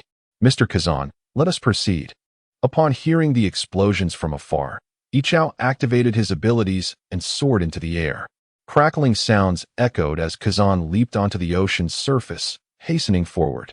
With each step he took, the seawater froze beneath him. Soon, the two arrived at the foremost warship, while most remained on the two ships behind. As not everyone could withstand the commotion caused by Karp, with a tumultuous splash, countless Sea Kings emerged, launching assaults on the vessels. It is essential to note that the Calm Belt is also known as the nesting ground for Sea Kings, comprising solely of colossal creatures. Hurry, our warships lack sea stone, otherwise. Karp stated before propelling himself into action. Thud, thud, thud. With each powerful punch, the Sea Kings were dispatched with precision. They certainly did not enjoy the same privileges as Luffy. They received nothing but iron fists, devoid of affection. Truly, how lamentable. Ding, collected Sea King corpse. Acquired life essence 2. Ding, collected Sea King corpse, acquired. As the system notifications rang out, the quantity of life essence on Itong's panel began to increase. Alright, we must depart soon, or the ships behind will be affected, Karp declared after dispatching a Sea King. That will not happen, Mr. Yi Xiao, Itong replied calmly. Understood, sir. Yi Xiao responded, drawing forth his cane sword. Up. As he unleashed the power of his devil fruit, the three warships swiftly ascended into the sky and sped forward. Thank you. Admiral Kazan, Itong reiterated. Ice Age. Kazan raised his hand and pressed down instantly. The once tumultuous sea transformed into a realm of frigid desolation. Achoo. This temperature is truly. Let us move, Itong said, utilizing his moonwalk to catch up with the warships, while Karp and Kazan followed suit. After exiting the tumultuous territory of the enraged Sea Kings, the warships settled upon the ocean's surface. Now, young man, enlighten me as to the reason, Karp inquired, flexing his arm slowly. For this, Itong produced a vibrant green crystal and presented it to Karp. What is this? Karp questioned, sensing its extraordinary nature yet uncertain of its purpose. This is life essence. Itong placed the life essence into Karp's hand. With this, the teacher need not consume rice crackers daily, said Itong with a serene demeanor. Upon hearing her words, Karp began to comprehend the situation. This substance was indeed meant for consumption. Without hesitation, Karp swallowed it whole. However, he soon found himself pondering, this seems to have no effect. As he sensed the changes within his body, a sense of confusion washed over him. The effects will manifest gradually. Now, let us return, Itong concluded, offering no further explanation. Before long, the group had made their way back to Marineford. Chapter 100, A Sudden Turn. Upon returning to Marineford, Yadong accompanied Karp to receive his promotion. After ascending the ranks, Yadong began to search for discarded items around Marineford. However, after wandering for quite some time, he was left disheartened. Both Karp and Zephyr were busy collecting trash, which had already made the Navy personnel feel somewhat stifled. Upon realizing Yadong's return, they all chose to hide away. Yadong, you see, I am also a rear admiral now. Just as boredom began to envelop him, a familiar voice reached his ears. Guion? Indeed, having been on missions with Sister He, her rapid advancement was quite remarkable. By the way, Guion, could you spare some trash? Yadong inquired directly. Is that how you speak to a girl? Asking her to discard trash right off the bat? Guion was taken aback. This fellow had previously been a cleaner, but now he was not. Why was he so invested in collecting trash? Come, let us go to the back mountain, Yadong declared, striding forward. He invited me. What purpose could he have at the back mountain? Could it be that he intends to propose to me? But he is still so young. Gion's mind raced with chaotic thoughts as she followed Yadong to the place where they had previously practiced. Gion, let me see your swordsmanship, Yadong said, drawing his Murakumo. After all, facing a renowned blade like Kinkuro, using rainfall would likely damage it. Is this the romantic ideal of a new swordsman? Gion's thoughts were still in disarray. She then drew Kinkuro. Bang. 5 minutes later, the two parted ways. Significant progress had been made, and they had already brushed against the realm of swordmasters. Yadong was generous with his praise. Yadong, do you know? You are to escort the heavenly gold. I will be joining you, Gion stated once more. I know. Gion here. This is for you, and one is for Sister He, Yadong said, producing 2 essences of life. Yadong, are you contemplating a proposal? Gion, for reasons unknown, voiced her innermost thoughts. Tina mentioned that she seems to like you as well. You could have both. Before Yadong could finish his sentence, Gion dropped another bombshell. Upon hearing this, Yadong was left in utter disbelief. He merely wanted to express gratitude to He, having benefited from her assistance in the past. Yet, how had the conversation taken such an unexpected turn? Gion, I am willing. Before Yadong could complete his thought, Gion suddenly exclaimed, I am willing. In that moment, Yadong found himself even more bewildered. While Gion was indeed beautiful, and so was Tina, he had not come to discuss such matters. Have you thought this through? I am merely a trash collector, Yadong said slowly. Others may be unaware, but I comprehend. This is your cultivation. Through this, you continue to grow stronger, is it not? Ziyuan stated directly. Upon hearing this, Yitong was momentarily taken aback. Indeed, when a girl believes in love, everything you do appears flawless. Does Sister Heron know? Yitong inquired once more. Yes, Sister is aware. She mentioned that as long as you remain in the Navy, she would not interfere with anything else. Ziyuan spoke softly. Chapter 101. Accepting Gion, the cruel night eye.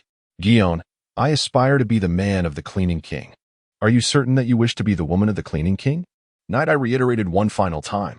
After all, there are numerous matters that one must attend to, some of which pertain to sensitive issues. Thus, if Gion chooses to remain with me, she may encounter certain complications in the future. I understand your desire to cleanse this world. I am already a major general, and I am somewhat familiar with your aspirations. On your path to purification, I shall gladly brew tea for you at home and tend to the daily cooking. Gion reiterated her sentiments once more. For some unknown reason, when Gion first encountered Night Eye, she felt no particular inclination. However, as they gradually became acquainted, Night Eye's presence became indelibly imprinted upon her heart. Indeed, during this latest meeting, Gion sensed an even greater allure emanating from Night Eye. If she did not act soon, it seemed likely that Night Eye would become another's man. Why do you insist on daily cooking? If you wish to belong to me, I shall protect you. After hearing Gion's words, Night Eye realized he had no reason to refuse. Yet, he found himself perplexed. Despite his handsome appearance, this world of pirates does not prioritize looks. Why would the Navy's flower, Gion, take an interest in him? Moreover, she did not seem to mind his other relationships, even subtly encouraging him to pursue Tina. Could it be? Contemplating this, Night Eye opened his panel. At the end of the titles, there was an additional attribute, charm value. Could this be the key? Night Eye, I shall inform my sister and Tina. Once we return the gold from the heavens, shall we marry? Gion declared, and without waiting for Night Eye's response, she joyfully dashed away. Wait, Gion. Night Eye wished to voice something, but at that moment, it seemed futile to say anything at all. As Marineford was already quite clean, Night Eye found little to salvage. To pressure those naval officers for refuse seemed rather cruel. Hence, Night Eye resolved. Creek Admiral Dolph, I heard you have some refuse here. Creek Vice Admiral Sakazuki, Instructor Zephyr sent me to collect some trash. Creek. Subsequently, Night Eye plundered the naval officers stationed in Marineford once more. Most notably, he was accompanied by AKAs. You have nothing to discard? No matter, I have plenty. What does it matter if it's cruel? The value of salvage is paramount. 3 days later, Sengoku and the others could no longer restrain themselves from approaching Night Eye. In the headquarters conference room, Night Eye, could you perhaps tone it down a bit? No one dares to venture into the office area anymore. Steelbone Kong expressed with exasperation. Although Night Eye's actions had disrupted operations here, he had not committed any wrongdoing. Thus, even Kong was at a loss as to how to address this situation. However, without addressing the matter, he receives countless complaints daily, which has become quite a headache for him. It seems that he can no longer remain in this position. Perhaps it is time to let Zhang Guo take over. Yet, Yitung is unaware that her simple desire to collect trash has inadvertently become the principal reason for Steelbone's resignation. I have restrained myself, after all. I now only go once a day. Why don't you all contribute a little as well? Yitung said with a hint of grievance. Upon hearing this, everyone felt a sense of shame. Chapter 102, Blackbeard, It is not my concern.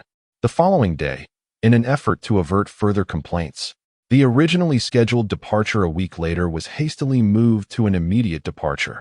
Among those accompanying were Carp, Tina, Ji Yuan, Yi Tong, and Yi Xiao. Although there were other arrangements in place, due to Yi Tong's brutal actions, no naval officers were willing to join the expedition. Moreover, considering the Celestial Dragon's possessions, no pirate dared to interfere. In Yi Tong's recollection, it seemed that Don Quixote da Flamingo had once attempted to do so. Thus, the Navy was merely acting as couriers this time. In essence, aside from Carp and Tina, the escort for the Celestial Gold mainly comprised their own personnel. 2 months later, they arrived at the Doa Islands. After a brief respite, Carp was about to speak when he noticed Yi Tong was missing. General Carp, Yi Tong has gone to the island, Tina promptly informed him. Let that rascal be, Carp replied dismissively. Tina, you and Colonel Yakis will remain here to await the arrival of the Celestial Gold vessels. This is our final stop. Next, we shall head to the sea train. With that, Carp wandered off to fish. General Carp has changed, Ji Yuan observed as he approached Tina. Not at all. I feel he is still the same, Tina replied, a hint of confusion in her gaze. We've been out for over 2 months. Yet I have not seen him indulge in snacks, Ji Yuan remarked candidly. Upon hearing this, Tina reflected. It was known that Carp used to have Senbei constantly at hand. Yet recently, it had indeed become scarce. In truth, Carp himself found it rather peculiar. As he aged, he required substantial energy-rich food to maintain his physical vitality, which explained his previous constant snacking. However, ever since consuming the life essence that Yi Tong provided, he seemed less enthusiastic about eating. Moreover, his physical condition was remarkably excellent. Ding. Congratulations, host, you have found a pair of broken wooden clogs, granting 10 speed. Ding. Congratulations, host, you have discovered the discarded fruit core of Marshall D. Teach, granting you Conqueror S Hockey Level 1. Ding. Congratulations, host. At that moment, Yi Tong paused after picking up another piece of debris. Marshall D. Teach? Is this Blackbeard? Yi Tong mused, momentarily taken aback. Shouldn't he be with Whitebeard? Why is he suddenly here? Could it be that he intends to seize the Celestial Gold? Ding. Discovered a discarded newspaper. After a brief contemplation, Yi Tong decided to disregard Blackbeard's presence. With Yi Xiao and Carp around, he felt secure enough to continue collecting rubbish. Before long, Yi Tong had thoroughly cleared one island and proceeded to the next to continue his efforts. Captain Sachi, there's a Navy presence. Could they be targeting us? At that moment, within a tavern, Blackbeard timidly regarded his captain, Sachi, with a look of concern. It should be fine. I am aware that this Navy officer has a penchant for cleanliness. However, with Garp also in attendance, this complicates matters. As he spoke, Sachi proceeded to contact Whitebeard. They had initially intended to convene here, yet it now appeared that the situation was rather precarious. Chapter 103, The Arrival of Whitebeard. However, it is evident that Sachi's call came a tad too late. At this moment, the Moby Dick, the formidable ship of Whitebeard, was already lurking nearby. Moreover, Night Eye's lookout, Kakuri, possessed exceptional skills in this regard. Given the immense size of the Moby Dick, Kakuri promptly detected their presence. Colonel Tina, White, Kakuri urged. Please speak up. Generally, Kakuri's reports bore great significance. A lookout would not report without reason, indicating he must have witnessed something substantial. The intensity of his anxiety suggested he had seen something truly alarming. Whitebeard, The Whitebeard of the Four Emperors. Kukuri finally managed to articulate, taking a deep breath. Upon hearing Kukuri's words, Tina's expression shifted dramatically. How could Whitebeard be here? They were escorting the Celestial Gold, which was hardly a secret. With one of the four emperors appearing in this vicinity, could it be? Vice Admiral Karp, Whitebeard's ship has entered the lookout's line of sight. Tina hastened to report to Karp, the highest authority present. Newgate? What brings him here? Karp pondered, somewhat perplexed. Having dealt with the denizens of these seas for an extended period, he was well aware of Whitebeard's temperament. This man harbored no interest in celestial gold. Could it be that he had aligned with others who presented him with an irresistible proposition? The only threats he would heed, aside from his family, seemed scarce. In a moment, Karp's mind raced with countless thoughts. Despite his seemingly carefree demeanor, Karp possessed remarkable strategy and insight. "Let us go greet an old friend," he declared, stowing away his fishing rod and advancing to the front of the deck. Moments later, the colossal Moby Dick loomed before their warship. "Haha, what a surprise to encounter you here," Whitebeard boomed, stepping to the forefront of his ship, laughter echoing across the waves.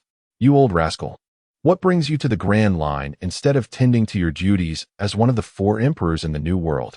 Karp retorted, leaping onto the Moby Dick with grace. At that moment, Night-Eye, who had been gathering refuse, received a call from his snail. "Gun, what's the matter?" Night-Eye inquired slowly. "Night-Eye, hurry back. One of the four emperors, Whitebeard, has arrived, and Vice Admiral Karp is already aboard his ship," Gun informed him directly. "Edward Newgate." "Understood," Night-Eye replied, promptly ending the call and hastening towards the scene. "Hee. Whitebeard has arrived. Whitebeard has arrived. Surely, the commanders will gather here. These audacious fellows are bound to bring an abundance of chaos."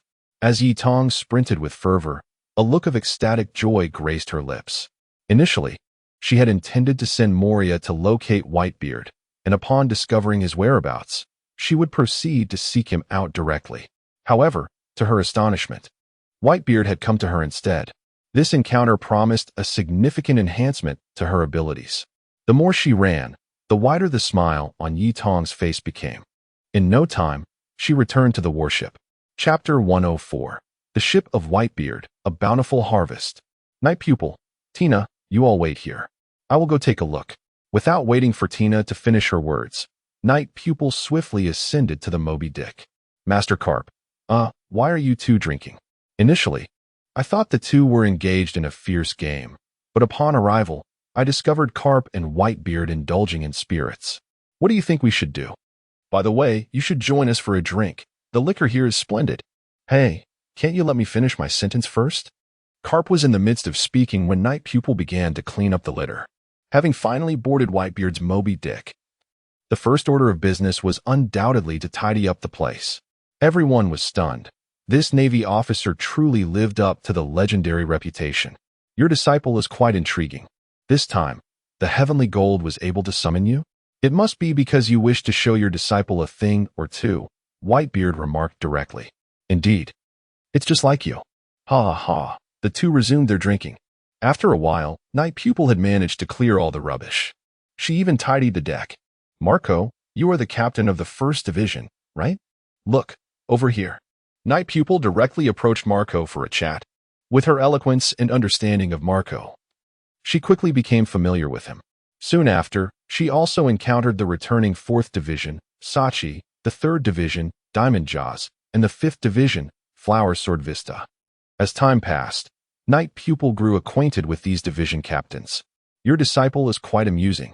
So quickly, she has befriended my crew. Speaking of which, your family indeed has a remarkable affinity with pirates. Why not come to the New World and become an emperor?" Whitebeard jested. "Going to the New World is out of the question, bearing the justice of the Navy, even if I do not wish to be a pawn." "I shall not betray it," Karp replied with a hint of helplessness. Now that his son had defected, it seemed his grandson had no intention of joining the Navy either. With his name carrying AD, the monkey family might indeed. "Uncle Whitebeard, could you toss me some trash?" At that moment, Night Pupil approached them directly. Had I known Karp and Whitebeard shared such a close bond, I would have sought out Whitebeard sooner. Anything that fell from this man would undoubtedly be powerful. "Ha ha ha. You little rascal, come. Whitebeard had just heard about Knight Pupil's unique training method and promptly smashed his cup to the ground. Ding. Obtained a shard of the bowl discarded by Edward Newgate, gaining Conqueror's Hockey Level 2, Armament Hockey Level 2, and Observation Hockey Level 2. Upon the mention of the system's prompt sound, a glimmer of excitement illuminated Knight's eyes. With a mere toss of a bowl, the white-bearded man could acquire such an abundance of treasures. Uncle Whitebeard, may I trouble you for a favor? Knight inquired with a mischievous tone. Speak your mind. I do not possess many bowls aboard my ship, the white-bearded man jested in response. I do not require many of your bowls. I shall be quick, Knight declared, hastily departing. Chapter 105, Bestowing the Essence of Life upon Whitebeard. Soon after, Akos followed him aboard the ship. This is my first mate, Akos. His ability lies in the fabrication of items. Upon Knight's words, Akos tremulously conjured a variety of weapons, including swords and spears. Uncle Whitebeard, surely you can shatter these and cast them aside, can't you? Knight remarked with a playful smile. Upon hearing Knight's comment, Jozu became displeased. Knight, while we regard you as a friend, isn't such a request a bit excessive? Father's health. Before Jozu could finish, Marco interjected. Knight, you just mentioned that you would retrieve something for me. Something to heal Father's ailment. You have indeed brought that, haven't you? Marco stated directly. It is important to note that Marco is the ship's doctor, and his foremost desire is to restore Edward Newgate's health. I have procured it, Knight replied, producing a vial of life essence. Upon seeing what Knight held, Marco was momentarily taken aback. The others, who were about to speak, fell silent, captivated by the life essence in Knight's grasp. This object bore no resemblance to a healing remedy. It appeared more like a gem. Yet, could a gem truly be life-saving? This is the essence of life. You are the ship's doctor. Take it and experience it for yourself, Knight said, tossing the vial to Marco. With a swift catch, Marco felt an emerald flame ignite within him. This possesses an astonishing vitality. Perhaps this truly can, he uttered, hastily approaching Whitebeard. This can heal Father's body, Marco declared with evident excitement as he presented the essence to Whitebeard. Hearing this, Edward Newgate smiled warmly as he grasped the vial. He was well aware of his physical condition, yet he dismissed any concern. At the very least, it was a token of his son's intentions. Swallowing it posed no harm. Gulp. He consumed the life essence, washing it down with a sip of alcohol. In the next moment, a powerful aura erupted from Whitebeard. My goodness, how potent is this digestive capacity? Knight exclaimed in astonishment, although his own digestion had improved significantly. Absorbing the life essence would still require 5 to 6 days. Yet, Whitebeard had absorbed most of it in an instant. What on earth is happening? At that moment, Whitebeard was no longer composed. He stood and approached Knight. This is a form of life essence extracted through my ability. What you just used is the concentrated essence derived from 3 large sea kings, Knight explained directly. Ha ha ha ha. Ha ha ha ha. I have been contemplating what will become of my sons if I were to depart before they have risen to their full potential. You rascal, grant me a grand surprise. After Whitebeard concluded his words, he turned to gaze towards Akos. You, present it to me. Whitebeard extended his hand towards Akos, speaking directly. Chapter 106, The Transaction. Upon encountering such a multitude of formidable figures, Yakas found himself momentarily taken aback. Suddenly, the imposing figure of Whitebeard approached him, causing him to jump in surprise. Oh. Yakas struggled to regain his composure. Yakas, simply create what Uncle Whitebeard requests and hand it over to him, Knight instructed directly. Understood. Yakas replied as he began to toss the various items he had crafted towards Whitebeard. Huh. Whitebeard bellowed, his armament hockey swiftly converging in his grasp. Regardless of how many items Yakas sent his way, Whitebeard crushed them all with a single hand. Yakas, exert all your strength and continue creating. Knight urged before he too began scavenging the ground. Ding, retrieved a damaged longsword from Whitebeard, gained 2 points in armament hockey, gained 1 point in swordsmanship. Ding. Retrieved.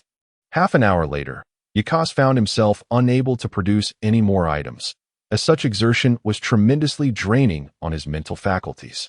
However, Knight was thoroughly satisfied with the considerable number of items he had collected, along with the enhancements to his haki and swordsmanship, each a boon to his power. Truly, the four emperors were exceptional. Marco, let us strike a deal. You create rubbish, and I shall provide you with life essence. Knight, I proposed boldly. When he first discovered the life essence, Whitebeard was the first individual who came to mind.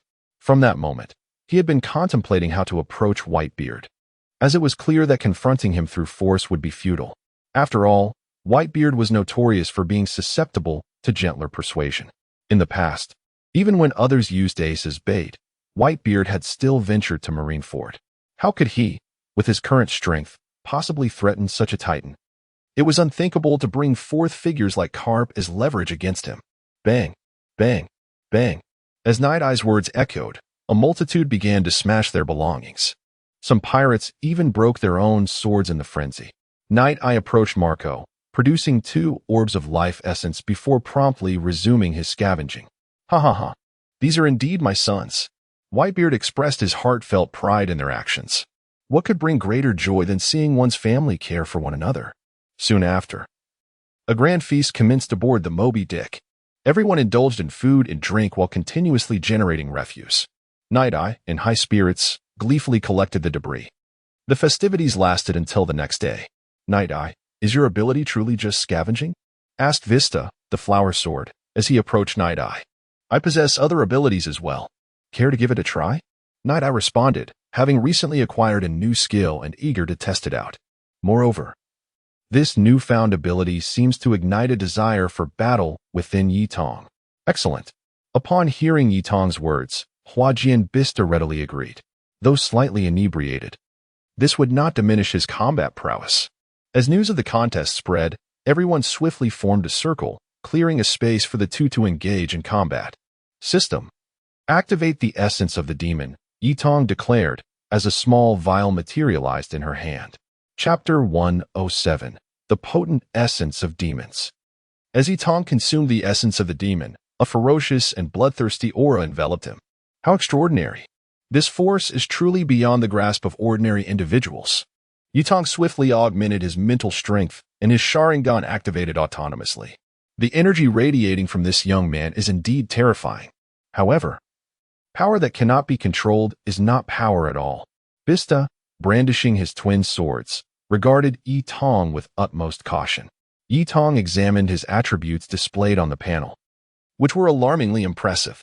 Host, Yi Tong, Ice God, age, 14 pickup value, 1289 strength, 4880 20,000 speed, 3910 20,000 defense, 3680 20,000 agility, 3890 20,000 spirit, 5350 20,000 baseline attributes of a normal human, 50 abilities, advanced armament haki, intermediate conqueror S haki, spearmanship LV8, swordsmanship LV9, digestion 1020. Skills, dual sword style, water wheel slash, single sword style, 100 birds, shave, moonwalk, divine slash, decapitation. Bloodline limit, Sharingan items, Supreme Great Blade Muramasa, Great Blade Falling Rain, Great Blade Spirit Echo, a case of canned herring, the King's Underwear, Source of Life. Wealth, 60. 38 million berries title, Novice Scavenger, equipped, base attributes 300, charm 260. Pickup value acquisition increased by 100, personal space intermediate, 1,000 cubic meters, can be upgraded upon reaching novice level in the title Myriad Mall. To his astonishment, Yi Tong's name was accompanied by the title of Ice God.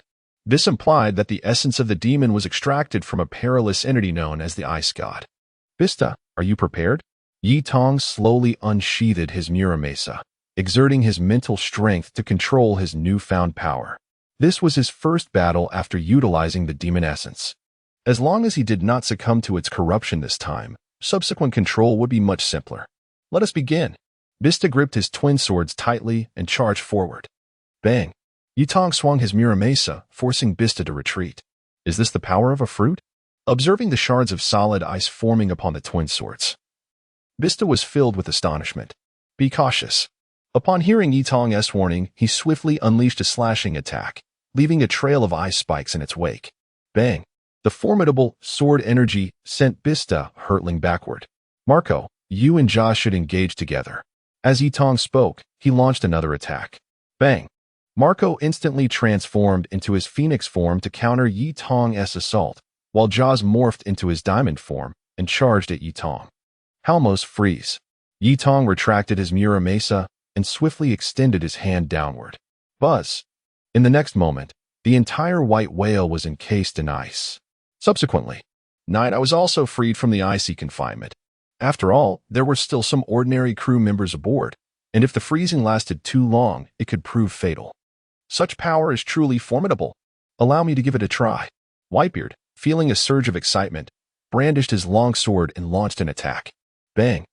Night Eye swiftly raised his Muramasa, infused with the color of armament hockey, to block Whitebeard's assault. Crack, crack, crack. The space before Night Eye began to shatter. The ability of the Tremor Fruit was unleashed, and Night Eye, sensing the terrifying rift before him, instinctively retreated. Chapter 108. Arrival at the Sea Mountain Train. Hermes. The ice god is frozen. After retreating, Yitong raised the Murakumo in her hand once more and struck again. However, this time, no slash occurred. Instead, the previously shattered space was restored. Ha ha ha. Indeed, this world belongs to the youth. Whitebeard sheathed his long blade, laughing heartily. Truly. As the Emperor of the Seas, such power commands profound reverence. Yitong also sheathed her Murakumo and released the ability of the Demon of the Imperial Tool. In the next moment, a wave of weakness washed over her. Indeed, wielding such formidable Imperial Tool powers imposes a considerable burden on the body. As she spoke, Yitong consumed a drop of life essence. As the essence coursed through her, that feeling of weakness gradually dissipated. Was the after effect of that power significant? At this moment, Karp approached Yitong, speaking slowly. Not at all. One drop of life essence suffices, Yitong replied nonchalantly. It won't harm your body, will it? Karp, as Yitong's mentor, felt it was essential to inquire in such circumstances. Even in an unreliable situation that concerns the future, it is no trifling matter. Certainly not. I am aware of my actions. The techniques I utilize against my friends cannot possibly have after effects on my body. Yitong continued to speak calmly. Upon hearing this, Karp felt a wave of relief wash over him. Simultaneously, he began to feel excitement. How old is Yitong now? Yet she can withstand Whitebeard's attacks. If given more time to grow, reaching her peak in her 30s, imagine how powerful she would become. What a fortunate mentor I am. How enviable. Karp, should we let Yitong be my? I am already the nephew of Uncle Whitebeard. Before Whitebeard could finish, Yitong interjected, not wishing for Whitebeard to suddenly proclaim, be my daughter. Ha ha ha, very well then. Let us continue the feast. Whitebeard did not press the matter further and prepared to resume the banquet. Meanwhile, Yitong escorted Yakes back to the warship, reassuring Guion and Tina that all was well. Then, she embarked on her cleaning journey. 2 days later, Whitebeard and his crew departed. Their purpose for coming here was merely to retrieve the 4th Division commander, Sachi. As for returning to the first half of the Grand Line, there was no particular reason, simply a desire to visit. After Whitebeard's departure, Yitong and her companions received news from the heavens the following day. Soon, they arrived at the sea train station. Observing the slowly rising cloud track, Yitong marveled at the incredible advanced technology of this world. Moreover, the fact that clouds could serve as railway tracks was astonishing. Clearly, this train would not escape Yitong's grasp, as it was promptly cleared out. Meanwhile, Yitong encountered a familiar figure. This individual was Kulik, a crucial person who could assist her in locating a key individual. Hey, are you Kulik? Yitong approached Kulik and spoke directly. Indeed, that's me. Do you need something from me? Kulik flashed a self-assured smile, speaking with an air of nonchalance. It seemed this fellow was quite confident about redeeming the tarnished legacy of his ancestors. Chapter 109 Encounter with Kulik, whose child possesses a curious innocence. However, considering the current trajectory of events, it seems we may have to wait several more years to hear the chime of the Golden Bell. Are you familiar with the Golden Land? Night I directly inquired. Upon hearing her words, Kulik, who had been smiling, was momentarily taken aback. You know of the Golden Land? Ha ha ha, I knew it. The Golden Land truly exists. Why do you suddenly ask me about this? Do you perhaps know its location? Kulik suddenly pondered this question. Could this seemingly youthful individual truly know where the Golden Land is? I know, but I need your assistance to get there, Night-Eye replied slowly. You truly know. My ancestors did not lie. They are not deceivers. For the following 10 minutes, Kulik lamented. Well, Kulik, once I deliver the golden goods from the heavens, I shall come find you. At that time, you will take me to Kaya Island. After Night-Eye finished speaking, she departed. It was indeed somewhat unsettling to witness such a robust man weeping before her. Upon returning to their designated carriage, Tina and Guillaume approached. Where were you just now? Guillaume inquired, puzzled. Nothing much. I was merely visiting an old friend. By the way, have you ever been to Sky Island? Night-Eye recalled and asked directly. Sky Island? I have heard of it, but have never been. Night-Eye, are you planning to take us there for a visit? Ah, the joys of love. She seems to think of nothing but adventures with her beloved. Yes, upon my return, I intend to visit Sky Island to swiftly invite someone to join the 7 warlords. Night-Eye candidly revealed her intentions. Carp remained silent, fully aware of the nature of his disciple. That evening, they arrived at Mariewa. The moment Night-Eye beheld Mariewa, she felt a pang of disbelief. Truly, this place is beyond mere filth. No one dares to litter here. The celestial dragons, who consider themselves the descendants of gods, would never permit any taint upon their territory. Carp remarked, You are here to deliver the golden goods, correct?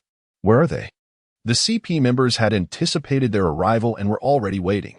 Upon learning that Carp was the one delivering the goods, they prepared themselves accordingly. This fellow is known for his disregard for rules. Should he clash with the celestial dragons, they too would face repercussions. The golden goods are with my disciple. His devil fruit ability allows him to store items in a mysterious space. Thus, it is only us few who have come, Carp explained slowly. Is he capable of placing anything within his space? At that moment, a celestial dragon adorned with a glass helmet made his appearance. Evidently, he was quite intrigued by the abilities that Carp had just mentioned. Who is this inconsiderate young child? Are you all going to just let this slide? Carp remarked with a look of disdain while picking his nose. Upon hearing Carp's words, even Night-Eyes was momentarily taken aback. The others were left with their mouths agape, unable to close them for an extended period. Although Night-Eyes was also bold enough to slay celestial dragons, such actions were typically carried out discreetly. Indeed, his teacher exuded an undeniable aura of dominance. Chapter 110. In Mary Geos, a shocking event unfolded.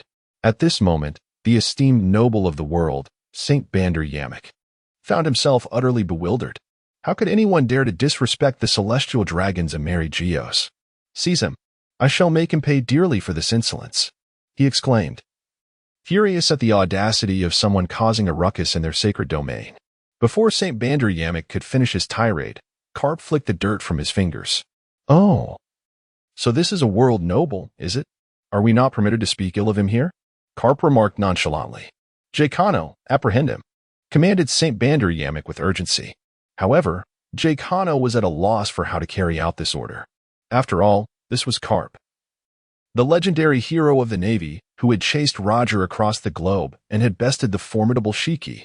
The title of hero was conferred upon him by the world government itself. To strike against Carp would be akin to slapping oneself in the face. Moreover, they were certainly no match for Carp's prowess. Saint Bander Yamek. This man is a vice admiral, a celebrated hero of the Navy. We are merely here to escort the celestial gold. Must we truly engage him? Jacano asked once more. Yet, even if Saint Bander Yamek nodded in agreement, they would still be compelled to act against Carp. At worst, they would suffer a beating. But at least there would be no negligence on their part. I care not who he is. To confront me is an affront to the world government. Bring him down. Saint Bander Yamek, a fool in his own right, remained blissfully unaware of the implications of Carp's reputation. He was oblivious to the machinations of the world government. All he knew was that no one should dare challenge or defy them. With a series of resounding thuds, Jacano and his comrades took action. In no time, a multitude of individuals were crouched on the ground, clutching their heads, their expressions mirroring that of Luffy and Ace when they had been struck. It seemed that Carp's loving iron fist proved effective wherever it went. As for Saint Bander Yamek, he was left paralyzed in fear on the ground. In an instant, the guards and his own protectors had been thoroughly dealt with by Carp's warm hospitality. Night-Eye, hand them the goods and then depart. Carp instructed as he turned to leave. Understood, Master. Night-Eye responded swiftly, tossing the celestial gold into the space and following Karp. "Hurry, dig St. Bander Yamek out," Jay Kano exclaimed, momentarily forgetting the throbbing in his head. Although Karp had not struck St. Bander Yamek directly, Night Eye's action had effectively buried him beneath the celestial gold. Panic ensued among the CP members as they scrambled to clear the precious gold from the scene. It is essential to recognize that the treasures in the sky are not merely the whims of a fool. A cacophony of chaotic elements exists, although they are indeed exquisite. They also pose a considerable headache for those involved. With such an overwhelming abundance of items, how could one possibly manage to clear them all? After a full half hour, they finally unearthed the St. Bandermic.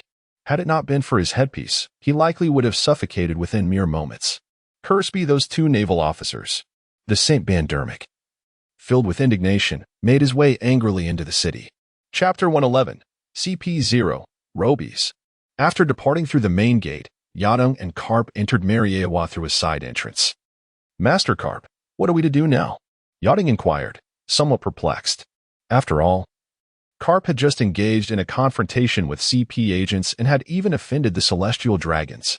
Typically, one would assume they should hastily vacate the premises. Even if the Celestial Dragons intended some form of retaliation, they would surely contemplate their actions. Yet here they were, boldly infiltrating the enemy's stronghold. Were they not concerned about potential treachery? "Didn't Ti promise to take you to collect some refuse?" Karp responded, equally bewildered. "Let it be known, I have no interest in the detritus of the Celestial Dragons. These individuals seem to possess nothing of value beyond their wealth," Yadong remarked disdainfully. "Wealth? If the Celestial Dragons were truly so trivial, they would not have maintained their position for so long," Karp stated, choosing to withhold further comments, suggesting he was privy to certain secrets concerning the Celestial Dragons, secrets so significant that even he hesitated to divulge them. Before long, they arrived before an opulent courtyard. With a decisive push, Karp flung open the door and entered. This was the domain of Robies from CP0. Suddenly, without warning, an individual materialized before them, launching a punch at Karp. In response, Karp retaliated with his own fist, engaging in a fierce clash. The force of their strikes generated a tempestuous gust of wind, a testament to their power even without utilizing haki. "Ha ha ha, you haven't changed a bit. Did you offend those fellows as soon as you arrived?" Robies remarked, retracting his fist, clearly exasperated by the situation, given his status as the commander of CP0. "Enough of the lamentations. I have come for refuse, as I previously mentioned," Karp declared, cutting straight to the chase. Upon hearing Karp's words, Yadong's excitement surged. It appeared Karp had been coordinating with this faction prior to their arrival and had likely prepared for several days. The prospect of what she might acquire this time was becoming increasingly promising. "This must be your disciple, correct?" "Quite an impressive individual," Robies observed, casting a glance at Yadong. "In the spirit of reciprocity, I have prepared a small concoction of my own design, beneficial for one's health." As Yadong spoke, she produced a vial of life essence. Despite their immense power, individuals of Karp's caliber often faced a common affliction, the gradual decline of their physical condition. Although they might employ various methods to maintain their vitality, true advancement had become elusive. Life essence was the remedy to this predicament. "Accept this. It will prove useful to you. Should you require more in the future, bring sufficient refuse and seek out my disciple." After Cap finished speaking, he made his way into the house to enjoy a cup of tea. "I shall accept this," he said. "Yado, come with me." As Robies spoke, he led Yado towards a warehouse. Walking behind Robies, Yado felt a surge of trepidation. Though he believed he had grown stronger, standing in Robies' shadow, he realized that even if he were to launch a surprise attack, he would have no chance of victory whatsoever. Chapter 112, The Sword of Navigation once again, Mir Navy. "Here lies the items I have prepared for you. I shall accompany your teacher first. When you are ready, join us." Robies led Yutong to an external warehouse, opened it, and then departed. Upon Robies' exit, Yutong promptly entered the warehouse. "These must be the discarded remnants of the CP0 members, I presume?" "Ding. You have discovered a discarded manuscript from Goth, gaining 2 in navigation skills." As Yutong picked up an abandoned manuscript, a system notification chimed in her ears. "Heh, splendid. A new ability." Upon hearing this, Yutong swiftly began her scavenging. Meanwhile, back with Karp and Robies, Carp, your disciple's demeanor mirrors yours. It seems another lawless entity is emerging. However, there is a distinct aura about him, unlike yours from the past. After pouring himself a cup of red tea, Roby spoke slowly. Indeed, he is unlike me. Perhaps he may alter this world, one way or another. Yet, that is beyond my concern. Carp replied directly. Roby sighed at Carp's nonchalant words. This fellow has certainly cleaned up the place in an instant. By the way, Carp, do you know what your son said in O'Hara? Roby's recalled this matter and addressed Carp. After all, if such ideologies were manipulated by ill-intentioned individuals against Carp, it could prove detrimental. How would I know? But where did that lad come across such theories? Carp pondered, somewhat perplexed. After all, uttering such words around here is not something to be taken lightly. You are quite carefree. Well, let us just hope your disciple doesn't turn into a dragon. Roby's remarked, resuming his tea. After a while, Yutong had cleaned the area of debris. She had gathered all the Marine 6 styles, along with some hockey, basic attributes, and navigation skills. The retrieval value had astonishingly surged by 30,000 points. Indeed, the stronger the entity from whom one retrieves items, the greater the acquisition value. Roby's also obtained one of these. What purpose could it serve? Yutong slowly revealed a small sword. Previously, in the West Sea, she had acquired this, the Sword of Navigation, from a celestial dragon. It seems Roby's must know something about it. With this thought, Yutong exited the warehouse. However, upon leaving, she realized she was lost. The houses here all appeared quite similar, and having observed Roby's earlier, she had not paid attention to her path. Just then, a familiar voice echoed, "Capture that scoundrel." It was none other than Bandami McSaint, whom Yutong had buried before. How audacious of a mere naval officer to show disrespect towards the aristocracy of the world. Come, accompany us back. Several guards extended their hands, attempting to seize Night Eye. Just then, a glimmer of cold light flashed by, severing the wrists of the guards in unison. A mere naval officer? Were it not for us, these insignificant naval forces, you might find it difficult to sit here in peace. Should you dare to strike at me again, it will not merely be your hands that fall. A trace of icy resolve flickered across Night Eye's face. Chapter 113. A Call to the Teacher. He. I fear your inaction. Let them all advance. Whoever subdues him shall be rewarded with 10 million berries. The expression on Bandai Mixsheng's face shifted to one of exhilaration and madness. What he desired was for Yutong to strike. As soon as she did, he would possess a legitimate reason to apprehend her. Moreover, once she was captured, the rights to her would belong to him. Such a unique ability user could serve not only as a slave but also as a guardian in the future. The thought of acquiring such a remarkable slave sent Bandai Mixsheng into a further frenzy. I recall a regulation within the Navy that prohibits the killing of celestial dragons. Thus, as long as one does not perish, all will be well, correct? As Yutong conveyed this, a chilling aura suddenly erupted from her. Bandai Mixsheng's presence. At that moment, a guard, unable to utter a word, was swept away by a frigid current, becoming an ice sculpture. Truly, why do you all, lacking in strength, so eagerly court death? And you guards, your duty is to protect them from harm, not to act as their enforcers. TCH. After Yutong finished speaking, she slowly departed. The moment she activated her ice god mode, Murakumo in her hands surged with a thirst for blood. Were it not for Yutong's relatively strong mental fortitude, it is likely that those ice sculptures would have already become corpses. Just now, Yutong merely employed the basic ability of the Devil's Essence, Hammerdock, freeze. This fundamental skill can immobilize a person. Typically, an ordinary individual would remain frozen for just over 3 hours. As for those like CP or the Celestial Dragon-S guards, they would likely be released soon. However, Bandai Mixsheng would not be so easily dealt with. This is the place. A guard of Bandai Mixsheng trembled as he spoke before Yutong. You may return. That fellow will not perish, just ensure he does not fall. Observing the familiar courtyard before her, Yutong stated this and entered directly. Teacher, I have returned. Yutong called out loudly. Upon hearing her voice, Carp and Roby's emerged. This harvest seems satisfactory, does it not? Carp remarked with a smile. Quite so. Though on my way back, I had a confrontation with Bandai Mixsheng. I imagine he remains encased in ice even now. Yutong replied nonchalantly. Bandai Mixsheng? You. You. At this moment, Robies was at a loss for words. These two master and disciple were indeed a pair of notorious troublemakers. Carp chose silence, sparing no one as pride. Yitong, too, was a source of mischief, having just shouted for her teacher at his doorstep. It appeared she could not extricate herself from this predicament. Well, it was merely a matter of striking a celestial dragon, right? As long as he is alive. We shall take our leave, Carp declared, lifting his feet to flee. Seeing Carp make his escape, Yitong quickly followed suit. In but a fleeting moment, the two vanished from sight. Ah, a flock of crows soared overhead.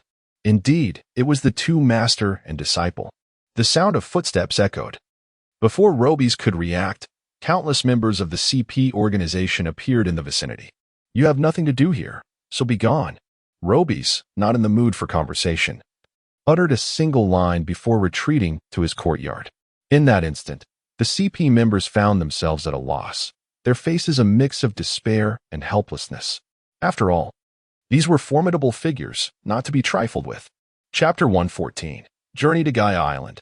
At this moment, Yitong and Carp had returned to the sea train. From now on, be mindful before acting. Do not frequently trouble others, for it is ill-mannered, Carp said with a sincere expression.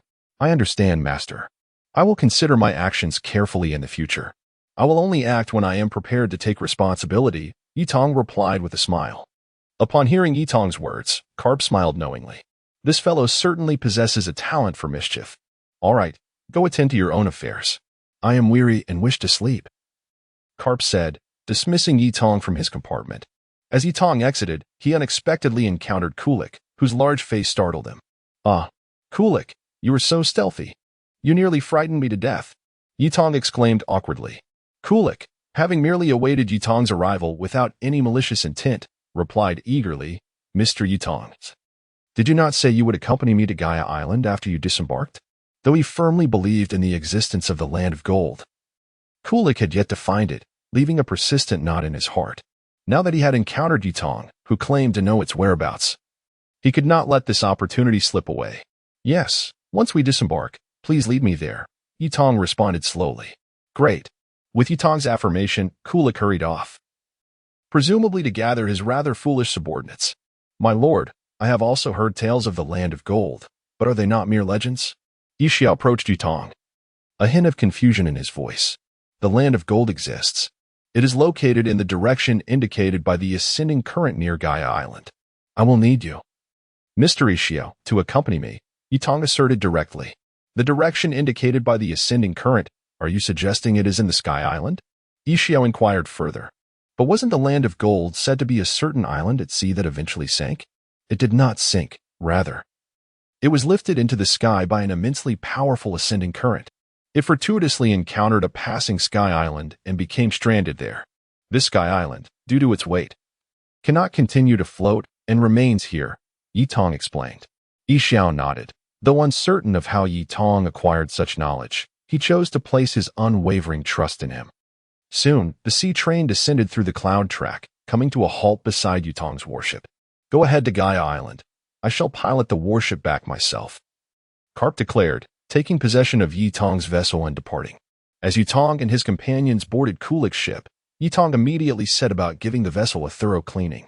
Even the smallest mosquito has its flesh, he remarked. Oh, a seagull descends as Yitong purchases a newspaper. Oh, these two individuals have already confirmed the identities of the 7 warlords. It is revealed that Don Quixote, Doflamingo, and Crocodile have been bestowed with the title of 7 warlords. Moreover, Doflamingo has successfully seized Dressrosa, while Crocodile is preparing to claim Alabasta. Thus, it follows that Crocodile is currently in Alabasta. Chapter 115. The Message of the Demon-Slaying Order.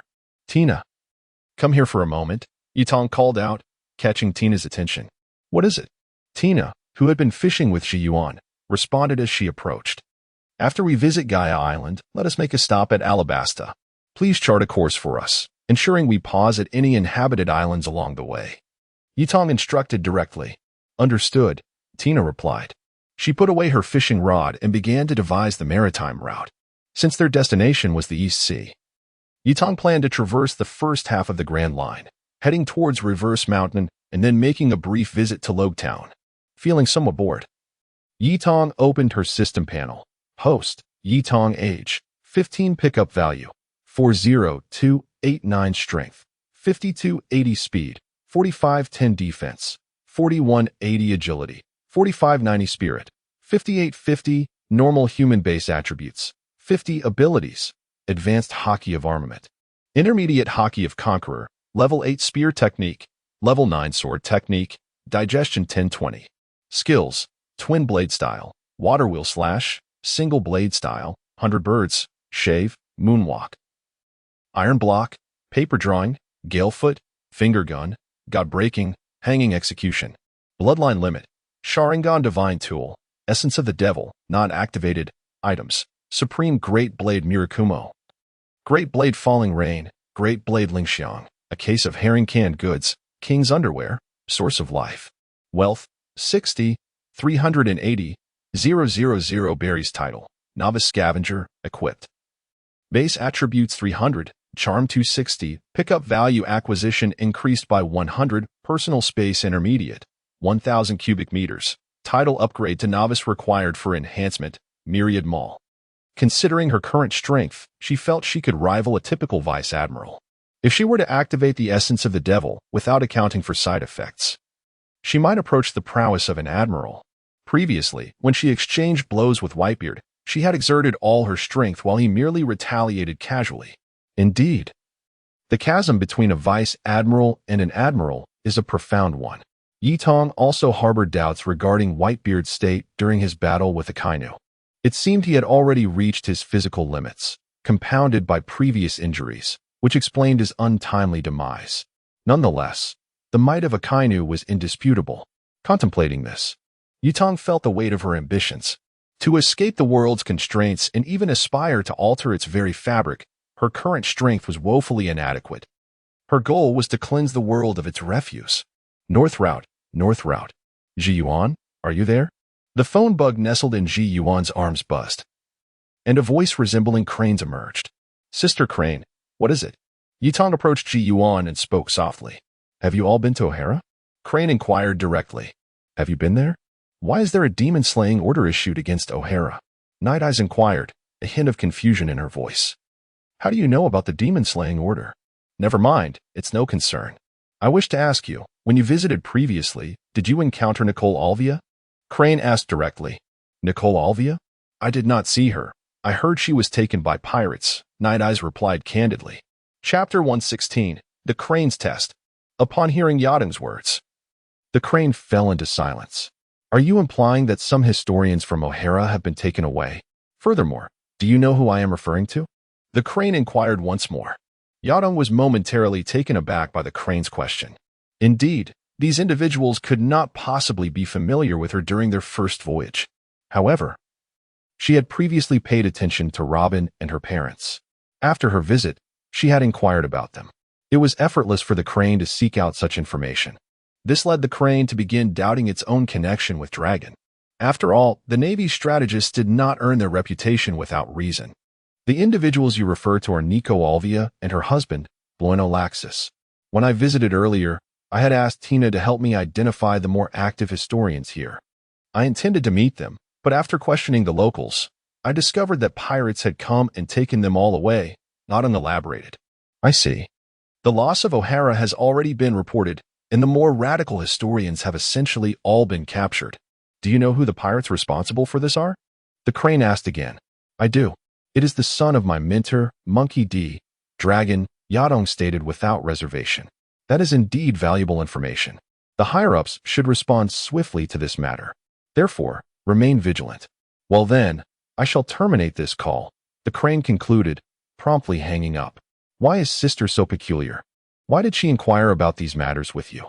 Guion remarked, perplexed after putting away her din-din mushi. After all, Yadong was not an intelligence officer in the Navy. Perhaps she wishes to warn me to avoid drawing attention from those pirates. Now, continue fishing while I engage in training, Yadong declared. Departing the foredeck and making her way to the stern alone. My lord, have we already been exposed? Yishao approached Yadong's side and spoke softly. Perhaps. But they will not take action against me. As long as I do not overtly engage in any misconduct, The higher authorities cannot act against me, Yadong replied calmly. If my lord is discovered, will we not become targets for the world's bounties? Yishao asked again. What bounty could they place on me?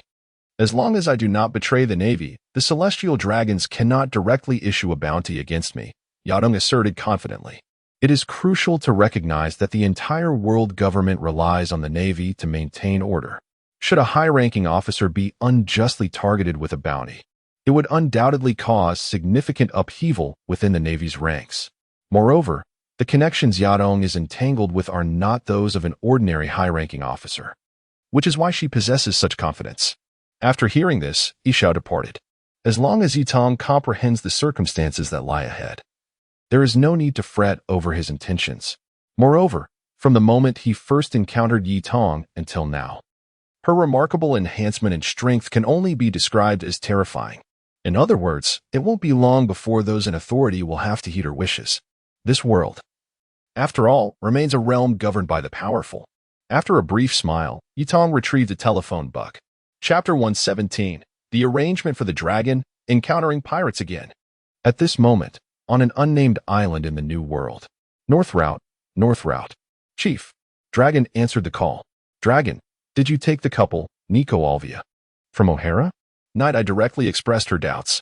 Indeed, Dragon replied. Is there any arrangement for them? No specific plans. 1 month from now, come to Gaia Island.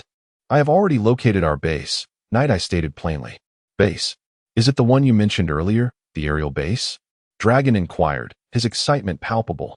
It is worth noting that Dragon had been searching for the Sky Island for many years, yet finding such a place was no simple task. Yes. I won't be staying long on Gaia Island, so you must hurry. Also, once you reach the Sky Island, you should have the means to descend, correct? Night Eye added slowly. Indeed, now that Kuma is one of us, we can utilize his abilities for our comings and goings, Dragon confirmed. Hearing this, Night Eye felt reassured. By the way, the kingdom of Perdakus on Perdakus Island in the West Sea is something I have nurtured. It is also a safe base. You may visit when you have the time. Furthermore, our current objective is to empower some impoverished nations. As for actions against the world government, refrain from taking any steps for the time being. Even if Nico Alvia and her husband discover something significant, do not let it slip. Night Eye swiftly laid out her plans. Understood, Dragon replied once more. All is well. If you have any questions, I will inform you upon reaching the Sky Island. After Night Eye concluded, she hung up the phone. With Dragon's matters arranged, Night Eye retrieved a fruit from her spatial pocket. This was a Paramecia-type devil fruit. Although its power was unknown, Night Eye intended to have someone consume it. Once back on the deck, she continued to rest. Major Night Eye, pirate ships ahead. 7 in total. At that moment, the lookout, Kokuri, relayed the information from the mast. Pirates, it has been a while since I undertook a mission. Let us see who they are. Tina, coordinate with the lookout and provide me with information. If any of them have bounties exceeding 10 million, inform me. Night Eye said slowly, rising to the front. While she was somewhat familiar with certain pirates, the Grand Line was teeming with countless unknown faces. Thus, Tina's intelligence-gathering skills would prove invaluable. Let us engage in battle together. At this moment, Guion approached Night Eye, speaking softly. After all, she was also a rear admiral. Very well, let us await the moment when we may wield our swords to enact greater justice. Yitong smiled gently. Soon, a subtle silhouette of a ship emerged within her line of sight. It was the Wilson pirate crew. The primary bounty on board belonged to Captain Wilson, amounting to 43 million, followed by his first mate, Mickey, with a bounty of 36 million, and the helmsman, Tom, whose bounty was.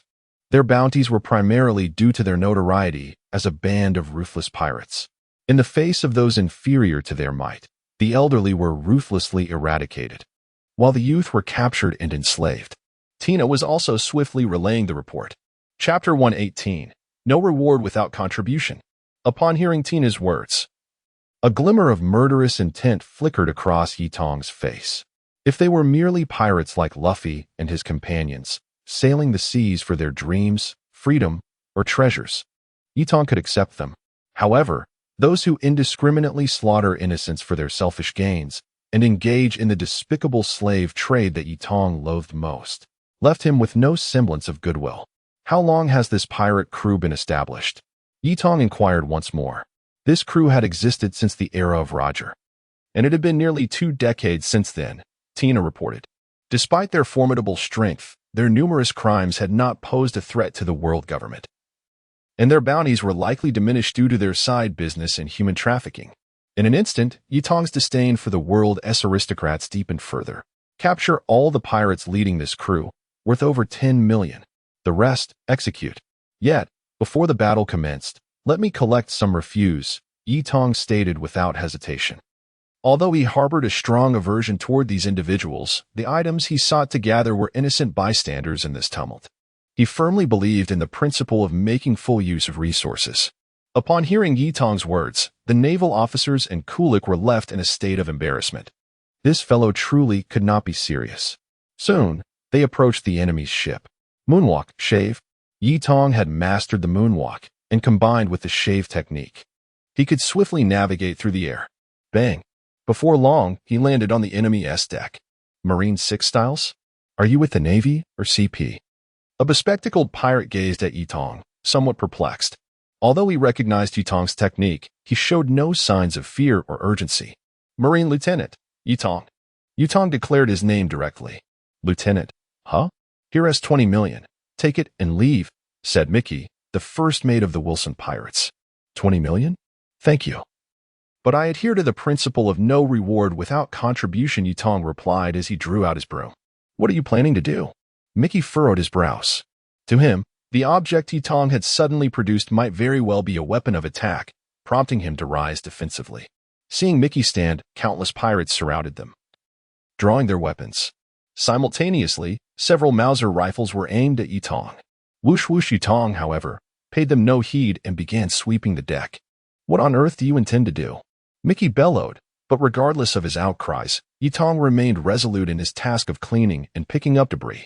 Subsequently, a vessel, having completed its cleaning duties, proceeded to attend to other ships. Mickey, who is this individual? At that moment, Wilson arrived on Mickey's ship and spoke slowly. Admiral Grot Nightshade of the Navy.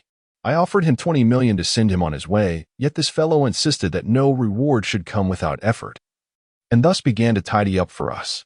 Mickey, wearing a perplexed expression, replied.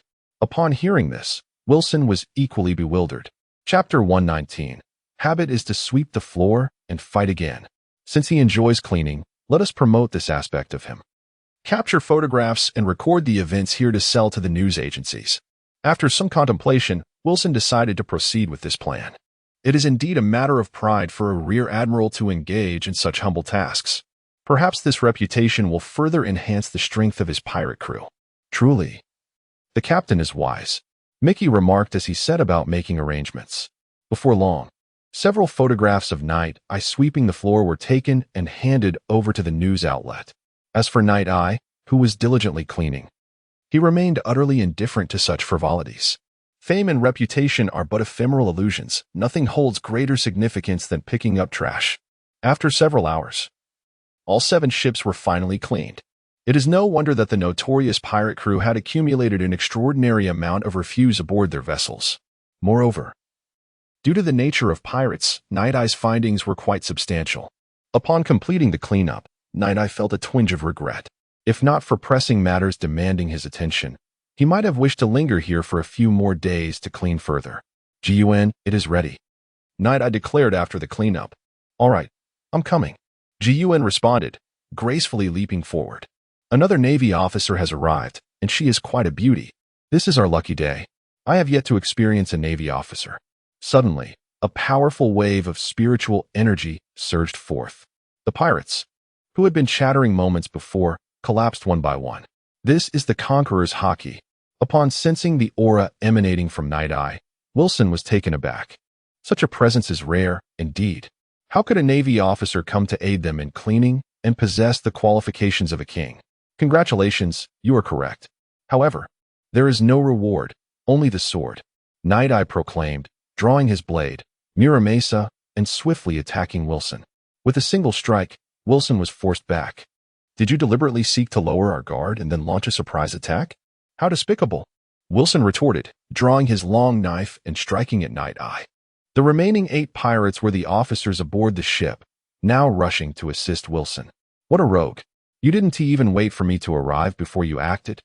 Ji-Yuan complained, unsheathing his golden kunro and turning to confront Mickey. Let us simply compete among these 8, Night Eye suggested, activating his Sharingan and swiftly unleashing his divine break. Seizing the moment of Wilson's disorientation, Night Eye's hand landed upon him, and in the next instant, Wilson was encased in solid ice. Well then, I have one. Harmoth, freeze. As the ice god mode commenced, an intense chill enveloped the vessel, instantly encasing it in ice. This is hardly amusing. You are resorting to underhanded tactics by employing the powers of a devil fruit, complained Guion, retracting his golden kunro in dissatisfaction. From now on, with my presence, you need not lift a finger, Night Eye remarked affectionately. Upon hearing Night Eye's words, Guion's expression transformed into one of bliss, instantly forgetting the earlier annoyance. Click, click. Night Eye seized the opportunity to capture some photographs with the camera snail, sending them to the newsbird. Upon receiving Wilson's submission, the news agency promptly produced a publication, preparing for worldwide distribution. Just then, they received another submission from Night Eye, leaving them momentarily stunned. Chapter 120. What constitutes darkness? Upon receiving such bizarre intelligence, the journalists found themselves at a loss as to how to report it. After all, the Navy's actions against the pirates hardly qualified as newsworthy. The previous tidbit from Wilson was marginally reportable, but with this unexpected twist, the reporters were left bewildered. It was best to relay this to the boss. Such news carried an air of peculiarity. There were things we could not decipher, but the boss would undoubtedly grasp the essence. The members of the news agency swiftly compiled the information and transmitted it to Morgans. Meanwhile, in the towering edifice at the heart of an island in the New World, Morgans perused the documents in his hands, his gaze resting on a photograph of Yitong. A smile crept across his face. If you wish for me to publish your story, then I shall grant you a grand spectacle. With a sinister chuckle, Morgans began to write feverishly. Back with Yitong. After capturing Wilson's chief aides, they were promptly dispatched onto the ship. The remaining pirates were subdued and forced into menial labor. With Yakuza present, there was much to be accomplished. Mr. Ishio, you must be wondering why I am inclined to collaborate with Morgans, correct? Yitong, having paused in his sword practice under Ishio's gravitational influence, spoke slowly. It was evident to him that Ishio bore a heavy heart. The control of this gravitational field was not particularly precise. Indeed, collaborating with those from the Dark World will invite censure in the future, Ishio replied thoughtfully. After all, what Yitong aimed to achieve diverged from the paths of others. Thus, even without a direct connection, partnering with Morgans would still leave room for criticism from those with ulterior motives. Do you also perceive the so-called Dark World as merely darkness? Yitong sheathed his long blade and inquired gently. The darkness recognized by the world. However, if what is deemed dark by the world is not truly darkness, then, my friend, is it not personal perception that defines darkness? Ishio's brow furrowed in confusion. Yes, personal perception is the essence of darkness, Yitong asserted. This world's understanding is simply governed by rules set forth by various authorities. Hence, the darkness referred to in this world is merely darkness in relation to the governmental powers. If one were to be wronged by an individual of high moral standing, that person might embody darkness to you, while others might revere him as divine. This is what you deem darkness. Yet it is not darkness in the eyes of the world. Yitong continued. At this point, Ishio was left speechless. Indeed, what they must undertake now is the cleansing of the world's refuse. Beyond the superficial tidying conducted by Night Eye, there lies a deeper purification. Having already existed in shades of gray, what right do they possess to scorn the ebony-hued Morgans? Consider it a lesson learned. With a smile, he once again imposed the weight of gravity. Buzz. Goodness, Mr. Smile, you are rather unkind. Night Eye was suddenly pressed down by the unexpected force of gravity, yet continued to draw forth Muramasa and resumed its vigorous dance. Chapter 121. The Definition of the Clean King. 7 days later, personnel from the nearest naval division arrived to escort Wilson away. Naturally, Zephyr had also made a promise to settle matters upon their return. The affairs at headquarters were simply too pressing, making it impossible for a personal visit. At that moment, a seagull took flight from Kulik's ship. Ah, ha ha. This Morgans truly is a bird genius. Night Eye couldn't help but chuckle after reading the report. This seagull had come specifically to deliver news. This fellow possesses a certain charm. Is this referring to you? The Clean King, who vows to cleanse the world of refuse. Humans are refuse, eliminate them. Objects are refuse, sweep them away. This being will incite yet another tempest upon the seas. Night Eye, does this pertain to you? Guion remarked directly, gazing at the description in the newspaper. Thus, it is apparent that not just anyone can attain such a position. The Clean King. I find this title quite appealing, Night Eye said with a beaming smile. Furthermore, the rhetoric regarding oneself is astonishingly apartment. Night Eye, we are nearing Gaia Island. At that moment, Tina approached and gently spoke. Major Night Eye, how shall we seek the Golden Country? I have scoured these waters, yet I have not discovered the Golden Country. Kulik also moved closer to Night Eye, expressing his confusion. After all, his search for the Golden Country had not been a matter of mere days. I am aware you have searched thoroughly without success. But do you know of one thing? The rising ocean currents beneath the sea, Night Eye stated directly. Upon hearing Night Eye's words, Kulik paused in astonishment. I am quite familiar with this, as I have spent years searching for the Golden Country. Therefore, I am well acquainted with the currents near the islands. However, how does this relate to the Golden Country? Kulik was somewhat perplexed. Could it be that the rising currents lifted the Golden Country into the sky? At most, they might elevate a ship, but the Golden Country has long since vanished. You simply need to assist me in locating the currents that caused the Golden Country's disappearance. I shall ensure you hear the sound of the Golden Bell, Night Eye said confidently. Upon hearing Night Eye's words, Kulik felt an inexplicable trust blossom within him. By the way, today is the 20th, Ryu Pilas, Alec. Follow me into the sea. Xiongdiwen.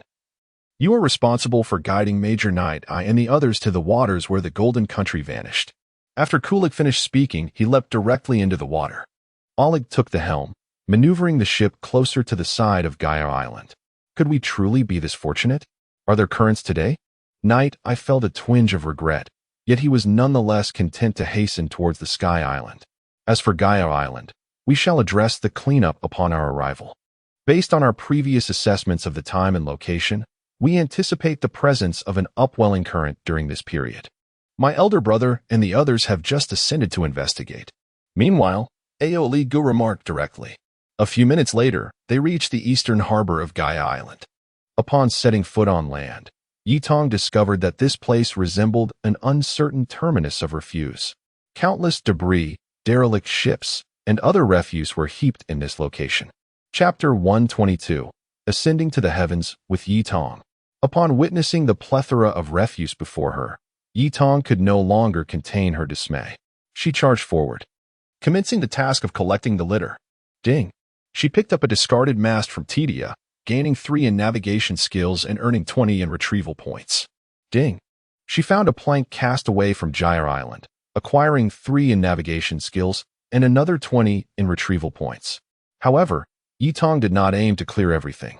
After all, Kulik had ventured off to seek the currents, and Yitong needed to proceed with a strategy of her own. Who could say when Kulik would return?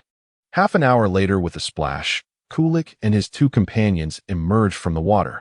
Admiral Yitong, the current will arrive shortly.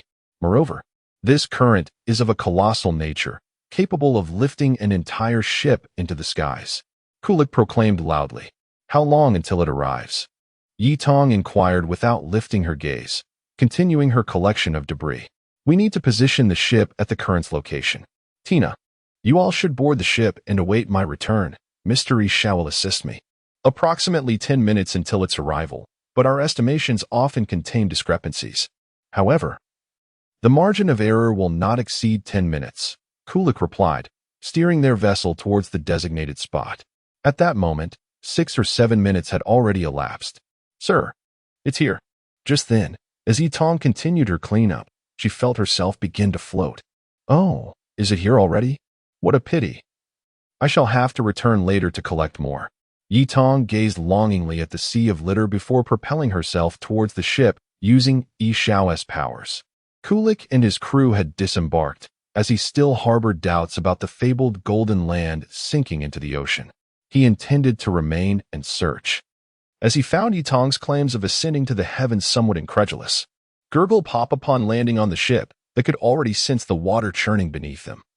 Innumerable bubbles erupting forth. "It's here." With Yutong's exclamation, a powerful current surged forth, lifting the entire vessel into the air. "Mystery Xiao," Yutong called out. "Understood." With a hum, Mystery Xiao unsheathed his sword. In the next instant, the ship felt remarkably light. The immense force propelled the grand vessel skyward, and as their altitude increased, they soon vanished into the clouds. "Wow, this is exhilarating. Is this what it's like in the skies? I never imagined my first outing with Yutong would result in such an ascent," Ji Yuan exclaimed, her face aglow with excitement. Yutong felt a twinge of embarrassment upon hearing Ji Yuan's words. They sounded somewhat peculiar. "Yes, being able to ascend to the heavens with Yutong is such a delight," Tina remarked softly. In a moment, Yutong found herself at a loss for words. "Kukuri, could you come here for a moment?" At that instant, Yutong recalled something. "General Yi, do you have any plans?" Kukuri inquired, somewhat perplexed. It was important to note that they were currently amidst the vast sky, and he seemed to possess no means of surveying the surroundings. Thus, he was momentarily uncertain as to why Yutong had summoned him. Chapter 123. Behold the fruit.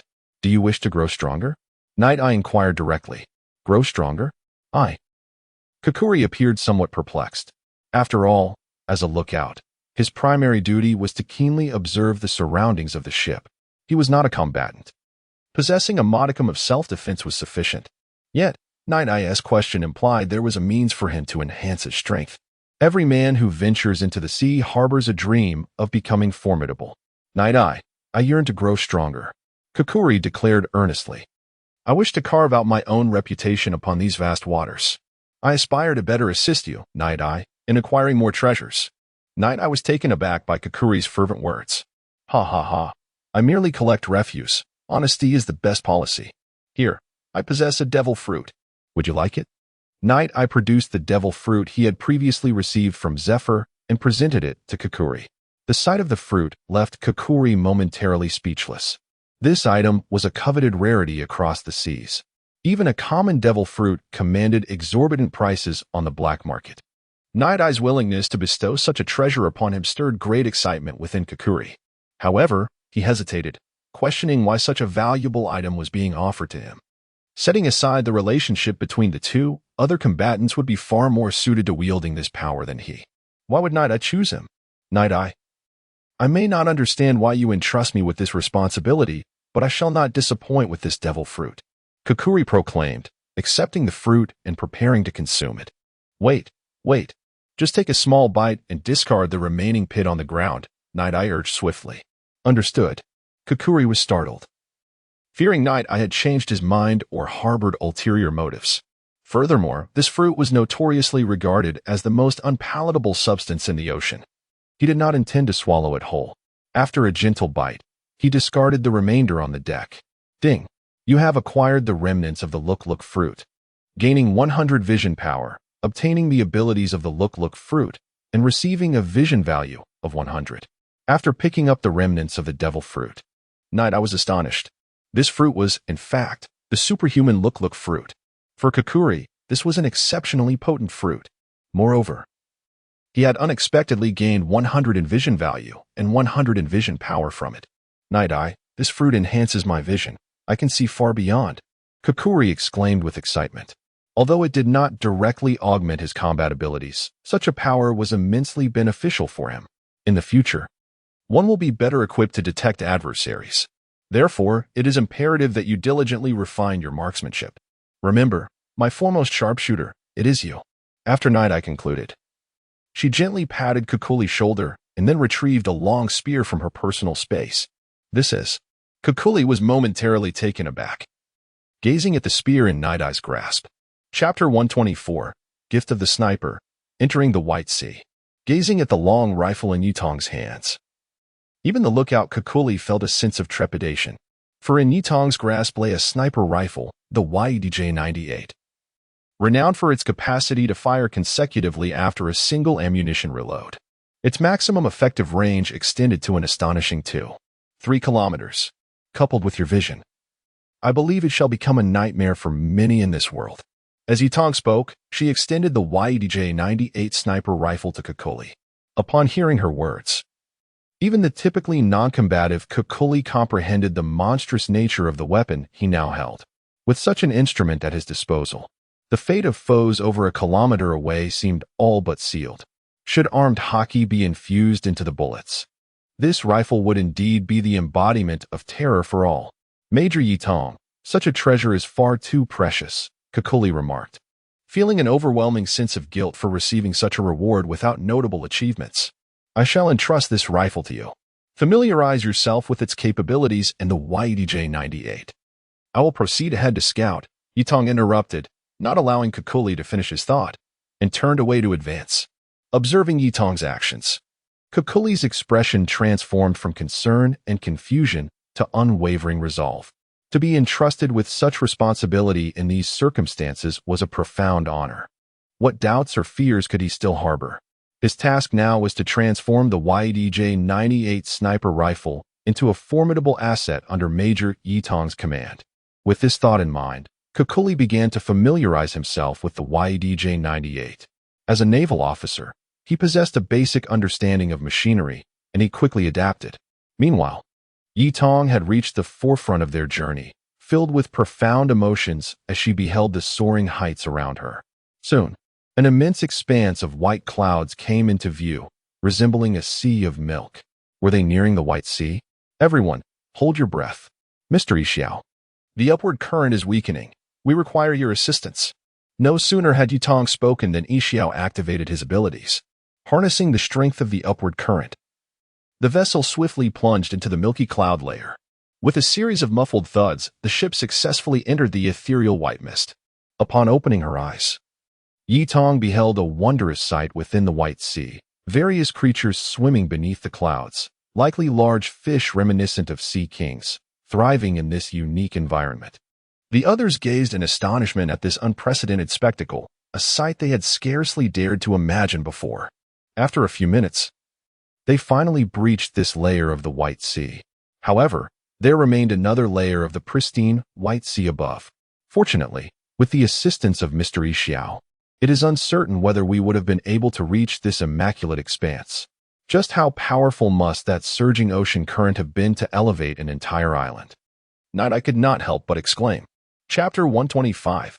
Arrival at the Sky Island. The main character has arrived. With the second muffled sound, they plunged directly into the White Sea.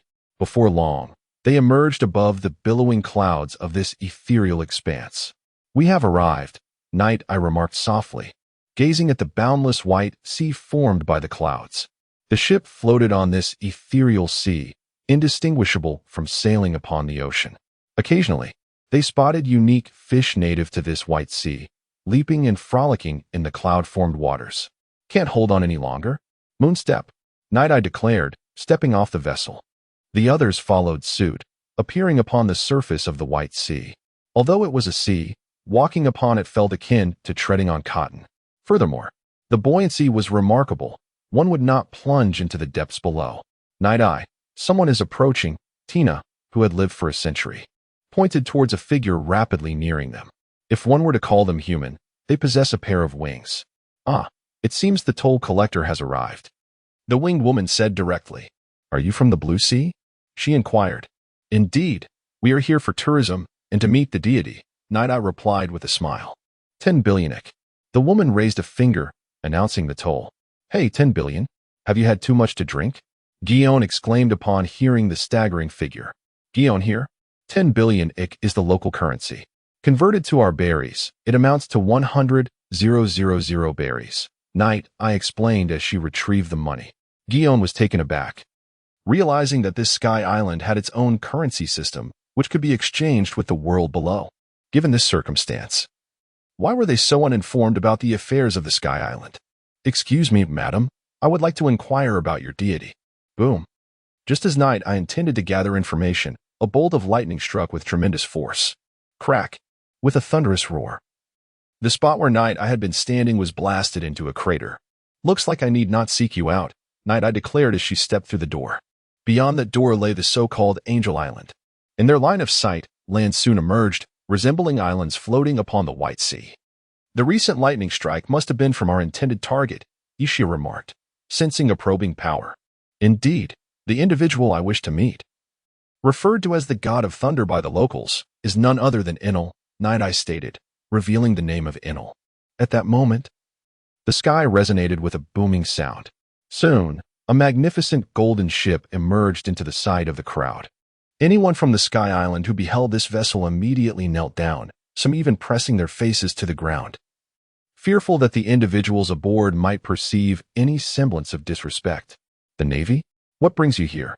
Although Night Eye was not clad in a naval uniform, Kukuri and the others certainly were. Thus, Enel promptly recognized their identity. Chapter 126. Confrontation with Enel. Enel, on behalf of the Navy headquarters, I extend an invitation for you to join the Shichibukai. Yato spoke directly, revealing her intentions. Upon hearing her words, Enel was momentarily taken aback. Shichibukai? What is that? Here I am, a god, minding my own business. Why should I become a Shichibukai? I refuse. Considering that you have not caused chaos here, you may leave. Enel promptly rejected the offer. In this remote place, it was understandable that he was unaware of the yet-to-be-publicized information regarding the Shichibukai. Mr. Ishao, your assistance is appreciated. Yato turned and spoke softly to Ishao. With a hum, Ishao said nothing, instead drawing his cane sword. In an instant, a powerful gravitational force bore down upon Enel's divinity. Even with Enel's electrical powers as a source of energy, he still found himself at a disadvantage before Ishao. Moreover, as Ishao unleashed his aura, Enel recognized the formidable presence that had arrived. This was not an adversary to be trifled with.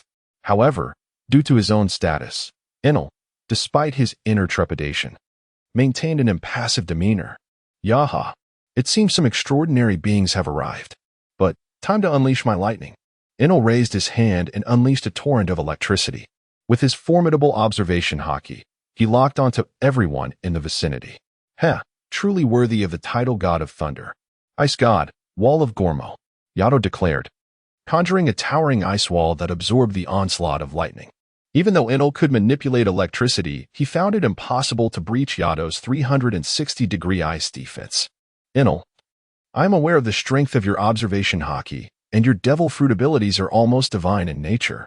However, our strength may not be lacking either, Yato proclaimed, activating her Sharingan.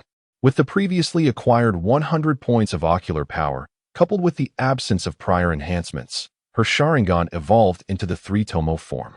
Alongside her Ice God state, which granted an additional 20,000 points of mental strength, an aura of extreme danger enveloped Yato. What is this? Enel sensed the terrifying aura emanating from Yato through his heart network. It is worth noting that before her enhancements, Yato, in her Ice God state, was capable of holding her own against Whitebeard. Now, with her formidable mental prowess and the presence of the Sharingan, Enel's expression morphed into one of horror. Godbreaker. Yato refrained from utilizing other abilities, for Enel's precision strikes from a distance were facilitated by his heart network. Thus, all she needed to do was disrupt his mental energy, rendering his lightning ineffective against them. Furthermore, the activation of the Thunder Fruit's powers was not solely contingent upon physical requirements. There are certain demands placed on mental fortitude. In an instant, Enel felt a sharp pain in his head, causing the scripture he was manipulating to sway momentarily. After all, the crimson hue of the Sharingan was exceedingly captivating. Enel had been fixated on the eyes of the night pupil. Consequently, he was directly struck by the divine assault. At that moment, a soft exclamation escaped his lips, and the scripture that had been suspended in the air plummeted to the ground. Chapter 127. Enel's shift in mindset. As the prophecy settled, Enel found himself in a state of bewilderment. The other inhabitants of Sky Island wore expressions of utter confusion. After all, this was a deity. How could he have been vanquished by mere mortals from the blue planet? Even the Ark had been brought down. With a swift movement, Night Eye activated his haki, instantly appearing before Enel. I believe it is time for us to converse, he said, his smile imbued with a sense of benevolence. You, Buzz, esteemed Night Eye, please mind your words. At that moment, one smile manifested before Enel, exerting a gravitational force that pinned him to the ground. With each of Night Eye's actions, one smile had come to regard him as a master. The defeated pirate before him dared to speak insolently. Such disrespect could not be tolerated by one smile's code of honor. Once lost and confused, One Smile now considered Night Eye his guiding light. Thus, he would not permit any disrespect from others. Mr. One Smile, our purpose here is not to engage in combat, Night Eye quickly interjected. Although Enel's strength had diminished, there remained room for improvement. In the future, he would undoubtedly become a significant ally. After all, they had come to persuade Enel, and it would be unwise to extinguish his spirit right from the start. Upon hearing Night Eye's words, One Smile withdrew his powers. Night Eye, you mentioned the 7 warlords. What exactly are they? Enel's demeanor had shifted from arrogance to curiosity. After all, hubris is only sustainable with absolute strength. He was no fool. To continue boasting after defeat would be foolish indeed. Here, take a look at this, Night Eye said, producing a document detailing the 7 warlords and handing it to Enel. By the way, Enel, you consumed the Rumble fruit, correct? May I ask, did you leave behind any remnants of the core when you ate it? As Enel perused the document, Night Eye posed another question. This was, after all, the primary objective of their visit. With his newfound ice abilities granted by the essence of the devil fruit, adding the powers of the Rumble fruit would significantly enhance his combat prowess. Yes, but isn't it true that once you take a small bite, the rest becomes useless? Enel replied, looking at Night Eye with a hint of confusion. He recalled that when he first consumed the Rumble fruit, hunger had driven him to it.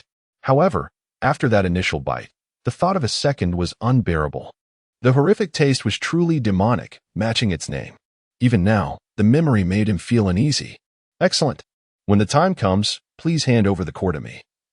I have use for it. Ji Yuan, take Enel on a tour. I have work to attend to, Night Eye stated before swiftly vanishing. Night Eye, honestly, who goes out for a date and ends up working? Ji Yuan complained. However, she was also aware of what Night Eye's so-called job entailed. Thus, she merely expressed a fleeting complaint. Mr. Xiao, is it? Are all the strong ones in Qinghai like you? After perusing the introduction of the 7 warlords, Iris spoke with a puzzled expression. I am but a blind man. I cannot be considered a strong one, Xiao replied nonchalantly. In that moment, Iris' perception of strength began to waver. The thought that all the formidable beings in Qinghai were of such caliber ignited within him an unexpected ambition to conquer. Chapter 128. Fragments of the Imperial Artifact, forcing the disposal of trash. At this moment, Yitong had begun to scour the surroundings for refuse. Ding! She stumbled upon a bone discarded by a resident of the Sky Island, earning 1,000 belly, 2 pickup points, and 1 fragment of the Endless Flight, 100 fragments required for fusion. Ding!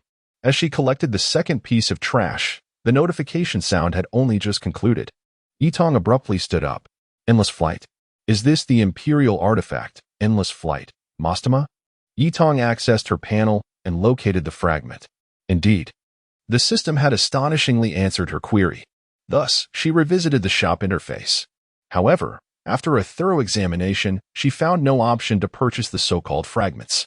System. Are fragments unavailable for purchase in the shop? Yitong inquired with a hint of resignation. Yet, this time, the system remained silent, indicating that purchasing was indeed infeasible. While Endless Flight, Mastema was available, it required a staggering 250,000 pickup points, an astronomical sum for Yitong at present. Therefore, realizing she could collect fragments, she resolved to thoroughly scour the area. Although Yitong had already acquired the Moonstep, allowing her to traverse the air, it paled in comparison to the capabilities of Endless Flight. Her excitement soared to unprecedented heights.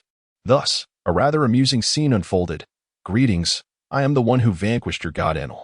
Kindly show some courtesy and dispose of some trash. Hello, I am far more terrifying, even more so than Enel. If you refuse to discard some refuse, I shall hand you over to Enel.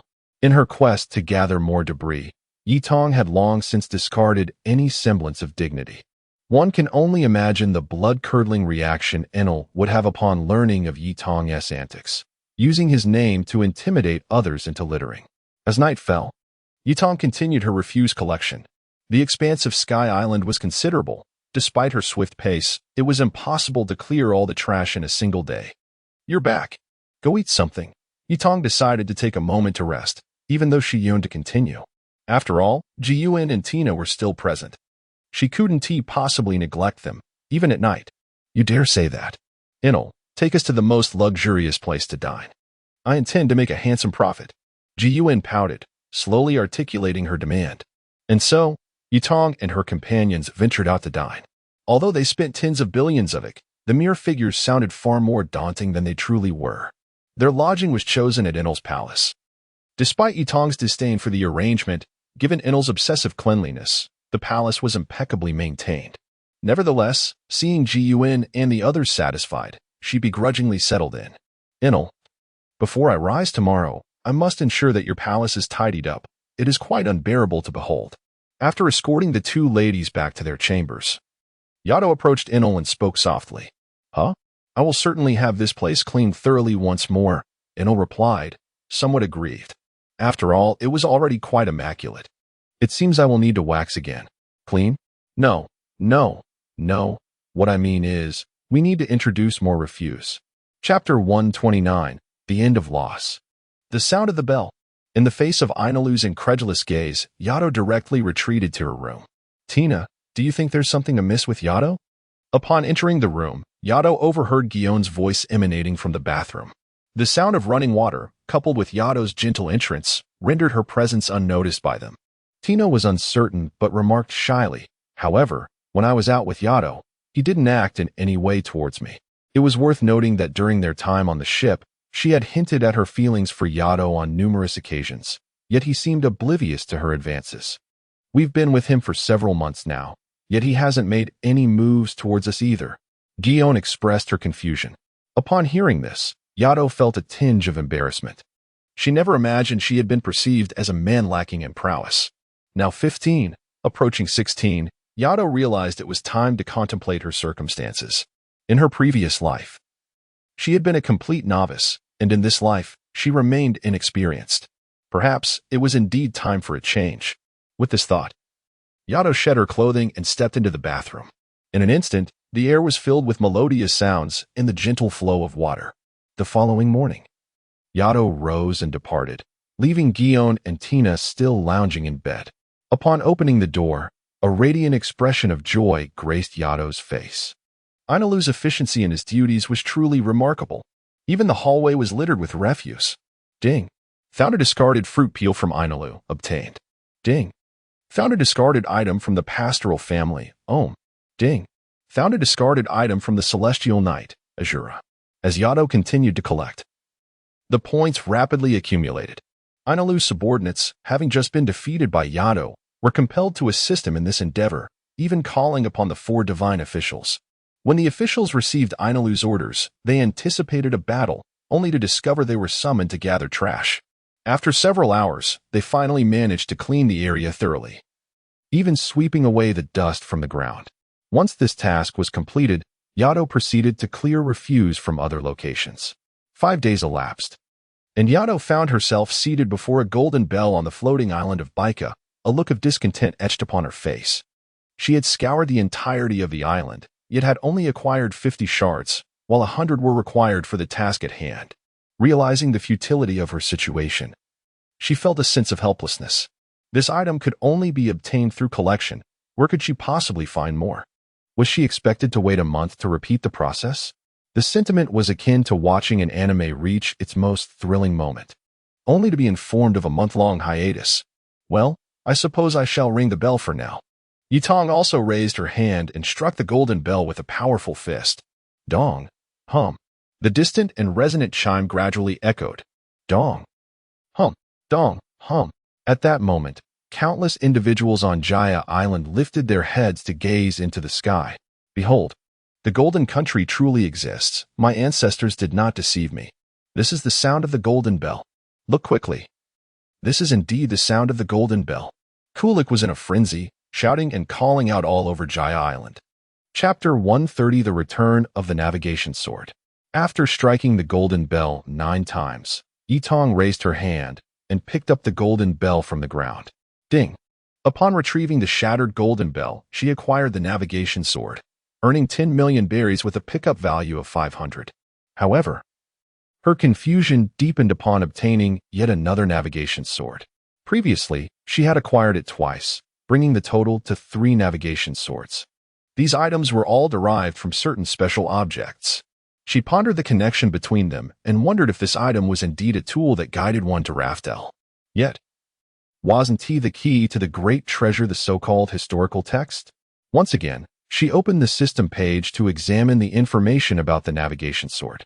However, aside from its name, there was no additional information available. She inquired with the system again, but received no response.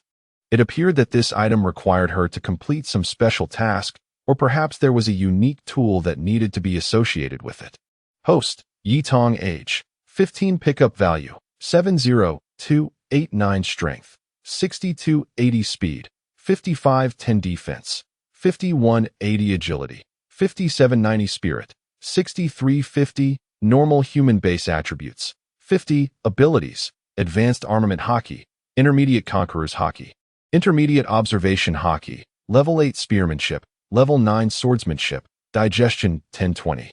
Skills, twin blade style, water wheel slash, single blade style, 100 birds, shave, moonwalk, iron block.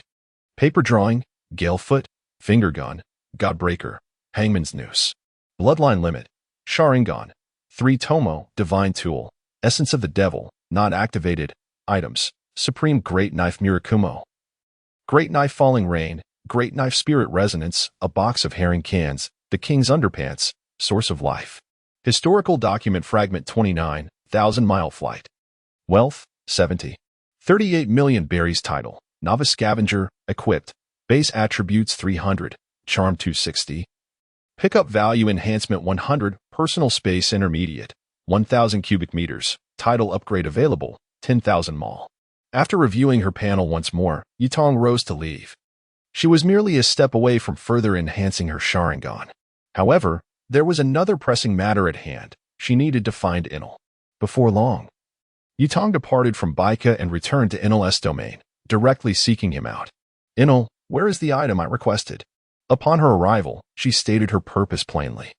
I have procured it, Enel declared, producing a brocade box.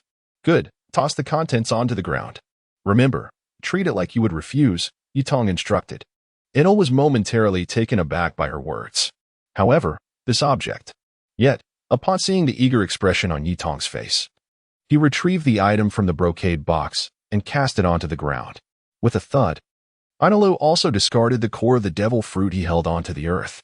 Nonetheless, regardless of its wondrous nature, it was merely a fruit.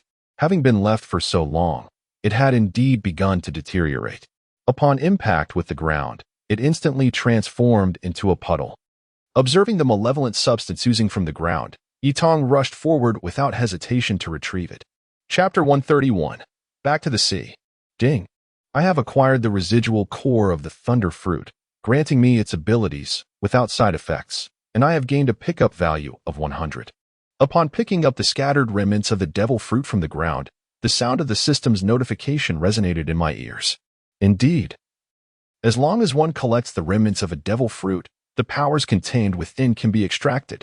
Most importantly, I would not be subjected to the drawbacks typically associated with devil fruits. Moreover, upon touching the fallen devil fruit, the residual core had already vanished. Enel, what do you say? Would you like to descend with me? I can find you an island, said Nida with a smile. Staying here will make it arduous to advance in your cultivation. But what about the people here? Enel expressed his doubts. After all, what would they do once they descended? Simply become pirates? And then, like other pirates, roam about plundering? After having played the role of a deity for so long, Enel was reluctant to adopt such a lifestyle. All the citizens here can be brought along. However, it will require some of your time. By the way, here are my guiding principles and some foundational governance concepts. You should establish your own nation and fulfill your role as a Shichibukai. Also, you need to enhance your strength. Night Eye remarked as he walked onto the deck. This fellow's golden ship might indeed cause some disturbances once they descended, but that was no longer Night Eye's concern. Upon seeing what Night Eye had presented him, a look of astonishment spread across Enel's face. What kind of existence would be capable of penning such words? Despite holding the position of emperor, he was considering matters for the populace. Such fresh ideas filled his heart with boundless anticipation. Even Enel could not help but be moved by such sentiments. Soon, Night Eye and the others returned to the surface of the sea aboard the Ark of the Covenant. Witnessing a grand golden ship descending from the sky, the people of Kaya Island emerged to gawk in awe. Look, this golden ship must have been forged from the gold of Gold Country. See, my ancestors did not lie. This is the gold of Gold Country. This is... Bang! At that moment, a man kicked Kulik away with a single blow. How annoying. I shall take this golden ship. The newcomer was none other than Bellamy, who had now joined the Don Quixote family. If he could present this ship to the young master, he believed he would surely be rewarded. Bellamy? Night Eye descended from the ship and glanced at the unconscious Kulik, his expression tinged with anger as he called out the name of the individual before him. Ha ha. It's good that you recognize my name. We of the Don Quixote family shall claim your ship, Bellamy declared with fervor. By the way, you are now a subordinate of Doflamingo. Go and find him, and say it was I who sent you. I have chosen Gaia Island, Night Eye stated with an expression of calmness, as if discussing something trivial. What? You've chosen Gaia Island? Bellamy exclaimed, laughter escaping him. Yet, in the next moment, he was swiftly struck to the ground by Night Eye's powerful punch. Honestly, such disobedience. Night Eye remarked, unfazed by Bellamy's plight, as he proceeded to clean up the debris. Chapter 132, Saving the World. Let's discuss after picking up the trash after disembarking. Yin Tong and her companions noticed Inola continuing to retrieve others from above. Suddenly, a colossal wave surged forth as a massive island descended onto the sea, manipulated by Yixiao. This was a fragment of Gaia Island, which had once been swept into the sky by a raging current. It is noteworthy that the residents of Gaia Island were numerous. Neglecting to bring this portion would lead to overpopulation in the future. Mr. Yixiao, Yin Tong remarked, upon your return. Please instruct Tina to gather some unclaimed islets from the vicinity to expand this island. Tina approached Yixiao's side, and upon hearing her words, Yixiao nodded and departed. Meanwhile, Yin Tong busied herself on Gaia Island, collecting litter. Ugh, my head. Boss, you're awake. Bellamy groggily stirred, observing his subordinates around him. Did someone knock me out? He recalled attempting to confront Yin Tong, yet everything had become a blur before he lost consciousness. Indeed. The one picking up trash was responsible for your fainting, one of his subordinates quickly explained. Picking up trash? Humph. Report to the young master that someone is seizing the island. I refuse to believe that the rest of the family cannot handle this situation, Bellamy declared as he produced a Din Din Mushi to contact Don Quixote Doflamingo. Being an auxiliary member, he could directly reach Doflamingo for any matters. Someone is seizing the island? Fufufu. If someone can defeat you, they may as well come to see me. Doflamingo replied before terminating the call. As he was currently situated in the first half of the Grand Line, he opted for this decision. Had he been in the New World, he would likely have dispatched someone to investigate the situation. After all, it was his territory, and allowing someone to trample over it without reaction was not Doflamingo's style. 10 days later, Yin Tong had thoroughly cleaned the island 3 times. As for Bellamy, he had been compelled to dispose of trash several times. At this moment, Inola had successfully brought down all the residents of the empty islands. Gaia Island had now expanded more than double its original size. Had it not been for Yin Tong's suggestion to halt, Yixiao would likely have relocated all the surrounding islands. Mr. Yixiao, do you believe I have become overly complacent? Yin Tong questioned, deep in thought as they played chess together. What brings you to such a conclusion, my lady? I believe your current endeavors are indeed a commendable path. You are gradually transforming the sea without endangering the lives of civilians. While I may alter the terrain, you are changing hearts. Yixiao replied earnestly. Upon hearing Yixiao's words, Yin Tong felt a tinge of guilt. Engaging in such endeavors is merely akin to scavenging. By a twist of fate, one inadvertently assumed the role of a dragon's leader, subsequently attempting to leverage the combat prowess of Yixiao through subterfuge. However, the journey along this path has only become increasingly convoluted. Never mind. It's best not to dwell on it. General, Night Eyes once again made a move, speaking slowly. In any case, scavenging remains the priority. When the time permits, extending a helping hand to this world is also a worthy pursuit. Chapter 133, Gaia Island. It is mine. Just as Yin Tong was preparing to depart, news arrived from Kakuri. Over here, Don Quixote Doflamingo has come. I never expected Bellamy to truly summon Doflamingo here. Yet, this is fortuitous. He still owes me quite a bit. As Yitong spoke, he made his way toward the coastline. As for Enel's title of warlord, it has already been reported to the Navy headquarters. What to do next is no longer for Yitong to ponder. Before long, Yitong arrived at the shoreline. Activating his Sharingan, he immediately spotted the flamingo. This fellow has indeed established his own nation, yet he still enjoys wandering about. Yitong remarked with indifference. In less than an hour, Doflamingo's ship appeared at the shore. Soon, the crew began to disembark one after another. Don Quixote, Doflamingo, Diamante, Treble, Sugar. Haha, quite a gathering indeed. Even Sugar is here. She must be aiming to establish her own dominion as well, Yitong speculated. Young master, you have finally arrived. This place has already been. Smack. Before Bellamy could finish his sentence, a bolt of lightning descended from the sky. Although it did not strike Bellamy, it interrupted his speech. One of the 7 warlords, Don Quixote Doflamingo. Indeed, the master was correct. There are indeed many powerful figures down below. At this moment, a colossal golden ship appeared in the vicinity. What is this? Observing the celestial vessel, Doflamingo furrowed his brow, expressing his dissatisfaction. This is what I referred to as the golden ship descending from the heavens. I intended to seize it to present to the young master, but was thwarted. Bellamy quickly explained. Oh, are not the warlords the ones who restrain the sea emperors? How could they engage in such petty thievery? However, if you wish to seize it, come forth, Lightning Bird. Upon uttering these words, Enel launched an attack. Yitong had previously mentioned that if pirates were to invade, they should be dealt with accordingly. Humph. Color spectrum. Doflamingo raised his hand, instantly unleashing a series of colorful threads that intercepted the Lightning Bird. Quite interesting. 30 million volts, Thunder Beast. 60 million volts, Thunder Dragon. Enel initiated another assault. Doflamingo, becoming somewhat irate, found this fellow's immediate aggression to be exceedingly disrespectful. With this thought in mind, Doflamingo raised his hand and swiftly released a snap of his fingers. Simultaneously, he soared into the air, with threads shooting forth from his back. Doflamingo, have you come here merely to be a nuisance? As the two engaged in battle, Yitong approached from the side, speaking with an air of nonchalance. Upon hearing Yitong's words, Enel retreated back to his Arkansas. Doflamingo raised an eyebrow, pondering the voice that seemed familiar. Could it be Night Eye? Upon turning, he felt a twinge of discomfort as he uttered her name. How perplexing. I had intended to seek you out after some time, yet here you are, appearing at my doorstep. Quickly hand over the rubbish, and then return to your own domain. By the way, the island of Gaia is something I seized for myself. Night Eye slowly remarked. Chapter 134, Left Behind to Create Rubbish. Upon hearing Yitong's words, Doflamingo felt increasingly distressed. This individual was undoubtedly one of the last people he wished to encounter.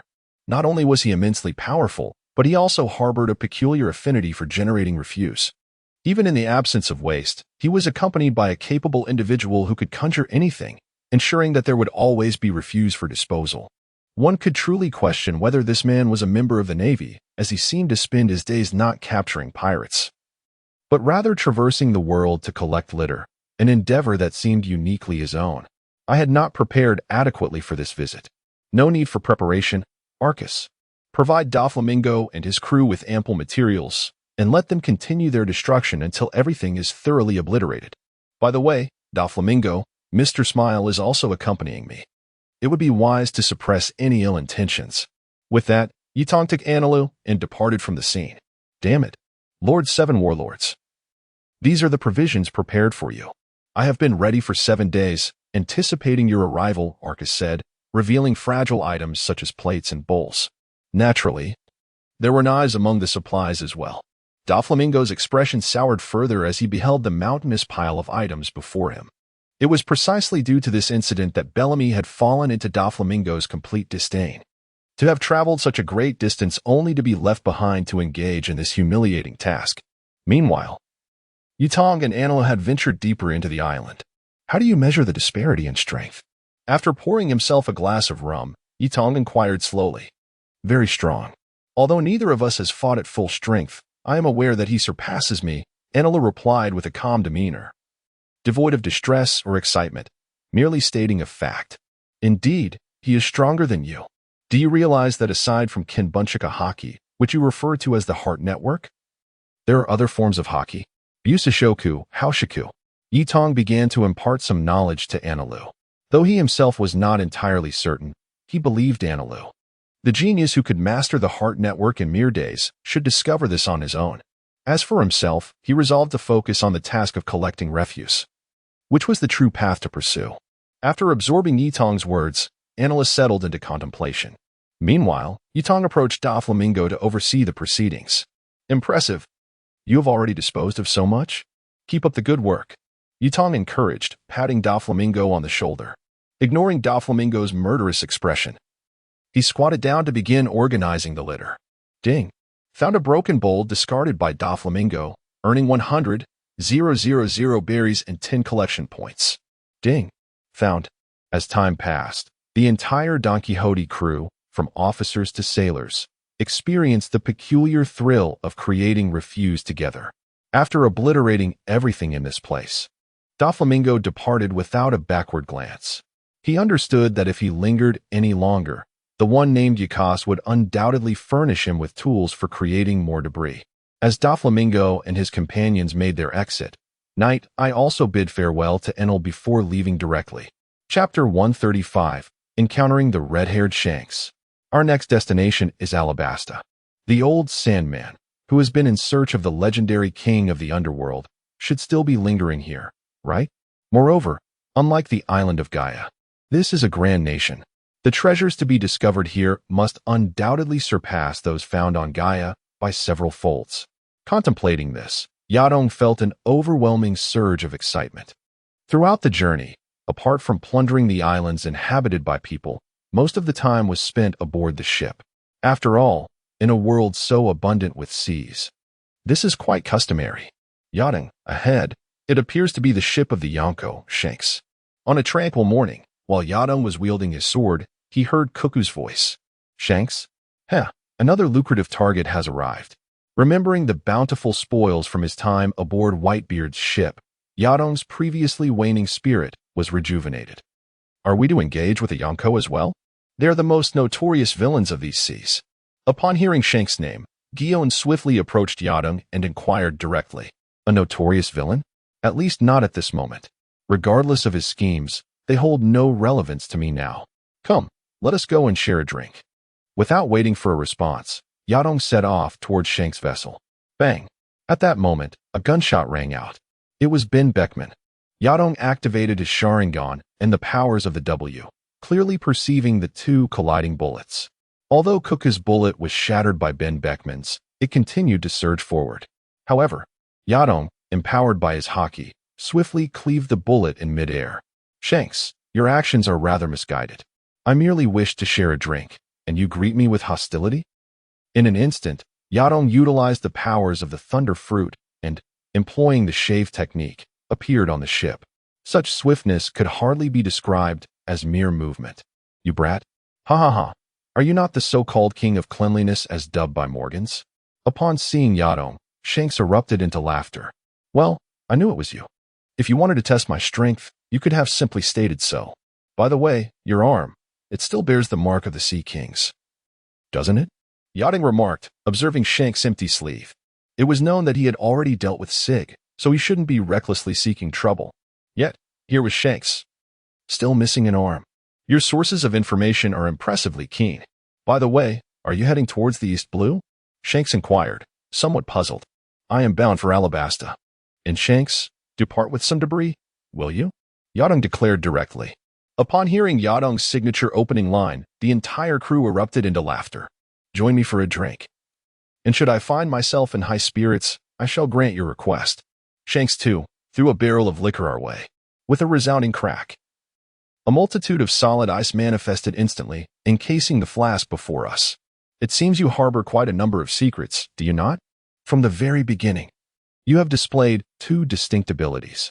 Coupled with your talent for gathering items, could it be that you also possess the ability to consume the formidable devil fruits? Beckman remarked thoughtfully. Chapter 136, Night Eye's Dilemma. The Thunder Fruit, this icy ability, and the prior power of item storage. All of these are not capabilities that one can attain through ordinary cultivation. This implies that Night Eyes has likely uncovered the secret of the devil fruits. You were just curious about the weapon that you recently clashed with, weren't you? Honestly, asking a barrage of questions. Night Eyes deactivated the Ice God mode and seized a flask, taking hearty gulps. Truly, this Four Emperors is formidable. Just moments ago, it appeared that Shanks merely tossed aside the flask in his hand casually. However, upon activating the essence of the devil, it was only then that Night Eyes managed to catch it securely. Moreover, in that fleeting instant, fissures formed on the solid ice. This indicates that Shanks' strength has undergone a qualitative enhancement. This is the source of Night Eyes' perplexity. It is not observed that these individuals engage in training. And it seems in this world, strength is incrementally enhanced through food, comprehension, and practice. Especially after reaching their 20s, the pace of improvement during this period is astonishingly rapid. After a few years of absence, these individuals have all become extraordinarily powerful. Luffy is a case in point. He possesses the protagonist's halo. As for this weapon, take it and study it, but return it to me shortly. With this thought, Night Eyes also tossed aside a sniper rifle, though it was standard. It was infinitely superior to the Mauser rifles of this world. Ha ha ha. Indeed, you are far more intriguing than those three. By the way, are you heading to Alabasta to seek Crocodile? At this moment, Shanks spoke earnestly. I suppose so. Though I only intend to drop off some rubbish with him and pick up a few things. After all, I must return to the East Blue. And it is on the way. Night Eyes replied nonchalantly. Ha ha ha. Upon hearing Night Eyes' response, the members of the red-haired pirates laughed once more. Subsequently, Shanks invited Night Eyes to join their feast. A day later, the red-haired crew departed. At this juncture, Night Eyes stood beside Kakuru. Did you sense it? This fellow is quite an adept marksman. Night Eyes remarked slowly. I felt it, though I have yet to fully grasp it. I will strive to improve. Kakuru responded somewhat apprehensively. No worries, take it step by step. After Night Eyes spoke, he made his way to the foredeck. Host, Night Eyes age, 15 pickup value, 110289 strength, 7280 speed, 6510 defense, 6180 agility, 6790 spirit, 6850 normal human base attributes 50 abilities. Advanced Armament Haki, Intermediate Conqueror's Haki. Intermediate Observation Haki, Level 8 Marksmanship, Level 9 Swordsmanship, Digestion 1320. Skills, Dual Blade Technique, Water Wheel Slash, Single Blade Technique, 100 Birds, Shave, Moonwalk, Iron Block. Paper Drawing, Galefoot, Finger Gun, God Breaking, Hanging Execution. Bloodline Limit, Sharingan. 3 Tomo, Imperial Artifact, Essence of the Demon, Not Activated, Items, Supreme Great Blade Mirakumo. Great Blade Falling Rain, Great Blade Spirit Echo, A Case of Herring Canned Fish, The King's Underpants, Source of Life. Historical Document Fragment 29. Soaring for Thousands of Miles. Wealth, 70.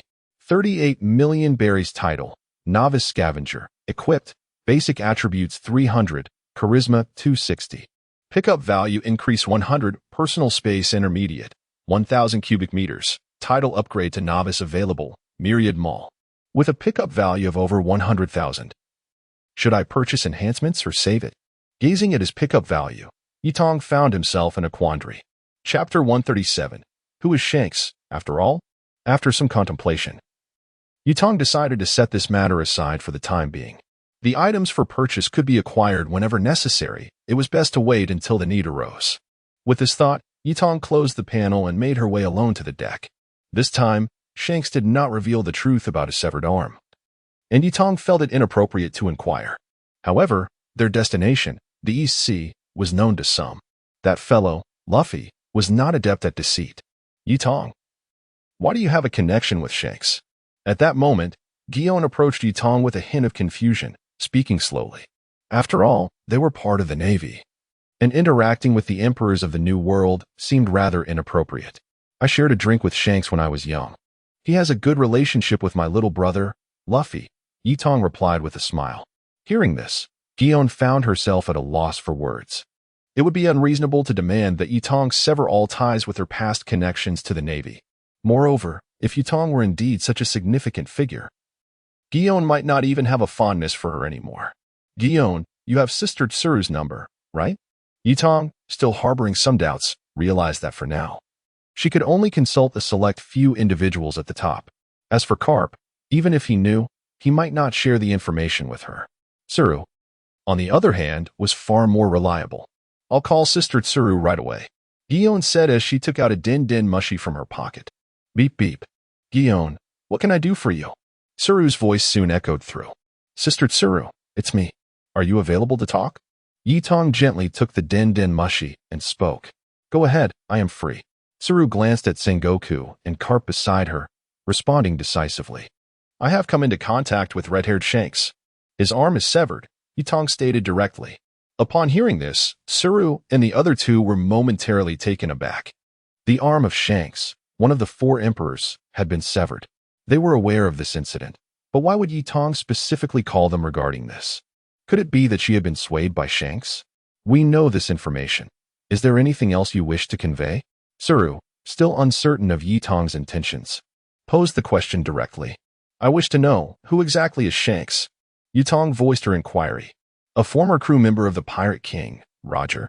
At that time, he was merely a child, yet managed to board Shanks' ship. Later, Roger bestowed his hat upon Shanks, and in a short span, he surpassed the former first mate, Rayleigh, of course. This was also due to Rayleigh's aging and decline in strength. The subsequent actions of Shanks only deepened Yitong's suspicions regarding his true identity. He is a pirate, and a great one at that. After a moment of silence, Tsuru provided her answer. Upon hearing the crane's response, Yitong realized she was not alone. Otherwise, the crane would not have offered such a reply that even a fool would comprehend. It appears that both the teacher and Sengoku must be nearby. I understand now. Thank you, Sister Crane, for enlightening me. Please send my regards to the teacher and Uncle Sengoku. As Yitong spoke, she ended the call. After placing the phone down, the crane looked at the 2 individuals before her with a hint of exasperation. Ha ha ha, this kid is indeed quite clever, Karp remarked with a hearty laugh. Chapter 138. It's time to relax. Upon hearing Karp's remarks, both Tsuru and Sengoku were momentarily speechless. At such a critical juncture, this fellow was still boasting about his disciple. Karp, have you mentioned Shanks's identity to Yato? Tsuru inquired directly. Tsuru, you seem flustered. Karp likely hasn't disclosed anything to Yato. Otherwise, Yato wouldn't have called you at all. After all, Yato knows that even if Karp were aware, he would choose not to reveal it, Sengoku replied slowly. This situation left only 2 possibilities. First, Shanks might have confided his identity to Yato, and Yato's recent call was merely to seek confirmation. Second, Yato could have stumbled upon some discrepancies on his own. Regardless of the reason, it was not good news for them. Well, my disciple's rate of advancement will soon rival that of a Grand Admiral. In due time, he will inevitably learn of these matters. Allowing him to investigate on his own beforehand is not necessarily a poor decision. I have brought some new tea leaves, Sengoku. Please take out your senbei, Karp declared, producing a bag of tea leaves. At that moment, Tsuru and Sengoku were left at a loss for words. Returning to Yato, he had entirely set aside thoughts of Shanks. His identity mattered little, as long as it did not hinder his scavenging efforts.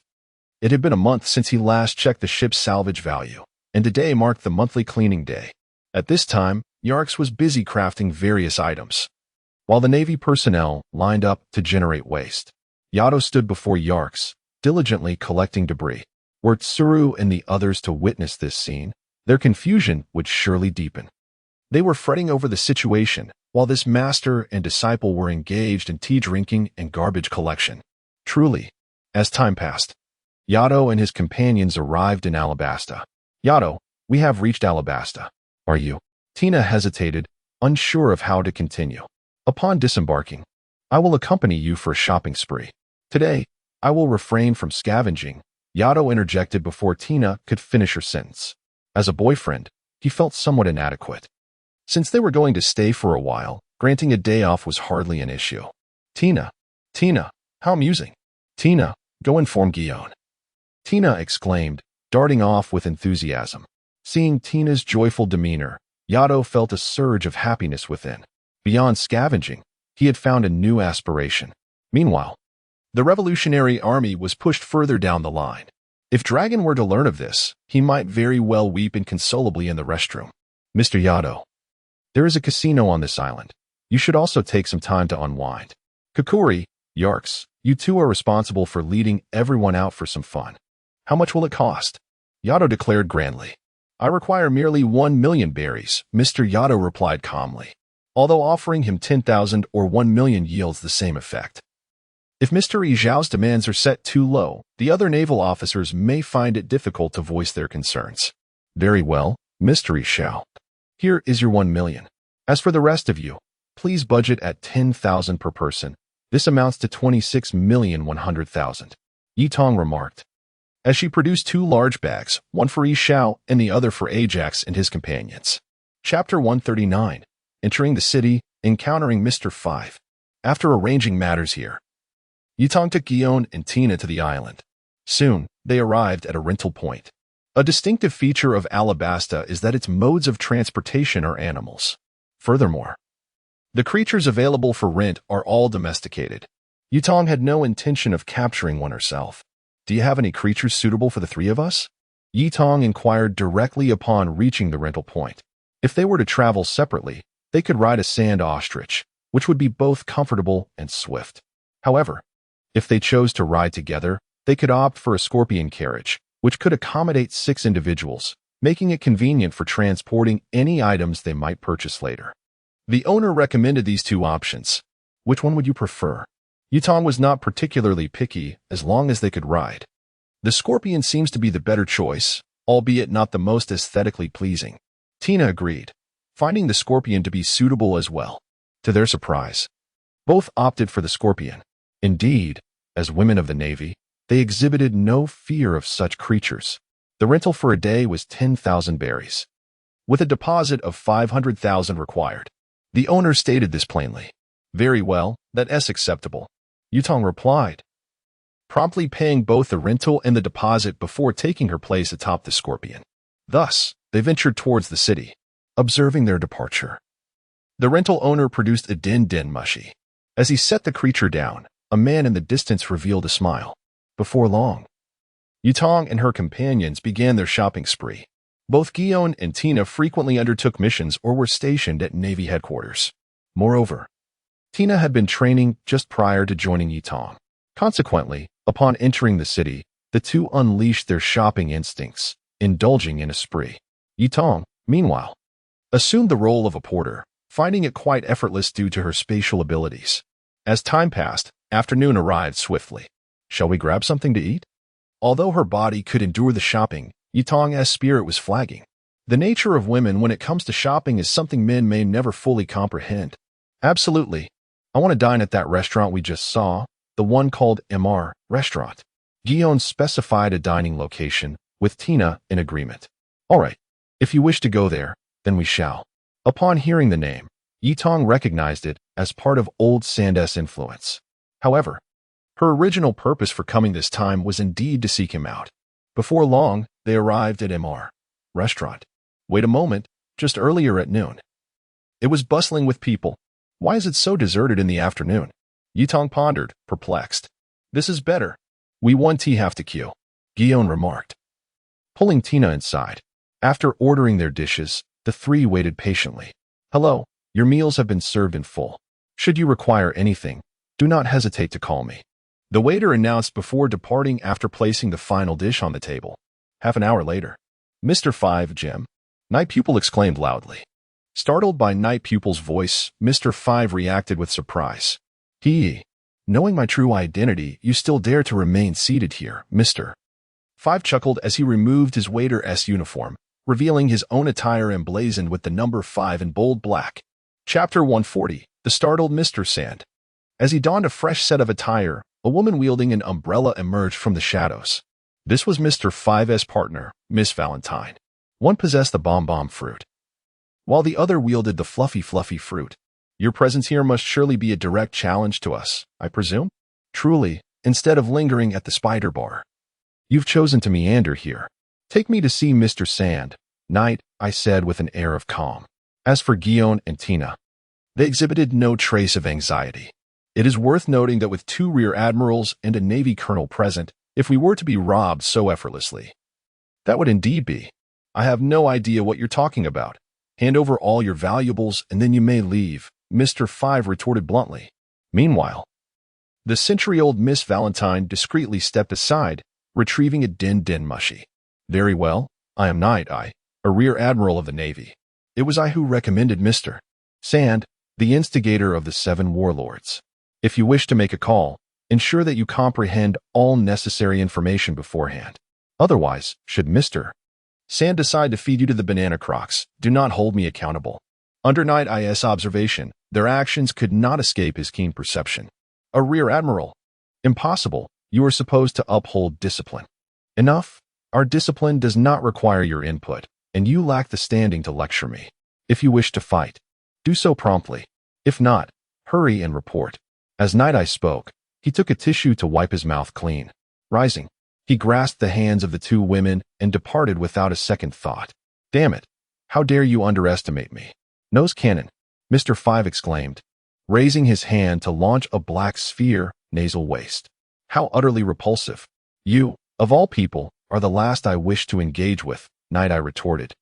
Swiftly wielding his Murakumo, a slicing blow was unleashed. Bang! Before the opponent's attack could land, it was effortlessly intercepted by Night Eye, despite his penchant for scavenging. He found this method of assault particularly distasteful. I warn you, should you strike again, I will end you. Night Eye's aura surged dramatically, the conqueror's haki radiating outward. Miss Valentine, who had been poised in ambush, suddenly plummeted to the ground, her face a mask of terror. As for Mr. Five, he struggled to maintain his footing. This was still under the condition that Night Eye wished for them to relay their message. Otherwise, it was likely both would have been rendered unconscious by now. After uttering these words, Night Eye turned and exited the bar. Quickly, call the president, Mr. Five said decisively. Before long, Sand Crocodile, who had been in the underground casino, hung up the phone with a sullen expression. Simultaneously, he glanced at a newspaper resting on the table. They arrived so swiftly, huh? However, what could this fellow possibly want? Lao Sha felt a sense of perplexity. After all, Night Eye's arrival at this juncture was far from fortuitous. His carefully laid plans were on the verge of commencing.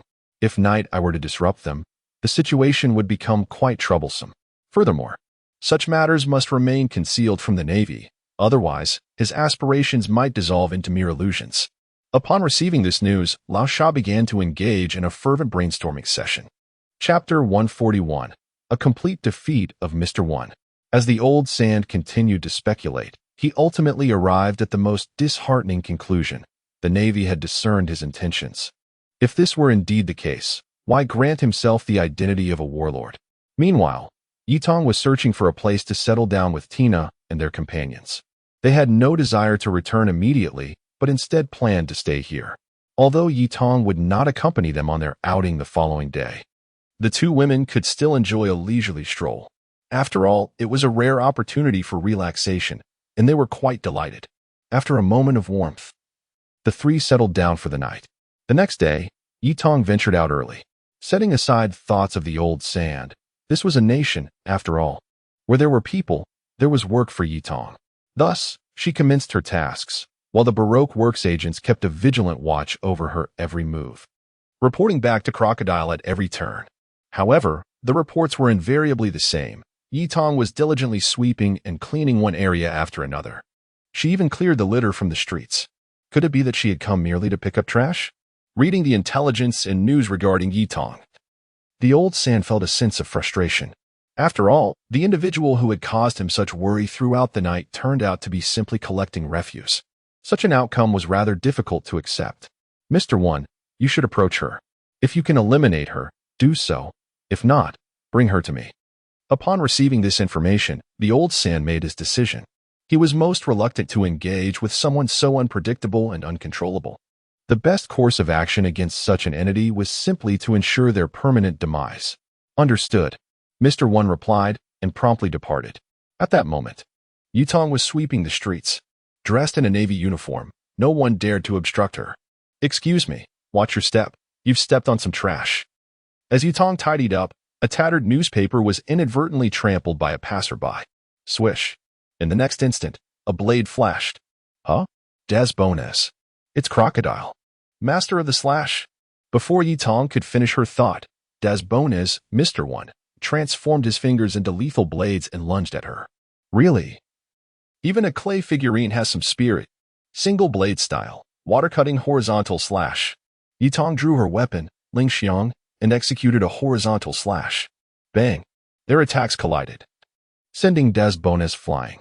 Impressive hardness, but buzz.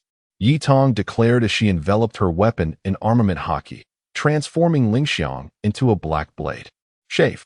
In the blink of an eye, Yitong materialized before Des Bonus, delivering a decisive strike, cutting down the foe. Des Bonus, with a swift clash of his fists, once again fortified the resilience of his body. However, such fortitude appeared as negligible as having no defense at all in the presence of Night Eye. With a single stroke, blood splattered. "It is the president who has sent me to escort Master Night Eye," Des Bonus exclaimed hastily, fully aware that he was no match for the individual before him.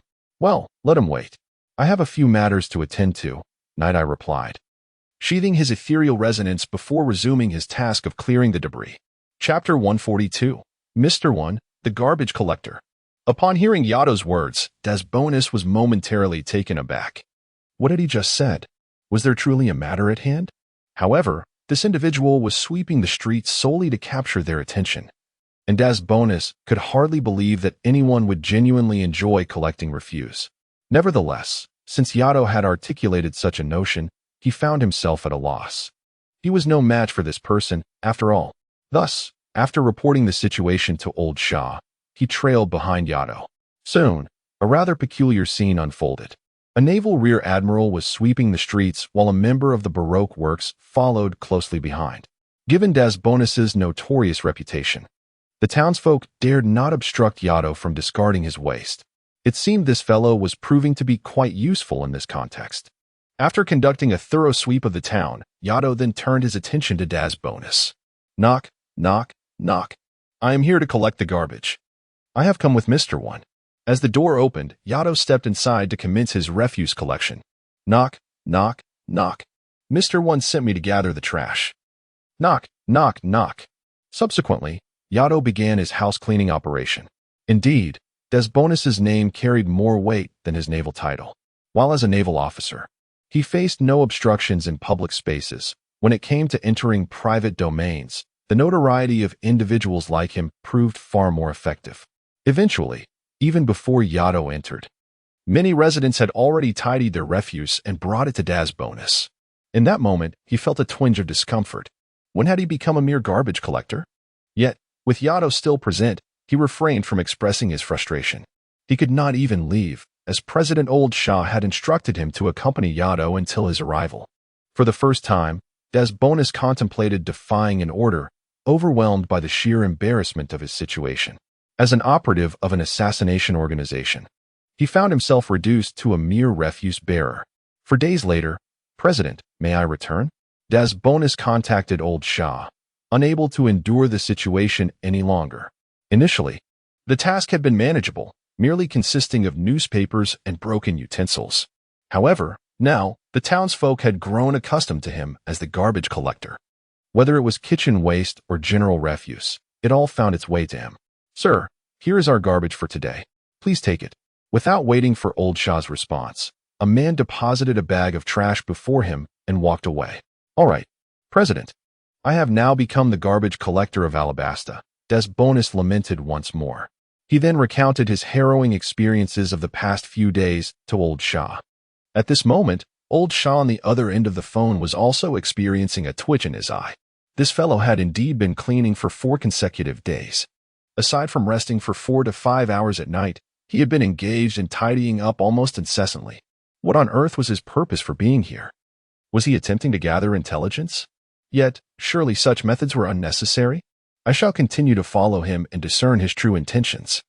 Old Shah harbored no belief in the notion of a cleaning king. This individual must have ulterior motives. Chapter 143. The Master of Scavenging. In the face of Crocodile's orders, Bonus wore an expression of utter despair.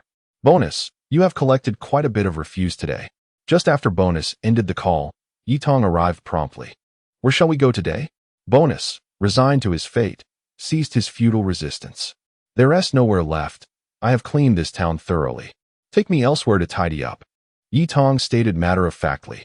Upon hearing her words, Bonus led her to another location. Is that Mr. 1?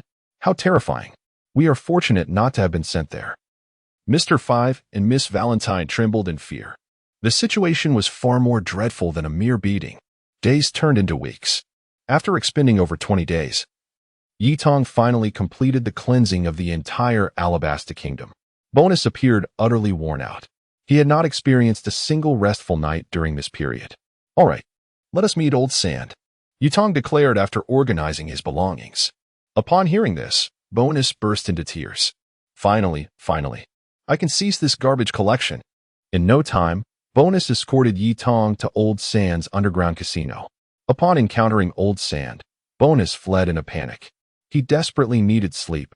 Otherwise, he would surely collapse. Yi Tong, you. Before Old Sand could finish, Yi Tong had already begun cleaning the casino. Old Sand remained unperturbed, having waited so long. A few moments more were of no concern to him. Ding. You have picked up a cigarette discarded by Crocodile, gaining 30 strength. Ding. You have collected. Ding. Congratulations, host. Your title has been upgraded to Master Scavenger. Please choose whether to equip it. At that moment, the system notification chimed in Yi Tong's ear. Well, I've leveled up again, Yi Tong exclaimed, promptly accessing his system panel. Host. Yi Tong age. 15 pickup value. 136289 strength. 7680 speed. 6310 defense. 6780 agility. 6390 spirit. 7850 normal human base attributes. 50. Abilities: Advanced Armament Hockey, Intermediate Conqueror's Hockey, Advanced Observation Hockey, Gunmanship LV8, Swordsmanship LV9, Digestion 1020. Skills: Dual Wielding, Water Wheel Slash, Single Blade, 100 Birds, Shave, Moonwalk, Iron Block, Paper Drawing, Storm Kick. Finger Gun, Gut Breaking, Hanging Execution.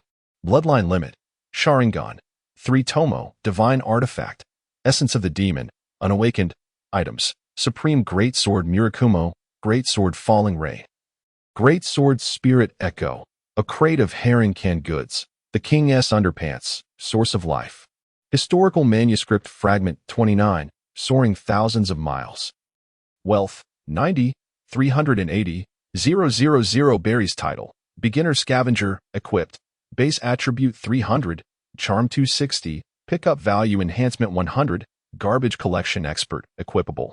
Base Attribute 1000, Charm 520. Pickup Value Enhancement 150, Recycling Shop. Intermediate Spatial Storage, 1000 cubic meters. Title can be upgraded to Beginner, Myriad Mall. After reviewing the attributes of the titles, a smile graced Yi Tong's face. Setting aside the enhancement of base attributes, there was also the new capability of the Recycling Shop. Recycling Shop allows the conversion of useless materials into pickup value. Meanwhile, Lao Sha felt a twinge of confusion. What on earth is this fellow standing there smiling about all by himself? Chapter 144, The Compromise of Lao Sha at this moment. Yi Tong had completely forgotten the purpose of her visit. She could exchange for retrieval value. Her personal space was filled with a plethora of items, including certain foreign socks and the undergarments of an empress. These items held no significance for Yi Tong. Moreover, once the items were acquired through the system, they could not be retrieved again once discarded. If not for the recovery ability, Yi Tong had planned to take some time to clear her personal space. System. Recover the Empress's undergarments. Ding. Recovery successful. Gained 1000 retrieval points. Upon hearing the system's notification, a look of ecstatic joy spread across Yi Tong's face. Such an item was worth 1000 retrieval points. System. Recover the sharp longsword. Ding. Recovery successful. Gained 10 retrieval points. As the notification echoed again, Yi Tong was momentarily stunned. It seemed the system had rather peculiar tastes. The value of a longsword paled in comparison to that of a pair of undergarments. However, this was not for Yi Tong to ponder further. She continued her recovery process. As Yi Tong accumulated her retrieval points, Lao Sha, who was observing, could scarcely contain himself. This fellow was utterly outrageous. Regardless of his intentions, his actions were an affront to Lao Sha himself. He had entered his territory and yet chose to disregard him. Despite his usual caution, the flames of anger were now ignited. Yi Tong, you didn't come here merely to dawdle, did you? Lao Sha stepped forward. His expression one of displeasure. Wait.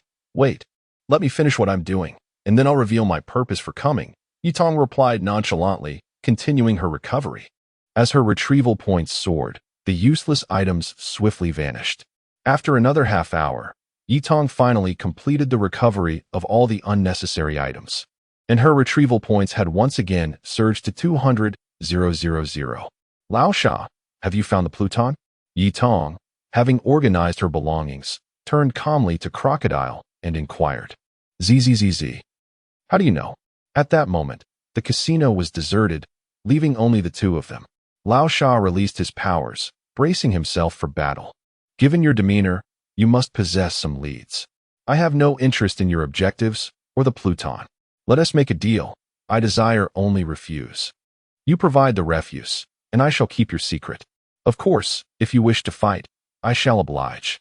Mr. Yixiao, Yi Tong said with indifference. Buzz. Simultaneously, Yixiao rose, a powerful pressure instantly bearing down on Crocodile. Concurrently, Yi Tong was enveloped in bolts of icy lightning. I agree. Sensing the aura of Yi Tong and a smile, Lao Sha struggled to utter 3 words. Merely the presence was enough to inform him that he was no match for them. Moreover, the disparity was exceedingly vast.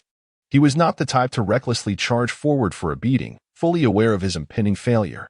Coupled with the information in Yi Tong's possession, he dared not take any risks. Otherwise, all the preparations over the years would be rendered futile.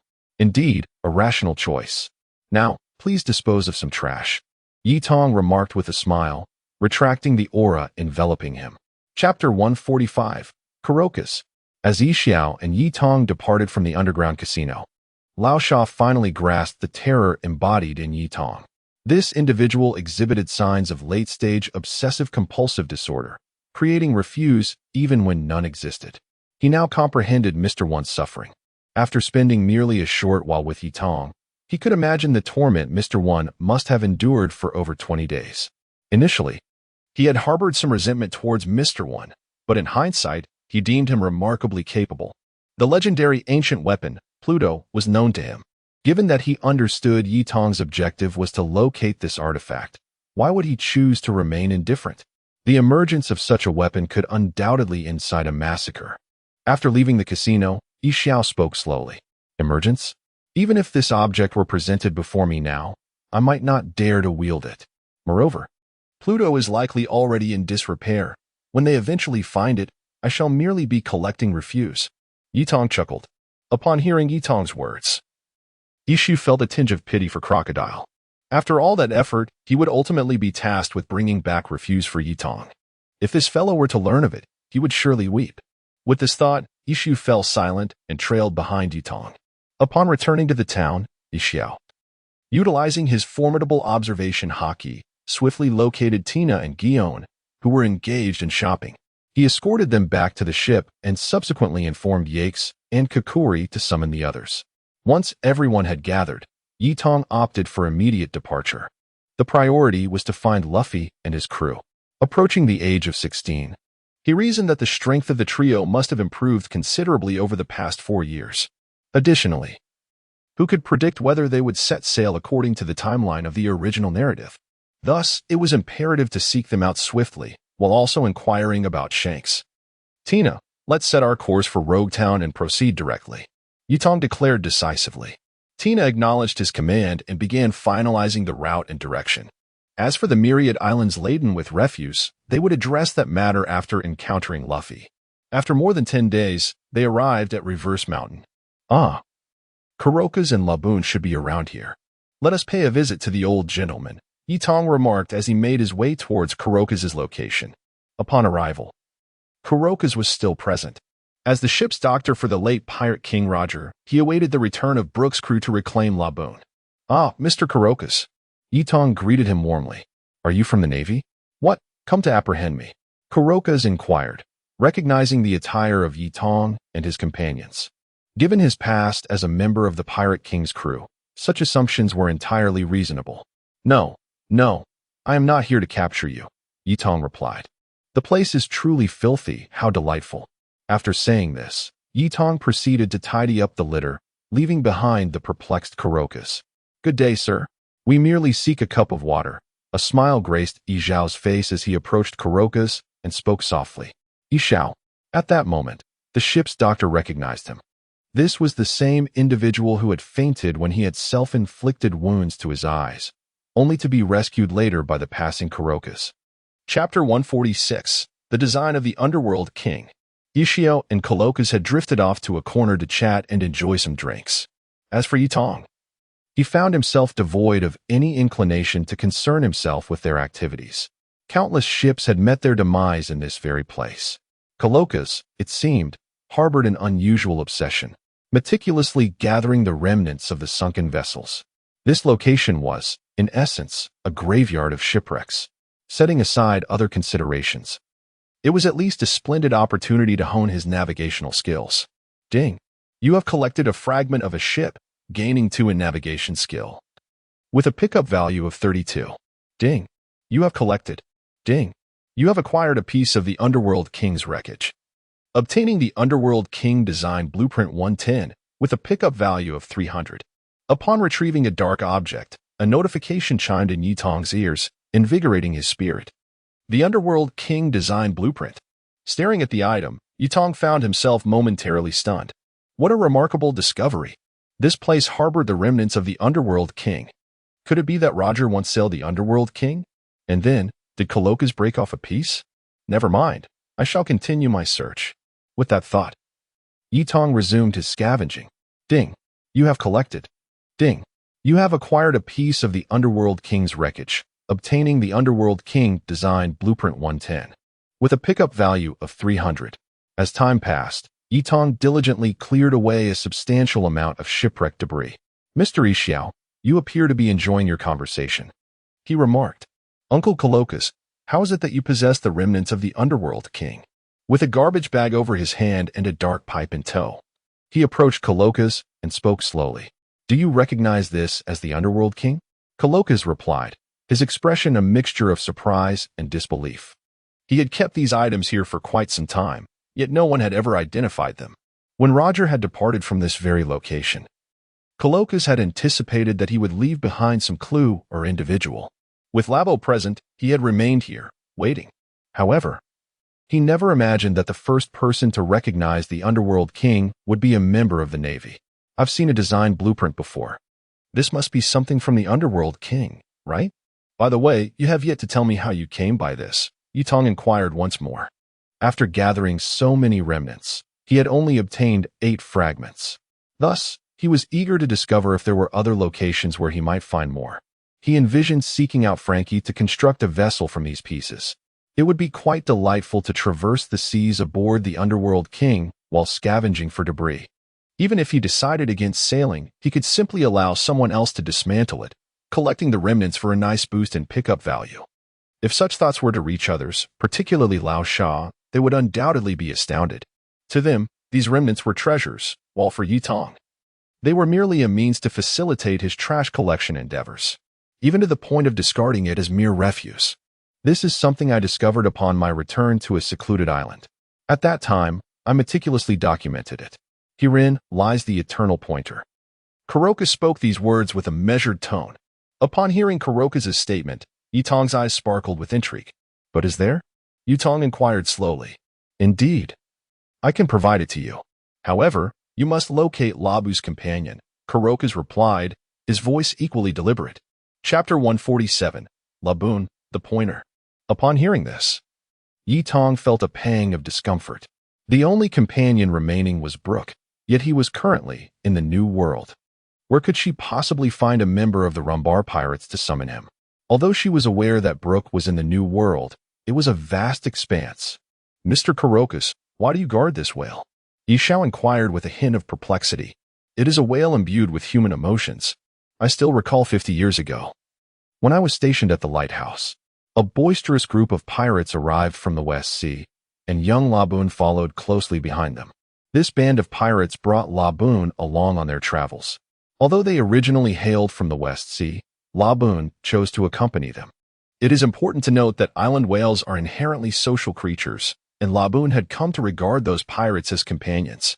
However, due to the perilous nature of the Grand Line, their captain entrusted me with Laboon's care, promising to return after 3 years to take him on an adventure.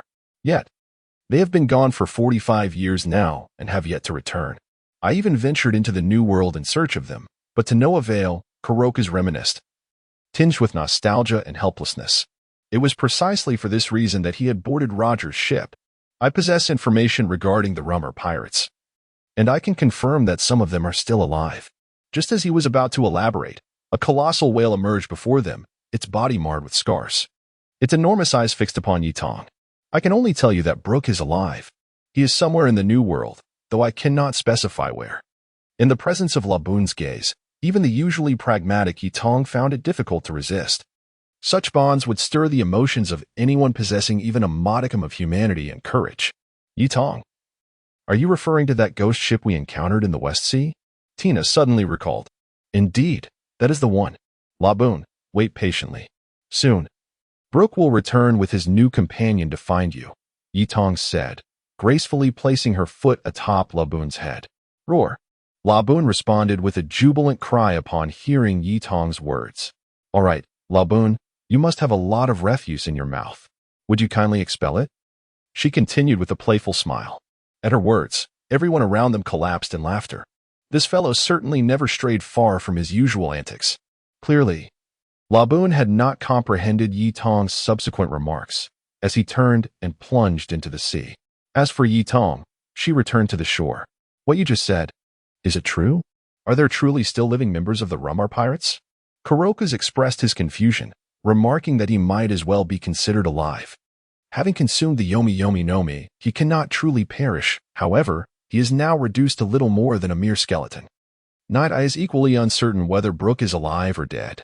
Although you have not brought Laboon's companions, it is likely that Laboon will no longer collide with this red Earth continent. Here, take this pointer, Kuroka said slowly. Chapter 148. One Piece, not interested. Observing the eternal pointer presented by Kurikasu, Yi Tong raised his hand to accept it. Uncle Kurikasu, are you not afraid that I aim to resurrect the Pirate King? Yi Tong remarked with a playful smile. Resurrecting the Pirate King is not something that can be achieved with mere remnants, Kurikasu replied nonchalantly. Which sea area do you intend to explore? He inquired. Indeed, I plan to venture to the East Sea to meet Roger's son. Suddenly, a Mauser pistol was aimed at Yi Tong. Even Yi Xiao and Yi Tong were caught off guard. Had Kurikasu chosen to pull the trigger, Yi Tong would likely have been injured. Are you seeking to capture Roger's son? Kurikasu asked slowly, despite his attempt to feign calmness. The rapidity of his breath and the tension in the air were undeniable. Capture him? He is my subordinate, Yi Tong clarified, understanding Kurikasu's apprehension regarding his intentions towards Ace. It appeared that Kurikasu had a mission of his own here. Upon hearing Yi Tong's words, Kurikasu's eyes widened in astonishment. When he first learned that Ace was adopted by a Marine, he was already taken aback. Now, to discover that Ace had become a subordinate of a Marine was astonishing. Could it be that this seed of hope was destined to join the Marines? Ha ha ha, I truly am getting old. Kurikasu chuckled as he gradually returned to his quarters. Yi Tong, having no further inquiries, departed without delay. Why don't the adults ask if he too ventured to the fabled place? Perhaps there lies something that could expedite our ambitions. Yi Xiao pondered aloud. Are you referring to One Piece? I have no interest in such matters. The secrets left behind by Roger may pertain to some mission. If I pursue that, I will have no time to seek One Piece. Such endeavors are best left to those ambitious pirates. My goal is to enhance my strength and eliminate the filth, Yi Tong articulated thoughtfully. Upon hearing Yi Tong's sentiments, Yi Xiao chuckled. Indeed, the objectives of their elder were distinctly different from others. Steersman Mondote, we are approaching Reverse Mountain. Maintain your course and be vigilant of the waters. Mr. Yi Xiao, should any unforeseen events arise, I shall rely on you, Yi Tong stated directly. Yi Tong, rest assured. Full speed ahead. Mondote responded as he deftly maneuvered the ship upstream. The crew harbored no worries. Under Yi Xiao's training, such turbulence was hardly a concern. Mondote, right turn. Tina quickly urged as she spotted the mountain peak ahead. Understood, the far right waterway, correct? Mondo Te spoke, swiftly maneuvering the ship's helm. With a gentle sway, their vessel steadied itself upon the waterway. The mission was accomplished. After speaking, Mondo Te gave a thumbs up to the group behind him. Thus, they entered the Eastern Sea. Yadong, is your home here? Gion approached and spoke softly. I recall Sister Crane mentioning that you encountered Captain Zhong in the Kingdom of Goya. Chapter 149.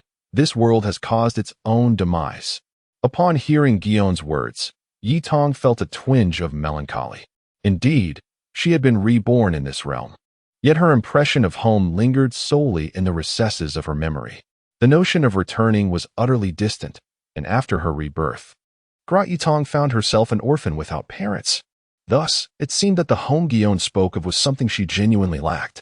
Initially eager to inquire about Yitong, Gion was suddenly taken aback by the despondent aura emanating from her. Yitong, have I said something amiss? Gion asked with a hint of concern. No, this truly is my home, Yitong replied slowly. I was born in the Kingdom of Goya, but my parents have passed away. Back then, I survived by scavenging for scraps. Indeed, this was the reality of her existence. The Kingdom of Goya? Were your parents harmed by others? Gion inquired gently. Yes. They fell victim to this world's cruelty, Yitong responded without hesitation. Upon uttering this statement, she found herself momentarily stunned. Previously, she sensed an inexplicable sentiment driving her desire to alter the world, which she had attributed to her disdain for the celestial dragons during her anime watching days. Now, it appeared there was a deeper obsession tied to her original self.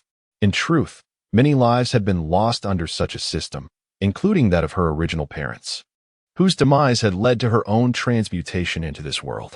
Gion nodded thoughtfully, yet she remained somewhat unclear about Yitong's current mindset. Is this the reason adults seek to change the world? Resentment does not tarnish the original intent, and a broken body does not shatter a pure heart. If others were to endure experiences akin to those of adults, the world would surely harbor even greater evils, Yishao remarked contemplatively. I have never contemplated changing the world. I merely wish to cleanse it of its filth. Rest assured, I shall accomplish this, Yitong said, exhaling deeply. With this breath, not only did she chart a course for her future, but she also made a promise to her original self. Yitong, shall we head directly to the Kingdom of Goya, or first to Rog Town? Tina asked directly. Let us proceed straight to the Kingdom of Goya. We can visit Rog Town later, Yitong replied, closing her eyes. At that moment, sensing the aura surrounding Yitong, everyone instinctively stepped back. Bang, bang, bang. Some crew members began to collapse one by one. This was the enhancement of Conqueror S-Hockey. Yishao, sensing Yitong's energy, swiftly utilized her abilities to lift everyone aboard the ship into the air.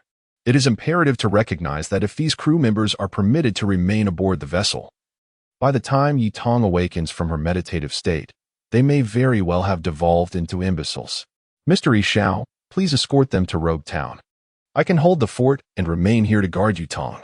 These sailors require respite, Ji-Yuan stated directly.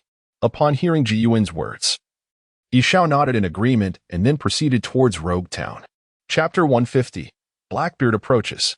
After ensuring Tina and the others were settled at the Naval Division, a smile graced his face, yet he chose not to depart. After all, Night Eye had previously mentioned that not everyone within the Navy was virtuous. Moreover, the identity of Yakis was somewhat sensitive. He was appointed as Night Eye's deputy without the headquarters acknowledgement. Thus, should he be discovered, it would pose a significant dilemma. Returning to Night Eye's side, due to a moment of enlightenment, his aura swiftly ascended. At this juncture, Night Eye found himself enveloped in a remarkably peculiar realm. Although he could perceive the happenings of the external world, his body remained unresponsive. However, with Gion standing guard outside, the pirates of the East Sea posed no imminent threat to her. Consequently, Night Eye gradually sank into a tranquil state, preparing to thoroughly attune himself to his circumstances. After 3 cycles of day and night, he pondered, why does the enhancement persist? Gion observed Night Eye, whose aura showed no signs of waning, and expressed her concern. After all, 3 days had elapsed, and remaining in such a state was hardly favorable. Indeed, you are here, aren't you? At that moment, a modest vessel approached slowly, accompanied by a cacophony of sinister laughter. Who goes there? Gion's hand instinctively grasped her katana, her expression one of vigilance. Night Eye was not to be disturbed at this critical juncture. Gion, a rear admiral of the Navy, possessed the prowess of a swordsman. Adept in the 6 forms of the Navy, as well as observation and armament hockey. Yet, should it be just you, you would not be my match. At that instant, a shadowy figure emerged within Gion's line of sight. Who are you? Gion racked her brain, searching for any reference to an individual of such strength, but found none. I am but a lowly crew member aboard the Whitebeard ship. You may call me Marshal D, Teach, or Captain Blackbeard. The newcomer was none other than Blackbeard, Marshal D, Teach, who had long been in pursuit of Night Eye. Having witnessed the clash between Night Eye and Whitebeard, Teach had fixated on Night Eye's abilities.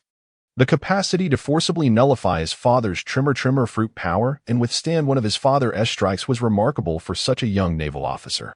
Teach attributed this strength directly to Night Eye's devil fruit ability. If that were indeed the case, this fruit could potentially surpass the one he had relentlessly sought after.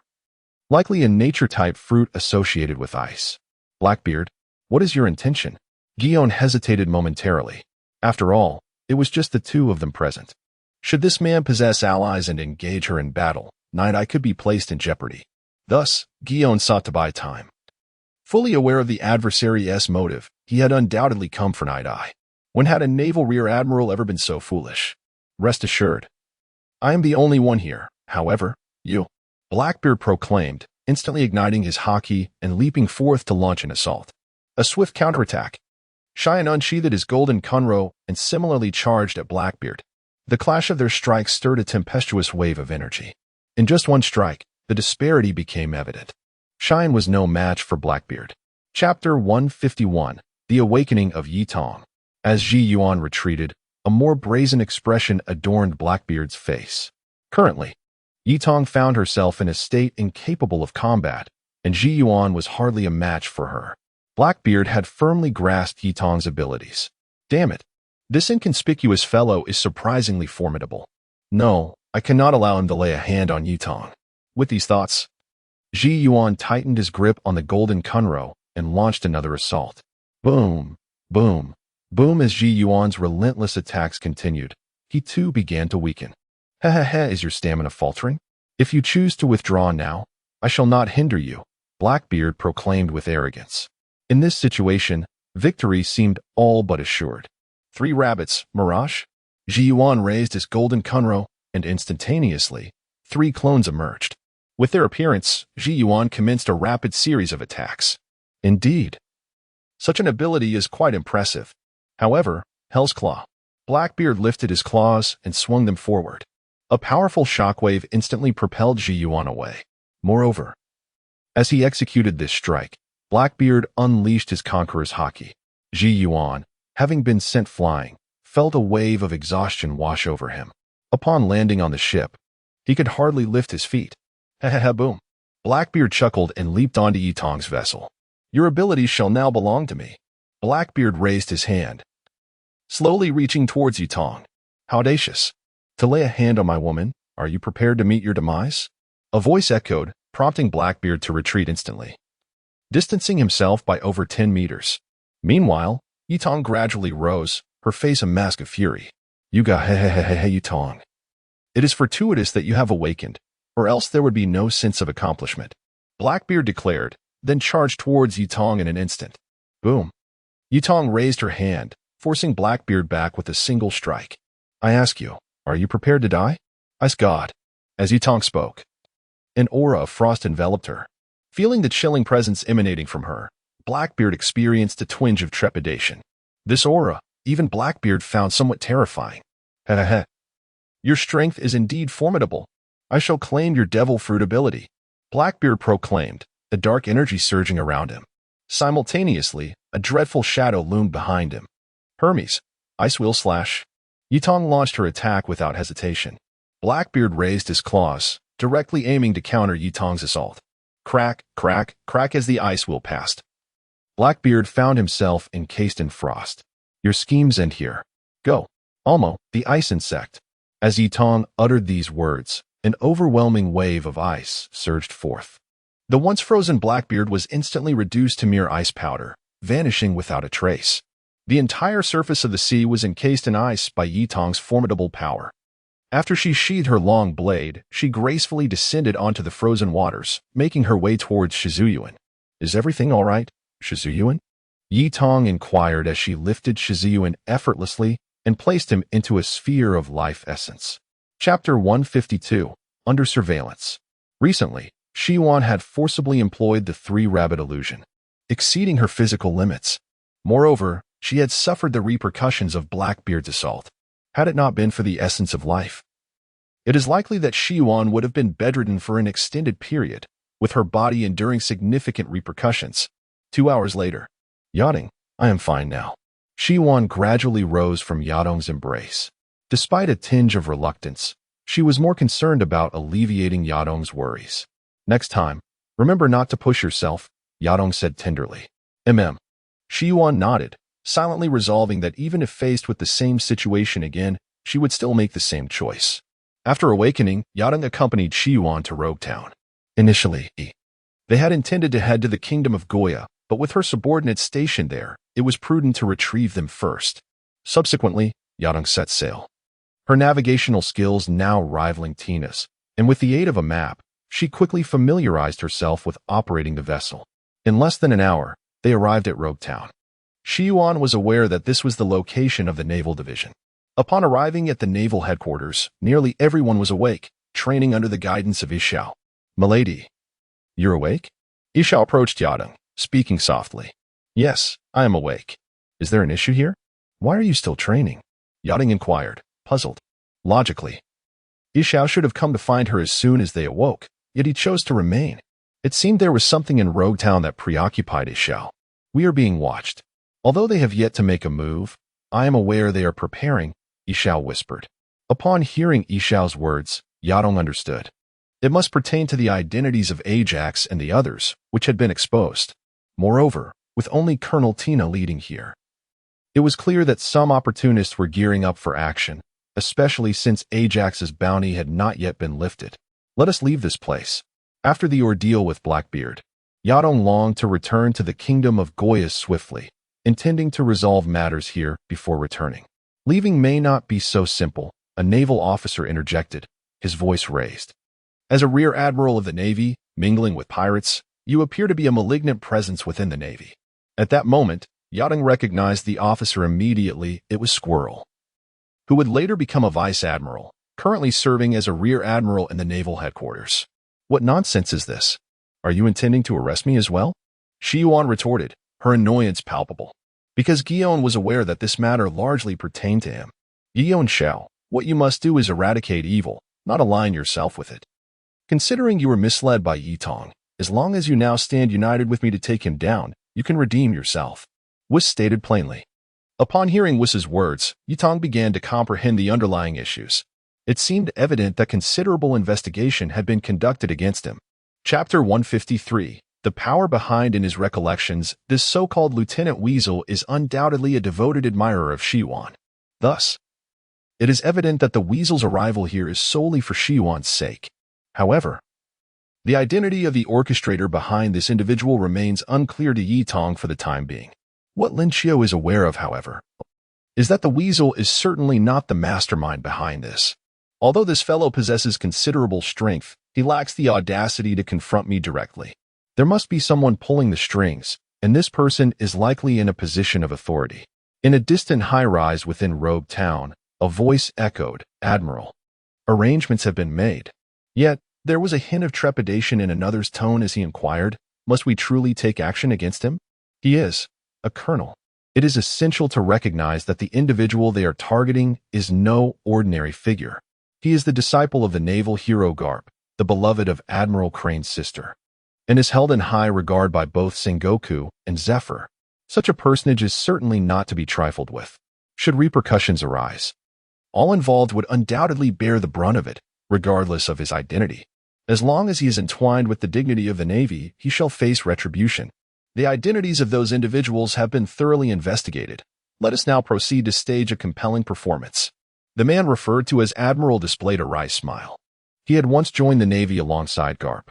Although they now share the same rank of Admiral, Their statuses could not be more disparate. Had he not been dispatched on a mission back then, he would have undoubtedly secured a prominent position at the Navy headquarters by now. Contemplating this, the man's heart seethed with discontent. Yet, the current actions of this fellow's disciple have provided him with the perfect pretext to reclaim his standing. Admiral, the weasel has yet to make a move. Should we wait until he strikes before we act? Another Navy colonel approached the man, seeking guidance. Their position was indeed precarious. On one side stood their superior, a man of influence at the Navy headquarters, and on the other, the widely acclaimed newcomer of the Navy, Grat Yutong. Patience. I have ample time, the man replied with an unperturbed demeanor. If we are to proceed, let us ensure that every detail is executed flawlessly. We must leave no room for criticism. When the time comes, even if Garp were to intervene, what could he do? His son has betrayed the Navy, and his grandson aims to become a pirate. Moreover, he himself is entangled in various crimes in the East China Sea. Once this conspiracy is unveiled, I possess the means to bring him down. I have awaited this opportunity for far too long to simply relinquish it. Meanwhile, Yutong remained composed, his expression unruffled. Even so, she bent down to pick up the litter. As for Guion, although a flicker of anger simmered within her, she remained silent, choosing to stand aside and ignore the flying squirrel. Her impression of this individual had plummeted to an all-time low. Noticing that both of them were disregarding him, the flying squirrel felt a pang of discomfort. Continuing in this manner was hardly sustainable. Grotto Yato, are you truly intent on apprehending me? The flying squirrel exclaimed once more. Chapter 154. The flying squirrel strikes, and the strong arrive. Flying squirrel commander, do you intend to apprehend me? Night Eye spoke with an air of indifference. It is good that you are aware, despite the formidable forces at your back. Colluding with pirates will not shield you from the consequences. Surrender now, and perhaps leniency might be afforded to you. Bang! Before the flying squirrel could finish his sentence, Night Eye surged towards him, delivering a powerful punch that sent him hurtling away. Do not speak to me of nonsense. You have but two choices, either defeat me and take me away, or leave. Night Eye was exasperated by those who claimed to uphold justice while engaging in despicable acts. If this individual were driven by motives other than a mere pursuit of Guion, the resolution would not be so simple. Damn it. How dare you lay a hand on an executor of justice? All Navy personnel, apprehend the Yaxis pirate crew and the traitor Night Eye. The flying squirrel unsheathed his long blade, issuing a command. Upon hearing his words, the original naval division and the flying squirrel subordinates drew their swords and firearms, aiming them at Night Eye. I suppose I shall involve myself in this grand affair. At that moment, a middle-aged man stepped forward. His cloak indicated that he was a rear admiral from the headquarters. Admiral Dolok, Guion exclaimed in surprise.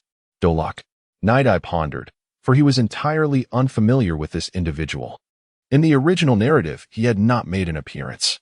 When Luffy and his crew had arrived, the garrison consisted of Smoker and Tashigi. Where had this rear admiral emerged from? He was tasked with safeguarding this area and apprehending any pirates attempting to depart. His full name was Dodo Locomondo Dolok.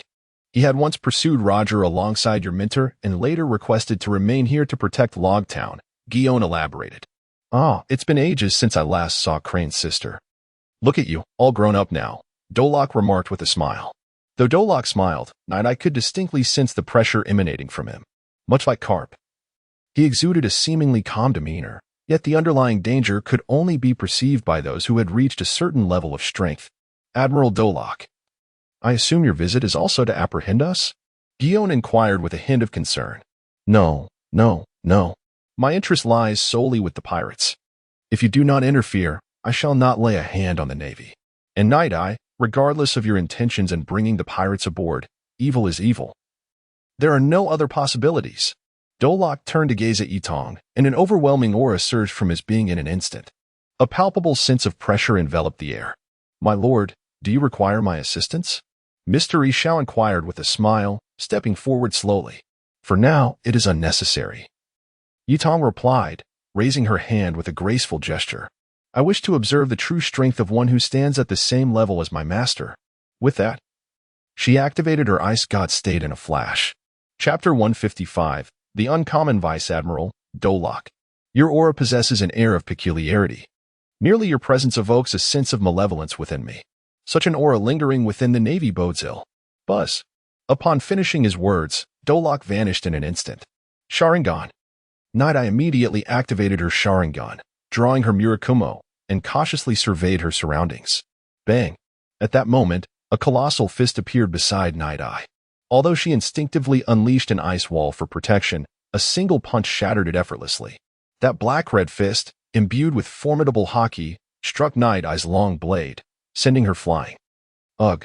Ha! After regaining her footing, Night Eye expelled a breath of stagnant air. Truly, one of the same caliber as my teacher. Merely one blow left my chest feeling constricted. Her reflexes and abilities are commendable. Indeed, she is a disciple of Carp. However, I shall not test the waters any further. Unleash your utmost strength, or I cannot guarantee your safety. Dolok declared before vanishing once more. Everyone, let us join forces to subdue Ajax and his companions. Seeing this, Squirrel prepared to lead the Navy against Ajax. Everyone, is that Mr. Ishiao? Ajax was also gearing up for battle, but at that moment, he witnessed Ishiu slowly stepping forward. Are you with Ajax as well? Then let us proceed to the prison together. Buzz. Before Squirrel could finish, Ishiao's ability instantaneously affected all of them. Not only the ordinary Navy, even Squirrel found himself momentarily immobilized. Until the return of the esteemed one, no one may act. Ishiu stated, releasing his ability and then leisurely sitting down. He took out a teapot and began sipping tea. Sensing Ishiao's aura, Squirrel hesitated to move. It is worth noting that he could only contain Ji Yuan before. Now, with Ishiao's presence, not only could they not win, but they were also at a loss as to how to even strike. Oh, there exists such a formidable individual? Night Eye, my interest in you has deepened. After casting a glance at Ishiao, Dolok turned his attention to Night Eye. Interested, are you? Then I am truly grateful. Humph. After Night Eye spoke, her three-colored haki surged forth. Those Navy personnel in close proximity to her collapsed one after another. Even Squirrel was affected. The aura of a king? It seems I must obliterate you today. Otherwise, once you depart from here, a great evil shall undoubtedly arise upon the seas. Dolok's brow furrowed deeply as he launched his attack. Thunderclap, Azure Dragon Break. Lightning began to manifest around Night Eye. Soon after, a dragon-shaped phantom materialized behind Yutong. Dolok. Come forth, Yutong declared, and in an instant, she launched her attack. The collision between the two unleashed a surge of energy that wreaked havoc upon the surrounding buildings, burying the unconscious Navy personnel beneath the debris. Mokubatimo. Just as the two were about to clash, Yutong invoked Mokubatimo for the first time. A chilling aura permeated the air, instantly freezing everything in sight. With a swift horizontal slash of her sword, Murakumo, she severed Dolok's haki, causing a spurt of blood to erupt forth. Chapter 156. I'm not interested in battling you anymore. Although the power of Imo Kabote Imo was fleeting, it was sufficient to enable Yutong to strike at Duoluoku. What a remarkable ability! Commanding both thunder and ice, it is an impressive combination. Furthermore, the intelligence reports indicate that you possess spatial abilities as well. Truly, you are a formidable entity, yet despite your strength, you remain significantly weakened at present. Duoluoku raised his hand to wipe the blood from his chest. The once steep wound was visibly healing at an astonishing rate. I am a user of the repair fruit ability. As long as you do not deliver a fatal blow, I will remain an immortal being. With a hum, Duoluoku, having sustained injuries, disregarded any notions of seniority and directly attacked Yutong. Could it be that he is acting out of loyalty to his mentor? Yutong pondered this, feeling a sense of helplessness. There was unmistakable resentment woven into Duoluoku's assault. Thanks to the Sharingan and the demon-esque corruption, Yutong was acutely aware of such negative energies. Ice Knights.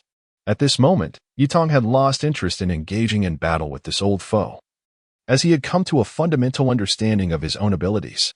His strength had now reached that of a commander within the main forces, though he still had a considerable distance to cover before matching a grand commander. Naturally, he could not compare to ancient titans like Carp or Duoluoku. Thus, Yutong summoned a multitude of Ice Knights, initiating a collective assault. Mystery Shao, you should leave this place, Yutong advised. While he believed that their combined efforts could lead to victory, he had no desire to engage in a direct confrontation with an elder. Such a head-on clash was simply not in Yutong's nature. Upon hearing Yutong's words, everyone prepared to swiftly make their way to the harbor. Although Duo Luoku wished to pursue them, he could not ignore the numerous ice knights poised to attack the navy.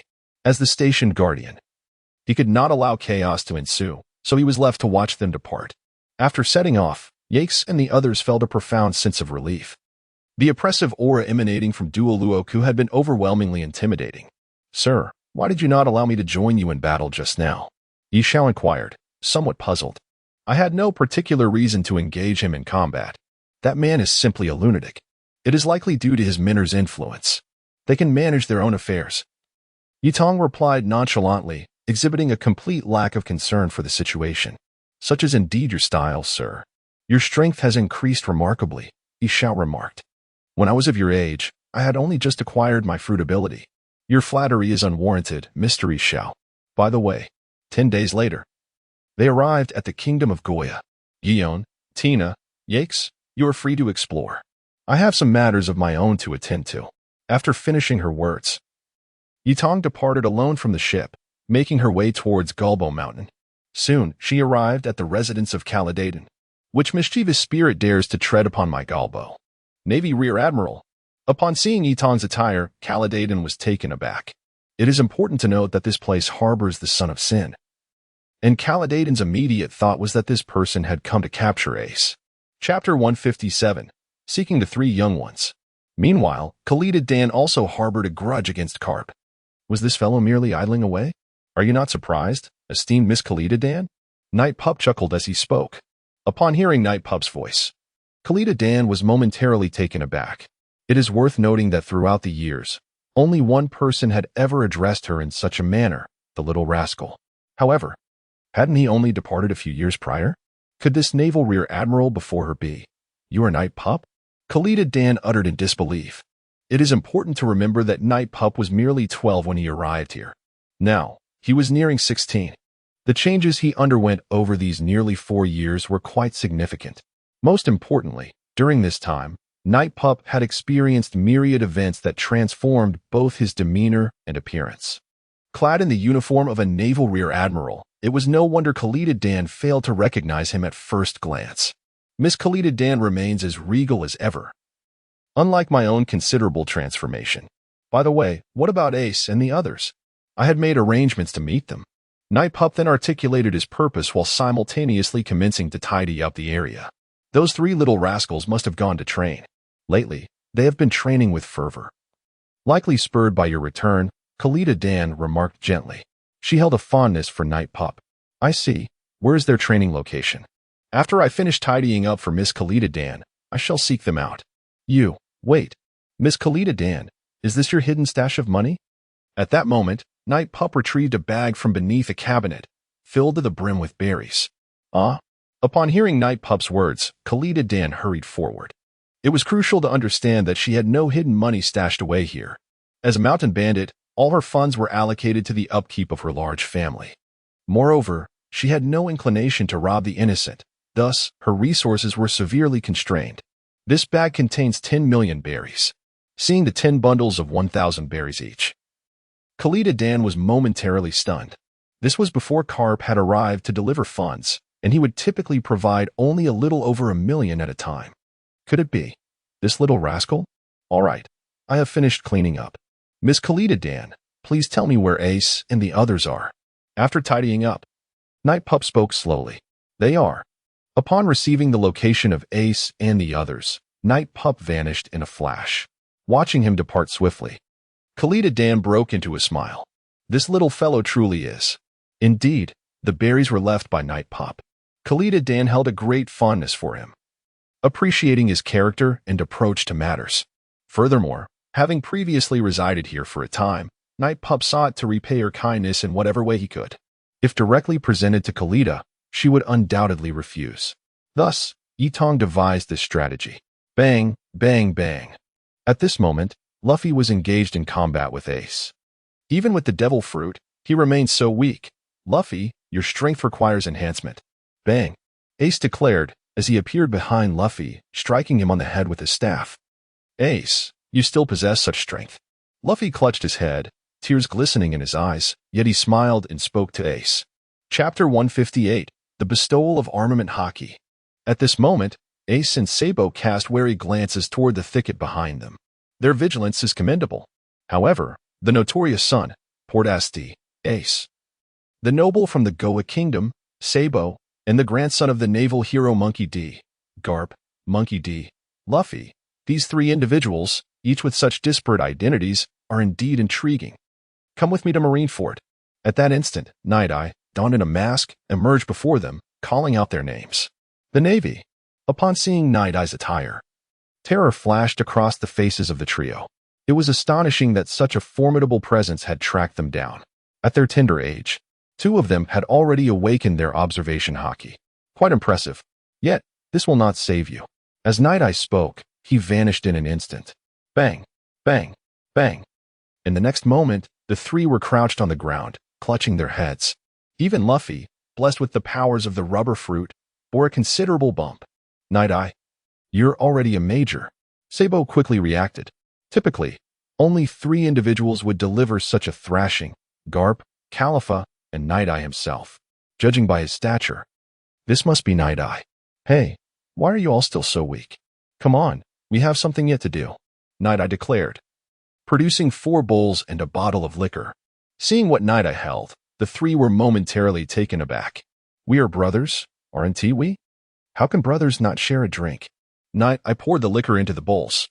After we drink this, we shall be true brothers, no matter what we undertake henceforth. This bond will remain unbroken. With that, Night Eye raised his bowl and downed the liquor. Indeed, true brothers, our bond shall not wane. The 3 followed suit. Drinking the liquor, the scene felt eerily familiar. Had they not known that Night Eye had been elsewhere, they might have suspected he was keeping watch over them. All right. Ace and Sabo, you have awakened your observation haki. Now, I shall teach you the ways of armament haki. Night Eye began to instruct them on the training methods for armament haki. Thus, the 3 commenced their training, observing the trio diligently honing their skills. A mysterious smile graced Night Eye's face. Meanwhile, he took on the role of delivering meals to them. Aside from scavenging for refuse at uncertain endpoints, he devoted his time to bringing food to Ace and the others. As 4 years elapsed, the accumulation of refuse grew once more. A week passed in this fashion. At this time, Ace was the first to manifest armament haki.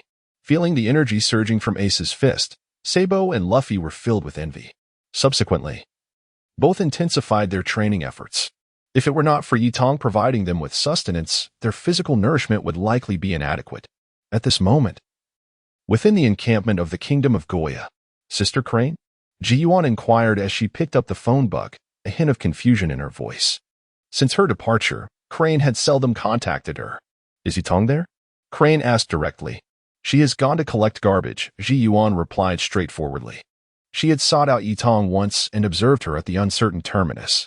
Chapter 159. Trouble Approaches. Scavenging, it seems to be his style. Ji-Yuan. You have visited Rogtown, haven't you? Higu inquired once more. Indeed, we have. Upon hearing this, Ji-Yuan comprehended why Sister Higu had chosen to call him.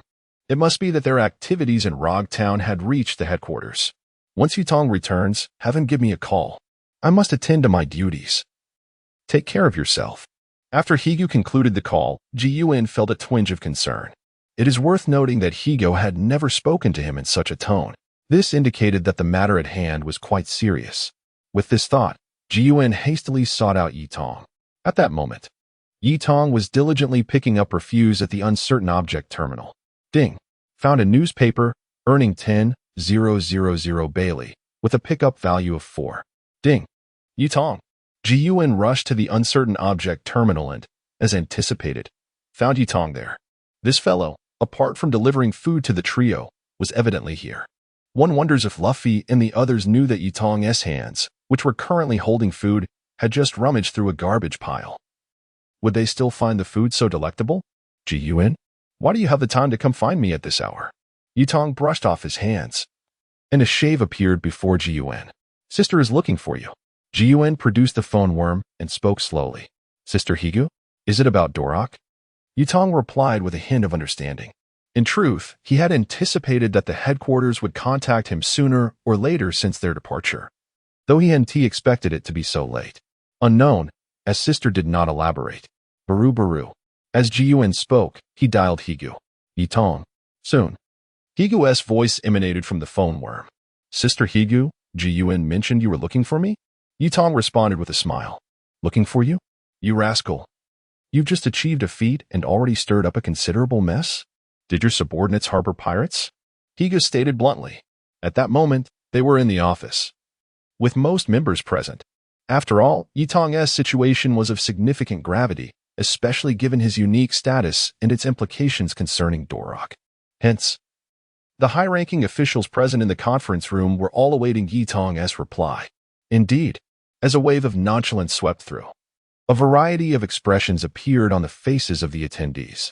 Some expressed relief, considering that these high-ranking officials had suffered tremendously due to Yi Tong's previous actions. Others appeared apprehensive, as Yi Tong did hold a certain degree of popularity. You mean to say you were unaware they were pirates? You actually allowed such malevolence to linger aboard your ship? Higu exclaimed. Sister Higu, the policy regarding the 7 warlords has been passed on your end. I had assumed that changes had already occurred within the Navy. Yi Tong interjected softly, cutting off Higu. Yet you have taken in those who have consistently targeted the nobility and have committed heinous crimes as pirates. Immediately return with them and place them under arrest. As for Dolok, you shall personally go and rectify the situation. It is of no concern. He, however, felt a twinge of panic. After all, the words just uttered by Yi Tong were tantamount to treason. Upon hearing this, Yi Tong also grasped the reality. It was evident that he was not alone in this matter, for otherwise, such a tone would not have been adopted. Chapter 160, Carp's Rebuke. Sister Crane, Teacher, Uncle Sengoku. You are all well acquainted with my character. I shall return swiftly. With that, Yi Tong abruptly ended the call. Haha. This rascal is probably busy scavenging again. As soon as the call was terminated, Carp erupted into hearty laughter. Upon hearing Carp's words, the high-ranking officers felt a chill run down their spines. Even Akainu found himself slightly unnerved. These individuals had suffered the consequences of Yi Tong's unique training method. Carp's words were nothing short of a blatant threat. Should they betray Yi Tong this time, they would likely become the very embodiment of refuse. I believe the shift began with the matter of the 7 warlords. At that moment, Kazan promptly rose to his feet. His ideology was fundamentally different from Akainu's absolute justice, making him more receptive to these novel concepts. Indeed, if we can grant certain privileges to pirates, we should also extend leniency towards those who wish to reform. Of course, this is contingent upon the absence of further transgressions. Fire Mountain also stood, speaking slowly. With their remarks, many in the Navy began to echo their sentiments. At this juncture, Dolok felt bewildered. Had he not merely spent over 5 years in Roguetown? Why had the Navy's stance towards pirates shifted so dramatically? As for the so-called 7 warlords, Dolok regarded it as a perilous endeavor. This was a line in the sand. If such a boundary were to be crossed, what would the Navy have left to call justice? Dolok stood up to voice his thoughts. Upon hearing Dolok's words, an eerie silence enveloped the room. After all, this figure held a rank comparable to Carp's. Dolok, is your notion of justice merely to eradicate every pirate in this world? At this moment, Carp stood up, speaking with an unusual seriousness. Indeed, that is my objective. Dolok, upon hearing Carp's response, declared resolutely, then go after Charlotte Linlin. Her whereabouts are well known. Residing on Whole Cake Island. By the way, Kaido's location is also easily ascertainable. If you're unaware, I can provide you with the coordinates. Carp replied, somewhat perplexed. Do you not comprehend the implications of this? Furthermore, to neglect the looming greater evils while relentlessly pursuing the younger generation, does that constitute your justice? Dolok. You are sorely mistaken. Carp interrupted Dolok. After all, many unaware Navy personnel were present. If this individual were to reveal the truth, chaos would surely ensue. Thus, Carp, disregarding everything else, issued a stern reprimand. The assembly was left in stunned silence upon hearing Carp's words. A seemingly languid Carp unexpectedly uttered such incisive words, and astonishingly, it was directed at an old comrade. Very well, we shall arrange this matter. Upon Night Eye's return, a resolution will be provided for everyone. Now, let us all return to our respective posts. Observing this situation, Kong understood that if he did not articulate something soon, it would undoubtedly lead to chaos. Chapter 161. He won't make a fuss. Upon hearing Steelbone Kong's remarks, numerous high-ranking officials promptly departed. In the end, only Crane, Sengoku, Garp, Dolok, and Kong remained. Dolok, you should be aware of this, right? If such matters are disclosed, not only will our long-established reputation be tarnished, but the very notion of justice will be rendered meaningless. Steelbone Kong asserted directly. However, if word gets out about harboring pirates, well, is it because he is my disciple? If you desire this position, it is yours for the taking. If you possess the capability, find a similarly exceptional disciple to defeat Yitong. Garp interjected vehemently, expressing his disdain for petty scheming behind the scenes. Dolok was momentarily taken aback. When he first learned of the situation, he had paid it little heed. Yet, upon discovering that Yitong was Garp's pupil, Dolok resolved to take action. Now, faced with Garp's revelation, he found himself at a loss for words. This matter is merely an internal affair. As long as it remains undisclosed, we shall be fine. I have also stationed personnel among the pirates. I shall refrain from elaborating on Crane's agents within their ranks. In this grand era, the notion of maintaining absolute cleanliness is simply unattainable, Sengoku remarked slowly. At that moment, Dolok realized there would be no resolution to this issue. Garp, I shall see to it, Dolok stated before departing. Witnessing Dolok's exit, Garp's lips curled into a subtle smile. You wish to defeat that lad? Huh. Garp chuckled. Garp, are you merely indulging in tea? Sengoku, what about your senpai? Garp resumed his light-hearted banter. In that instant, everyone was left momentarily stunned. Meanwhile, Yitong remained uncertain at the terminus. Yitong, why are you not worried? What will you do if Dolok stirs up trouble? Shizuka expressed her concern. Oh dear, stop rummaging through trash. You'll have cleared the entire mountain of refuse. Shizuka fretted. Rest assured, nothing will transpire here. Dolok won't create a stir, Yitong replied with a serene expression. Upon hearing Yitong's words, Shizuka became even more perplexed. That can't be right. Even the likes of Marshal Kong must show him respect. If he insists on escalating this matter, we will be at a disadvantage, Shizuka voiced her anxiety. It won't escalate. This world requires the existence of pirates. Without them, the concept of absolute justice becomes non-existent, Yitong stated calmly. However, despite Yitong's candidness, Shizuka struggled to comprehend. For someone like Shizuka, who had long accepted the notion that the Navy embodies justice, this shift was profoundly unfamiliar. However, since Yitong assured that everything was fine, it must indeed be so. With this thought, Ji Yuan felt a renewed sense of joy. After 7 days, they finally managed to clean up all the refuse in the area. Ji Yuan, please extend my greetings to the Kingdom of Goya. I shall pay them a visit. Yitong stated before departing. Ji Yuan then set off to find the king of the Kingdom of Goya.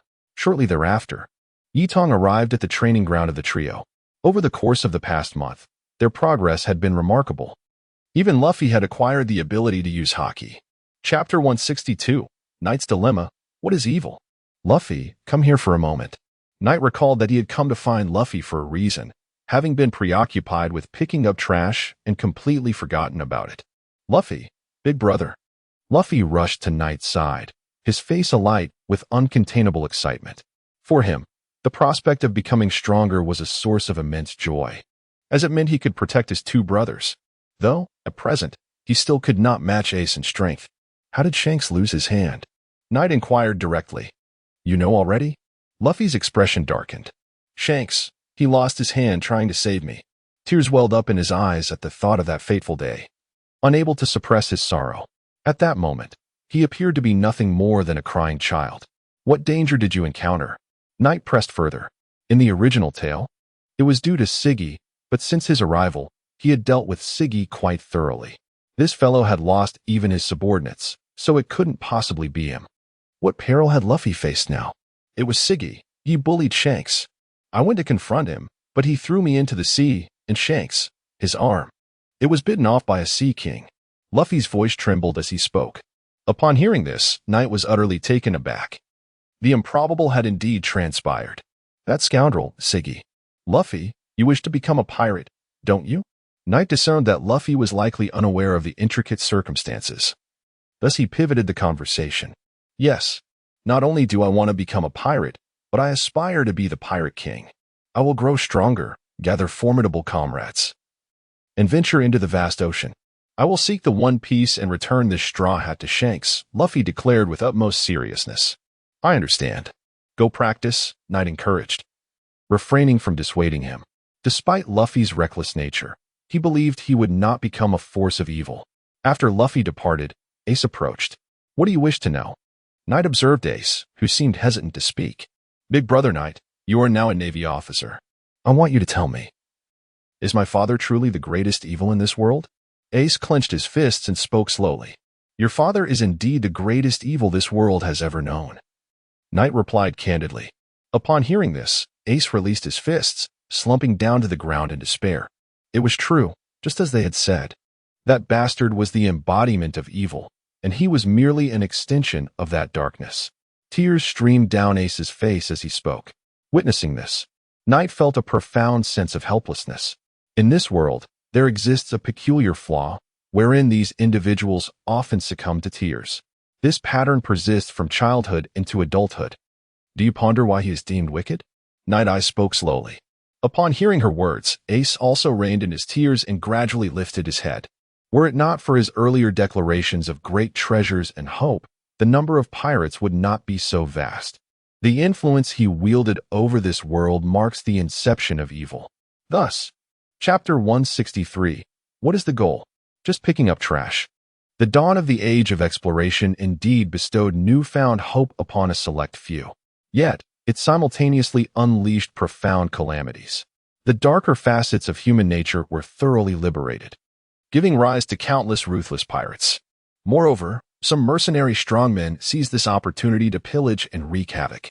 Although these events did not originate with Roger, a single utterance from him ignited an even more potent reaction, causing the entire world of pirates to erupt. Let us not dwell on the nature of Roger's so-called great treasure or the essence of hope. The mere series of events suffices to illustrate the malevolence he wrought. Did this bring pain to the world? Ace, after listening, expressed a sense of helplessness. Indeed, it has inflicted suffering upon this world. Ace, do you wish to become a pirate? Night Pupil asked calmly. I do not wish to join the Marines. If the world deems me darkness, then I shall embrace the dark. I am not well versed in this world, for my existence has been shrouded in shadow, Ace lamented. Darkness? No, your world harbors light. Luffy, Sabo, Kalita Dan. We are your light. We are your family, Night Pupil responded gently. He understood that Ace had long harbored darkness within, yet he had not anticipated it to be of such magnitude. Family? Night Pupil raised his head, sniffling. He gazed at Night Pupil, who radiated warmth like the sun. Momentarily taken aback, I now know what I must do. My future lies in safeguarding my family. Whether through darkness or light, that is my purpose, Ace declared resolutely. Protection? That is acceptable, but for now, you still require my guardianship. Very well, Ace, pursue your own desires. Your future encompasses more than mere darkness, Night Pupil mused, feeling a flicker of enlightenment. He pondered what Luffy aspired to achieve, what Ace yearned for. Yet, what of his own aspirations? Bella Bellu. Night Pupil. I have made arrangements over here, the voice of Guion echoed through the transponder snail. I shall arrive shortly. Upon hearing Guion's voice, Night Pupil sprang to his feet. Indeed. My goal is to cleanse this world of its filth. Not only can I grow stronger, but I can also fortify my resolve. Thus, I can pursue what I desire and protect what I cherish. As for the specifics, let us address that after clearing the trash. With this thought, Night Pupil hurriedly departed, followed closely by Sabo. Bang! Sabo landed on a branch, only to find Night Pupil had vanished. How vexing, such feeble strength, yet you insist on trailing me. Very well. Let us go. I shall escort you back. After uttering this, Night Pupil grasped Sabo and made his way towards the kingdom of Goa. Several minutes later, this is the attire of our navy, Night Eye remarked slowly after tossing a uniform to Sabo. You will follow closely behind me. Sabo, somewhat awkwardly, donned the clothing and took his place beside Night Eye. Do you wish to reunite with your family? Or are you inclined to explore the present state of the Goya kingdom? Night Eye inquired directly. I merely wish to return and see what unfolds. As for what exactly to observe, I have yet to decide, Sabo responded thoughtfully. Chapter 164. Astonishing. Sabo is more straightforward than both Luffy and Ace. He simply desires freedom. His inherent kindness and disdain for certain aspects of this world destined him to remain outside the realm of nobility. However, Night Eye soon diverted his thoughts from these musings, following Gion directly to the palace of the Goya Kingdom. Young Major Night Eye truly is remarkable, having attained the rank of a special appointment in the Navy headquarters at such a tender age. Let us share a drink, Major Night Eye, one of the attendees proposed. Regardless of Eston Beelzebub's remarks, Night Eye remained unfazed, continuing his search around the hall. Ah, it is indeed reputed as the cleanest kingdom, Night Eye remarked. King Eston, have you prepared anything for me to pick up? He said, somewhat exasperated. Initially, he had hoped to discover some treasures here, but now it seemed disappointment was inevitable. Our Goya Kingdom is the cleanest, devoid of refuse, Eston replied. Major Night Eye, your ambition to rid this world of all waste is commendable. Yet, before Beelzebub could finish his statement, Night Eye interjected, I appreciate your efforts in maintaining such cleanliness. If only the world were this pristine. Beelzebub was momentarily taken aback. What do you mean by that? Night Eye's implication was clear. He wished for them to create some waste, as the immaculate bins here were almost disheartening. Beelzebub was left speechless, as were the other nobles, utterly bewildered by the situation. Ha ha ha. Major Night Eye must be jesting. If you are unable to create waste, I can certainly teach you, he said, tossing a fruit pit onto the ground. The atmosphere became palpably awkward. Those who prided themselves on their noble status found themselves at a loss for words. Suddenly, a loud commotion erupted as Sabo burst forth, wreaking havoc. Night Eye remained motionless, while Gion, aware that Sabo was brought by Night Eye, chose to stay silent. Beelzebub stood dumbfounded. He had never encountered such a scenario. If pirates or brigands were causing destruction, he would have promptly summoned help. But here were naval officers causing turmoil. What could he possibly do? With two Navy majors present and neither showing any concern, they were left in a state of perplexity. Thus, an absurd situation unfolded. A non-ranked naval officer was rampaging, while a major diligently cleaned up the mess. As time gradually elapsed, an hour later, the furnishings within the Grand Hall had been nearly obliterated. If this continued, it seemed that the very structure of the hall might be dismantled. Strangely, the ground bore no signs of destruction whatsoever. Not even a speck of dust could be found. Very well, let us retreat and allow others to enjoy their meal in peace. With that, Yitong departed, accompanied by a group of individuals. Chapter 165. Seek out Sig. After Yitong's departure, the naval officers of Gion followed suit. What was there left to eat? Not only had they finished their meal, but there was not even a table remaining. Truly, how vulgar. Bilri stood in silence for a moment before uttering those words. Have you exhaled your frustrations yet? Yitong inquired, resting a hand upon Sabo's shoulder. They remain unchanged, Sabo replied. It seems they shall always be this way, forever proud, forever blinded by their own arrogance, believing that anyone outside their noble circle is but refuse. His fists clenched tightly. Indeed, in the eyes of those deemed as trash, perhaps they too are perceived as refuse. Sabo, do you not also regard them as worthless? Yitong chuckled. Such perceptions are inherently reciprocal. There exists no absolute understanding. I yearn to depart from here, for I cannot tolerate this state of affairs. One day, I will eradicate this perverse sense of aesthetics. Sabo declared slowly. It is indeed true that one's ambitions can be identified in their youth. I shall recommend someone to you. Go seek him out. Follow him. And together we shall cleanse this world of its refuse, our perceived refuse. Yitong was reminded of Dragon. His role had transformed significantly, no longer exploiting the common folk. He now meticulously chose locations for restoration, seeking to alter their essence fundamentally. I trust in you, Brother Yitong. However, I shall not join the Navy. To do so would subject me to an array of frustrations, Sabo replied thoughtfully. Upon hearing Sabo's words, Yitong smiled.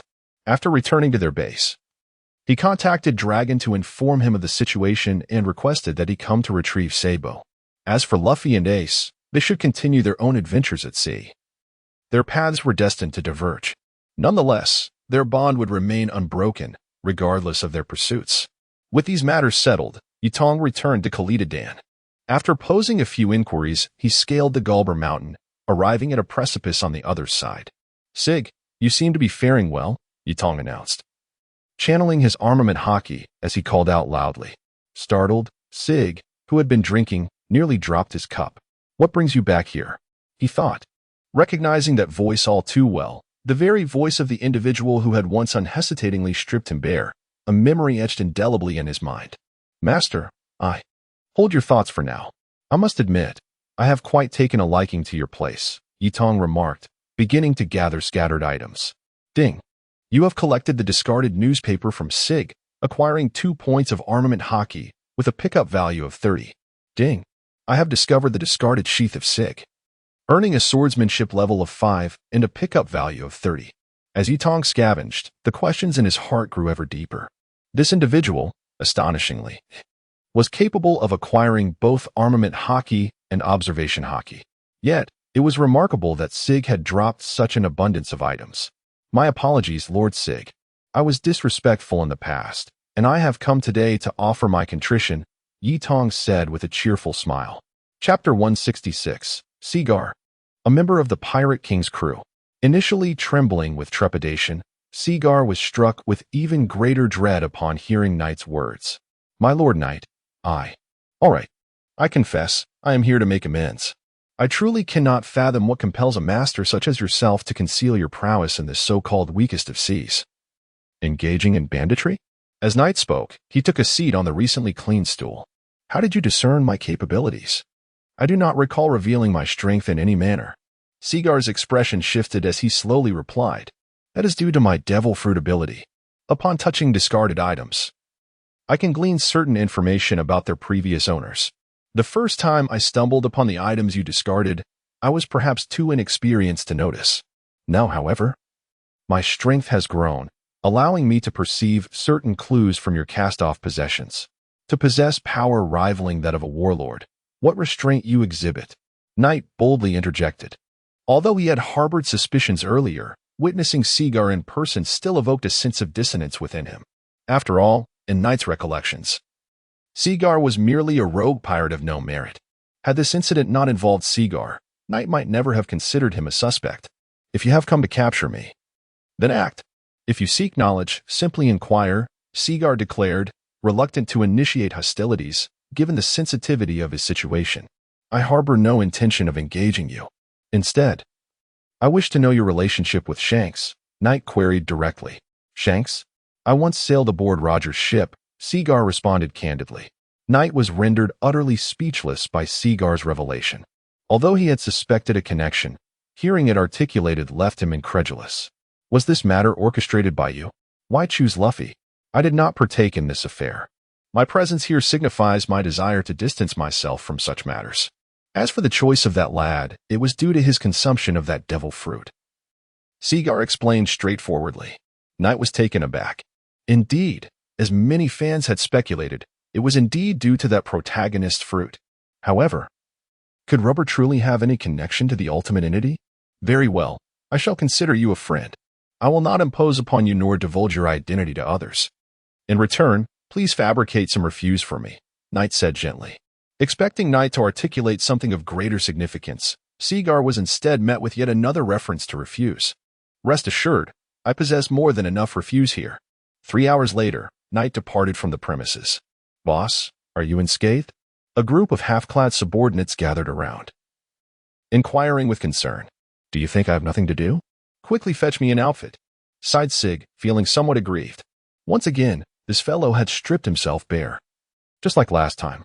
After departing from Sig's base, Yadong increasingly sensed that this world was far more intricate than she had initially envisioned. Whether it be the 4 emperors, the 7 warlords of the sea, the yet-to-be-renowned supernovas, or the celestial dragons, the world government, and the navy, there lingered an air of complexity that transcended mere appearances. Chapter 167. Carp has arrived. Those who have experienced great eras surely possess certain knowledge. Carp, Crane, Sengoku, Zephyr, Kong. Yet, it is likely that these individuals would not disclose such information. Who should one seek? At this moment, Yitong felt overwhelmed. He finally comprehended the words of a great figure who once proclaimed that with greater power comes greater responsibility. However, Yitong had no desire to engage with such matters. He simply wished to peacefully scavenge and enhance his own strength. Yet, it seemed that to indulge in his whims, he would inevitably encounter these hidden truths. The thought alone caused him a headache. No, he needed to scavenge to clear his mind. Although he had not gleaned any information regarding Shanks from Sig. One thing was certain. Shanks indeed harbored his own peculiar intentions. Meanwhile, as Yi Tong rummaged through refuse, a dog-headed ship appeared in the harbor. Carp gazed at the familiar little island before him, feeling a reluctance to set foot on it. After all, Yi Tong was present here. Major Carp, shall we disembark? A naval colonel inquired, noting that the ship had been docked for several days without a clear purpose. Let us go ashore. It is something we must confront. Carp replied, stepping onto the island. Soon, Carp arrived at Khalida Dan's abode. Bang! Just a short while after Carp entered, Yi Tong burst in. Teacher, I've missed you dearly, he exclaimed, rushing forward. As Yi Tong lunged at him, Carp raised his hand to restrain him. You rascal! Do you miss me, or the rubbish I brought? Carp quipped. I've left all the garbage on the ship. If you want it, go fetch it yourself, he added. I've already done that, cleaned it up completely. By the way, teacher, are you planning to create some garbage for me now? Yi Tong replied with a grin. You truly are heartless. You have no idea the trouble you've stirred up, Carp remarked, somewhat exasperated. If I had truly caused a mess, you wouldn't have come here. Would you? So, tell me, did you shake the room at the meeting and intimidate everyone? Yi Tong jested. Never mind. I will help you resolve your situation with the pirates swiftly. But remember, do not provoke that Dolok fellow, Carp said, somewhat resigned. I want to instigate him. However, teacher, I have a question. If you don't tell me, I will just seek out Dolok to scavenge, Yi Tong said playfully. Upon hearing this, Carp's brow twitched. Speak, he said after taking a deep breath. I wish to know what Roger discovered back then. Furthermore, why is the relationship between the Navy and the pirates so ambiguous? I shall refrain from inquiring about the celestial dragons, as it is likely you would remain silent on the matter. Night Eye spoke candidly. Upon hearing Night Eye's question, Carp nearly bit his own tongue in disbelief. Where on earth did this individual conjure such inquiries? Each question struck directly at sensitive topics. There was not a single query that Carp could respond to. It was not that he lacked knowledge. Rather, he was acutely aware of the constraints on what he could divulge. Chapter 168, Feigning Ignorance. For years. Kaladedan, go procure supplies, Kapu said slowly. Upon hearing Kapu's words, Kaladedan said nothing, simply rising to depart. Subsequently, Kapu relayed some matters to Yato. However, the more Yato listened, the more overwhelmed he became. These issues were indeed rather troublesome. Alas, I regret it. Teacher, I truly have no interest in managing these vexing affairs. By the way, teacher, what brings you here? Yato asked seriously, gazing intently at Kapu. Youngster, could you not feign amnesia so poorly? Do you comprehend the resolve I mustered to undertake these matters? Enough. Before Kapu could continue, Yato interrupted him. To share this with me merely indicates that those above have recognized my abilities and fighting prowess. They wish for me to serve as a henchman in protecting these things. Teacher, I prefer not to remain in one place, Yato declared. Then promptly lay down and began snoring. This was Kapu's most frequently employed tactic for feigning ignorance. Observing Yato's behavior, Kapu was taken aback. This lad truly is. Oh well, since he does not wish to embody such a role, it may be quite commendable for him to purify this world instead. Kapu smiled and stood up, preparing to leave. Teacher, do toss out some more trash before you go. Just as Kapu was about to step out of the room, Yato's voice echoed behind him. You rascal. 7 days later, Long arrived to take Sabo away. Sabo became the first among the trio to set sail. Ace was also preparing to embark, having acquired sufficient funds to purchase a ship. As for Luffy, he was simultaneously halted by both Yato and Ace. This fellow at present is lacking in both temperament and strength. Therefore, when Yato departed, Luffy remained behind. After setting sail, the two would part ways. Reclining on the ship, Yato activated his panel. Host, Yato age, 16 acquisition value, 296289 strength, 8680 speed, 7310 defense, 7780 agility, 7390 spirit, 8850 normal human base attributes, 50. Abilities, Advanced Armament Haki, Advanced Conqueror's Haki. Intermediate observation hockey, spearmanship LV9, swordsmanship LV10, digestion 1020.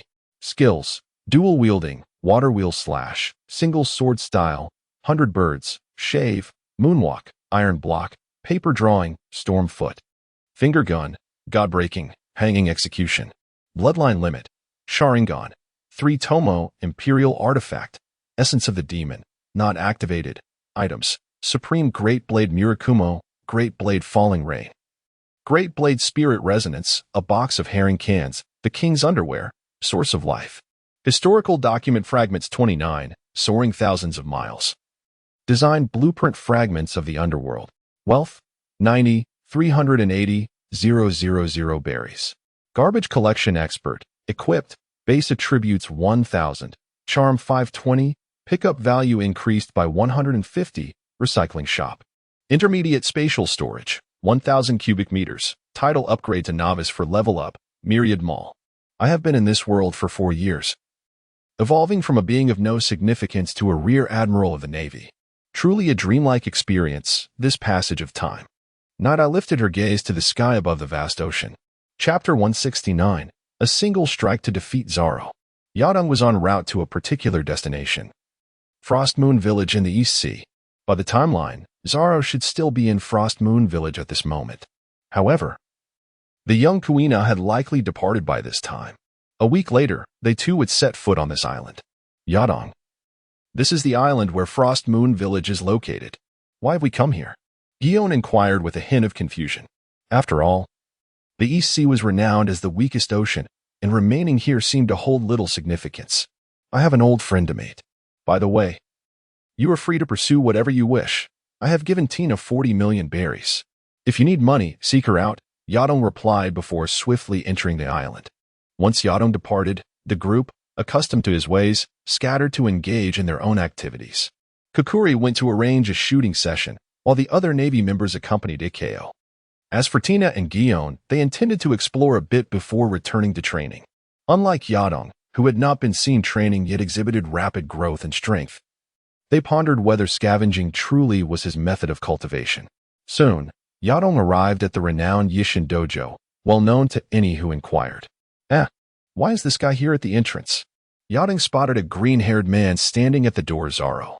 You must be the formidable swordsman my teacher mentioned would return today. Zoro stated without waiting for Yadong to speak. Mr. King Shiro knows I'm coming? A smile graced Yadong's lips. Let us have a duel. With that, Zoro drew his 3 swords, ready for battle. Upon seeing the Wado Ikamanji held in Zoro's mouth, Yadong realized that Kuina must have met her demise. Wait. I will battle you, but if you lose, you must bring me a hefty bag of trash, Yadong declared, producing a large garbage bag from his spatial pocket. All right. Zoro agreed without hesitation and charged forward in an instant. Clang, clang, clang. The 3 swords struck rapidly. However, in the eyes of Yadong, who had already embarked on the path of a great swordsman, Zoro's speed, strength, and technique appeared somewhat juvenile. Is this your true strength? With such abilities, do you dare claim you can become the greatest swordsman of the sea on Kuina's behalf? Boom. Yadong casually swung his blade, the back of it effortlessly slicing through the barrage of attacks, landing squarely on Zoro's abdomen and sending him flying. Too weak. Fulfill your promise. If you wish to fight again, come prepared with garbage for me, Yadong stated, stepping into the Yishin Dojo. It wasn't until some time later that Zoro slowly rose to his feet. Remarkably strong, even more formidable than the teacher. After Zoro uttered this statement, he stepped aside to pick up the bag on the ground and commenced collecting the litter. Meanwhile, Yadong swiftly arrived at the entrance of Gongshiro's abode. Please, come in. Yadong Major General, the voice of Gongshiro resonated from within, not allowing Yadong a moment to knock. Creak. Mr. Gongshiro, I apologize for the intrusion, Yadong declared as he entered without hesitation. Chapter 170. I can protect Kuina. If there are any issues, please speak up. Gongshiro sat there like a wooden statue, utterly motionless. I am curious as to why you have come to the East Sea. What have you discovered that instills such fear in you? Yutong stated plainly. Upon hearing her words, Gongshiro slowly opened his eyes. If you have chosen to disregard these matters, why do you still wish to know? Gongshiro replied thoughtfully. I may not wish to intervene, yet I desire knowledge. This is not contradictory, at the very least. It will provide me with a foundation for discerning who may act directly against us. Yutong responded, equally contemplative. Why should I divulge this to you? Provide me with a reason. Geng Shiro probed once more. I can protect Kuina. No one in my presence would dare to harm her. Yutong declared confidently. Ding. In the next moment, the longsword in Geng Shiro's hand appeared before Yutong. However, it was deftly parried by her sword, Murakumo, one of the 12 supreme blades. The cursed sword Murakumo. It is indeed impressive. You must possess the caliber of a grand swordsman. But do you comprehend what you are up against? Geng Shiro hesitated at this juncture. Perhaps, Mr. Geng Shiro, you harbor some doubts regarding my abilities. Ice Goddess. Yutong exclaimed, activating her Ice Goddess mode. Simultaneously, 3 forms of haki surged forth. A formidable aura of danger instantly enveloped Geng Shiro's senses. In the blink of an eye, he retreated swiftly. Mr. Geng Shiro, if you believe in my capabilities, perhaps you might consider it. Yutong smiled. Upon hearing her words, Geng Shiro sheathed his longsword. Ah, indeed, we live in chaotic times. Yet with a genius like you, Major Yutong, within the Navy, it should remain steadfast at the forefront. Given this, let us recount the events that transpired in Wano. Geng Shiro began to narrate the circumstances to Yutong. 3 hours later, Geng Shiro had divulged all pertinent information to Yutong. It seems these matters are indeed interconnected. Evidently, something has gone awry with those above us. Very well, I shall stay with you for a few days. And in the meantime, I shall discipline Zaro. Yutong remarked slowly after listening. I will arrange for someone to prepare a room for you. Thus, Yutong settled in. Bang. Yutong, I have returned. Here is the refuse you requested. I have procured it. The following day, Zaro kicked open Yutong's door and announced loudly. Next time you seek me, remember to knock. Additionally, I have accepted the items. You may repair the door and join me at the training ground. At this moment, Yutong tidied her attire and departed with the refuse. I understand. Bang, bang, bang. Zaro has also begun his work. Upon arriving at the training ground, Yutong gazed at the group of students, all around the age of 10, and an inexplicable feeling surged within him. If he had not traversed into this realm, he would likely be attending university at this moment, wouldn't he? Observing them evokes a deep sense of nostalgia, doesn't it? As he continued to watch, he felt rejuvenated in spirit. At that moment, Geng Shiro approached Yutong and spoke softly. Chapter 171, The Gift of Blades. I have repaired them. Let us try again. At this moment, Zaro approached Night's Eye and spoke slowly. All right.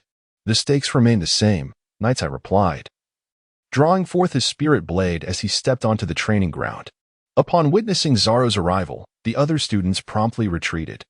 It is well known that Zaro is a battle enthusiast, possessing the most formidable strength among this group of students.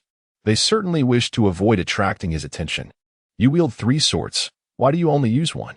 Zaro inquired directly. Do you deem me too weak to warrant the use of your other blades? Indeed. Night's Eye answered nonchalantly, nodding his head. I shall defeat you, Zaro declared, brandishing his 3 swords and charging at Night's Eye. With a swift motion, Night's Eye unsheathed his spirit blade, effortlessly severing Zaro's other 2 swords with a single strike, leaving only one, the Wado Ikamanji. In order to avoid hindering you in your task of collecting refuse, I shall refrain from causing you harm. By the way, your blades are rather inferior. Allow me to procure 2 for you. Night's Eye approached Zaro, collecting the discarded swords from the ground. Ding. Acquired Zaro's broken longsword. Receiving the Great Blade, Whisper of the Wind, with a pickup value of 60. Ding. Acquired Zaro's broken longsword, receiving the Great Blade, Thunder's Departure, with a pickup value of 60. As Night's Eye gathered the shattered blades, the system's notification echoed in his ears. Indeed. The items discarded by main characters possess an unusually high pickup value, and the acquired objects are remarkably potent. Procure 2? Zaro, initially disheartened, felt a renewed spirit upon hearing Night's Eye's words. These are the Great Blade Spirit Blades, Falling Rain, Thunder's Departure, and Whisper of the Wind. Choose 2 for yourself, Night's Eye stated, pulling out 4 long swords and planting them into the ground. Zaro approached the 4 blades, his expression one of fascination. For a swordsman, nothing is more alluring than a fine sword. I like them all. However, I shall take Whisper of the Wind and Thunder's departure, Zoro proclaimed, promptly drawing these two long swords. Wow, they are so light, Zoro exclaimed, swinging the long swords with ease. Quickly, go collect the refuse, Night's Eye urged, observing Zoro's excitement. Yes, brother Night's Eye, I shall go at once, Zoro replied, disappearing from the scene. This is Rear Admiral Grotto Night's Eye from the Navy headquarters. He will be here for a few days. Everyone should take the opportunity to learn from him. Rear Admiral Night's Eye is indeed a grand swordsman, Yosuke Shiro remarked. Please, do take good care of me. Without waiting for Yi Tong to speak, all the students approached him and bowed in gratitude. Ah, this old fellow. Very well. I shall serve as your coach. However, I require each of you to assist me with a task, to gather refuse on my behalf. Each individual must collect 1 bag per day, whether from the dojo or the village. The first to bring it to me shall receive my guidance first. Yi Tong has always held a peculiar fondness for litter. Chapter 172. As an instructor. In an instant, everyone departed. After all, having a great swordsman to teach them was a rare opportunity. Furthermore, it was merely refuse. For them, it was quite manageable. By the way, I have heard that you have a penchant for scavenging. Could that truly be your method of cultivation? Gungshiro approached Yadong, perplexed. Well, to some extent. Yadong replied with a smile. By the way, Mr. Gungshiro, might you lend your support to my practice? At that moment, Gungshiro realized he had made an erroneous decision.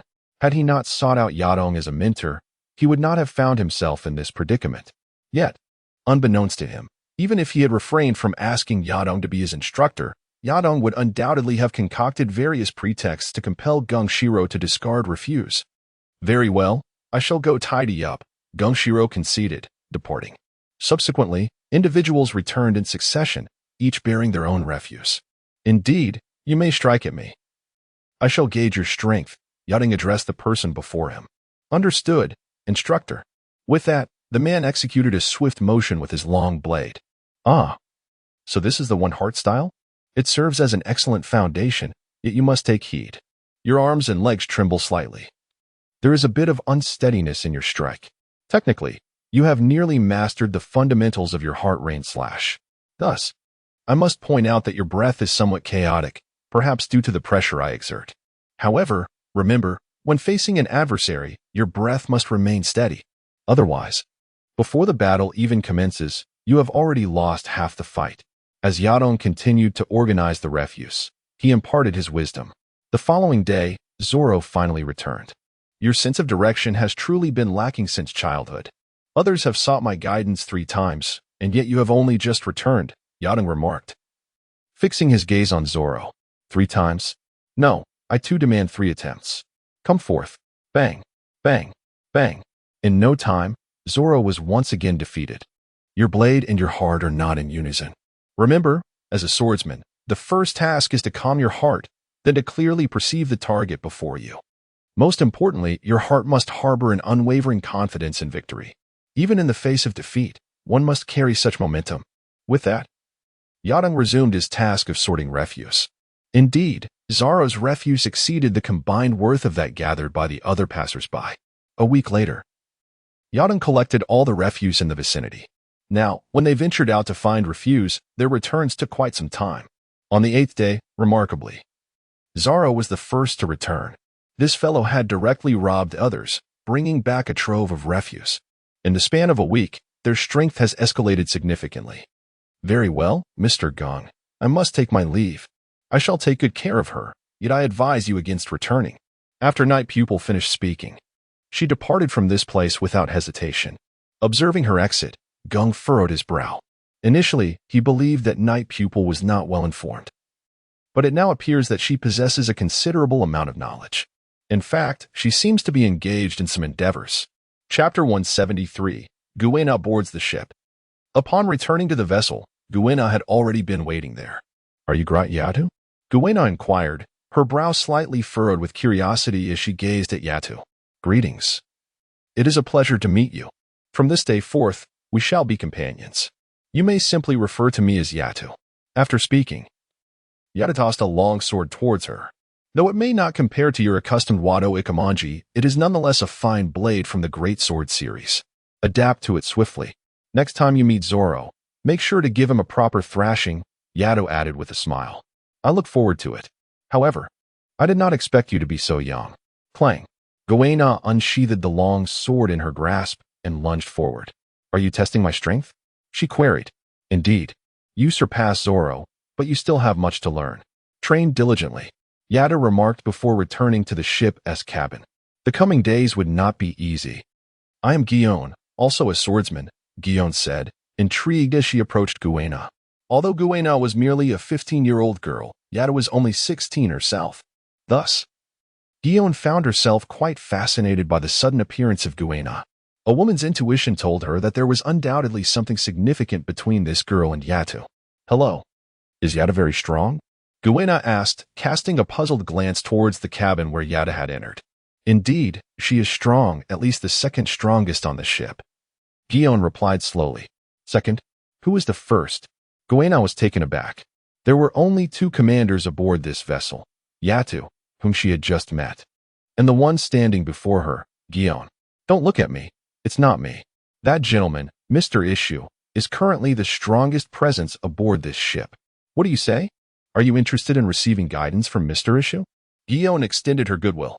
Since Goena was brought back by Yato, there was no need for animosity. Furthermore, if Yato acknowledged her, Gion would harbor no objections. All right. Sensing Gion's sincerity, Goena agreed. Following Yato's arrangements, Tina made her way towards Kokosia village. The next day, after Yato had tidied the ship, she joined the training sessions. Under the influence of Issue's fruit abilities, her strength was rapidly increasing. Bang, bang, bang. At that moment, Yato was engaged in a duel with Goena and Gion. Have you two grown more in sync? I also did not expect you, Goena, to have mastered Haki. Impressive. One sword style, Dragon Slash. As Yato spoke, a powerful aura enveloped her. This was not merely Haki, it was sword intent, a manifestation cultivated through prolonged refinement by a swordsman. This aura, akin to an imposing presence, can indeed influence others. With a thud, both Gion and Goena collapsed to the ground. As expected, I still cannot keep pace with your rapid advancement, Gion said with a hint of resignation after she sheathed her golden kunro. Goena will strive diligently.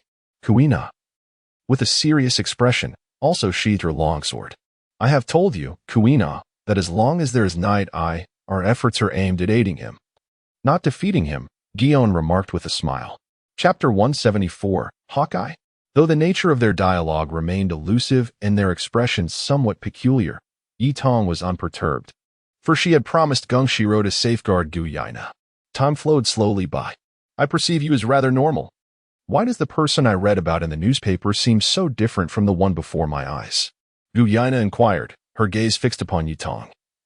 Her voice laced with curiosity. That is because we are currently aboard a ship. Once we reach the other islands, you shall discover that all you see is indeed reality.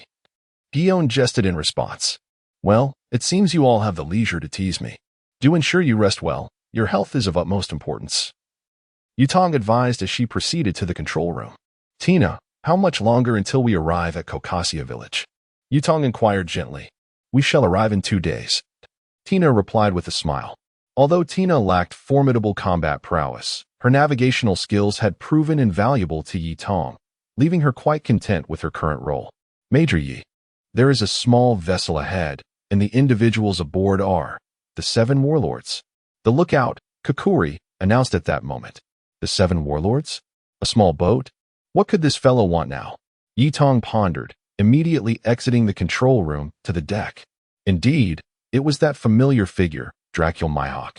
Recognizing the iconic black sword, Yi Tong identified the man before her, Hawkeye Mihawk. Moonwalk. In the next instant, Yi Tong executed the moonwalk technique, appearing directly on Mihawk's ship. Bam! Mihawk struck instantly. His casual blow unleashed a powerful slash. Even as a Navy major, such an approach to boarding could evoke discontent. After speaking, Mihawk resumed his seated position. You truly are devoid of civility. I merely wish to engage in conversation with you. Buzz. Before Yi Tong could finish, another slash came hurtling toward her. Moonwalk. Shave. In midair, Yi Tong swiftly evaded the attack. Honestly, I mentioned that I am not here to trouble you. As twilight descended, Yi Tong continued to follow Mihawk, chattering away while deftly dodging his strikes. Soon, they arrived at a solitary island, where a duel between swordsmen erupted. However, the clash was brief, as the island fell silent merely 2 hours later. This small boat is remarkably tidy. Do you not have a habit of leaving behind some refuse? Yutong complained while searching aboard Mihawk's vessel. Indeed, the newly minted pride of the Navy lived up to his illustrious reputation. Now, disembark. And I look forward to your visit to my island for a fierce duel. You are far too young. After Mihawk spoke, he paid no heed to Yutong and continued sailing. Upon hearing this, Yutong realized that this individual was not someone who could be coerced or intimidated.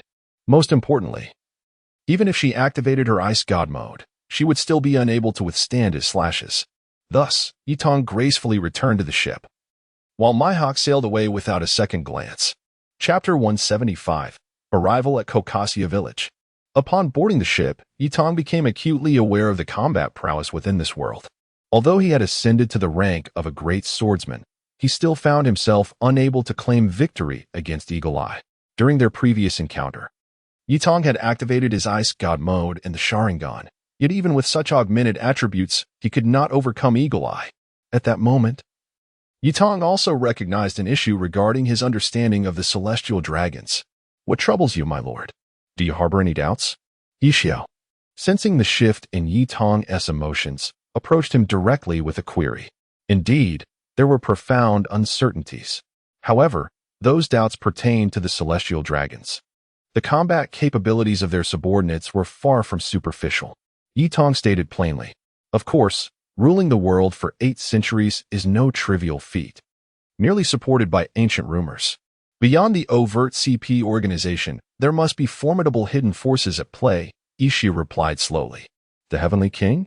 Yutong pondered, recalling the most enigmatic figure, shrouded in mystery with scant information available. The Heavenly King? Ishiao expressed confusion, having previously been a wandering warrior. He was not well versed in such matters. Forget it, let us not dwell on that. Transforming this world is far more arduous than I had imagined. Yutong sighed, realizing that altering the fabric of existence was certainly less effortless than scavenging for refuse. Initially, Yutong intended to depart, but upon observing Zoro and Luffy, he confirmed that collecting items belonging to main characters would yield an abundance of exceptional tools and acquisition points. Thus, he resolved to seek out Nami, followed by Sanji and Usopp, to amass a significant quantity of acquisition points. As time passed, they arrived at Kokasia Village. With their arrival on the island, the murky sea gave way to the fragrant essence of blooming orange trees, wafting a hint of sweetness. Indeed, the island's atmosphere was delightful. After inhaling deeply, Yutong vanished. The others, accustomed to his sudden disappearances, simply shrugged it off. This fellow always scoured for refuse upon reaching an island. Not only had Ji Yuan grown accustomed to this, but the crew had also become unfazed by his peculiarities. Let us first locate the village chief and settle in. By the way, I recall this territory is under the jurisdiction of the rat. Kukuri, please find him and inform him that we intend to reside here temporarily. Ji Yuan instructed Kukuri directly. Understood, Ji Yuan, Kukuri replied before departing. Despite being merely a lieutenant commander, Kukuri was indeed a competent officer. His prowess, when measured against others outside, could easily rival that of a colonel. At this moment, Yutong swiftly arrived at the dwelling of Belmel. However, the scene before her was one of desolation. She had initially intended to check if Noki Gao was present, but given the current circumstances, it seemed he was not. This implied that Nami was also absent.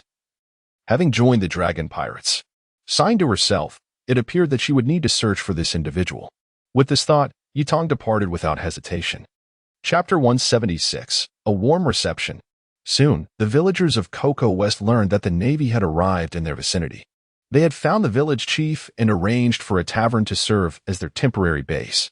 Humph, these sailors dare to don their capes of justice. They clearly have done nothing yet, a man remarked, his expression one of discontent. Enough. Speak no further. Those words could cost you your life. A companion quickly covered the man's mouth. I have heard your words, yet I bear you no ill will, a voice interjected. I am Rear Admiral Grot Yadong of the Navy headquarters. If you harbor grievances against the Navy, feel free to share them with me. Grodd had appeared behind the two, wearing a smile. Rear Admiral. The two men were momentarily rendered speechless. Such a figure loomed in their minds like a distant star. We are fine. Truly. The man intended to speak, but was swiftly pulled away by his companion, who still covered his mouth. Witnessing this scene, Yadong felt a twinge of helplessness. It appeared that the villagers had lost faith in the Navy. Indeed, there were countless villages like this in the world, where the Navy and pirates colluded to seize control. Having suffered from oppression, the villagers were too fearful to speak out, knowing that doing so could lead to retaliation. Sighing, Yadong shook his head and departed. Hey, are you blind? Do you not see the adults here, Rear Admiral? The man, who had drawn his sword intending to teach a lesson to the reckless youth before him, suddenly realized Yadong's identity upon seeing his attire and recalling that Grodd had sent him here. Rear Admiral Yadong sent me to find Mouse, Kukulai stated, stepping forward. Oh, I see. You may proceed. I shall return shortly. As per tradition, ensure that Colonel Mouse is well taken care of. After speaking, Yadong vanished before their eyes. Upon hearing Yadong's words, Kukulai cast a sympathetic glance at Mouse before continuing to lead the way. Meanwhile, Mouse felt a sense of unease. The notion of a warm reception was surely not a good omen. Otherwise, Kukulai would not have borne such an expression moments ago. Before long, they arrived at the temporary base. Rear Admiral Yadong instructed that, as per tradition, you treat Colonel Mouse with the utmost hospitality, Kukulai announced upon meeting Grodd. Is that so? Yakos, I leave this to you. I had hoped to learn more about this place, Grodd replied before retreating indoors. As Yakis approached the Mouse, there was no cause for concern. It was nothing out of the ordinary. I shall create, and you shall destroy, Yakis declared, conjuring a long blade and presenting it to the Mouse. Upon hearing Yakis's words, the Mouse felt a sense of ease wash over it. After all, destruction was its forte. Thus, with a heart full of joy, it eagerly set about its task of ruin. Chapter 177. The Mouse wept. At this moment, Yitong had arrived at the village chief's residence. Without hesitation, she commenced her cleaning. It is important to note that the Navy's deterrent power here remains formidable. As soon as Yitong expressed her intentions, no one dared to obstruct her. Soon enough, the villagers grew accustomed to this peculiar Navy presence. After all, Yitong's actions were merely focused on tidying up. For days later, Yitong realized that she could no longer gather pickup points. Consequently, she ceased her cleaning efforts and approached the village chief. Chief, my actions over these past few days were intended to convey my apologies to you. There are pests and refuse within the Navy that we shall rectify ourselves. I will also assist in clearing the debris from your village. In the future, please do not hesitate to inform the Navy of any issues. Yitong stated directly. Major, have you truly come here to save us? The village chief inquired. This area was originally under the management of Colonel Mouse. Though he was rather unscrupulous, he did not engage in any outrageous deeds. Ever since the arrival of the evil dragon, everything has changed. As the village chief spoke, his body began to tremble slightly. It was evident that merely mentioning such matters instilled a deep-seated fear. The evil dragon. Is Nami now part of the evil dragon pirates? Yitong said slowly. Nami? You know Nami? Are you here because of her? The village chief appeared somewhat agitated. I am aware that Nami intended to purchase this village. But now there is no need for her to do so. The village rightfully belongs to you. Thank you for the refuse you provided, Chief, Yitong remarked before rising, bowing and departing. Observing Yitong's exit, the village chief remained perplexed. Such a Navy presence was indeed rather peculiar. Before long, Yitong returned to her temporary base. Crack, bang, crack, bang. What is that sound? As she stepped outside the door, Yitong heard a series of strange noises coming from within. Welcome back. My lord, the first person to emerge was Yishao. Has something occurred here? Yitong inquired with curiosity. A mouse is creating garbage, Yishao replied nonchalantly. Upon hearing this, Yitong began to comprehend the source of the sounds. She then entered the premises. At that moment, the once arrogant Colonel Mouse sat despondently on the ground, clutching a broken sword, with a pile of various broken swords behind him. All right, Yakes. You may go rest for a while. By the way, Colonel Mouse, you know the whereabouts of the evil dragon pirates, do you not? Let me there. Yitong stated calmly. Yes. Just do not make me continue producing garbage, and I will tell you everything. Colonel Mouse wept. He has been here for 3 days without sustenance, tirelessly dismantling the creations of Yakis, and has not closed his eyes for a full 3 days. Such a plight is nothing short of sheer terror for a mouse unaware of the circumstances. Consequently, his mental state has deteriorated to the brink of collapse. Well, take me there, Night Pupils replied with a sense of resignation upon hearing the mouse's words. She had never intended to resort to coercion. Chapter 178. Slaying the Rat. Soon, guided by the rat, Yitong arrived at the lair of the evil dragon pirates. The fishmen here were primarily former slaves rescued by Tiger, each bearing the mark of the Sun Pirates. Rat, it's not time yet. Why are you here again? I recall you said you didn't want to bring any other navy along. At that moment, the evil dragon approached them, wielding his shark teeth. This esteemed sir wishes to see you. I am merely a guide, the rat replied, beads of cold sweat forming on his brow. It was well known that he had received considerable benefits from the evil dragon. If Yitong were to discover this, his life would undoubtedly be forfeit. All right, rat. Return to Guion and the others. I have matters to attend to here, Yitong stated decisively. Upon hearing this, the rat hastily departed. Bang! A gunshot rang out. Just as he intended to leave and escape the East Sea with his riches, he was shot down before he could get far. The assailant was Kakuri. Yitong had orchestrated this. The rat had become unnecessary. Even in death, he could not atone for a fraction of his transgressions. Now, evil dragon, let us converse. I wish to see Nami. After speaking, Yitong promptly unsheathed his weapon and began to clear the area. Initially, the evil dragon, believing Yitong was preparing for battle, was taken aback by his actions. The rat had been brought before him, only to be slain before his very eyes. Although he had not dealt the fatal blow, the composed demeanor of Yitong suggested he was fully aware of the situation, perhaps even orchestrated it. Caught off guard, the evil dragon, who had been ready for combat, found himself bewildered. Nami is not here. I have no knowledge of her whereabouts. However, she will undoubtedly return, he stated plainly. Understood, Yitong replied coldly, resuming his task of cleaning up the mess. After some time, Yitong had cleared the area, feeling quite pleased. Xiaoba, come here and massage my back, he commanded. All right. Xiaoba quickly moved behind Yitong, beginning the massage. Why must I massage your back? Xiaoba questioned, somewhat puzzled. Do not ask. The answer is a beating. Yitong replied coolly. Do you dare to mock me, Xiaoba? You seek death. Xiaoba retorted, drawing 8 long swords and launching an attack. Bang, bang, bang. Yitong raised his Muramasa, effortlessly severing all of Xiaoba's swords in an instant. Now, it is your turn.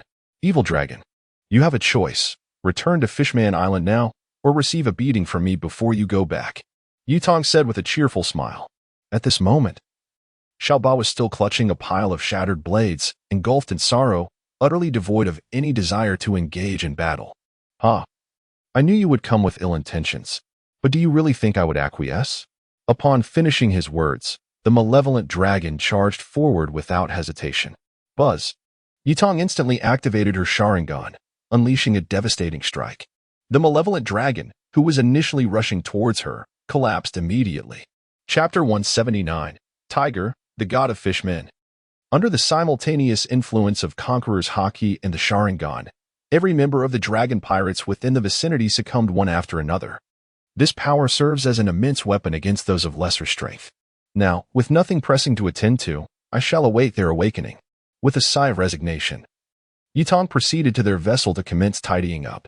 4 hours later, this fellow possesses quite an abundance of ships, Yitong mused before returning to the dragon's base.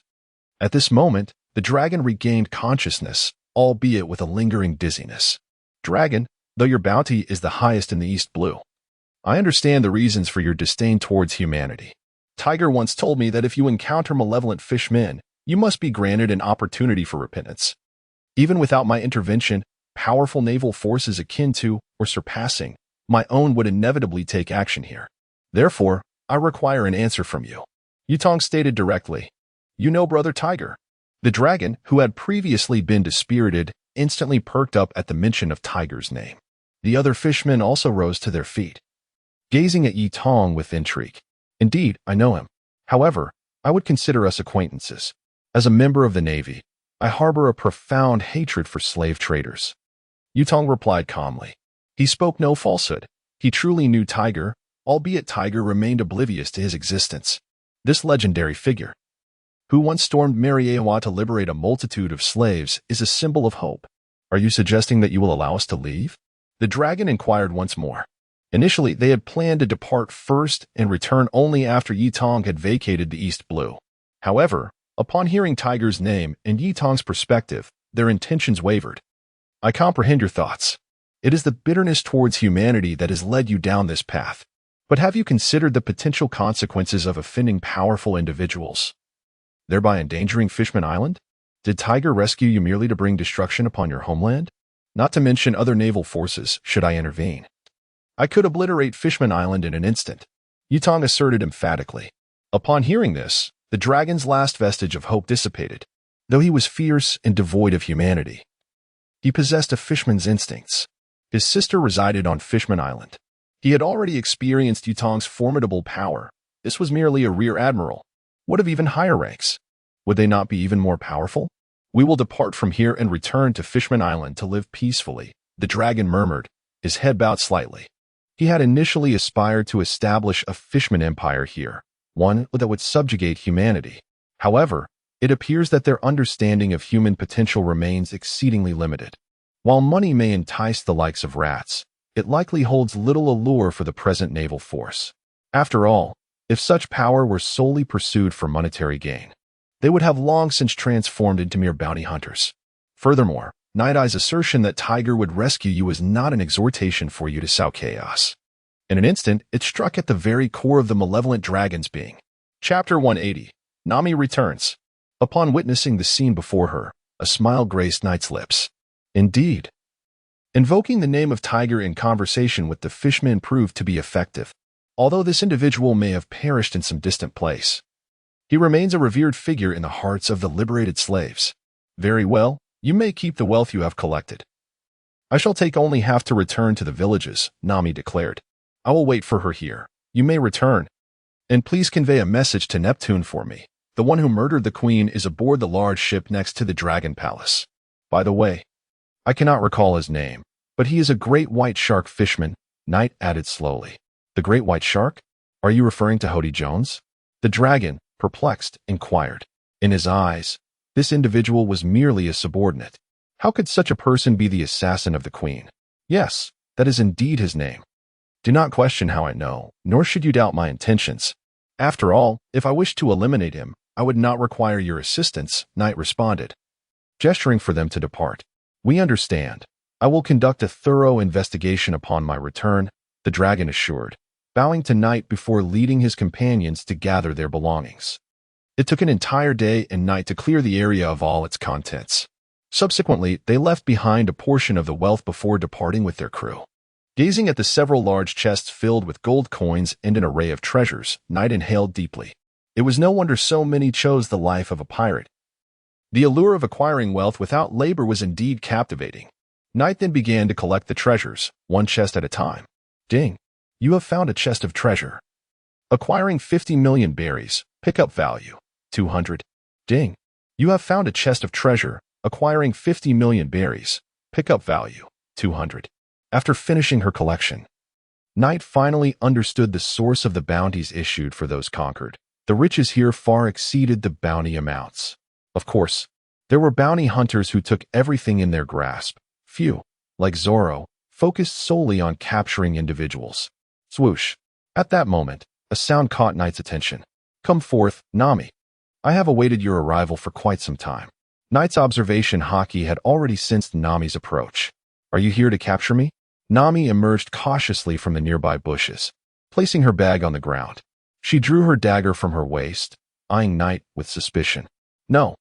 I have come to inform you that you need not purchase from Kokoyasi village any longer. The dragon and his crew have been dealt with. You need not worry about money in the future, Night replied with a smile. It is essential to understand that Nami's avaricious nature stems from a most regrettable memory. In her relentless pursuit to acquire the village of Kokoyasi, she has come to regard wealth as paramount.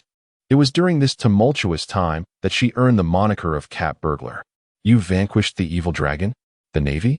Huh, clearly. Nami harbors no fondness for the Navy whatsoever.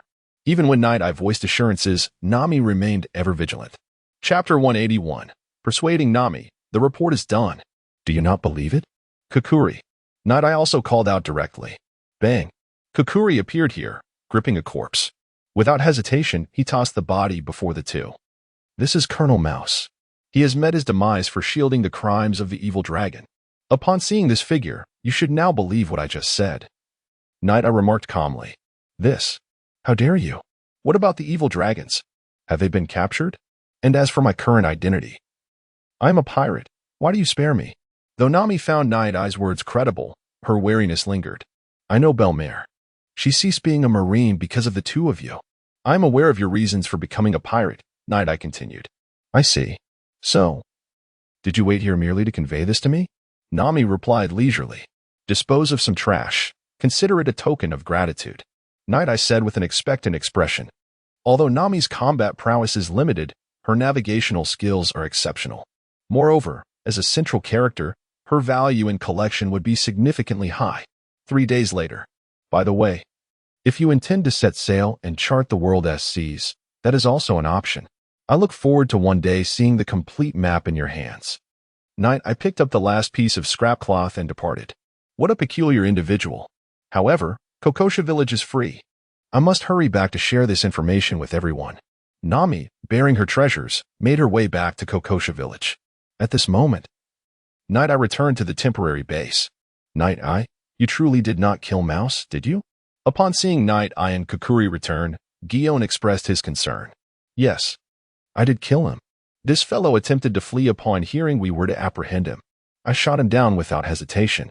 Before Night Eye could speak, Kukuri stepped forward. Enough, Kukuri. This was an assignment I requested of you. A kill is a kill. Let anyone dare to speak against it. Gion, immediately draft the documents.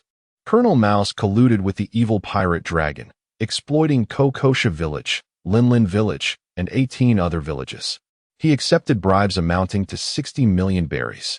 During the capture, he was slain by me. Once drafted, bring it to me. I shall seek the signatures of the village chiefs from the 18 villages. Night Eye stated resolutely. Upon hearing Night Eye's words, Gion understood the implications of his intentions. However, these matters are taboo within the Navy. Now, Night Eye openly stands to undermine the interests of certain individuals. He may encounter peril as a result. Night Eyes, should we consult with Captain before proceeding with this matter? Gion expressed her concern. No need, Night Eyes replied with a fierce determination. What I undertake must be my own responsibility. The Navy is, after all, the last bastion of hope for many civilians in these vast seas. If we allow these scoundrels to persist in their ways, we will not be champions of justice. We will merely become the pariahs scurrying through the streets. Since they are all trash, let us cleanse the filth together. Chapter 182. The Choice of Enhancement. Upon hearing the words of Yitong, Gion also went to prepare the report. Yitong then opened her panel. Now that the decision had been made, it was inevitable that the troubles ahead would multiply. Thus, it was time to embark on an enhancement journey. Host, Yitong age, 16 pickup value, 486, 289 strength, 9. 980 speed, 83, 310 defense, 9, 180 agility, 8, 590 spirit, 10, 850 normal human base attributes, 50 abilities, advanced armament hockey, advanced conqueror's hockey, advanced observation hockey, gunsmanship LV10, swordsmanship LV10, digestion, 1, 020. Skills, dual sword style, water wheel slash, single sword style, 100 birds, shave, moonwalk, iron block, paper drawing, gale foot, finger gun, godbreaker.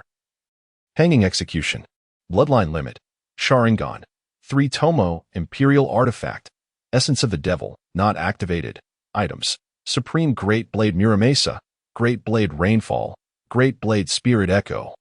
1 box of herring canned goods, King's Underwear, Source of Life.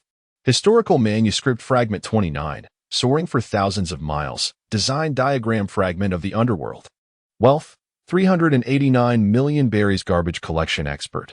Wearing it grants 1,000 to base attributes, 520 to charm, increases pickup value by 150, and access to the recycling store. Intermediate portable space, 1,000 cubic meters. Title can be upgraded upon reaching entry level, Wondrous Mall. After reviewing the panel, Yutong opened the Wondrous Mall. Base attributes could be easily acquired through various means. Therefore, she focused her attention on special abilities. Her skills in the Navy 6 styles had already reached maximum level, having found many through the junk she collected during trades with Zifa. As for swordsmanship, it could be rapidly improved as well. Consequently, Yutong's current choice was to enhance the Sharingan and the essence of the devil. Yutong raised her hand and tapped the plus sign next to the essence of the devil. A fusion rate of 30 required 100,000 pickup value to elevate it to 40. A wave of information appeared before her eyes. Subsequently, Yutong clicked on the Sharingan again. To upgrade to the Kaleidoscope Sharingan, she would need 200,000 pickup value. Upon seeing this, Yutong hesitated. The essence of the devil, once fused, could dramatically increase her base attributes by tens of thousands, granting her the formidable power of absolute ice. However, the side effect was a significant toll on her mental state. As for the Sharingan, merely upgrading to the Kaleidoscope would diminish her vision. Even with the potential of it wouldn't last long. Therefore, she needed to acquire another Sharingan for the purpose of fusing with the Eternal. As for whether she would gain Susanoo after the enhancement, Yutong was uncertain. System: use 100,000 to enhance the fusion of the essence of the devil. Yutong decisively chose to enhance the essence of the devil. After all, the immediate boost to her base attributes was extraordinarily formidable. Ding! 100,000 pickup points have been consumed to elevate the fusion degree of the demon essence to 40, resulting in a 10% enhancement of all related abilities. Subsequently, the system's notification chime echoed. However, at this moment, Yutong discerned a rather grave issue. After the increase in fusion degree, her mental state had become somewhat disoriented. Could it be that her mental prowess was insufficient? Chapter 183, Elevating the Sharingan. Upon sensing the situation, Yutong hesitated to further enhance the essence of the demon. It seemed that his mental fortitude, or perhaps the strength of his soul, was insufficient, rendering him susceptible to the will of the demon essence. Previously, after utilizing the demon essence, he needed to replenish his physical vitality with life essence due to the resulting damage. Now that the degree of fusion had reached 40, an increase in strength was assured. However, concurrently, the backlash and influence of will would also escalate with this enhancement. Although it was merely a 10% increase, it implied that the effects were likewise amplified by 10%. System: I choose to enhance the Sharingan. Upon reaching this conclusion, Yutong resolved to elevate his Sharingan. Ding! Consuming 200,000 retrieval points, the Sharingan has been upgraded to the Kaleidoscope Sharingan Visual Value 0100. As the system's notification echoed, a sharp, tingling sensation coursed through his eyes. After enduring this discomfort for over 10 seconds, Yutong grasped a mirror. His pupils had transformed into a central circle, encircled by 8 diamond shapes. Yutong's Kaleidoscope Sharingan, Illusionary Break, Beheading, Moonless Night. Upon activation, it draws the target into an exceedingly dark realm.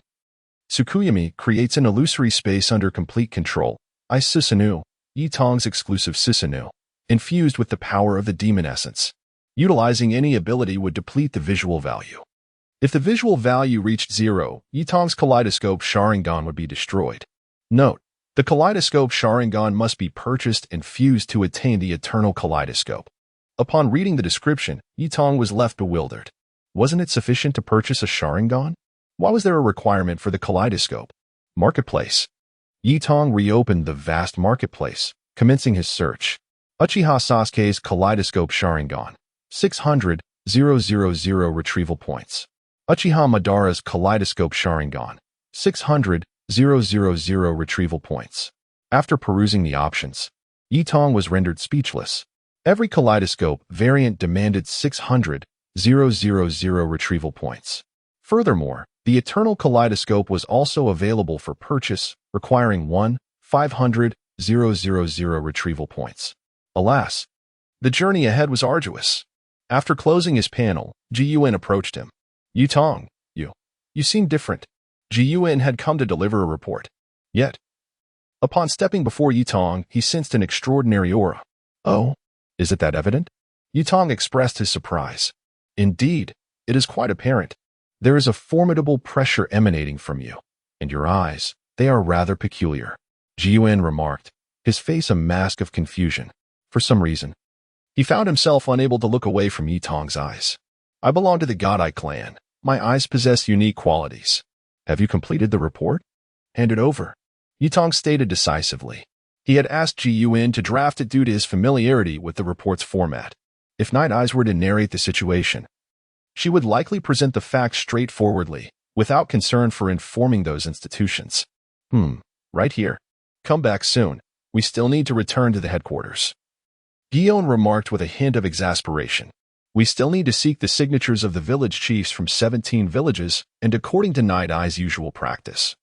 This could take several days." "I understand," Night Eye said as she gathered the report and a map before setting off. After all, her navigation skills have reached level 10. Venturing out to locate a few islands is merely a trivial task for her, isn't it? Chapter 184. Ready for your arrival. Soon, Yitong arrived at the nearest Kaka village. Why are there so many people at the harbor? Yitong gazed at the small island before her. Noticing a throng gathered at the port, each individual clutching a bag. Could it be the esteemed Rear Admiral Yitong? A man at the forefront raised a megaphone and shouted, "Are you the village chief of Kaka village?" Yitong felt a twinge of confusion. After all, the only person capable of gathering the villagers should be the village chief. "Yes, we have been awaiting your arrival," replied Kakadong, the village chief, visibly excited. Initially, he had been skeptical upon receiving the news, but once they presented the handwritten notice from the Navy headquarters, his doubts dissipated. After all, the Navy headquarters was their beacon of hope. Upon hearing this, Yitong quickened her pace and made her way onto the island. "Greetings, village chief. I am curious about what is happening here," Yitong inquired, her expression one of perplexity. "The esteemed Navy has informed us." Kakadong recounted the events, revealing that Yixiao had come with Tina to relay the information, instructing them to gather the village's refuse. The bags they held contained garbage. "I see. How much wealth has the evil dragon extorted from you?" Yitong asked again. "That has not been precisely calculated, but it amounts to several million berries annually." Kakadong replied, puzzled by her inquiry. "Here are 5 million berries, a sum returned to you by the evil dragon. Cultivate your strength wisely, and consider forming your own guard. I will arrange for weapons to be provided," Yitong stated, presenting the 5 million berries before Kakadong. "This is unacceptable. If these are the spoils from the evil dragon, they should be considered as your military expenses. We cannot possibly accept such generosity," Kakadong exclaimed, his face a mask of trepidation. Though he recognized Yitong as a benevolent member of the Navy, there lingered an underlying fear of the military. "Consider it payment for the refuse you have collected. Simply discard the bags on the ground. I shall handle the rest," Yitong declared, tossing the berries onto the ground. With that, she activated her Sharingan, and a formidable mental pressure swept over the crowd. Instantly, everyone discarded their garbage onto the ground. In a mere few minutes, the area was cleared of refuse. After surveying the island, Yitong departed without delay. "After all, we merely collected the items they had brought out, and thus the value of our loot dwindled to nothing. Indeed, this village has not amassed as much loot value as that accumulated by Nami and Zoro combined. Yet on, I am here," declared the Night Eyes. At that moment, Yakis also arrived. "Very well, leave them 50 long swords and 50 Mauser rifles," stated Night Eyes directly. "Understood." Without posing any questions, Yakis promptly commenced the fabrication of these items. Chapter 185, Village Alliance. Thus, in merely 3 days, Yitong traversed every island and simultaneously swept through several other villages, returning to the temporary encampment. Is this truly wise, Yitong? If any instability arises, even Carp and Sister Crane will be powerless to safeguard you. Ji Yuan expressed her concerns. At that moment, Tina and Yixiao returned, coincidentally encountering Yitong and learning about her distribution of weapons to the villagers. Upon discovering this, Ji Yuan's worry deepened, prompting her to immediately inquire upon Yitong's return. Instability? The very existence of this world is inherently unstable. Worry not. There are those who will manage these matters, Yi Tong replied, issuing orders to set forth. Meanwhile, in an open area of Koko Shia village, the atmosphere was charged with anticipation. I trust there are no objections? The village alliance agreement is already drafted. With over 20 villages and thousands of combatants, forming a guard unit is more than sufficient. As per the elders' directives, having acquired military strength, we must now establish governance. I believe our next step is for the 20 villages to take turns. Unbeknownst to Ji Yuan and the others, on the very day of their departure, a formidable alliance had emerged, one that could be deemed powerful in the East Sea. Young individuals of considerable strength eagerly volunteered to join, thus forming a noteworthy combat force. At the very least, they would no longer be as vulnerable to the pirates who once sought to trouble them. Within the cabin, Ji Yuan questioned, Yi Tong, why engage in these matters? With your abilities, you could accomplish far greater feats. Wasting so much time on these trivialities will hinder your training and progression. Born into a naval family, Ji Yuan found it difficult to comprehend Yi Tong's current actions. Training? All the detritus of this world serves as my training resource.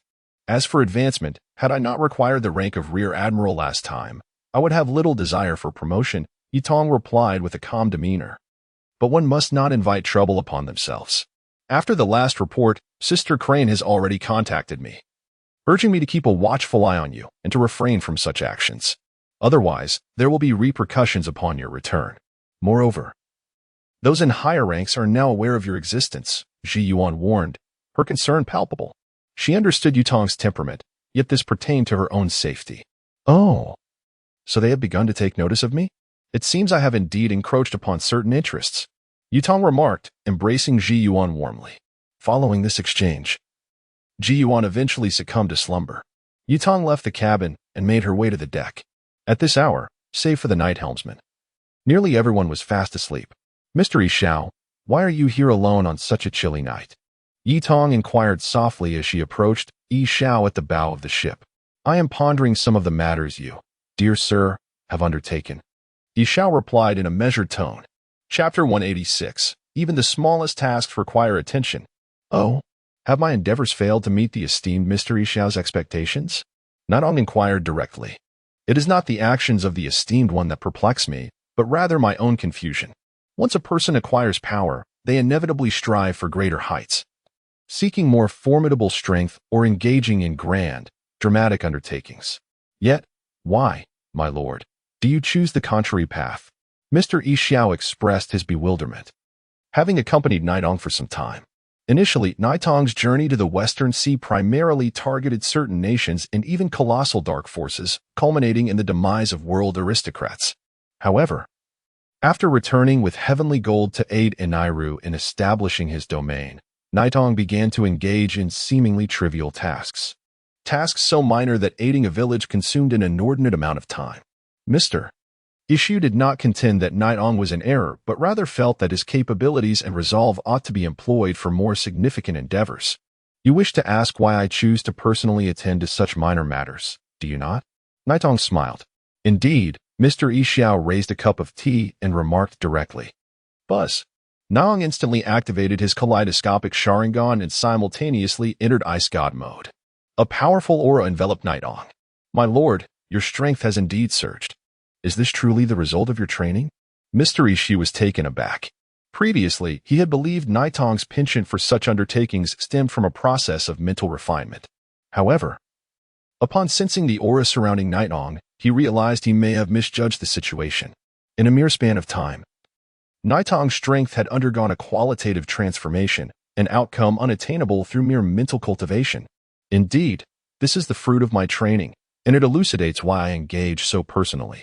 Furthermore, as you noted, those with the capability often neglect the small matters in pursuit of grander ambitions, while those lacking the means yearn for change but find themselves powerless. Ultimately, someone must undertake these tasks. Mr. Yi Xiao, you are both my guardian and my friend. The words I spoke previously were not uttered lightly. Naitong began to assert himself. After all, convincing Mr. Yi Xiao necessitated such displays of conviction. I am enlightened. Mr. Yi Xiao rose and clasped his hands in acknowledgement. Feeling a twinge of shame for having doubted the actions of his lord, a sentiment unbecoming of a protector, Beep beep. At that moment, Naitong's din din mushy rang. Dragon, what prompts you to call me at such a late hour? Naong answered the phone, a hint of confusion in his voice. East Sea, Boruto Island. We are surrounded by 3 warships. You must not approach this area, Captain. After Long finished speaking, he promptly hung up the phone. Upon hearing this, Yitong's face displayed a grave expression. She had just informed Long of their arrival to provide some support to the people of Kexiya village. Yet, here came a naval warship. Such a scenario was utterly alarming. There must be a mole. Immediately, Yitong's thoughts turned to this possibility. After all, the individuals aboard her ship had all been arranged by ZFA.